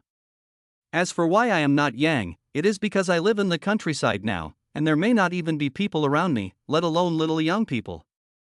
By the way, it should be available for pre-order tomorrow, and I would like to ask all readers to help me click the pre-order button when the time comes. Chapter 62. Finally came to terms with it. Orson chased out of the hotel and found Kalenina, the only child, walking on the street. Kalenina. Orson said this, hurried over and walked beside Kalenina. What's wrong? Kalenina didn't look at Orson, but stared ahead alone. I'm not full yet. Let's find a restaurant to eat together? Orson suggested. Half an hour later, inside a restaurant, Orson and Kalenina sat opposite each other and enjoyed the food that had just been served. Compared to the atmosphere at the banquet just now, the atmosphere between the two people now is more relaxed and pleasant. Thank you for what you did today, Kalenina said suddenly. Kalenina anticipated that today's event would not be simple, so she sent an invitation to Orson in advance, inviting Orson to attend the party. That's why Orson just stepped in to help Kalenina resolve the embarrassment. It's okay. Orson smiled and shook his head. After all, Kalenina is now on the same side as himself. Whether for Litua or for himself, helping her is what he should do. Don't you think it's funny? Kalenina suddenly said. Although she was smiling, there was always some sadness in her smile. In a family of 4, the father and his children are constantly in conflict because of their different ideologies, and the children are also suspicious of each other over the right of inheritance. Compared to a family, this is more like a battlefield full of suspicion. Whoever reveals a flaw first will be hurt all over. That's normal. Orson nodded. Human desires are like this. No one is not driven by desires. Just like you said, the reason why President Lewis clashed with you was because he thought that you marrying Donnie would bring him greater benefits, and the mutual suspicion between you 3 siblings was also because you wanted to compete for the inheritance of the Silver Moon Chamber of Commerce, right? Yeah. Kalenina didn't comment. My 2 brothers are right, but I just want the power to choose my own happiness. For this reason, I had to join the fray. I understand you, Miss Kalenina. Orson nodded. Just because you are a girl, you suffer such unfair treatment? Yes. Hearing this, Kalenina nodded. Thank you, Orson. I've already told you, you don't need to thank me for what happened today, not just today. Kalenina shook her head. Thanks to the ideas you gave me, I had the confidence to say no to my father. Have you implemented it? What's the effect? Orson became interested after hearing what Kalenina said. Yeah. Kalenina then reported her current achievements to Orson one by one. Thanks to your ideas, the Antica branch's revenue has increased from 1/6 of the Prussian branches to 1/2 of the current Prussian branch. It can be increased further, but it probably won't last long. Because of timeliness, right? Other chambers of commerce will know what you are doing sooner or later. Orson said. Yeah. Kalenina nodded. She was not surprised at all why Orson knew all this. Then it's about the real industry. According to my idea, we should start with the textile and construction industries.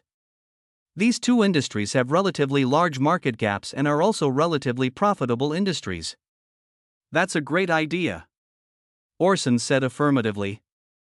As expected of you, Kalenina, you are indeed more capable than your father and two brothers. He. After being praised by Orson, Kalenina felt much better. After the two of them talked about topics of interest, the slightly depressing atmosphere from before all dissipated. But, Kalenina, you have to be careful. Orson reminded Kalenina at this time. Kalenina tilted her head and looked at Orson in confusion. What? You have to be careful of unfair competition from your rivals. Not all businesses will be willing to watch you take away their market share. The most important thing in business is circulation. Once they unite against you and cut off your circulation channels, you will definitely suffer huge losses. But won't they also suffer losses? Yes, but the worry is that they have more funds than you and can afford to fight a protracted war with you. Then, after they defeat you, they can divide up the market and won't lose so much. Then what should I do? Don't forget, you still have a reliable ally. Orson said, pointing at himself. I will write a letter to my father and ask him to pay special attention to the Silver Moon Chamber of Commerce. If other chambers of commerce use unfair means to fight against you, the Duke can directly use political means to deal with them. Kalenina looked at Orson, stunned for a moment, then lowered her head and asked in a low voice, Orson, why are you helping me so much? I've said it before, you and I are on the same side, all you have to do is help Lituk. Why do you want to help Lit so much? Kalenina looked up at Orson. I've wanted to ask this a long time ago. You also said that people are driven by desires. So aren't you and Lit competing for the position of Duke's heir? Orson was silent for a while, then smiled and said, because I value something more than the position of Duke. That is life. Is that so? Hearing this, Kalenina reluctantly accepted the explanation. I understand. I will continue to help Master Lit. By the way, Orson, what about you? Kalenina said, looking at Orson. Isn't there anything you want? Whether it's money or something else. If I can help you, I will. Forget about me. Orson shook his head. I don't have anything special I want right now.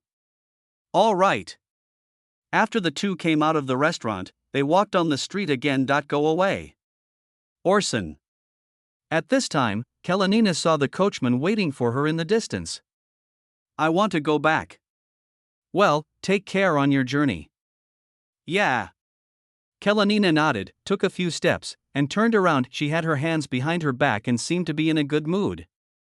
Orson.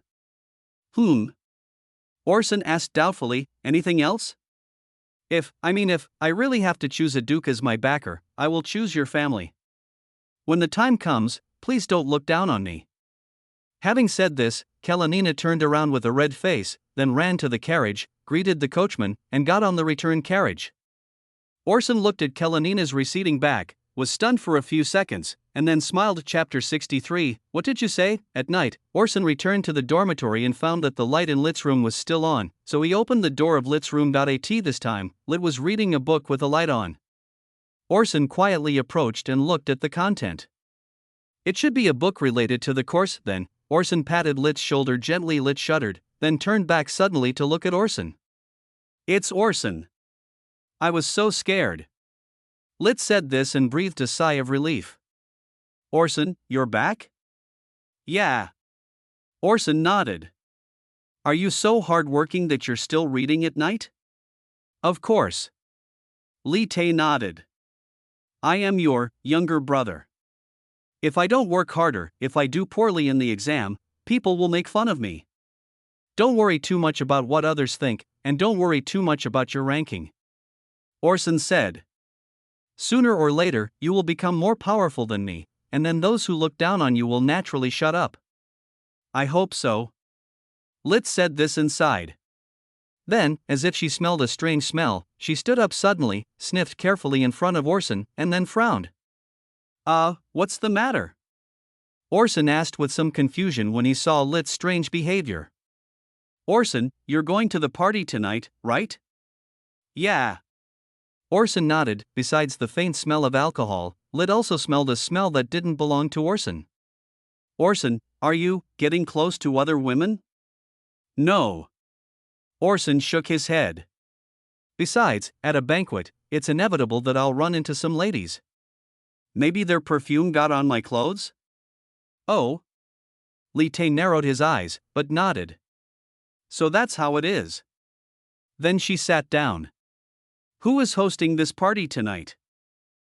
It's Louis Bonaventura, the president of the Silver Moon Chamber of Commerce. Orson replied. Silver Moon Chamber of Commerce. When Lit heard this name, he felt it sounded familiar.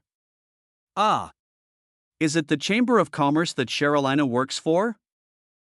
Yes. Orson nodded. So Orson, have you seen Kalenina? Yes, I saw her and chatted with her for a while.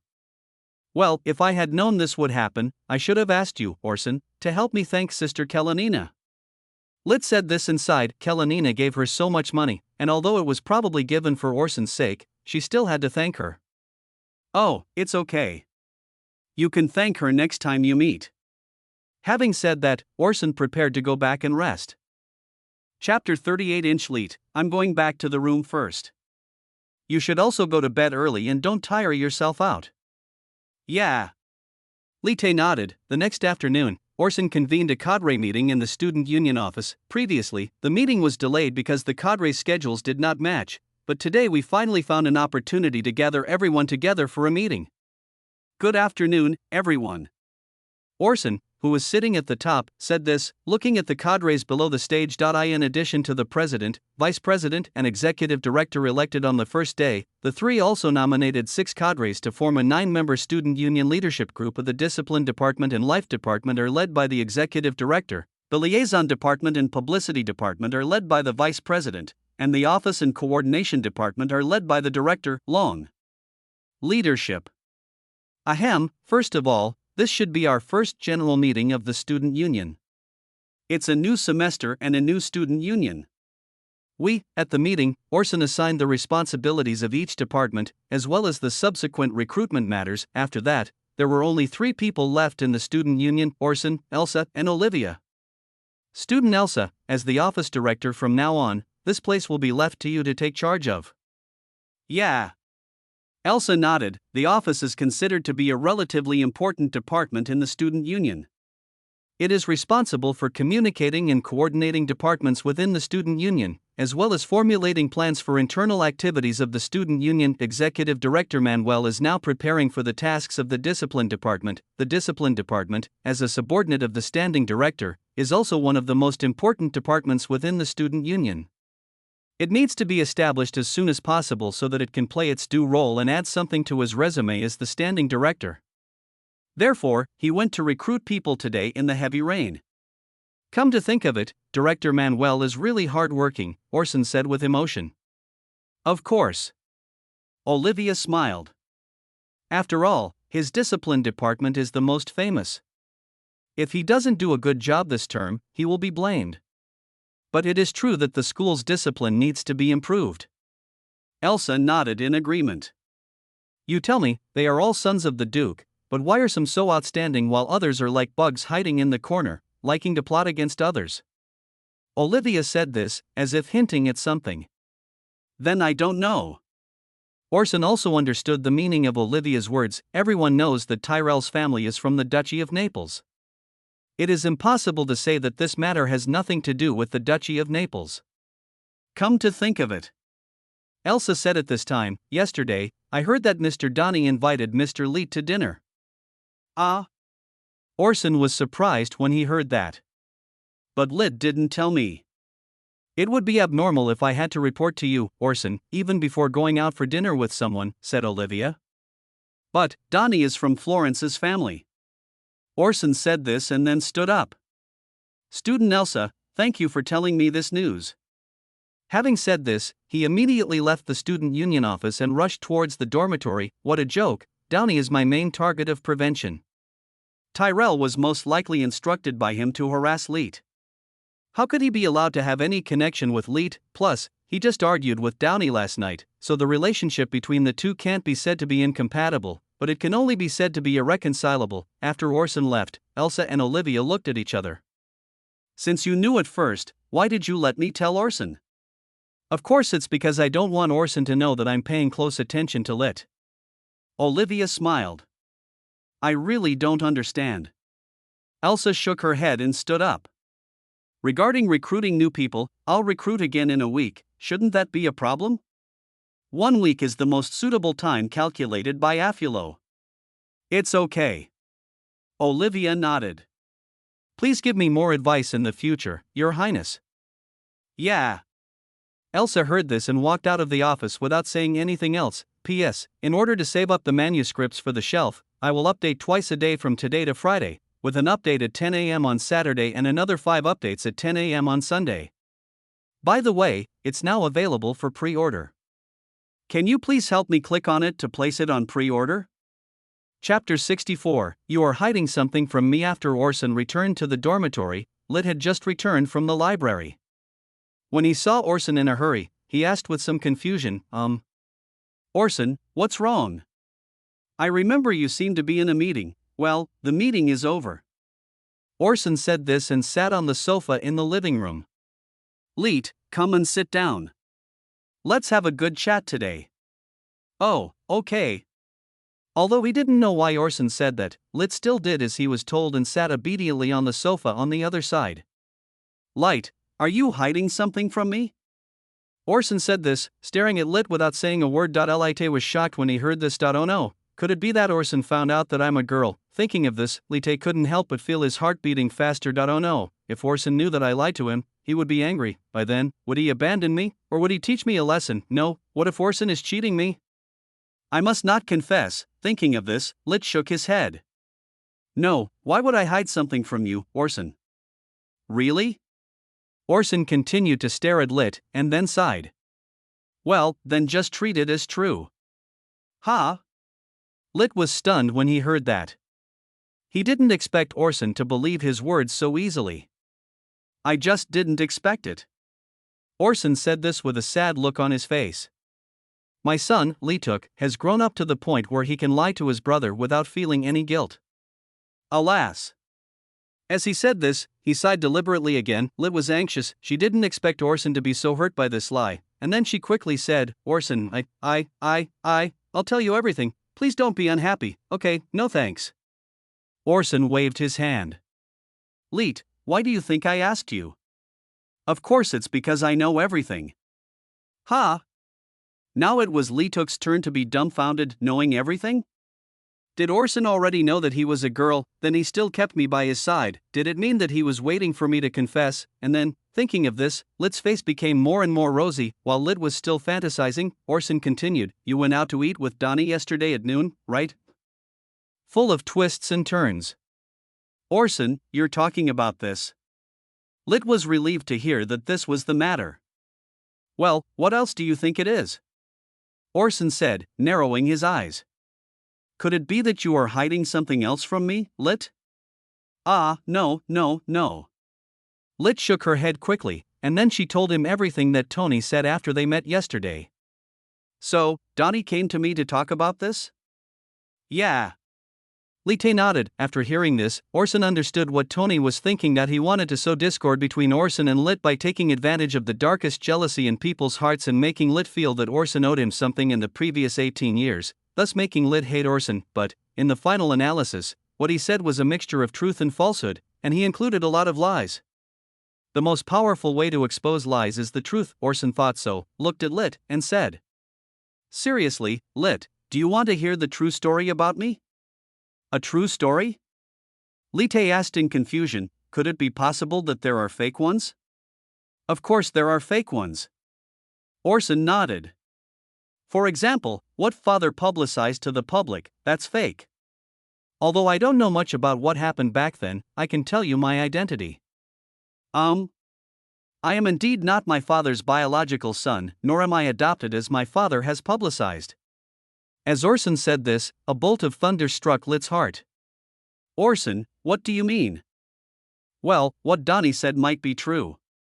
I was indeed picked up by the Duke and was mistaken for an orphan like his child. If I hadn't been here, Father would have expanded the search area and might have found you, Lee took, directly. So, for these 18 years, it was you, Lit, who suffered in the countryside on my behalf. Orson said this, placing his hand on the back of Lit's hand. But, I, Orson, am not the kind of person who is greedy and does not know how to repay kindness.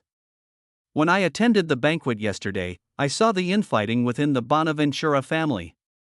They are obviously blood relatives, but each of them is more sinister than the enemy.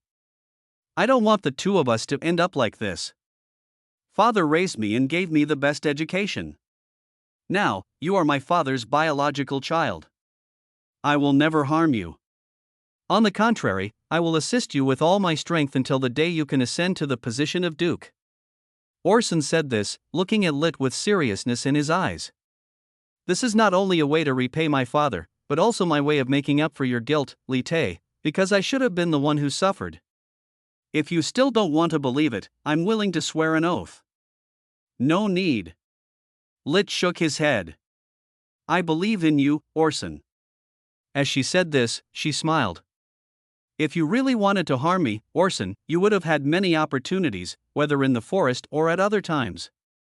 It would have been easy for you to get rid of me, but you didn't do it. It was me who was suspicious of you, Orson. I didn't tell Orson about the Donnie incident. I was too petty. As the two men took a step back, the originally tense atmosphere between the brothers was suddenly eased. If Donnie saw this scene, he would definitely be so angry that he would curse Leetuk for being incompetent, but Van Lit was a little ambitious and would not be willing to grow up under Orson's protection. Seeing that the misunderstanding was resolved, Orson felt relieved, and then he suddenly remembered something. So, Lite, you really haven't hidden anything else from me except this matter about Donnie, right? Yeah, of course. Lit lowered his head and replied in a low voice. At least for now, Orson must not be allowed to find out that he is a girl. Okay. Seeing Lit like this, Orson didn't ask any further questions. Maybe Leetuk really hid something, but even the closest couples would keep some things from each other. As long as it's not a big deal, it's fine. Thinking of this, Orson started talking about other topics. By the way, Lite, you should have attended Mr. Hecate's class recently, right? How was it? Lite touched his head with a complicated expression. That class, how should I put it? Although the course is called Basic Alchemy, teacher Hikesha just gave me an alchemy manual and asked me to study the contents by myself and ask her for help when I encounter something I don't understand. Chapter 39 but she's busy most of the time, so there's nothing I can do. That's her coaching style indeed. Orson sighed upon hearing that Lit's course is really a good choice. Chapter 65, an unpredictable woman. A few more days passed, and the student union's search for new jobs was completed one after another, and all departments began to work. That day, Orson was sitting in his office browsing through documents. After all, the student union is not an administrative body, so there are not so many documents to deal with. However, there are usually some documents that require his personal approval as the president. This time, the office door was opened. Orson didn't raise his head, but just said, "Classmate, what can I do for you?" He thought the people coming in were ordinary members of the student union. Olivia, who was standing at the door, thought about it, closed the door, put her hands behind her back and quietly walked behind Orson. As a fragrant breeze blew by, Orson felt a pair of hands covering his eyes. "Guess who I am?" Olivia said playfully from behind. Stop it, Olivia, I'm taking care of business. How could Orson not recognize Olivia's voice? TSK, that's boring. Orson is not romantic at all. Having said this, Olivia released her hand that was covering Orson's eyes, then moved over a chair, sat next to Orson, and propped up her face to watch Orson process documents. Are these documents troublesome? Olivia said, looking at Orson. It's not that troublesome. Orson shook his head.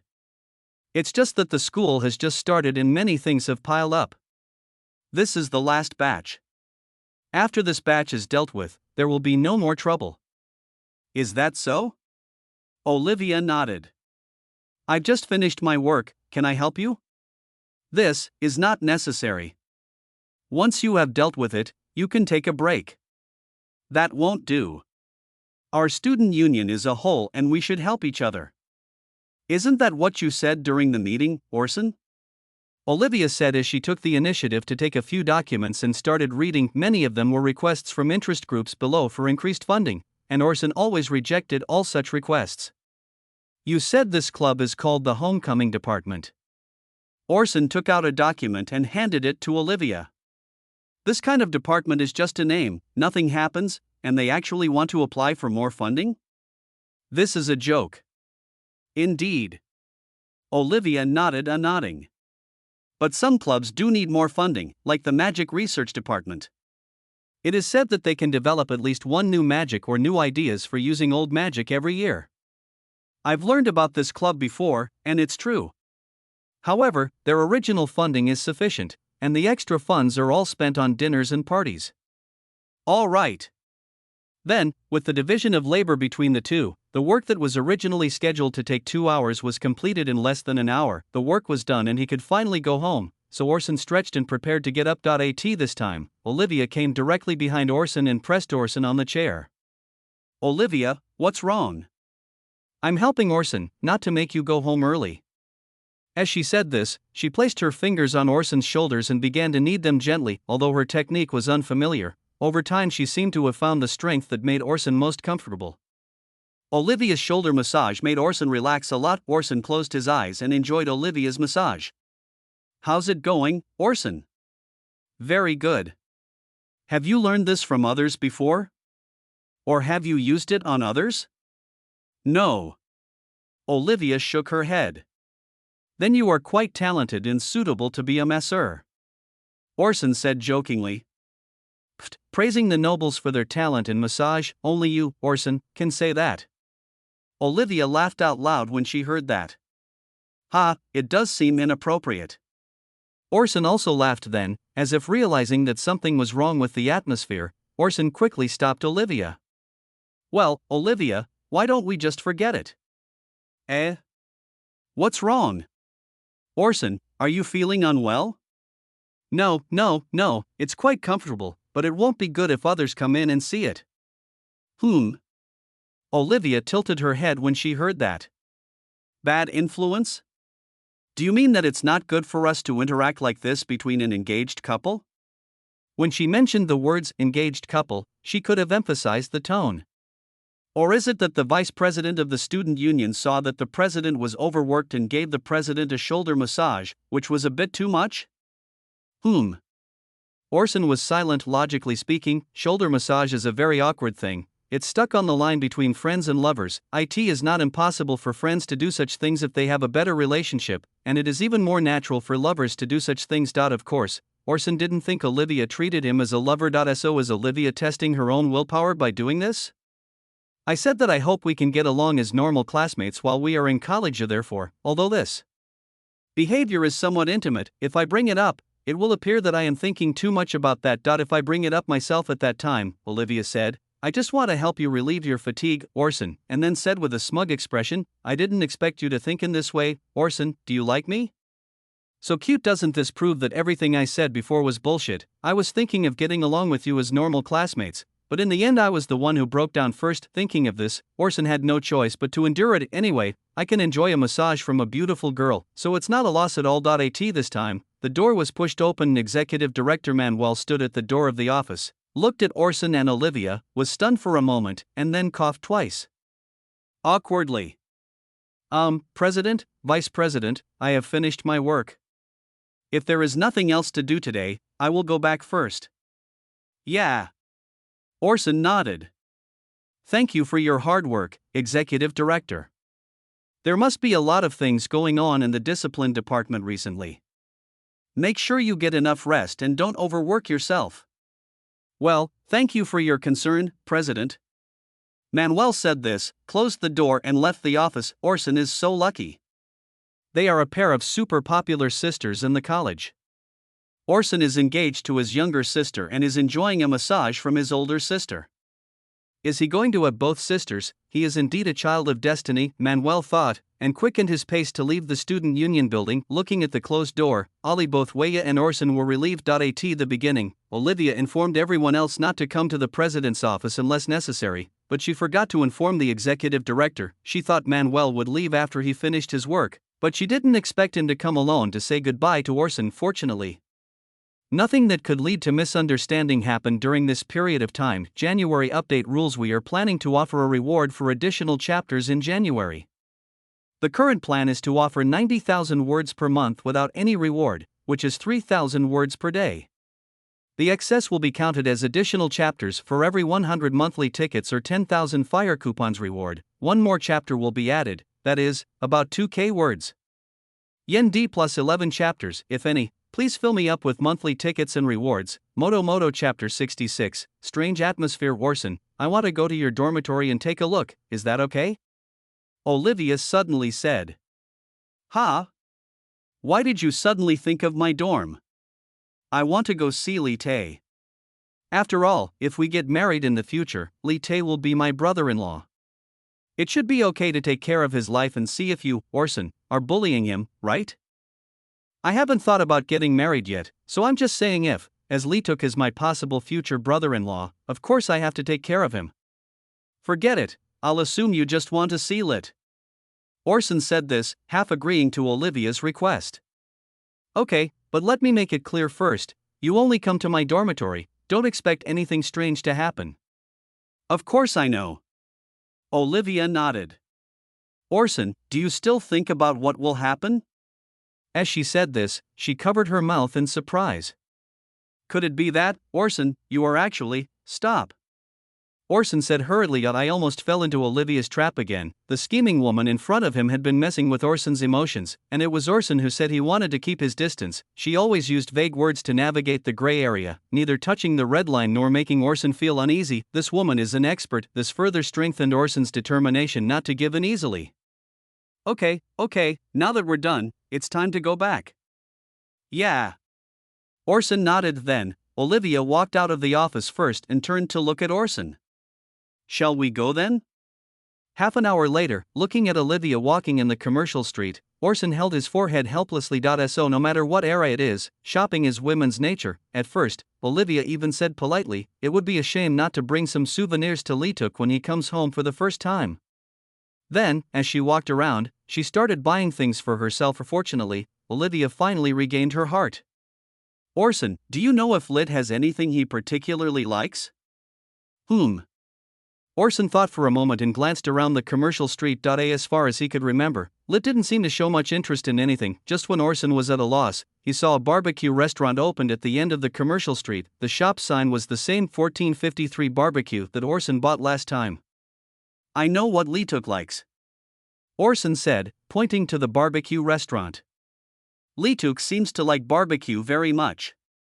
Buy him more barbecue from that restaurant. I guarantee he will like it. Oh? Do you like food? Olivia was stunned, then smiled. What a simple hobby. It can't be helped. After all, Lee Took is still growing. I'm 18 years old. Are you sure I can grow any longer? Why is that not possible? Do you look down on our Lit? Orson said this with a dissatisfied look. Pfft, no more. Olivia said this and came to the 1453 barbecue restaurant. She asked the amiable owner, who was wearing a white headscarf and a beard, for a large portion of barbecue. Then, the owner packed the barbecue in a box and handed it to Olivia. Okay, is this enough? Olivia said and glanced at Orson. Afterwards, the two returned to the dormitory area. Chapter 40. As soon as Orson stood at the door, it was opened from the inside. Lit looked at Orson and smiled. "Orson, welcome back. Are you done with today's work?" As he said this, Lit skillfully took off Orson's coat and hung it on the hanger. Olivia grinned as she watched Lit's skillful movements. Why do these actions feel like what a newlywed wife would do to her husband? Coupled with Lituk's long black hair and soft and delicate face like a girl, it really looks like that. Orson just nodded out of habit. These days, whenever Orson came back later than Lit, he would be treated like this. At first, Orson was a little uncomfortable with it, but over time, Orson let Lit do this. This time, Orson also introduced the people behind him to Lit. "Ah, Lit, this is my colleague from the student union, you should know him." When Lit saw that there was a woman following Orson, it was Olivia, his face immediately turned cold. "I know, the vice president of the student union, Senior Olivia." As Lit said this, even his tone became a little cold. Orson didn't know how Olivia had offended Lit. When he told Lit that his fiancée would become Olivia, Lit was a little unhappy, and now, Lituk almost had the word "not welcome" written on his face. Olivia could naturally sense Lit's temper. Although she didn't know where it came from, she still forced a smile and walked into the house. "Light, I came to see you. This time I brought you your favorite barbecue." As she said this, Olivia handed the takeaway box to Light. As the saying goes, don't hit a smiling person. Olivia herself did nothing wrong except being Orson's fiancée. Lit also realized that he was a little rude. After all, the person was brought back by Orson, and he could not offend Orson no matter what. Olivia gave him a way out, and Lit took the opportunity to go down. "Thank you, Senior Olivia." Lit said this with a sweet smile, then took the gift and placed it on the coffee table. Seeing that the atmosphere between the two people had become harmonious, Orson felt relieved. At least I didn't guess Lit's preference wrong, and Lit still maintained the innocence of a child, and he immediately became happy when he received the gift. Of course, he didn't know that this happiness was all faked by Lituk. The three of them sat in the living room and chatted. "I didn't expect that senior sister Olivia, as brother Orson's fiancée, would come to my house to see me." Lit said this half jokingly and half sarcastically. "Senior sister Olivia, I'm afraid you have other intentions? Do you want to become my sister-in-law in advance?" Lit thought that as long as his words were aggressive enough, Olivia would re-examine the relationship between herself and Orson, and at least would not want to follow Orson home so recklessly as she did now. "I am at home today, but what if I am not at home in the future and Olivia takes the opportunity to have sex with Orson?" Lit, do you think so?" Olivia covered her mouth in surprise, and then said, "It's not wrong to think so, but we have to see what Orson thinks." As she said this, she deliberately lowered her head, pretending to be shy. Chapter 67. The Queen of Volumes. Lianka, seeing that his words not only failed to scare Olivia away, but instead made the latter retreat and advance, Lit turned the topic to Orson and couldn't help but secretly call himself an idiot. Then she looked at Orson worriedly. This time, Orson also sighed, and there was a little more concern in his eyes when he looked at Lit. "This little guy has to ask this kind of question. Why ask anything else? Although your brother doesn't want her to be your sister-in-law, you can't just say it directly." "How should I answer this?" Orson thought about it and said, "I still hadn't thought about this before I graduated." Lit breathed a sigh of relief when he heard that, while Olivia sighed silently. Alas, Orson is indeed a man of stone. Although this assist by Paulette did not result in a goal, Olivia's evaluation of Paulette still increased by a few points. Sure enough, Lit hoped to be with Orson, otherwise he would not have asked such a question. "Okay, let's get back on track." Orson knocked on the table. After that, the three of them started chatting about family matters. Lianka hasn't been having a good time lately. She tried her best in every course, hoping to surpass Orson. Even in just one course, however, the teacher's evaluation of her was, "It's still a little bit behind Orson." "Well, you are pretty good, just a little worse than Orson. You and your sister are a lot alike, but if you want to catch up to Orson, it may take more than just hard work to make up for it." These words were repeated in Lianka's mind day after day, and seemed to have become Lianka's inner demon. Lianka chose to go to the library to read books to improve herself. As a result, when I entered the library, I found that the navigation book inside was compiled by Orson a few years ago. She read the entire navigation book with a critical mindset, but in the end she couldn't find any faults. She was determined to pass this alchemy class. When she was at home, she had already read various books related to alchemy, and then when she went to school, she read all of Orsun's experiences. Orsun made a high-level healing potion in the first alchemy class, and Lienka wanted to make a more advanced potion than Orsun's, so that she would surpass Orsun. At least, as long as he could surpass Orsun in one subject, it would prove that he had the hope of surpassing him in all aspects. Then she handed her masterpiece to her tutor. The instructor collected the potions from every student in the class, and then examined them one by one. Finally, the instructor gave his or her own score. Lienka's healing potion scored 90 points, and Orsun's healing potion at that time was perfect. Of course, Lienka was not convinced. After the course ended, she found the teacher alone. "Teacher, I want to know what's wrong with my potion. Why can't I get full marks?" "Ah, you're talking about this?" The teacher scratched his temples and then said, "Actually, in my eyes, 90 points is a perfect score." As the saying goes, every medicine is poisonous. Most alchemical potions have side effects. Just like healing potions, if you use them too much, people will develop drug resistance and need to use more potions to achieve the same effect. Some powerful healing potions can even cause people to become drug dependent if used too much. Isn't this certain? Just because of this, I can't get full marks? Lienka looked at the instructor in confusion. That's how it should have been. The instructor pushed up his glasses. But last year, after I received the healing potion made by Orsun, I carefully analyzed the ingredients and effects inside and found that, although the potion he made was not necessarily better than the one sold on the market, it had no side effects. It will not make people dependent, nor will it make people resistant to the drug. How is it possible? Lienka said in disbelief when she heard her mentor's words. I also thought it was impossible at first, but Orsun proved it to me with facts. It's true. From now on, the highest score I give is only 90 points, so you don't have to worry about it. The instructor said this and patted Lienka's shoulder comfortingly. If everything is okay, I'll go back first. Ah, okay. Lienka nodded.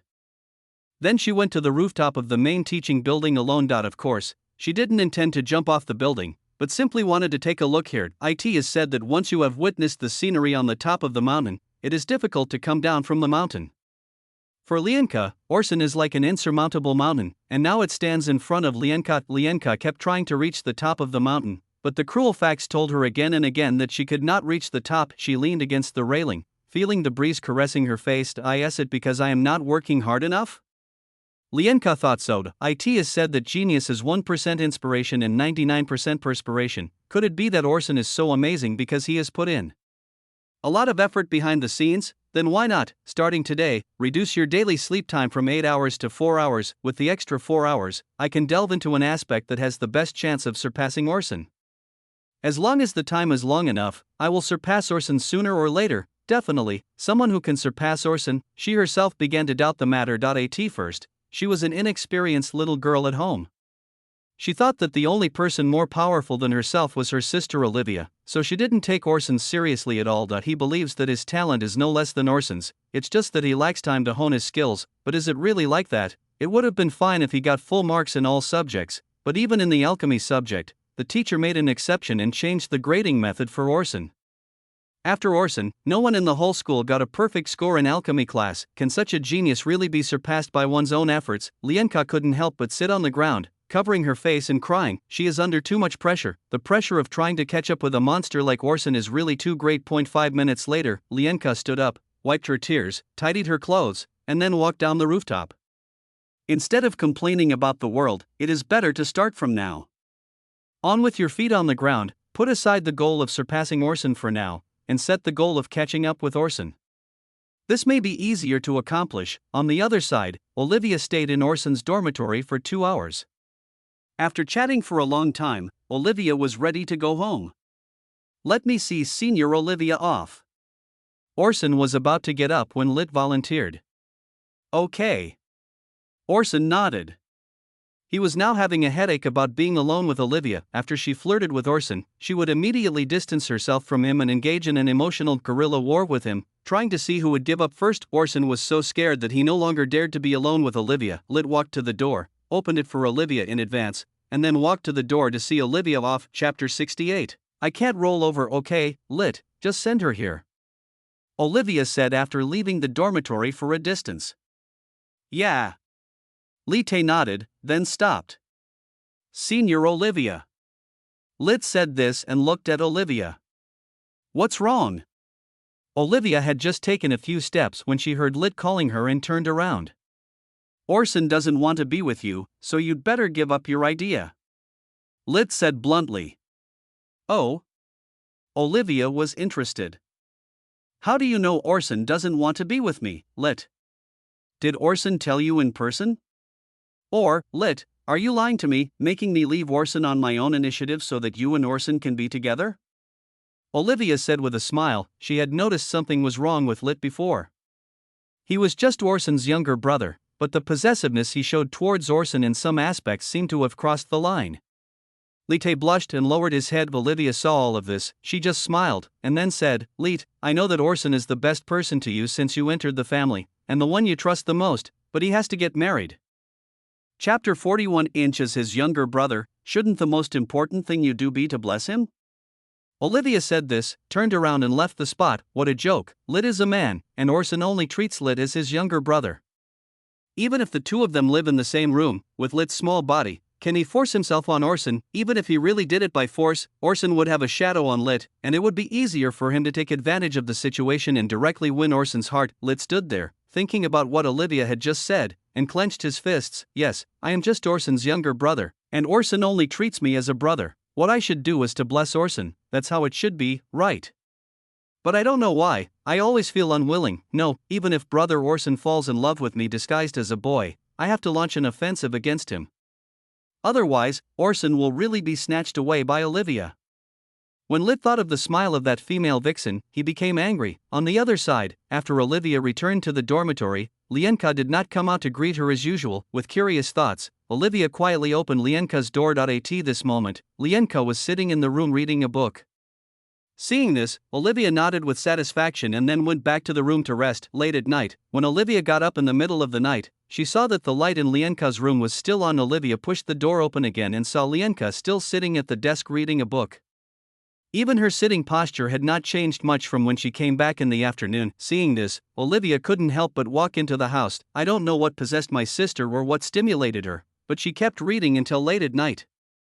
Lienka, Lienka? Olivia patted Lienka's shoulder and reminded her softly, Lienka, it's getting late. It's time to go to bed. Sister, wait a moment, I'll go to sleep after I finish this chapter. Lienka replied dully. No. Olivia put her hand on Lienka's book and forced it closed. You were reading when I came back in the afternoon. It's already midnight and you're still reading. Isn't your health important? But if I don't work hard, I won't be able to catch up with him. Lienka said anxiously, tears welling up in her eyes. What do you mean? Olivia looked at Lienka, somewhat confused. I'm afraid I can't catch up with Orson. Lienka said emotionally. I've tried very hard, but no matter what, the evaluation of my teachers and classmates is not as good as Orson. Am I that bad? Olivia showed a distressed look when she heard this. Her sister took this matter too seriously, so much so that now Orson has become a demon in Lienka's heart. Thinking of this, Olivia prepared to counsel her sister. Lienka, tell me, why are you chasing Orson? Of course it's because, Lienka said this and her brain stopped. Because of what? Thinking of this, Lienka fell into memories. Initially, when Lienka was a child and knew nothing, she was engaged to Orson. Later, as Lienka grew up, Orson's name was always mentioned by people around her when they talked about her. Have you heard that Miss Lienka's fiancé is Orson from the Stranik family? He has reached the 4th-level warrior and 4th-level magician at a young age. He is proficient in both magic and martial arts. Wow, really? Miss Lienka has really found a treasure. Marrying such a person will surely bring you happiness in the future. If you ask me, that's true.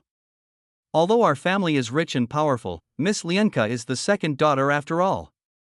The probability of her inheriting the title in the future is very small. Marrying Mr. Orson at this time is indeed marrying up.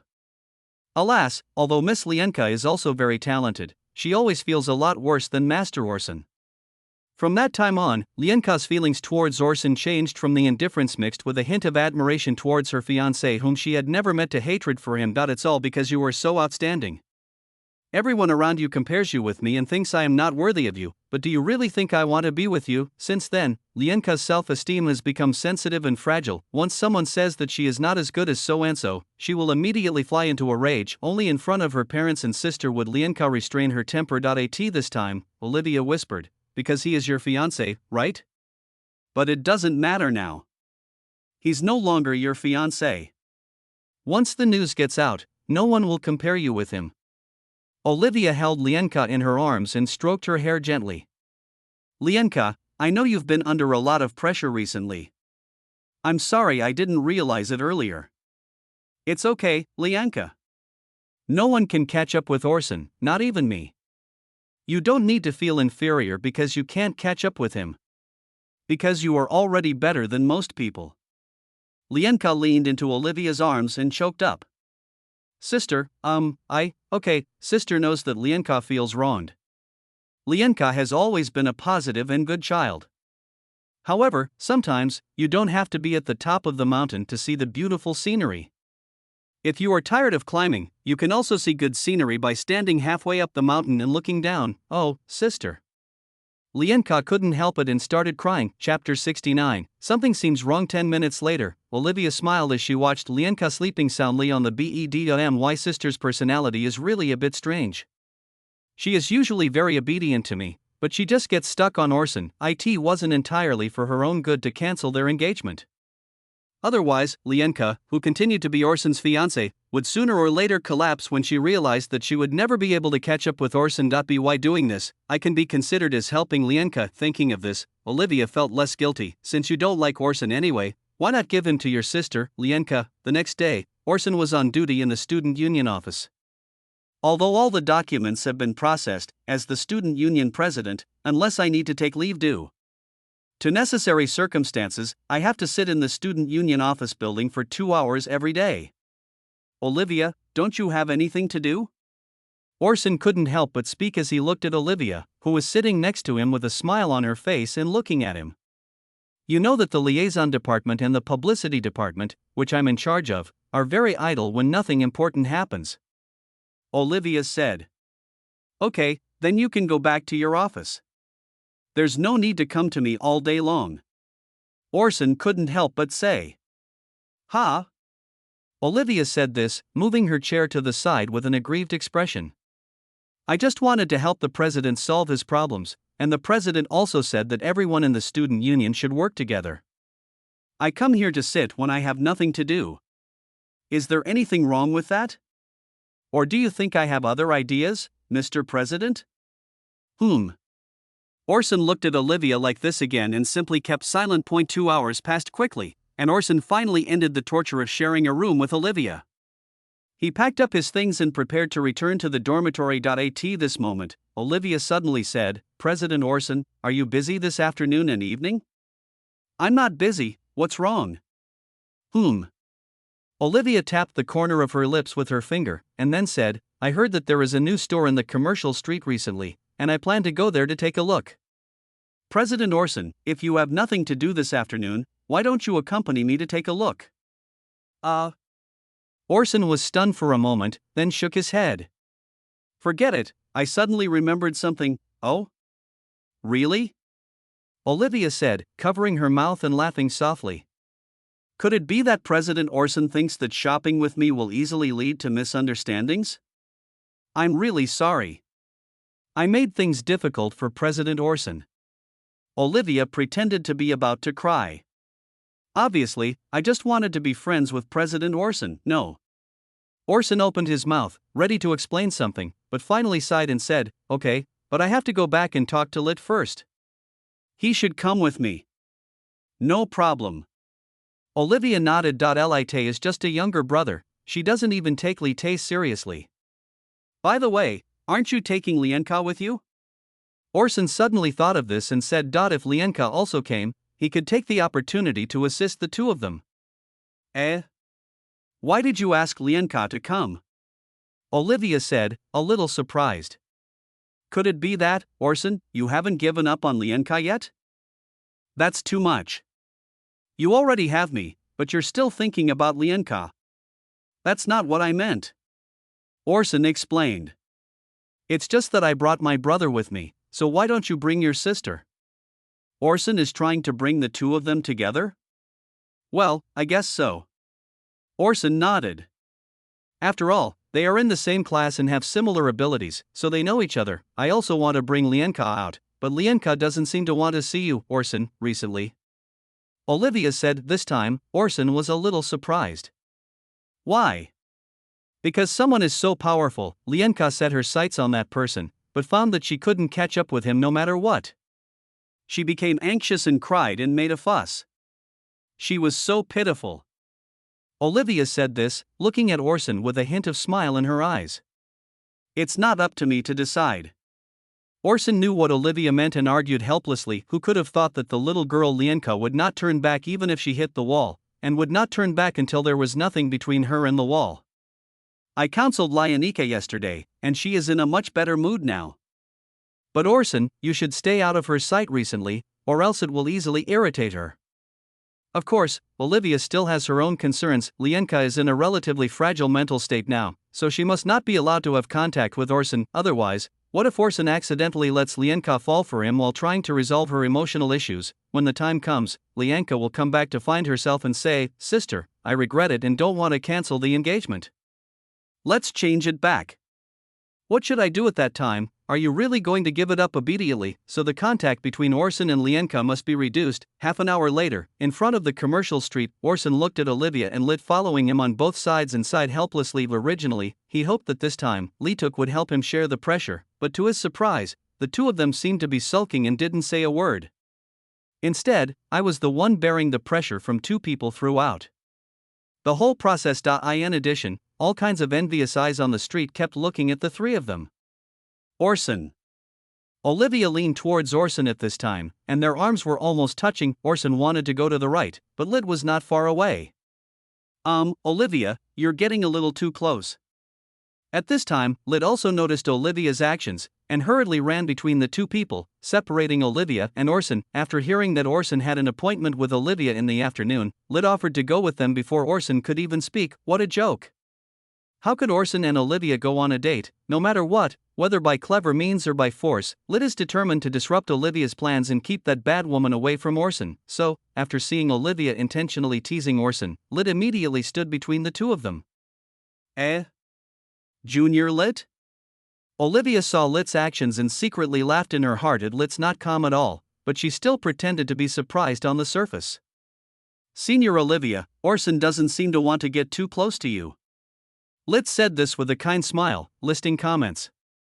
Chapter 42. It's finally going to be on the shelves. Here, I would like to express my sincere gratitude to everyone who has supported me all along. As a new writer, this is the first time that I have been able to write a book with such good results on Pineapple Bun. Here, I would like to express my sincere gratitude to my editor Zhubao. From the preparation to the publication of the book, Zhubao has been guiding me carefully, following up with me and correcting me. When I encountered some setbacks, he also enlightened and encouraged me, giving me the motivation to continue writing. Zhubao, I really like you. For you, I want to show you my Bamboo Soldier certificate. IMG equals 700, 495 IMG. Anyway, it will be on the shelves today, with 10 updates in the morning, and there will still be 5 updates in the early morning of the next day, so just wait. Hey, you guys understand what the first order is, right? The following content is purely for entertainment. In the winter of that year, Zhubao lost the gold medal. At that time, I saw Zhubao sitting dejectedly on a chair and crying.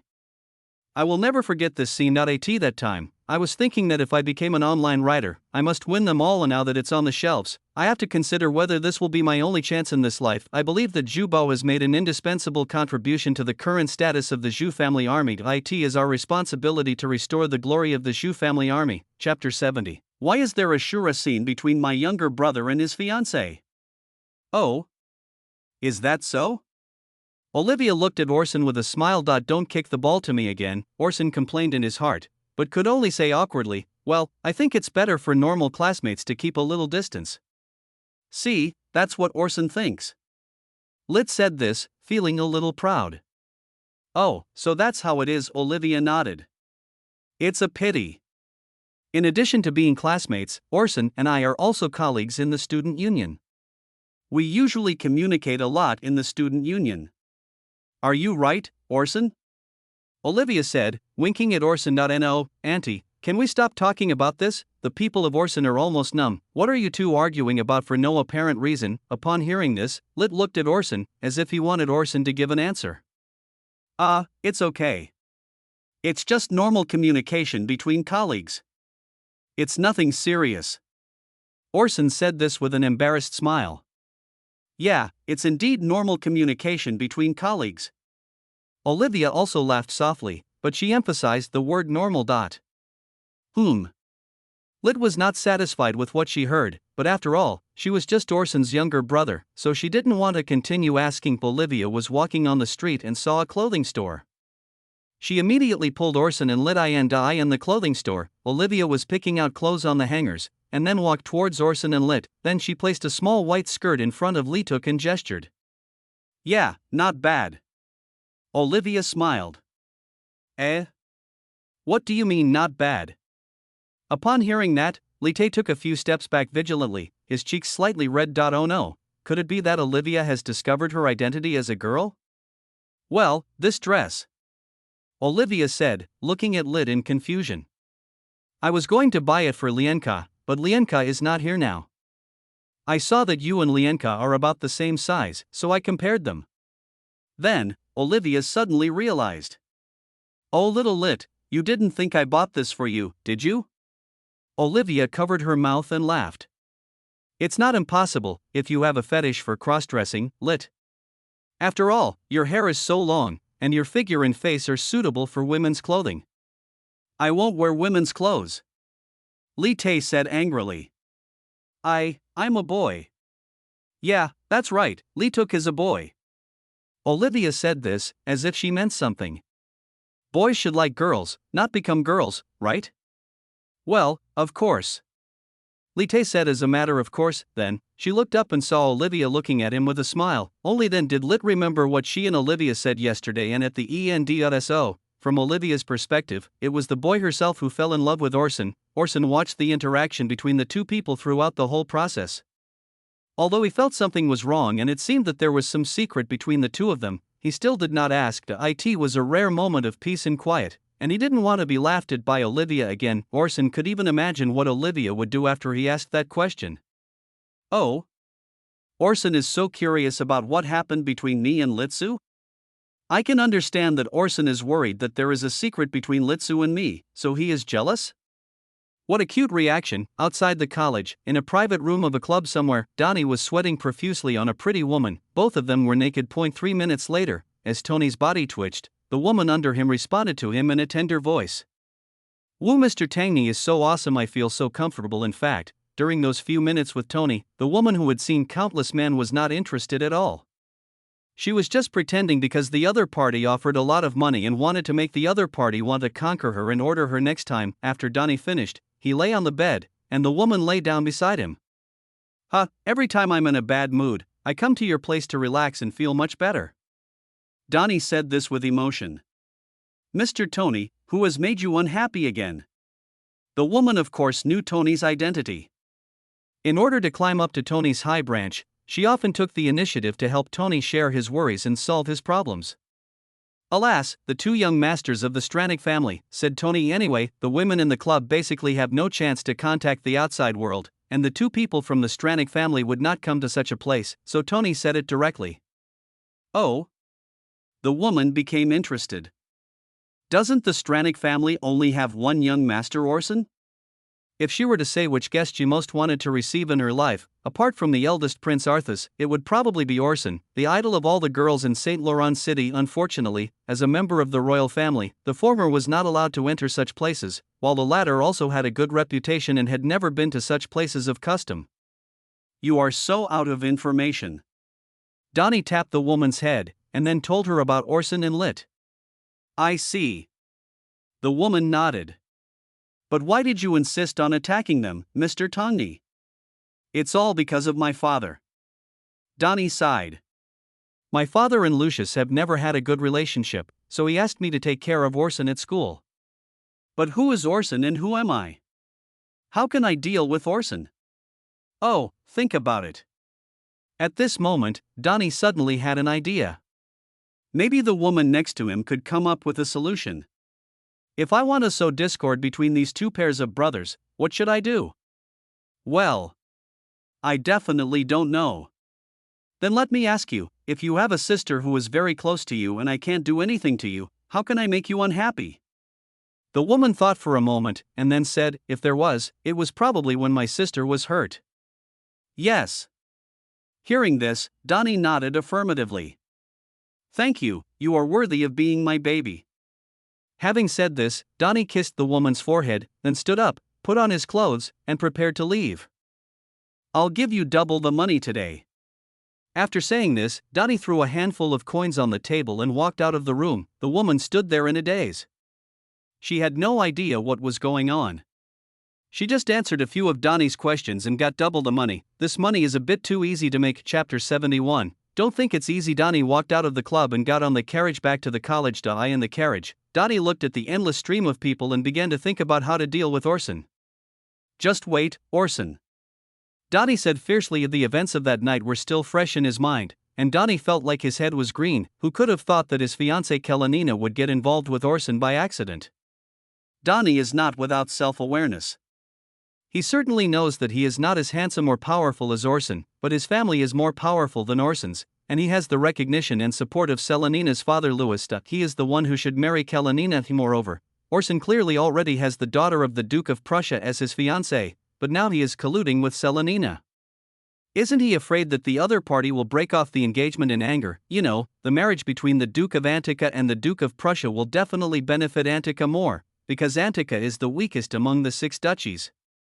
Only after it has attached itself to the strongest Duke of Prussia will it be qualified to challenge other dukes. Thinking of this, Donnie immediately had a lot of ideas. So, after returning to the dormitory, he called Tyrell and others to his dormitory overnight. Tyrell's face has recovered after a period of recuperation, but his pointed and monkey-like appearance still makes people feel uncomfortable.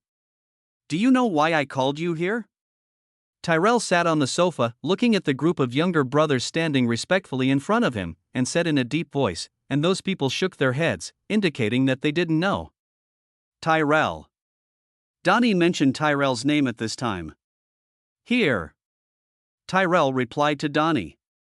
I can forgive you for what happened before, but I'm going to assign you a task next, and you must complete it. Yes. When Tyrell heard that Tony was going to assign him a task, he nodded, then walked forward, bent down respectfully, and waited for Tony's instructions. From now on, during class, give me trouble for Leetuk and use all the means you can to deal with him. But, Master Donnie, this may violate discipline. Tyrell was overwhelmed when he heard that Donnie wanted him to deal with Lit. Everyone knows that Leetuk's brother is Orson. I don't care. If you don't complete this task, I will report you to my father. No, Master Donnie, please don't do this. Tyrell said this and quickly agreed. I promise this, I promise you. Okay. Donnie nodded. I will ask other people about your progress. If you dare to disobey me, just wait and see. No, I will do whatever Master Tongni asks me to do even if I die. That's right. Donnie nodded with satisfaction. Then, help me make an appointment with Lianka tomorrow. I have something to tell her. If she disagrees, just say it's something related to Orson and it's very important. Okay. This task was relatively simple, just delivering a message, which was relatively simple, and Tyrell breathed a sigh of relief. Okay, all of you go down. The next day, at noon, it was still the familiar restaurant. Last time, Donnie invited Lit here, and this time it was Lianka. Ms. Lianka, nice to meet you. I'm Donnie from the Florence family, the ruling family of the Dukedom of Naples. Thank you for your guidance. Donnie saw Lianka coming over and put on a smile. She knew that Lianka was a person who cared about her reputation, so even though she was older than Lianka, she still behaved very respectfully. Sure enough, after seeing Donnie's attitude, Lianka's unhappy mood after being disturbed improved a little, and then she asked, Mr. Donnie, didn't you invite me here this time to talk about something related to Orson? Oh, yes. Donnie nodded. I heard that you and Mr. Orson seem to be an engaged couple, right? Lianka was about to shake her head, but when she thought about the fact that the change in the engagement had not yet been approved by her parents, she agreed with Donnie's statement. Any questions? Yeah, of course. Donnie nodded. Do you know Miss Kalenina? Lianka shook her head. I seem to have heard of this name, but I don't have a deep impression of it. Ah, the other party is the daughter of Lewis, the president of the Silver Moon Chamber of Commerce. Donnie reminded. Chapter 43 Inch O. Lianka nodded. So? A few days ago, there was a banquet in St. Laurent City, hosted by President Lewis. But at that time, I saw Mr. Orson and Miss Kalenina walking out of the banquet venue. I don't know what happened between the two of them later, but I'm afraid their relationship is not simple. Then, Donnie added a lot of fabricated details, such as Orson hugging Charolina's waist and putting his face very close to Charolina's. Is that so? Lianka heard what he said, and combined with the fact that Orson had previously wanted to find her to break off the engagement, she understood what he meant. It turns out that Orson fell in love with Kalenina, so he wanted to break off the engagement with me. Then she shook her head again. No, it's impossible that Orson didn't know that he was still engaged. If he fell in love with another woman while he was still engaged, what else could this be but cheating? Even if the person he is engaged to is now his sister, Orson is definitely unfaithful to his sister. No, I have to tell my sister about this and ask her to have a good talk with Orson. No matter what, I can't let myself be cuckolded, right? If that gets out, how will the Eisenberg family keep their dignity? Looking at Lianka, who was lost in thought across from him, Donnie felt a little confused. Miss Lianka, aren't you angry? Angry? Lianka looked at Donnie in confusion. Why should she be angry? Orson is not her fiancé anymore. Then, she remembered that Donnie didn't know about this yet, so she nodded belatedly. Ah, you said you were angry. Of course I am angry. Lianka said, standing up. I will go and ask for an explanation now. Thank you, Mr. Donnie. Then, Lianka walked out of the restaurant. Looking at Lianka's back, Donnie was a little confused. That's not right. Lianka is Orson's fiancée. I've exaggerated it so much, but she doesn't look angry at all. Forget it. Since she has already said that she is going to ask for an explanation, I might as well prove that my conversation has worked. As Donnie thought about this, a fierce look appeared in his eyes. Humph, just wait, Orson. You like to steal other people's love, don't you? You like to have two relationships at the same time, don't you? You can't expect to have an easy life while I'm here. Chapter 72. Get out of class earlier. In Lit's 1-to-1 class, Hikaisha was giving a magic theory lesson to her classmates. Open your textbooks, Hikaisha said weakly. After watching the lesson, go out and practice in the next lesson. Having said this, Hikaisha fell asleep right on the podium. The students couldn't help but whisper to each other as they watched Hikaisha's behavior. With this kind of teaching method, it's no wonder that so many students complained to Hikaisha, but Hikaisha was like holding Luca's nude photos in her hand. She had been serving in the college. No matter how they impeached her, they could not drive her away. She was even successfully promoted from professor to this year's grade leader. Lianka had talked to Luca alone before, but Luca just drank a sip of tea and then replied, Ms. Hikaisha's teaching method is very suitable for your class. You will find out later. In desperation, Lianka decided to endure for a semester. If she did not make much progress after this semester, and instead wasted a lot of time because of Hikaisha, she would definitely put pressure on the academy through her father. No matter if she changed classes or teachers, she would definitely not be in the same class with Hekatia. An hour of class passed quickly, and then Hikaisha took the students to the magic practice venue. In this class, you only need to learn the fireball and water bomb techniques, Hikaisha said. You will be divided into two groups, one will set off the fireball, and the other will use the water bomb to put it out. Teacher, I have a question. At this time, a student raised his hand and said, I am a third-level warrior and have never been exposed to magic. Oh, I forgot about that. Hikaisha slapped her forehead. I forgot to inform you that warriors don't need to learn magic theory. You don't have class today, you can go back and rest. Is there such a teacher?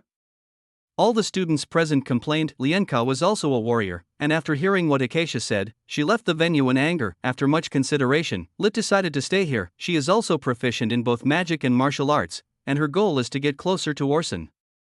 She can get guidance from the teacher in the practical class, so she definitely cannot miss this opportunity. But who should I find to form a group? At this time, Tyrell came up on his own initiative. Mr. Lee Tae, I wonder if I can be in the same group with you? He said this with a smile. Lit looked at Tyrell and frowned. I'm sorry, please allow me to refuse. Don't be like that, Lee Tae. Look, the other students have already divided into groups, and now it's just you and me. If it's because of what happened that day, then I apologize to you. Lee Tae looked at the other party's sincere expression and nodded. Okay then. Okay, you can start training. At this time, Acacia also spoke. The students all started training. Lit threw several small fireballs at Tyrell, and Tyrell used water bombs to put out the flying fireballs one by one. Okay, it's my turn, Tyrell said. Yeah. Lee Tae nodded. It seemed that the other party was really not going to cause trouble in the magic class.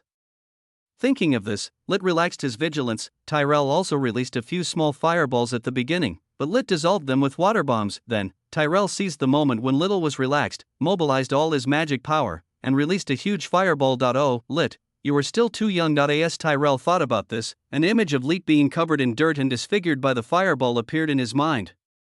Lit didn't react for a moment and subconsciously used water bombs, but he couldn't put out the fireball at all. At the critical moment, everyone heard a booing. Then, all the magic present became ineffective, including the fireball that flew in front of Lit. Lit could even feel the heat of the flame, but it disappeared in an instant. The next moment, Tyrell looked at what was happening in disbelief. Then he looked in the direction of Acacia. Acacia sighed and walked towards where Tyrell was. Explain yourself, Acacia said. The power of your fireball is beyond the limit. Even if it doesn't endanger Lit's life, it is likely to burn Lit's facial skin. Teacher, Tyrell was organizing his words, thinking about how to fool the teacher. Don't tell me you were careless. But, teacher, it was indeed my fault. Before Tyrell could finish his words, a magical hand grabbed his throat and lifted him up. Just as Tyrell was struggling desperately and was about to be strangled to death, a hand pushed him away, and he fell heavily to the ground, holding his throat and gasping for breath. Did I tell you? Don't tell me about being careless. Acacia said this, looking at Tyrell coldly. I have a bad memory. I usually can't remember a few students. You are one of them. He started a fight in front of me on the first day of school, and now he's ready to attack his classmates in my class. Either you transfer to another class or drop out. I don't want to see you in my class tomorrow. Acacia said, turned around and walked in front of Lit. Are you kidding? Lituk is the only student in his interest class. If anything happens to Lituk, his interest class will be disbanded because there is no one in the class. Who will make up for his loss? Thinking of this, Acacia touched Lit's face. Although it was through gloves, this action still made Lit feel a little awkward. Teacher, I'm fine. Lee Tae said this and turned his head away. Well, I'm just here to check, just in case. Acacia said. I'll be your sparring partner from now on. Is it really possible? Lee Tae was a little overjoyed. Yes. Acacia nodded. On the other side, Tyrell finally recovered and said, Teacher Acacia, what about me, you? Acacia narrowed her eyes. Didn't I tell you that you are no longer in my class? But, the Academy's rules don't mention that teachers can refuse students from attending classes. You're still thinking about the Academy's rules at this time? Acacia sneered. So you think it would be better if I report your whereabouts to the student union, right? Upon hearing this, Tyrell was silent for a while, then bowed reluctantly to Acacia and left. Okay, forget about this guy, Lit, let's continue training. Chapter 73, Planning a Secret Assassination. Lit had Acacia as his sparring partner. While sparring with him, Acacia also shared his own experience in magic with Lit, which benefited Lit a lot. Tyrell's actions not only failed to hit Lit, but made him even more powerful. On the other side, Tyrell returned to Donnie's dormitory in the afternoon, looking dusty. Report to Master Donnie. Tyrell looked at Donnie sitting at the desk, swallowed, and then bowed deeply.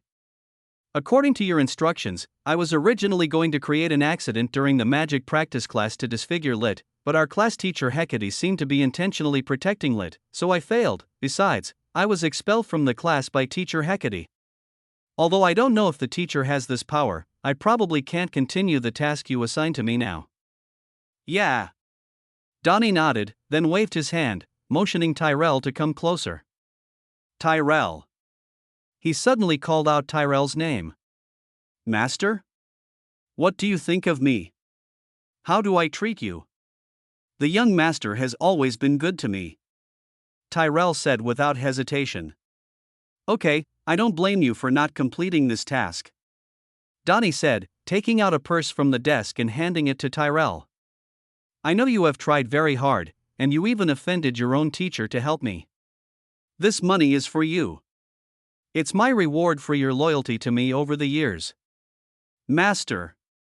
Tyrell was moved when he saw that Tony didn't get angry but understood him instead. He thought he would inevitably get beaten up for coming here this time, but unexpectedly, not only did he not get beaten up, he also made a lot of money. However, now I have a very good idea that can allow you to complete the task I originally assigned to you, and only you can do that task. Tony said this, revealing his true purpose, but Tyrell didn't think much about it. After getting the money, he wished he could die for Tony. Master Donnie, please tell me. If it's anything I can accomplish, I will definitely sacrifice my life for you. Okay, I feel relieved with your words. As he spoke, he patted Tyrell's shoulder and whispered something in his ear. Tyrell looked surprised when he heard this. Master Donnie, if the board of directors and the student union knew about this, we would be, because I believe in your ability. Donnie said this and looked at Tyrell. Come on, Tyrell, don't let me down. Okay. Tyrell nodded, moved by how much Donnie thought of him. I will definitely live up to my mission. Chapter 44, 2 days later, at noon today, after class, an inconspicuous female classmate came to him.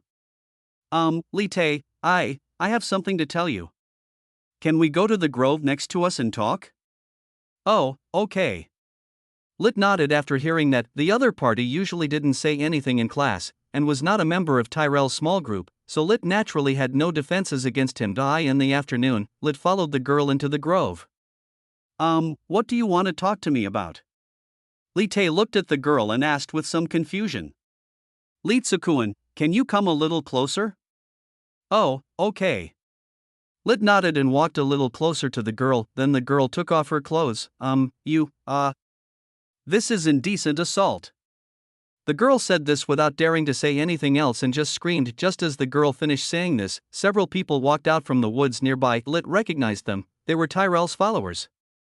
Oh my god, I didn't expect you to be such a person, Lee-Tae. One of them said this, pointing at Lee-Tae with a surprised look. The other person even ran out of the woods. No, please listen to my explanation. Lit said this, trying to explain to the people around him. When the discipline committee members rushed over, the girl had already put on her clothes and was crying bitterly. What's going on? Asked a discipline committee member. Let me tell you. At this time, the student who had just witnessed the situation raised his hand, and then reported what had just happened to the discipline committee member with some exaggeration. The discipline committee member listened to his words doubtfully, and then looked at the girl. Is what he said true? Asked the discipline committee member. Yeah. The girl nodded with tears in her eyes. No, you can't slander someone out of thin air.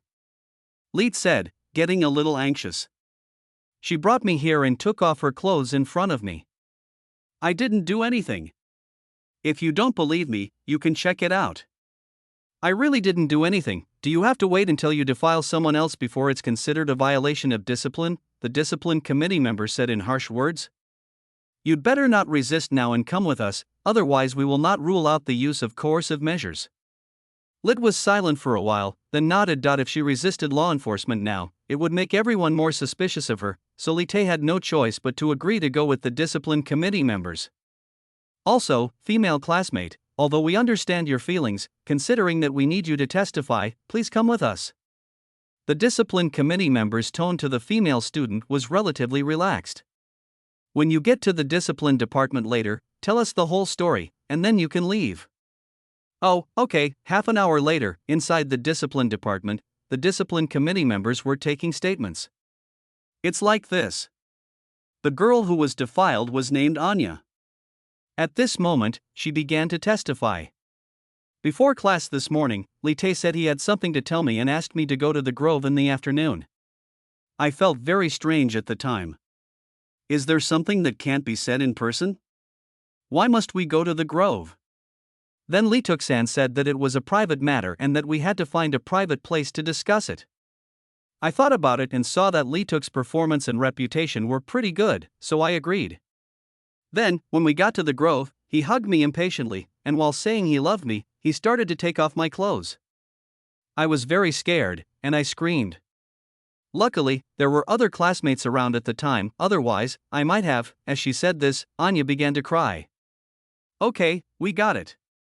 The discipline committee member in charge of Anya's confession nodded. Don't worry, Anya, we will definitely clear your name. Thank you very much. Chapter 74, Innocence. It was afternoon, and I had just finished a picnic in the woods with a few classmates. We were packing up and preparing to go back home when we heard the girls cry for help. We went to see what was happening, and saw that Lee-tuk had stripped off the girls' clothes. In another room, one of Tyrell's minions said this. TSK, you don't know, that female classmate is called Anya, right? Even though she doesn't show off her beauty, she has a really good figure. Let's talk about serious matters. The discipline committee member slapped the table.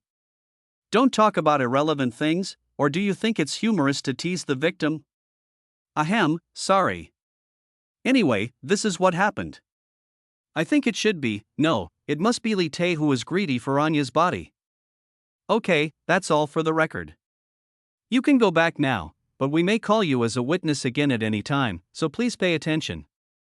Oh, okay. The little follower said this, greeted the discipline committee member politely, and then walked out of the student union building. On the other hand, in the room where Lee-tuk was interrogated, the situation was completely different.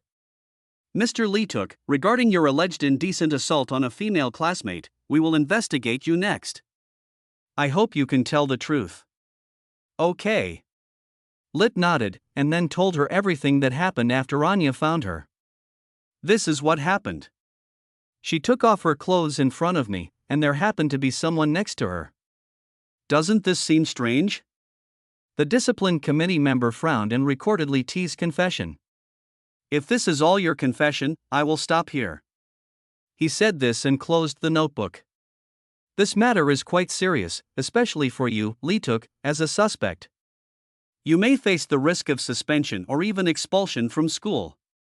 And if you conceal something in your confession, the punishment will only be more severe. Are you sure that your confession is true? Well, I can guarantee it.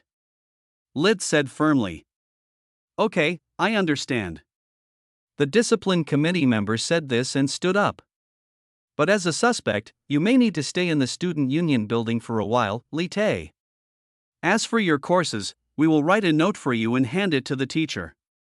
After saying that, he walked out of the room and closed the door. Hearing the sound of the door closing, Lee-tae lowered his head and waited for the follow-up results. Orson was on duty in the student union. When he heard the noise coming from downstairs, he couldn't help but sigh. It's only been a few days since the start of school, and the discipline department has already started arresting people. Maybe something big happened. Olivia smiled and said, Manuel, the executive director, seems to be very concerned about his term and has been strictly enforcing discipline. It can't be helped. After all, there was a violation of discipline before the student council was elected. Just as Orson was about to get up and go down to ask what happened, the office door opened and Manuel walked in. Looking at Manuel, who looked serious, Orson asked, Director Manuel, what's going on down there? Who's in trouble? I was just about to come and report. Manuel said this, his expression still serious. Seeing this, Orson realized that this matter might not be simple. President Orson, your brother, first-year student Lee-tuk, is currently under interrogation on suspicion of molesting a female classmate. Ha? *2 Orson and Olivia both looked at Manuel in disbelief. Director Manuel, are you sure? It's really Lit? It's not a coincidence? Orson asked in surprise. Well, there is only one Lit in the first grade class 1, and that is your brother, President Orson. No, Lit would never do such a thing. He must have been framed by someone. Orson said this and prepared to go out and meet Lit downstairs. President Orson. When Orson passed by Manuel, Manuel grabbed Orson. Why do you think I came to report you? I hope you don't interfere in this matter. He said this, standing back at the door and looking at Orson. This matter should be handled by the discipline department. As the student union president, you can certainly interfere, but if you... Have you ever thought about the consequences of interfering in this matter? Orson was silent for a while, and then pushed Manuel away. I know, but I'm just going to see Lit, it's nothing. Of course Manuel couldn't stop Orson, who insisted on leaving. He looked at Orson's back as he left inside. Then, Olivia passed by him and asked, Director Manuel, can you tell me the details of this matter? My men are still collecting intelligence. Right now, it's all one person's opinion, so it's hard to judge. Once I have sorted it out, I will tell the president and vice president. Thank you for your hard work. Olivia nodded. Please make a fair judgment on this matter and don't convict casually. Of course I do. Manuel looked at Olivia, who followed him downstairs, sighed, and then took out a note from his pocket and began to read it. This was what Orson had stuffed into his pocket when he pushed him just now. On the other side, when Orson came downstairs, the interrogation of Lit had just ended. The discipline committee member just walked out of the house and saw Orson rushing downstairs in a hurry. Hello, President. The discipline committee member said this and bowed to Orson. Yeah. Orson nodded. Is Lit in this room? Well, but what? President, with your current status, if you go in, I'm afraid you will be criticized. I know, but he is my brother. Regardless of whether he did those things or not, as an older brother, I have to go and see, right? I understand how you feel, President. The discipline committee member nodded. But I still ask you to be careful about what you do. You don't need to teach me these things. Orson said this, pushed open the door and walked in. Lit was prepared to wait for a long time, but he didn't expect that the door would be opened again not long after. Lit looked up and saw Orson at the door. He opened his mouth but didn't know how to start. Orson, yeah. Orson nodded, walked into the room, closed the door, and then sat next to Lit. Tell me what happened. Okay. Lit said this and repeated what he had just said to the discipline committee member. This is clearly a false accusation. Orson said angrily after hearing this. How can they lock you up here just based on one side's words? Although he said so, Orson also knew that this was the power of the discipline department. In order to prevent the suspect from committing crimes again, the discipline department would often use semi-compulsory means to detain the suspect, but Lituk is completely innocent. Chapter 75, Public Opinion. It's okay, Lit, don't worry, I will prove your innocence to them. Orson said this and touched Lit's head with heartache. It's useless, Orson, they don't believe me. Lit shook his head in despair. Those people only believe what they see. They have too many witnesses. I can't do anything, no. Orson disagreed with Lit's words. The presence of witnesses doesn't mean the evidence is true. As long as we can produce irrefutable evidence, the lies will be exposed. But there is no evidence. Lit's tone was a little broken. It will happen, Lit, it will happen. Orson comforted Lit again, then stood up. Wait here for a while, I will help you prove your innocence. Don't leave this room until the truth comes to light. They will bring you food. Orson said this and prepared to leave the room, because he knew that if Lituk went out, he would face more criticism. Although many people might not be instructed by people with ulterior motives, they would be led by public opinion, especially once Orson took Lit out. He couldn't imagine what kind of public opinion he would face. Orson went to the discipline department and asked for confessions from the discipline committee members who were investigating the case. After seeing the confessions of the victim and witnesses, he couldn't help but get furious. This is clearly a collusion. This is a premeditated frame-up. Orson shouted. The discipline committee members of the discipline department didn't dare to speak in front of Orson. President Orson. At this time, Manuel appeared behind Orson. We are still investigating. If it is true, we have confirmed that this was a frame-up. and we will punish those who framed Leetuk and help him restore his reputation. Chapter 45 Inch. But now, please don't interfere with our investigation. Manhwa rarely spoke in a tough tone in front of Orson. Otherwise, I will use my authority as an executive director to impeach you. Okay. Orson nodded. Then tell me, how are you going to investigate? We have our own way of investigating nature, said Manuel. Okay, I hope you will keep your word and conduct an impartial investigation. Orson said this and walked out of the room. At the door of the room, Orson saw Olivia standing there and apologized. Sorry, Olivia, I'm a little busy today and can't accompany you. It's okay. Olivia shook her head. Orson, calm down. Being impulsive now won't help Lee Tae at all. Instead, it will hurt him. Well, thank you. Orson nodded and left. Really? This matter must be related to the female victim. Why not investigate it? Orson muttered to himself as he walked away. Olivia heard all his words. Olivia walked into the discipline department. After Orson walked away, he deliberately stopped at the corner. After seeing Olivia walk into the discipline department, he smiled and continued to walk out. I'm sorry, because the suspect this time, Lit, is President Orson's younger brother, so he was a little out of control just now. Olivia said. It's okay. Manuel shook his head. I know the president is very angry and his brother is suspected of being framed, but the discipline department can't act on emotion. Yeah. Olivia walked into the discipline department and asked, Well, I want to ask, the victim is a classmate of Leetuk, right? What's his name? I'm sorry, I can't tell you, Vice President. Ah, you're worried that I might threaten that girl. Olivia smiled. I see. I won't interfere with your work. I wish you a smooth investigation. Having said that, Olivia also walked out of the office. On the other side, as soon as Orson walked out of the student union building, he saw protesting students outside. When they saw Orson coming out, they came closer to ask some questions.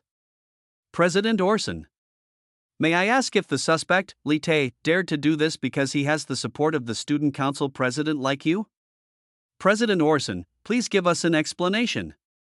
President Orson looked at the students who came over, took a deep breath, calmed himself down, and then said, Regarding what you said, I can only say that I have no comment. Also, before the truth comes out, I hope everyone will not discuss the suspect too much, because the suspect may also be framed. That's it. After saying this, Orson squeezed through the crowd and walked towards the administrative building. President Orson, do you think that Leetuk was framed? President Orson, is it because Lee Tae is your brother that you are acting like this? President Orson, would you use your authority as the president for personal gain during the interrogation? So, Orson, you found me, right? In the dean's office, Luca took a sip of tea, looked at Orson, and asked. Yes, Dean, you are the only one who can help now. But the board of directors and the student union are almost parallel organizations, and we have no way of interfering with the discipline department. Luca said, shaking his head helplessly. Besides, Orson, since you are so sure that Lee Tae would not do this, why don't you choose to believe the results of the investigation of the discipline department? Orson was silent. You should know that every standing director of the student union has never left a stain during their tenure. They are the most fair people elected by the public. You can trust them completely. However, public opinion may not last until the investigation results come out. If the students complain and choose to vote to impeach the student union, this matter will be dragged on for longer and Leetuk's studies will be delayed. I understand, Orson. Luca nodded. You're worried about Lit, but isn't it in difficult situations that people grow? Your life has been too smooth. This incident is a test not only for Leetuk, but also for you. If you can get through this successfully, you will definitely benefit a lot in terms of understanding people's hearts. Lucas said this and pointed to his heart. Okay, Orson, that's all I can say. You can go back first. Yeah. Orson knew that he couldn't convince Luca, so he could only nod and then left the dean's office. On the other side, Olivia was flipping through the borrowed student roster of Class 1. grade 1 in the dormitory and found a few people she thought were suspicious. Just at this time, Lienka also came back. I never thought that the Stranik family all has the blood of scum. Seeing Olivia flipping through the list in the living room, Lienka said without hesitation. Why do you say that? Even if Lit is really a suspect in this incident, it is only Lit. Olivia did not look at Lienka, but continued to look through the student roster. Oh, sister, you may not know that Orson has found another woman outside without telling you. What? Olivia raised her head almost instantly and stared at Lienka, making the latter a little nervous. Lienka, what did you just say? Chapter 76, No use to me. Sister, you probably don't know, a woman named Selenina. Lienka said this and told Olivia what Donnie told her about Orson and Selenina. Olivia was shocked when she heard this, but she was just shocked. After all, even if Orson and Kalenina really had an affair, his fiancée was still Olivia. Moreover, as the head of the Antica branch of the Silver Moon Chamber of Commerce, Kalenina needs to run business and cannot come to St. Laurent City all the time. It is better for her to sit back and wait. Sister, aren't you angry? Orson is having an affair with another woman behind your back. A little bit. Olivia nodded. But now there are more important things. As she said this, she suddenly remembered that her sister was in the same class as Lituk.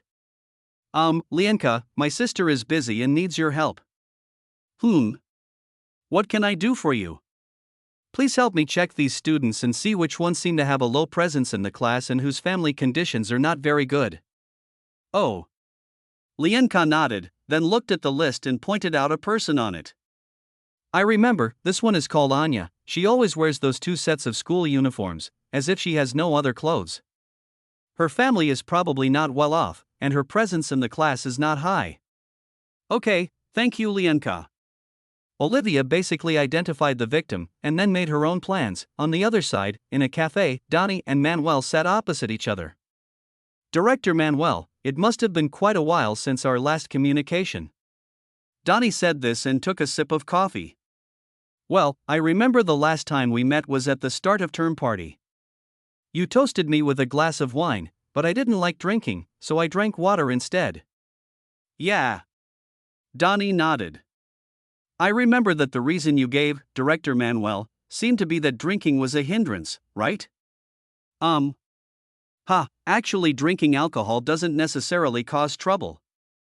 Getting drunk is the only way to cause trouble. For example, we usually have a few drinks at a banquet. It's just a way to enjoy ourselves. It's inevitable to do it. You called me out today, not just to chat, right? Manuel stared at Tony with a somewhat impatient tone. Of course not. Donnie shook his head. I want to talk about the incident you are investigating. Oh? From what you said, you have a clue? Manuel was a little curious why Donnie would take the initiative to bring up this matter. As for clues, I don't have any, said Donnie. But I think that as a standing director, and with you, Mr. Manuel, who is known for your integrity, you must get to the bottom of this matter and give an explanation to the excited students. As he said this, Tony took out a stack of paper bills in units of 100 gold coins and handed it to Manuel. This little money is my respect for you, and also my sponsorship. Please make sure to seek justice for Anya and bring Li Tae to justice. I believe that during your term, you will not fear the powerful and will impartially judge the student union president's brother. This will definitely add a strong touch to your career as an executive director. At the same time, it can also serve as capital for your campaign for the next student union president. Manuel smiled as he listened to what Donnie said. Then, he stood up, raised the banknotes and threw them over Donnie's head. Listen, Donnie. Manuel said this with an unquestionable firmness in his tone. Since you know my character, why are you pretending to bribe me? I will investigate this matter further. No matter whether the final result is in your favor or in Orson's favor, I will maintain fairness. Your approach may be useful to others, but don't forget that I am the son of the Duke, just like you. I am not short of money, and I am not afraid of your identity. This time, for the sake of the two families, I can pretend that I didn't see it, but if there is a next time, bribing student union members is written in the school rules. Do I need to remind you again? Having said that, he sneered, patted Donnie on the shoulder, then straightened his back and walked out of the restaurant. Donnie clenched his fists, looked at the banknotes scattered on the ground, and walked out angrily. But when he was halfway out, he seemed reluctant to part with his money, so he turned back angrily and picked up the banknotes scattered on the ground one by one. The next day, just as Orson was about to go to the student union, a large group of students blocked his way. Orson's remarks yesterday have been used by someone with ulterior motives and widely publicized. Now, almost everyone in the college knows that the student council president Orson favors his younger brother Lit in this matter, and is ready to use his authority as student council president to release Lit directly. A large group of people blocked the entrance of the student union and even stopped going to classes, which naturally seriously affected the teaching order of the college. Now the board of directors is also putting pressure on the student union, hoping that the student union will provide the investigation results as soon as possible. Otherwise, it can only follow the procedure and vote to impeach the student union. Orson walked past the protesting crowd and into the student union. He immediately found Manuel, who was in charge of the investigation in the discipline department. Director Manuel, hasn't the discipline department investigated this yet? No. Manuel shook his head. We have no clear evidence to convict Lit, nor do we have clear evidence to clear Lit of suspicion. But there is no doubt that if the current information is followed, Lit will definitely be found guilty of violating discipline. In addition, his confession is different from the final verdict, and he may face expulsion. There is pressure from outside, not only from students, but also from the board of directors. They want us to give the results of the investigation as soon as possible. Orson said, trying to hold back his anger. And your so-called investigation is so fruitless? Wouldn't you feel ashamed if you told others about it? Manuel lowered his head.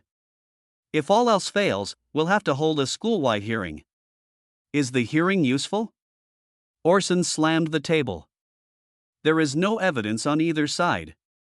Logically speaking, Lit is the one who is at a disadvantage. Do you think we will get a fair result if the hearing goes on? We are investigating the witness now. It is said that the witness was very close to Tyrell. Manuel had no choice but to tell the information he knew so far. In the video footage played by Lienka at that time, the witness was in the crowd behind Tyrell, but we summoned Tyrell yesterday and did not get any useful information. At this moment, Orson felt a deep sense of powerlessness surge in his heart. It would be nice if there was a video, he thought. Unfortunately, not every conspiracy can be caught on video by coincidence. Chapter 77, Let's hold a hearing. Student Anya, don't be nervous. We won't do anything bad to you. In a courtyard, Olivia sat at a stone table, looking at Anya opposite her with a kind smile. Excuse me, Senior Olivia, what can I do for you? Anya said stiffly with her hands on her knees. You should know. Olivia smiled. What happened between you and Lit in the grove that day? I want to know the truth. Anya was stunned for a moment, then shook her head. Sorry, Senior Sister Olivia, you got the wrong person, really? Olivia smiled upon hearing this, and then said, I thought it was a lie that Anya's mother was seriously ill and needed a large sum of money for treatment. Anya looked up at Olivia in surprise when she heard this. Senior Olivia, how did you? It's not hard to check. Olivia smiled. I'm the vice president of the student union, and I'm in charge of the liaison department. It is not difficult for me to ask the teacher for the student's family information. Student Anya, you are really inspiring. Your parents are just ordinary people who run a shop in the Imperial City, but you relied on your own efforts to be admitted to the Imperial Academy, and you were able to get a good score in the top 400 in the admission ranking. Isn't this great? Chapter 46 According to the life trajectory of most people, Anya, you should graduate from the Imperial College successfully, get a high-paying and relatively stable job, and finally find someone to marry. Anya listened to Olivia's skillful description of her resume and nervously grabbed her clothes with her hands. But half a month ago, your mother suddenly fell seriously ill. This disease is not incurable, but it requires a large sum of money, and your family simply cannot afford such an expense. And it was at this time that someone came to you and said that they could provide you with a sum of money as long as you were willing to cooperate with them. Olivia said this and then stared at Anya. Student Anya, am I right? Anya bit her jaw tightly. She didn't want to speak, but it was obvious that even if she didn't speak, Olivia already knew the whole story. "Senior Olivia, how did you know about this? I've already told you that since I'm in charge of the liaison department, it's easy for me to find out these things."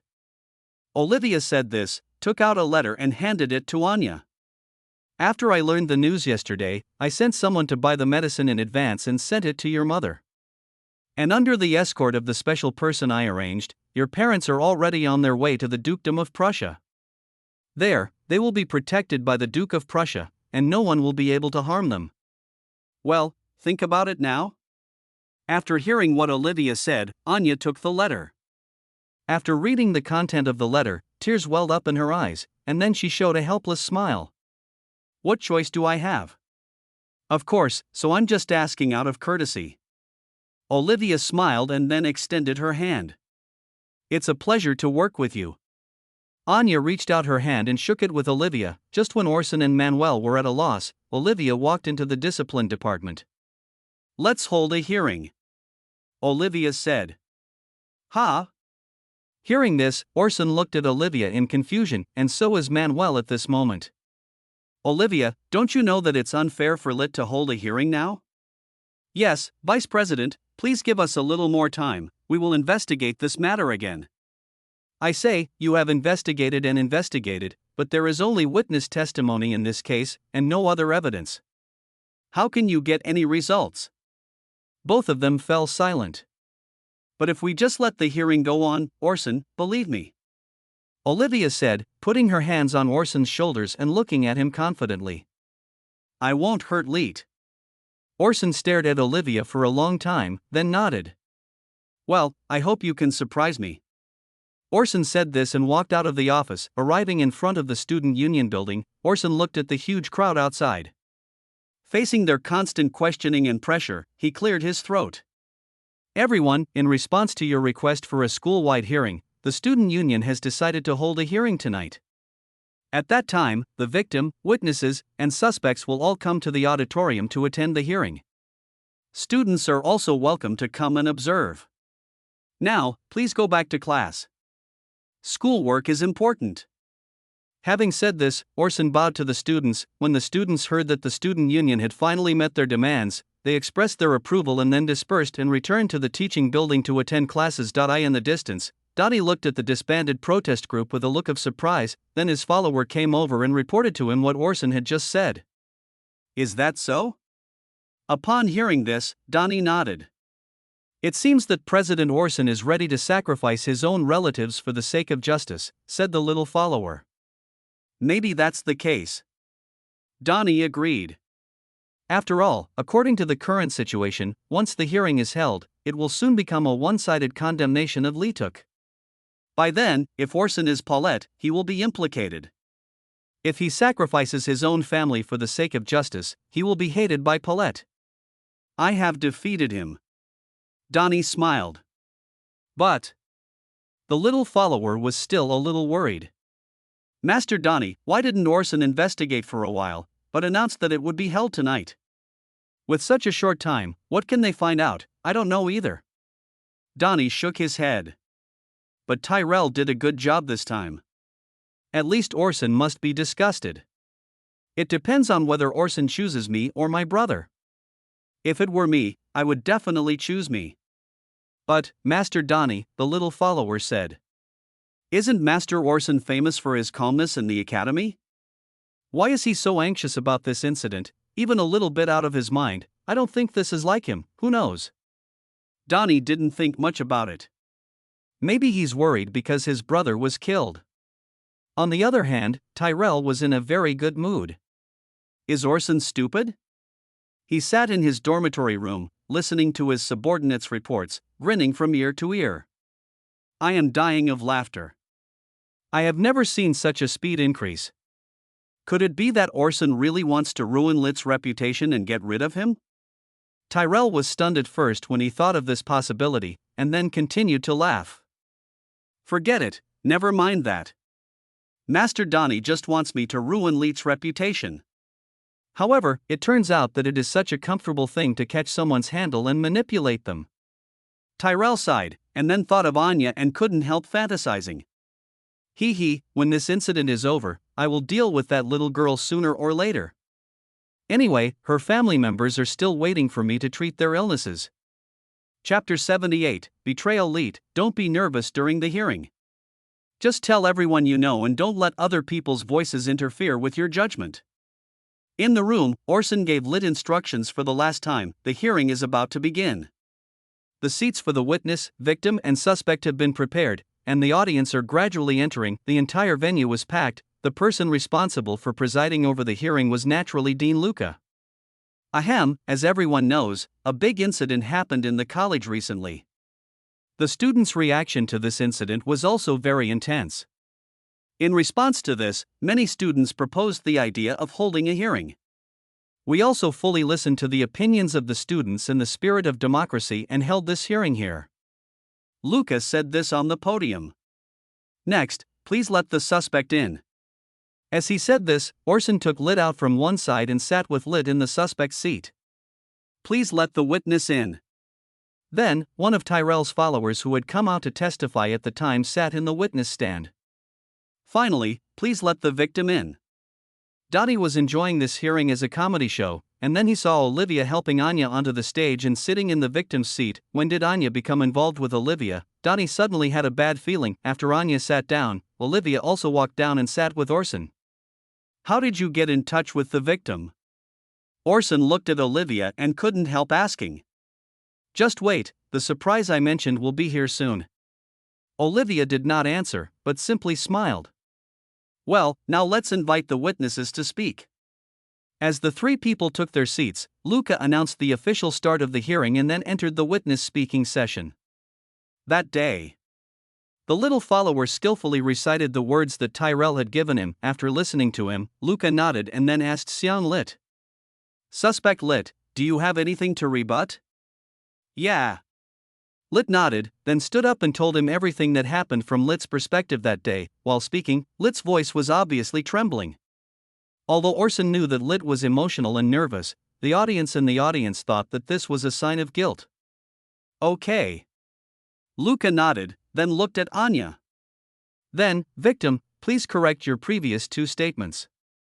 Anya was silent for a while, then stood up and bowed to everyone. Tyrell looked at Anya that he smiled as long as Anya recites the lines he gave her. Then, he saw Anya holding a piece of paper and handing it to Luca. Luca looked at the note and was surprised. Do you need me to read it out? Luca looked at Anya. Yeah. Anya nodded. Okay, then I'll read it.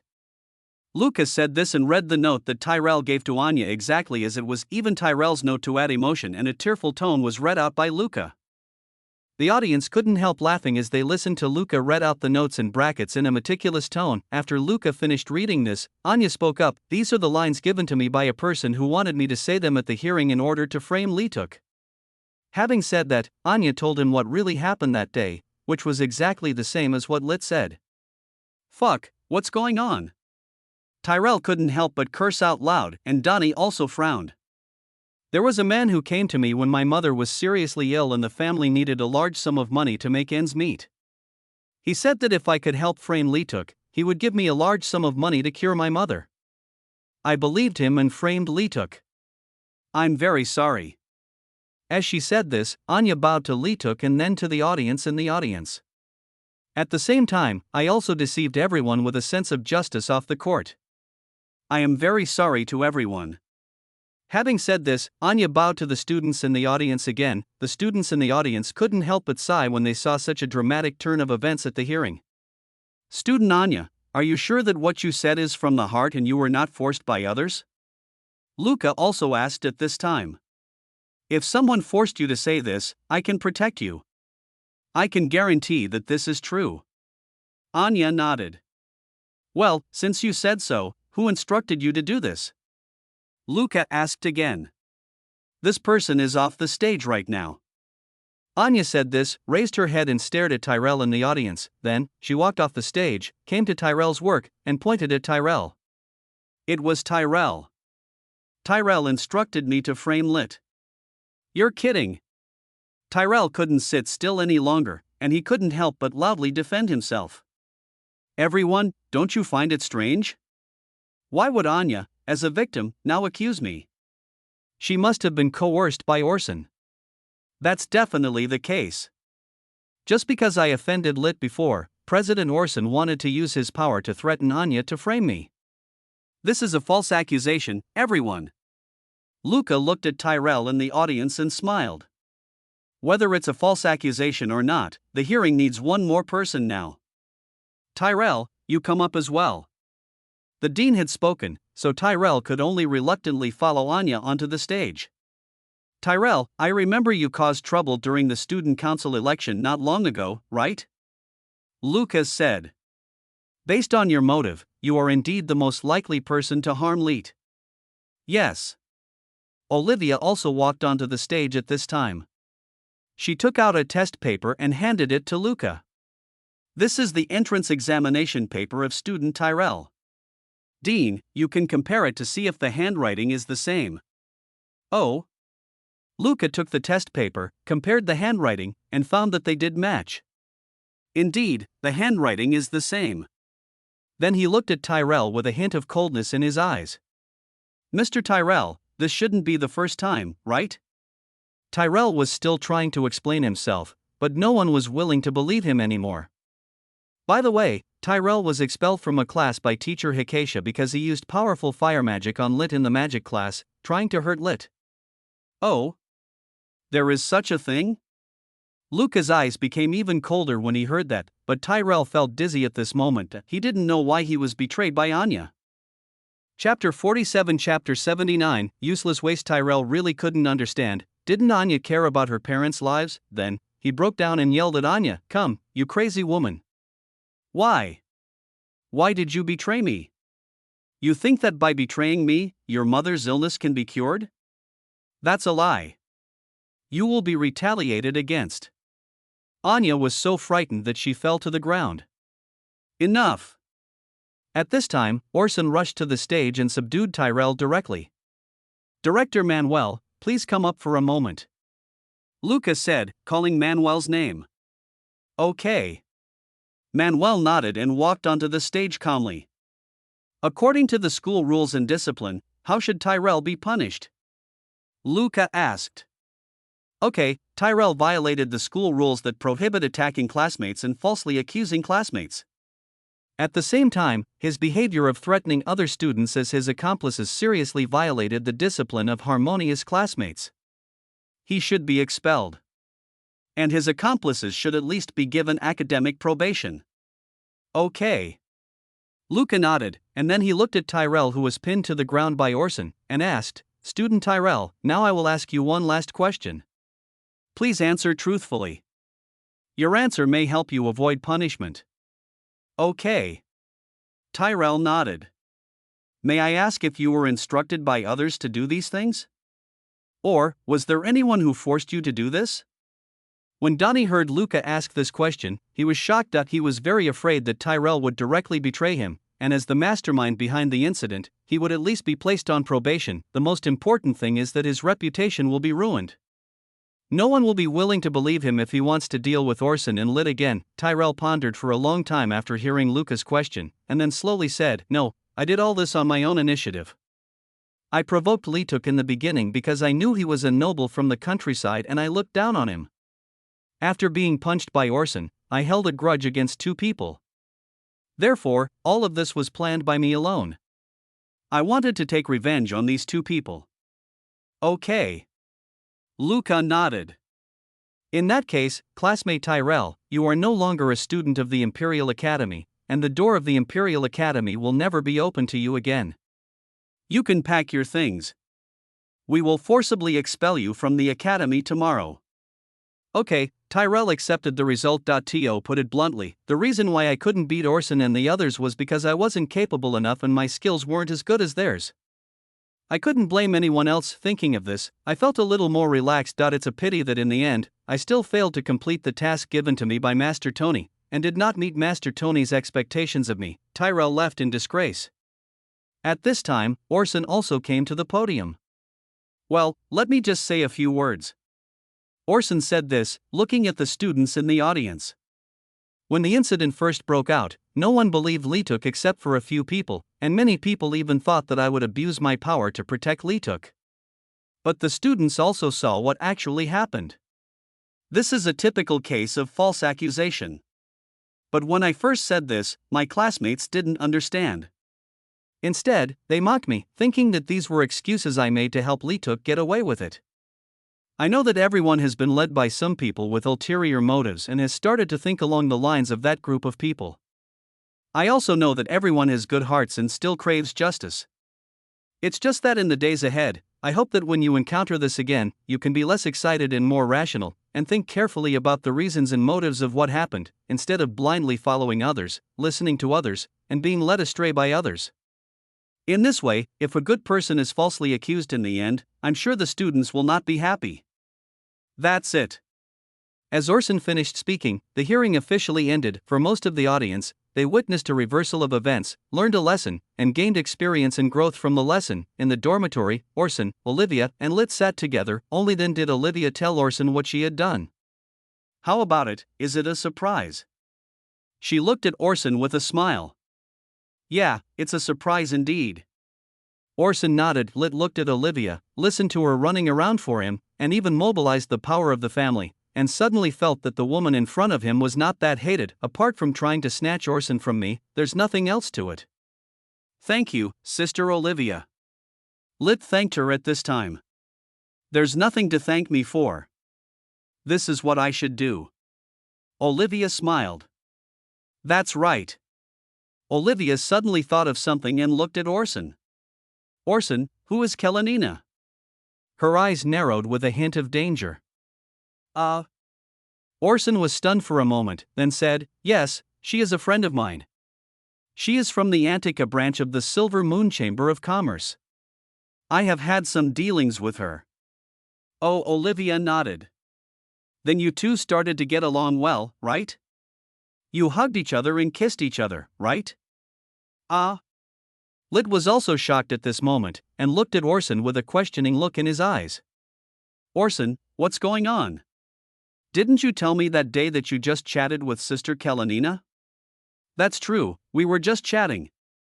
Then why did the version I heard have you asking her to dance, holding her waist, and your face so close to hers? These are all rumors, absolute rumors. Orson said hurriedly, who told you?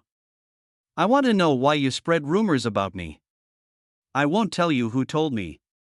Olivia covered her mouth and smiled. On the other side, Tyrell came to Donnie's dormitory covered in dust. That he came to say goodbye to Donnie, come by and ask Donnie for something. After all, for Tony, he even gave up his study career at the Imperial College, and did not betray Tony. And Master Donnie is so good to me, he will definitely give me something as compensation. Thinking of this, he came to the study. Master Donnie, I'm leaving tomorrow, he said with his head down. I know. Donnie nodded. Well, Master Donnie, considering how much I've sacrificed for you, could you please? Donnie suppressed his anger and smiled. I know, come here, I have something good for you. Really? Tyrell said, and walked over with a happy face. Then Donnie slapped Tyrell directly in the face, knocking him to the ground. Useless trash. I gave you so much money and so many resources, and this is all you gave me in return. You still have the nerve to ask for things from me. As he said this, Donnie continued to punch and kick Tyrell, venting his anger. Tyrell could only hold his head in pain and passively take the beating. If I had known this would happen, I would not have come here in the first place. Chapter 80, Time of Reckoning, 1.2w. The next morning, Tyrell packed his things in a dusty state, said goodbye to his roommates, and then left the Imperial College. After being beaten up by Donnie last night, in order to avoid being noticed, Donnie finally healed his wounds before letting him leave his dormitory. When leaving, Tony warned him to keep his mouth shut, otherwise his family would suffer a devastating disaster. Then, just as Tyrell walked a distance, several people surrounded him. Come with us, Mr. Tyrell. Leading the group was a gentle-looking young man with short light blue hair.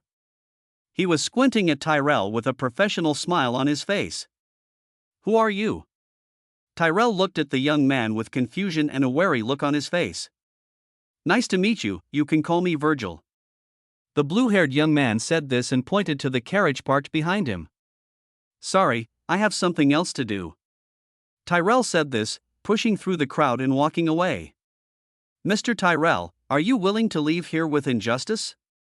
Virgil said this before he took a few steps. Tyrell turned around and looked at Virgil. What do you mean? If you walk one more street, Donnie's men will immediately arrest you and forcibly send you back to your father. Virgil said this, walked to Tyrell, and then took him to the entrance of a street. Sure enough, there were people rushing towards the entrance of the academy. Tyrell recognized that some of them were Tony's men. Can you help me? Tyrell asked. As he said this, he looked at Virgil with a hopeful look. Of course. Virgil nodded and pointed to the carriage behind him. As long as you agree to accompany us, we can not only clear your grievances, but also save you from being bullied by your father and young Master Donnie. Tyrell was silent for a moment, then nodded. I understand. Having said this, he followed Virgil and got into the carriage. Where are you from? I've never heard of your name. Sitting in the carriage, Tyrell looked at Virgil, who was sitting leisurely opposite him, and asked. It's normal that you haven't heard of my name. I'm just an ordinary second-year student. Virgil smiled. He did not lie. His student number was over 700. Although he was not the last in the second grade, he was definitely in the middle and lower reaches. Not to mention the first-year students who had just enrolled. Even some second-year students might not recognize him if they were not in the same class or had met him before. You know that's not what I'm asking. Tyrell frowned. Of course I know, but I won't tell it until the one above me shows up in front of you. Besides, there's no need for me to tell it. After all, it's not important to you to know who he is. Virgil said this, pointing to his chest. For you, the most important thing is your own life and property, isn't it? Tyrell was silent for a moment, then nodded. Although being forcibly sent back by Tony's men would not endanger his life, after all, he was still the Earl's son, but when he returns home, his father will surely be very disappointed in him, and what he will do then is something Tyrell cannot guess. Shortly after the carriage drove away, the people arranged by Donnie came to the place where Tyrell and Virgil had just talked. Several people waited there for a long time. When they didn't see Tyrell, they dispersed and searched the city for Tyrell's movements. Tyrell followed Virgil to a house. Virgil got off the carriage and politely made a pleased gesture. Then Tyrell got off the carriage and the two walked into the mansion together. This mansion. Tyrell didn't know who owned this mansion in the Imperial City, but it was conceivable that the family background of the person who could own such a house must be extraordinary. At least, although my family is an earl, I still have to think carefully for a long time before considering buying a house like this here. Next, please wait here for a while, Mr. Tyrell. My master will be here soon. Okay. Tyrell nodded and walked into the house. After Virgil told his men to keep an eye on Tyrell, he got on the carriage again and headed to another place. On the other side, Orson returned to the dormitory at noon and saw Lit sitting on the sofa in a depressed mood, so he walked up to him curiously. What's the matter, Lit? Did something unhappy happen? No.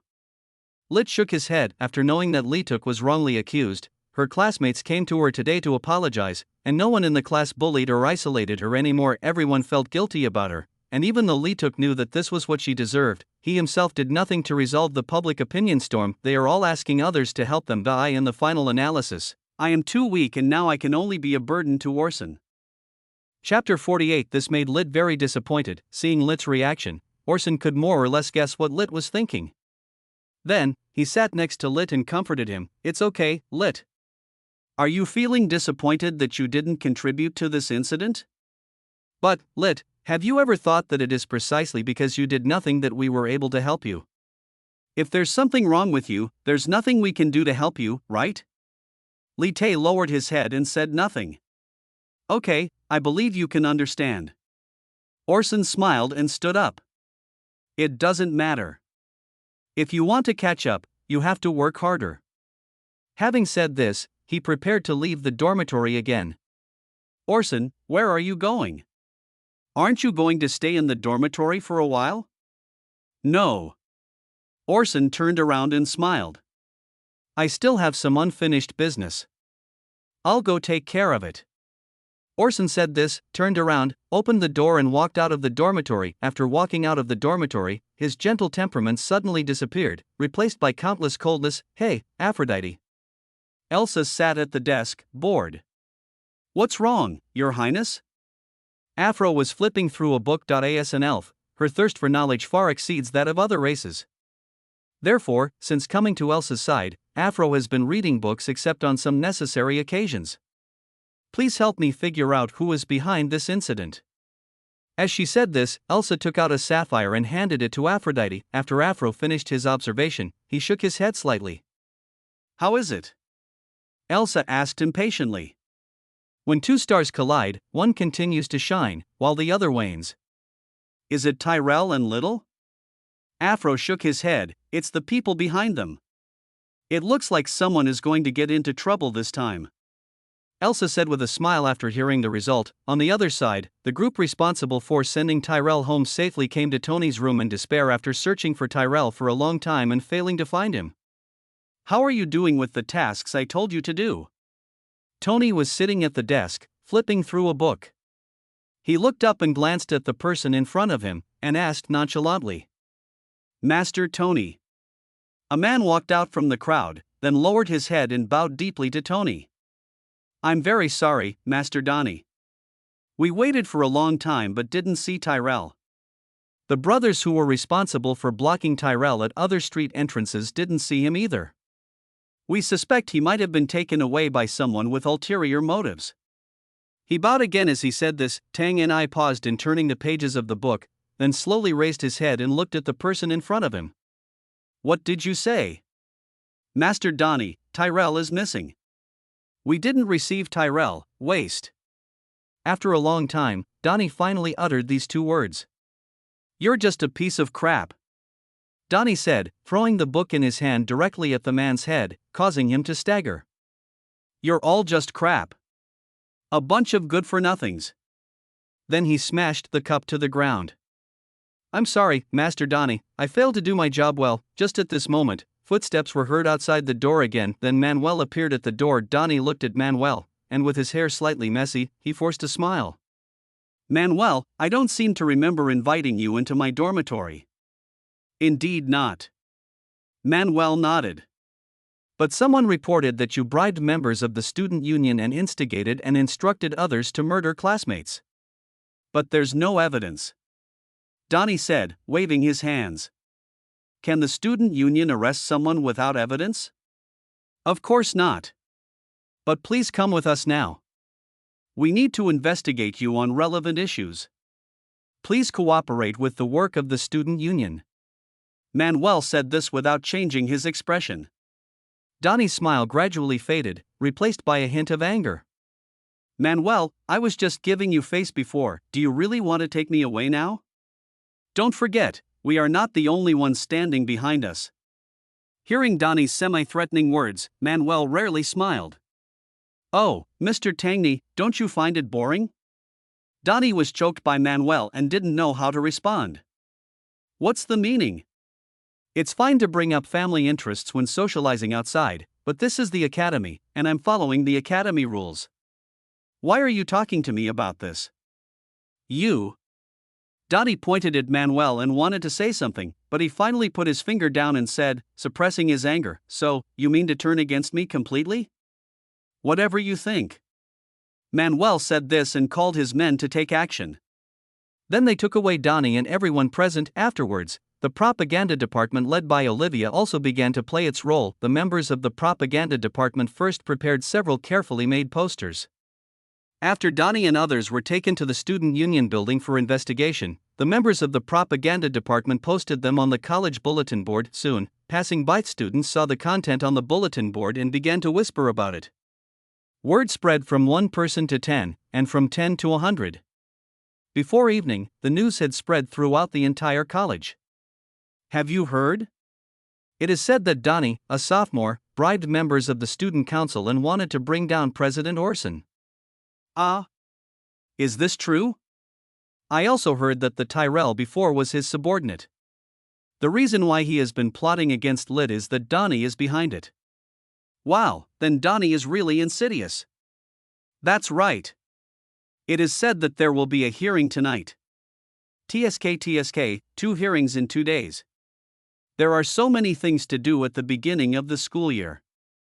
But I heard that Donnie is the eldest son of the Florence family. Will someone like him be punished in the end? I don't know. Besides, Tyrell has been kicked out. He probably can't come back to testify, right? Indeed, the rules of the Imperial Academy are rigid. Sigh, I really want to see this kind of person fall in the end. Soon, no matter how Donnie's followers and younger brothers tried to clean up his name, they were unable to reverse Donnie's increasingly bad reputation in public opinion. As the evening came, facing the interrogation of the discipline committee members, Donnie remained silent. The student union would detain suspects without evidence for a maximum of half a day. I was arrested in the afternoon, which means that as long as it was past evening, I could go back home at night. Donnie was enjoying this rare leisure time, and then the door of the room was opened. Orson was standing at the door of the room, looking at Donnie, who was sitting inside, and greeting him. Hey, classmate Donnie, I haven't seen you for a few days. I wonder how you have been doing recently. Orson said this as he walked into the room and closed the door. Then, he sat opposite Donnie. Thanks to you, I haven't been able to sleep well these past few days. I have to be busy with so many things every day. I am so exhausted. He complained like this. Me? Tang and I smiled when he heard that. Mr. Orson, you are too kind. I am just a prisoner. How can I trouble you? On the contrary, I have been worrying about Kalenina's affairs recently. Really? Orson said, smiling. So, classmate Tongni, you are worried about the club, right? When Donnie heard this, his expression froze. This is my private life. You shouldn't ask about it, right, Mr. Orson? Oh, that's right, I was abrupt. Orson nodded. I almost forgot the purpose of coming here. If you are here to ask questions about bribery and instigation, then I still have no answer. Of course I won't ask such a low-level question. Hearing this, Orson sneered disdainfully. These are just small dishes. Oh? So what gift did Orson prepare for me? Tang and I, let's play a game? Orson took out a pen and paper. Guess when I started paying attention to you? I'm actually being noticed by Mr. Orson. Oh no, President Orson? It's really an honor. Donnie said, and then shook his head. But if you ask me to guess, I really can't guess it. Okay, I'll be frank then. Orson said this and wrote a 1 on the paper with a pen. On the first night of the new semester, during the student union election, when Tyrell confronted me and was about to drag me down, I started paying attention to you. When Donnie heard this, he just raised his eyebrows. So, you think I ordered Tyrell? Don't be impatient, just listen to me first. Orson said this, staring into Donnie's eyes. I always say that you can't catch a wolf without sacrificing a lamb. Orson smiled. Do you know why I was so excited that day, contrary to my usual behavior? Do you know why I didn't continue to pursue you when I already suspected you? Stefan, Erwin, mine, Enrique. As he said this, Orson read out a long list of names and wrote their names on paper. Donnie widened his eyes slightly and looked at Orson, his eyes full of disbelief. These names should sound familiar to you, Mr. Tongni, right? What do you want to say? Tang and I looked unhappy. You don't have the exclusive right to be a domestic servant, Donnie. Orson remained calm, looking at Donnie with a hint of mockery in his eyes. Do you think what you do is very covert? Or do you think that I, as the son of the Duke, would be so helpless that I would let you control me? Donnie had a bad feeling when he heard what Orson said. I'm so sorry. I deliberately performed in front of this group of people that day, deliberately letting your third eye see my ugly appearance. So, you who thought I had lost my mind, did you think that you had seized the perfect opportunity to bring me down? As Orson continued to speak, Donnie's mentality became less stable and began to waver. Orson, you. Did you plan all this? Orson shrugged non-committally. I can't help it. You've been pursuing me relentlessly, and you see my non-challenge as weakness. So I must defend myself. Hey, classmate Donnie. Orson stood up and looked down at Donnie. You have many ways to take me down, why do you have to use the most dangerous one? Leet, you can't touch him. Orson's words were both a warning and advice. I don't know what the outcome will be for you this time, but if there is a next time, your outcome will definitely not be good. By the way, there will be a hearing tonight with you as the protagonist. Orson stopped at the door before leaving. Guess where Tyrell is now? Orson. Just as Donnie was about to say something, Orson closed the door. Donnie just wanted to rush out now, but the discipline committee members guarding the door made him give up the idea. Forcing his way out would only bring more trouble to his family and would most likely make his father furious. It would be better to wait. Anyway, Tyrell's family has been ruled by the Florence family for generations. As long as he still wants to go home, he will definitely not betray himself. Sometime before Di and the student union, Orson, Olivia, and Manuel sat in a small office. At this moment, there are only these 3 people in the office. Have you counted all the people? Orson looked at Manuel and asked. Yes, the statistics are out. Manuel nodded. I really didn't expect that the recruitment work would be such a mess. There's nothing we can do about it. After all, the student union only has 1 term a year, and we can't have too high requirements on the personnel. Orson smiled. Chapter 49. However, I really didn't expect that you, Orson, would be willing to lure the snake out of its hole at the cost of damaging your personal image. Olivia looked at Orson and smiled. What's the saying? A short pain is worse than a long one. Orson said this with a raised eyebrow. Or, you can't catch a wolf without sacrificing a lamb? In short, if we don't do this, he will only cause more and more trouble to us in the future. The atmosphere in the office was quite harmonious, and no one could have imagined that these 3 people had just had a quarrel 2 days ago. So, when do we start? Manuel asked. I have all the materials ready. Those guys will definitely not be able to escape. No hurry, I'm still waiting for the most important person. As Orson finished speaking, there was a knock on the office door. Someone is coming. He said so, and then continued, please come in. Then the office door opened and Virgil walked in. Looking at Virgil, who always treated others with a kind smile, Orson also greeted him. Long time no see, Virgil. Master Orson, I have brought the person you wanted to the designated location. Virgil smiled, bowed, and replied. Okay. Orson nodded with satisfaction. I'll go there in person later. Now I'll arrange other things first. Okay, then I'll wait for Master Orson outside. Virgil nodded respectfully and then left the office. Is this your man? Olivia looked at Orson and asked. Yeah. Orson nodded. I never thought that the famous smiling devil in the 2nd grade, the white glove that every noble wanted to extend an olive branch to, actually has a master. Olivia said this, looking at Orson with some resentment in her eyes, as if complaining why Orson kept it from her. I thought you never had to use those things, Orson. No, I'm not nobler than you, nor as powerful as you. If you can use something, I can definitely use it too. In the original book, Virgil, as one of Orson's right-hand men, had extremely strong business abilities and was used by Orson to deal with Leet.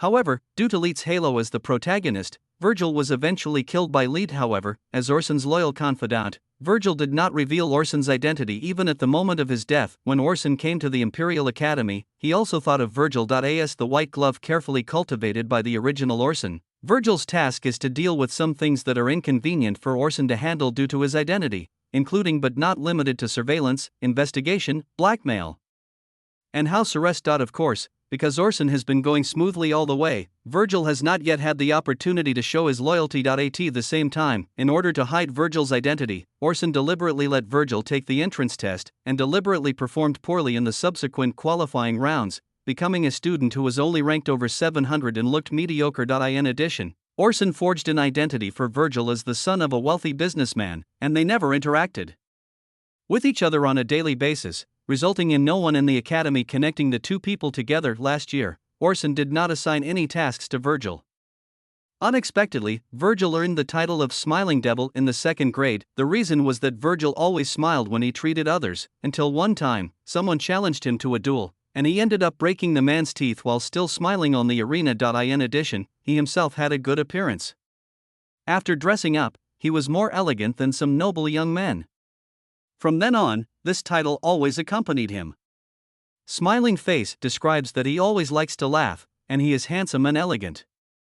Yen Luo is used to describe his ferocious fighting methods and cruelty to his opponents. Because of this incident, he attracted a lot of young fans and was able to rank among the top 10 in the college's Handsome Man contest. Of course, because he himself was extremely low-key, he never got into any other trouble after that incident, and the discussion and popularity about him gradually faded among his classmates, and then he was slowly forgotten and no longer mentioned, although this went against Orson's original intention of asking him to hide himself. On the other hand, once he became famous, it would be more difficult for others to associate him with Orson's men.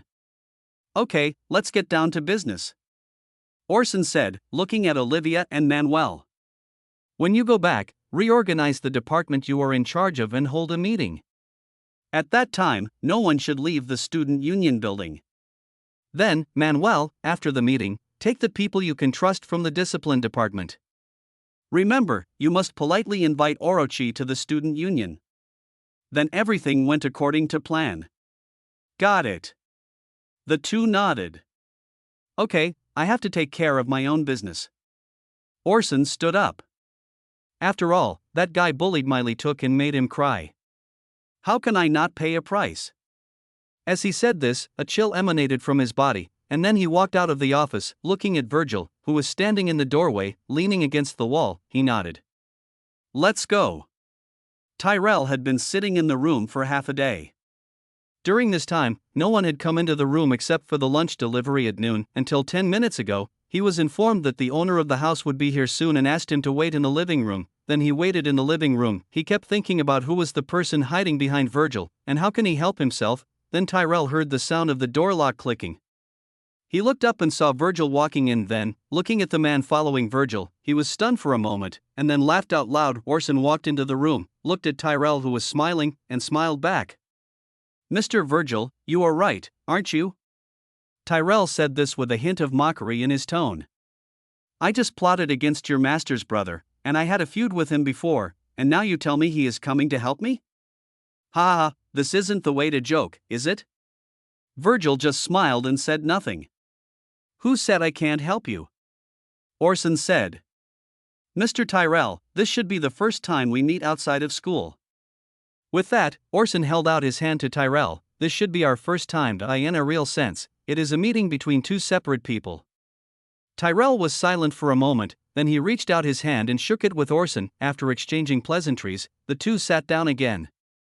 I can help you clear your name, and I can also help you get rid of those people's control.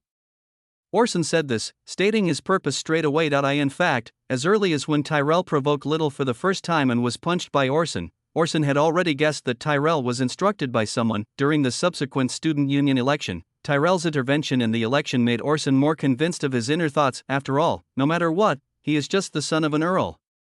If he dares to challenge the son of a duke, he must have a backer who is no less powerful than Leet. Coupled with Tyrell's identity, it is easy to connect him with Donnie, who also came from the dukedom of Naples. Therefore, the day after the student union election, Orson called Olivia and Manuel together to discuss the matter privately. In any case, as members of the same student union, they would rise and fall together, and the three of them quickly worked out a plan to lure the snake out of its hole, and all this requires that Tony takes the bait himself and reveals enough flaws. At the same time, Orson also asked his long-dormant helper Virgil to take action and began to secretly investigate Donnie's power and actions. Orson did not cause trouble for Tony immediately after the student union election in order to paralyze Tony and make him think that he would not dare to do anything to him, making his behavior become more and more bold. Later, outside the school, at a banquet hosted by President Lewis, Orson accidentally met Donnie, so he used words to provoke Donnie, making him even angrier with him. This time, Orson had already begun waiting for Donnie to take action. That day, after Orson learned that something had happened to Lit, he showed anxiety. Some of it was because he was worried about Lit, but more of it was because he wanted to perform a play with Manuel. He was going to pretend there was discord within the student union so that Donnie would think that Manuel could be manipulated. Although the leadership group within the student union is generally trustworthy, there will definitely be Donnie's eyes and ears among the new members recruited. Orson pretended to be furious and insisted on meeting Lit despite breaking the rules. Then he Had an argument with Manuel in the discipline department. Orson knew that Donnie must have had spies in the discipline department at the time, because shortly after he lost his temper, the students who put pressure on him seemed to know what was going on in advance and kept asking Orson questions that embarrassed him, and Orson refused to answer, and went to the council, pretending to seek the help of Dean Luca. In fact, Orson didn't expect Luca to help him at all. His actions were just to tell Donnie, "I'm in a hurry. If not now, when?" Then Donnie invested a lot of money to buy internet trolls, create larger-scale public opinion, and began to prepare to remove Orson from the position of student union president. At the same time, they bribed members of the student union to add fuel to the fire. In the end, Donnie found Manuel, ready to take advantage of the dissension between the two and take the opportunity to interfere and make Manuel harm Orson. Manuel, who had been vaccinated long ago, would certainly not be fooled by such a clumsy plan of Donnie. He refused directly and drew a clear line between himself and Donnie. Then, there was a big reversal at the hearing. Orson had Virgil find out Donnie's account books and transaction records, including his contact with Anya. It was Orson who hinted that the victim was an important breakthrough, which led Olivia to take the initiative to investigate.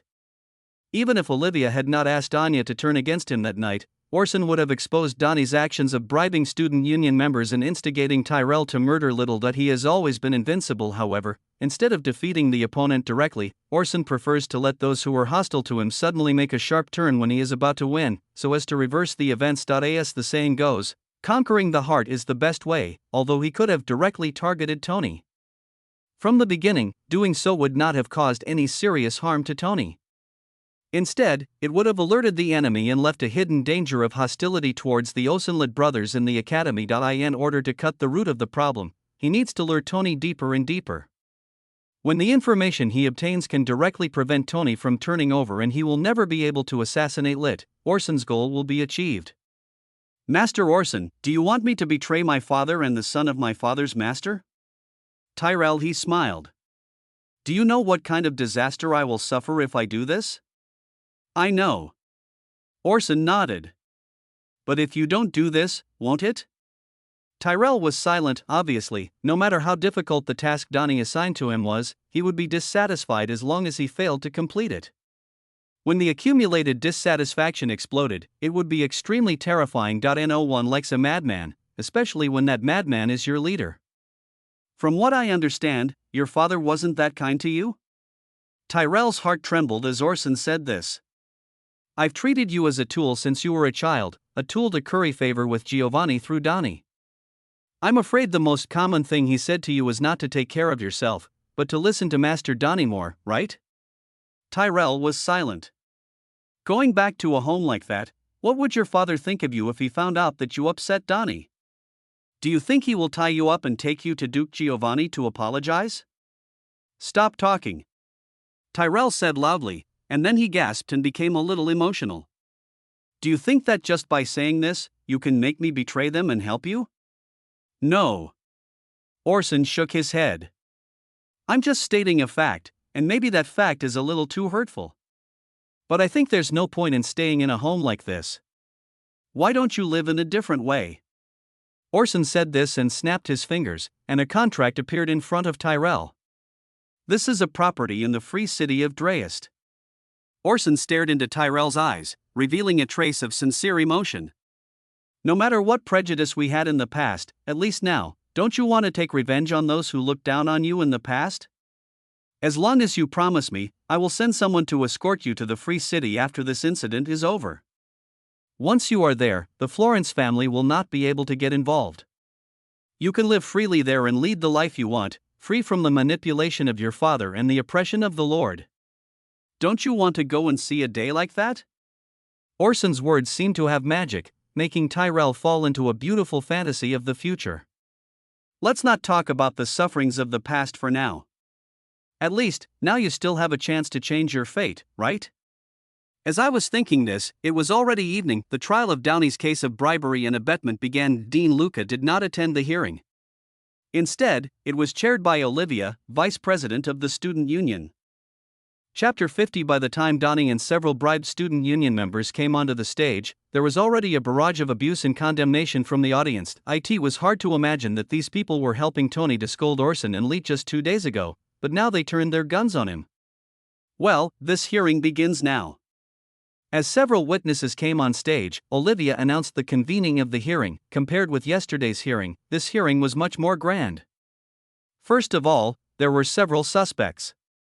Although Donnie was the biggest suspect, other student union members who took bribes would also be punished. In addition, the two sons of the Duke, Donnie and Manuel, also appeared in the suspect and witness seats respectively. Manuel's testimony, of course, was what he said when Donnie invited him to dinner that day. As the hearing progressed, the revelations of testimony allowed the students in the audience to see Donnie's true colors. Many of Donnie's former followers also chose to keep silent at this moment. Although their mission is to assist Tony in this situation, it is obviously wiser to keep silent. However, Donnie had already planned from the beginning to be suspected of bribery, and he had his spies in the student union prepare the testimonies in advance.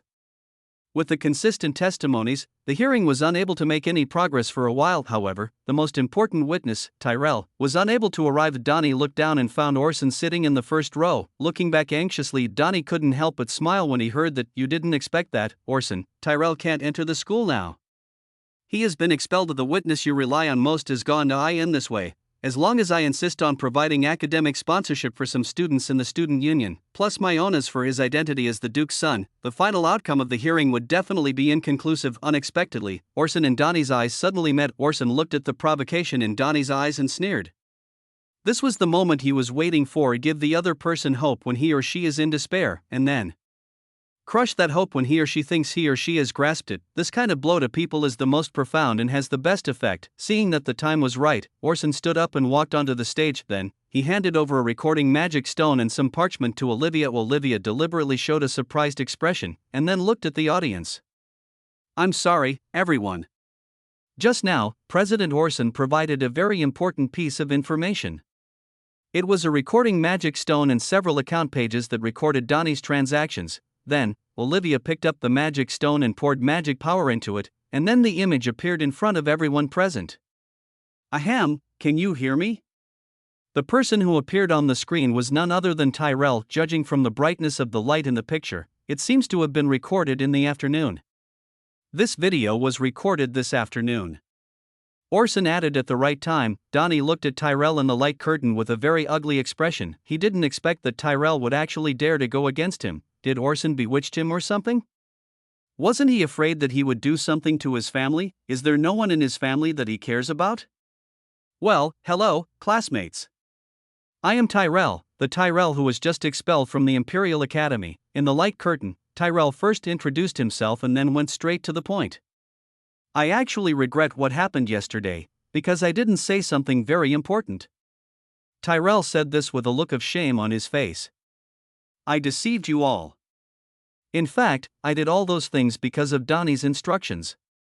As everyone knows, Donnie is the son of the Duke of Naples, and my father is just a small earl under the Duke of Naples. Therefore, for the sake of the interests of the family, I can only listen to Donnie. Since I was little, I have always followed Donnie's orders. Because of this, Donnie thought I was easy to bully, so he gave me all the dirty work and blame. And just yesterday, I still had that ridiculous loyalty to Mr. Tongney and wanted to go to him to say goodbye, but I didn't expect him to lock me up and beat me up, and he was going to send someone to arrest me this morning. If it weren't for Master Orson helping me, I might have been tied up and taken back now. Now, I've had enough, I'm going to expose Donnie." Tyrell said this and raised his hand. Then, he revealed all the details of his actions, from humiliating Leetuk in the beginning to plotting to harm Leetuk later, to his classmates. Listening to what Tyrell said, Donnie clenched his fists, his body shaking slightly with anger. Then, he finally couldn't bear it anymore, pounded his fist on the table, stood up and pointed at Orson. "Orson, what on earth did you use? Mr. Tony, please remain restrained." Olivia frowned as she watched Tony's actions. "Restraint?" Tang and I said this and looked at the students in the audience. "Everyone, have you forgotten? What is Orson's identity? He is the student council president. Don't you think this video is fake?" Donnie said this, spreading his hands towards the students in the audience and pretending to be innocent. "Classmates, this is a struggle. Orson wants to kick me out of the Imperial Academy, so he did so much. Enough. Be quiet. At this moment, Luca's stern reprimand was heard outside the auditorium. Then, Luca walked into the auditorium with a group of soldiers. The students were all stunned. In principle, the Imperial Academy does not allow outsiders to enter. Where did these soldiers come from? After the soldiers took their positions, a middle-aged man with blue hair and wearing white and gold clothes walked in from outside the door. Blue hair as clear as water, emerald eyes, and an aura of majesty without even being angry. The moment they saw the person coming, all the students present stood up consciously. Odysseus Lances, Emperor Special. The Imperial College generally does not receive foreign guests, except for visits by the royal family. Then, behind Odysseus, there were 6 middle-aged men. They are the 6 dukes of the empire. Among them were Orson, Lit, Olivia, Lienka, Manuel and Donnie, and their fathers, the Duke of Orleans and the Duke of Lucia. Their children have already graduated from the Imperial College. Your Majesty, Orson said, and walked to Odysseus and bowed respectfully to him. Yeah. Odysseus nodded, and then sat in the VIP seat in the front row. Luca and the dukes also sat on either side of Odysseus. Now Donnie knew why the VIP seats were empty at the beginning. You guys continue with the hearing. We won't disturb you. We'll just listen in. Odysseus said this and motioned for Olivia to continue. Okay. Olivia nodded. Why is this hearing being held? Odysseus asked, looking at Luca who was sitting next to him. It is like this, Your Majesty. According to reports from classmates, Donnie is suspected of bribing members of the student union. He is also suspected of accusing, threatening, and assassinating others. Oh? Odysseus raised his eyebrows when he heard this, and then looked at Giovanni beside him. Duke Giovanni, you really raised a good son. Giovanni was silent for a while, and then said, Your Majesty, I believe my son would not do such a thing. All this should be a false accusation by someone with ulterior motives, who wants to damage the reputation of the Florence family. I hope so. Odysseus didn't say much, but continued to watch the hearing on the stage. After the emperor arrived, Tony obviously became much more restrained and rational. Regarding the video evidence you provided, I would like to ask everyone here. Donnie said this, looking at the people in the audience. If Tyrell said this involuntarily under duress or under the influence of magic, can this statement still be regarded as a confession? As soon as these words were spoken, the students in the audience immediately began to whisper. Don't worry about this, Mr. Donnie. Orson said, stood up and pointed to the entrance of the auditorium. Donnie looked in the direction he was looking at, then his eyes widened. At the entrance of the auditorium, Tyrell was standing there, glancing at everyone in the auditorium. After a long while, as if he had made great mental preparations, Tyrell lowered his head, closed his eyes, took a deep breath, and then walked towards the last empty witness seat on the stage of the auditorium. P.S. I wonder if you enjoyed reading this chapter of 12,000 words? Some of the foreshadowing in the previous chapter is also revealed in this chapter. If you have any opinions, please continue to leave a message to tell me.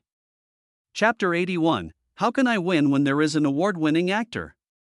1.2w, time goes back 3 hours. In recent days, in response to the continued activity of the orc tribes on the eastern border, the emperor invited the 6 dukes to a meeting in St. Laurent City to discuss relevant matters. Since it was an invitation from the emperors, the dukes had to find time to come to the imperial city no matter how busy they were. Moreover, the problem of orcs cannot be underestimated. After all, 18 years ago, the orcs invaded the empire and wantonly burned, killed, and looted in the territory of the present-day dukedom of Antica, causing great damage to the empire. At that time, the empire relied on Lucius's command to drive the orcs back to the desert where they originally lived, but it was no longer able to pursue them. Over the past decade, although the orcs and the empire have maintained a hostile attitude on the border, and some people have been killed and injured. Due to small-scale military conflicts on the border every year, the recent movements of the orc tribes are obviously not right, and conflicts on the border have obviously increased. For this reason, Lucius was worried about the military affairs before. So, have you all thought about this? Regarding the issue of the border orcs. Your Majesty. At this time, Lucius stood up. The area invaded by the orcs is mainly our Antica region. As the eastern barrier of the empire, the Antica region has protected the rest of the empire from the invasion of orcs for more than 10 years. He paused and continued, however, at the same time, Antica's development has been delayed. We can gather soldiers, but we cannot provide them with enough weapons and equipment, or even military pay and food. I understand. Odysseus nodded and looked at the other dukes.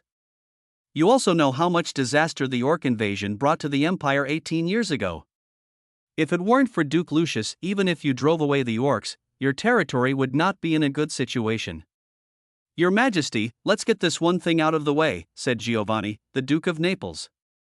Although Duke Lucius made great contributions in repelling the orcs, he was made a duke after all, which is an unprecedented honor.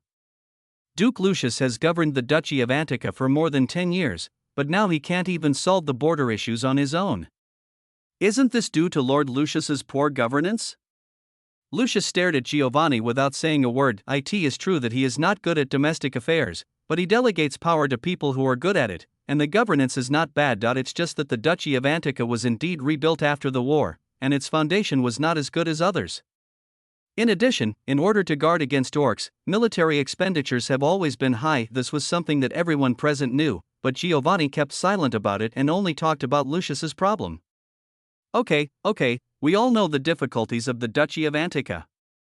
At this time, it was the amiable-looking Duke William of Prussia who stepped forward to help Lucius resolve the embarrassment. We all know that the Dukedom of Antica is in trouble right now. If there is a problem with Antica, our territory will also be affected. So we should help them and work together to overcome the difficulties, right? William said this and made his own proposal. My suggestion is that the rest of us help Lucius share some of the pressure and provide some war supplies to Duke Lucius. Duke William. At this time, Giovanni spoke again. I'm not questioning Duke Lucius on purpose, but are you sure that if we provide supplies, we can play a role in resisting the orcs? I'm not pessimistic, but considering the current situation of the Dukedom of Antica, I find it hard to believe that our supplies can actually reach the front line. It is very likely that they will be embezzled before they reach the front line. Duke William, you can't protect Duke Lucius just because he is your relative. Sir Giovanni. At this time, Lucius could no longer sit still. He knew that he and Giovanni had a feud when they were young, but he never thought that Giovanni would disregard the safety of the empire because of this feud. If you don't trust me, I am willing to use my reputation to guarantee that every batch of supplies delivered to the Dukedom of Antica can be used to resist the invasion of orcs. No, Duke Lucius, I'm just saying this, there's no need to do this. Antica said this, and then teased, speaking of reputation, Lord Lucius, I heard that your son, seemed to have been arrested for molesting a female classmate before? That's just a rumor, said Lucius. Well, of course I believe this is a rumor, but flies don't bite seamless eggs. Giovanni said this with a hint of mockery in his tone. At this moment, Odysseus, who was sitting in the middle, patted the table and signaled them to be quiet. We are here to discuss state affairs, not to gossip about what someone's son has done. Odysseus said this and looked at the audience. Then, let's vote. Those who agree to support the Dukedom of Antica, please raise your hands. Having said this, Odysseus was the first to raise his hand. Then, off the court, Lucius, William and Duke of Orleans François Toulouse all raised their hands. Seeing that there were already 4 votes, Duke Leon Lysanus of Aragon and Duke Ivan Petrov of Lucia also raised their hands. Then, everyone looked at Giovanni.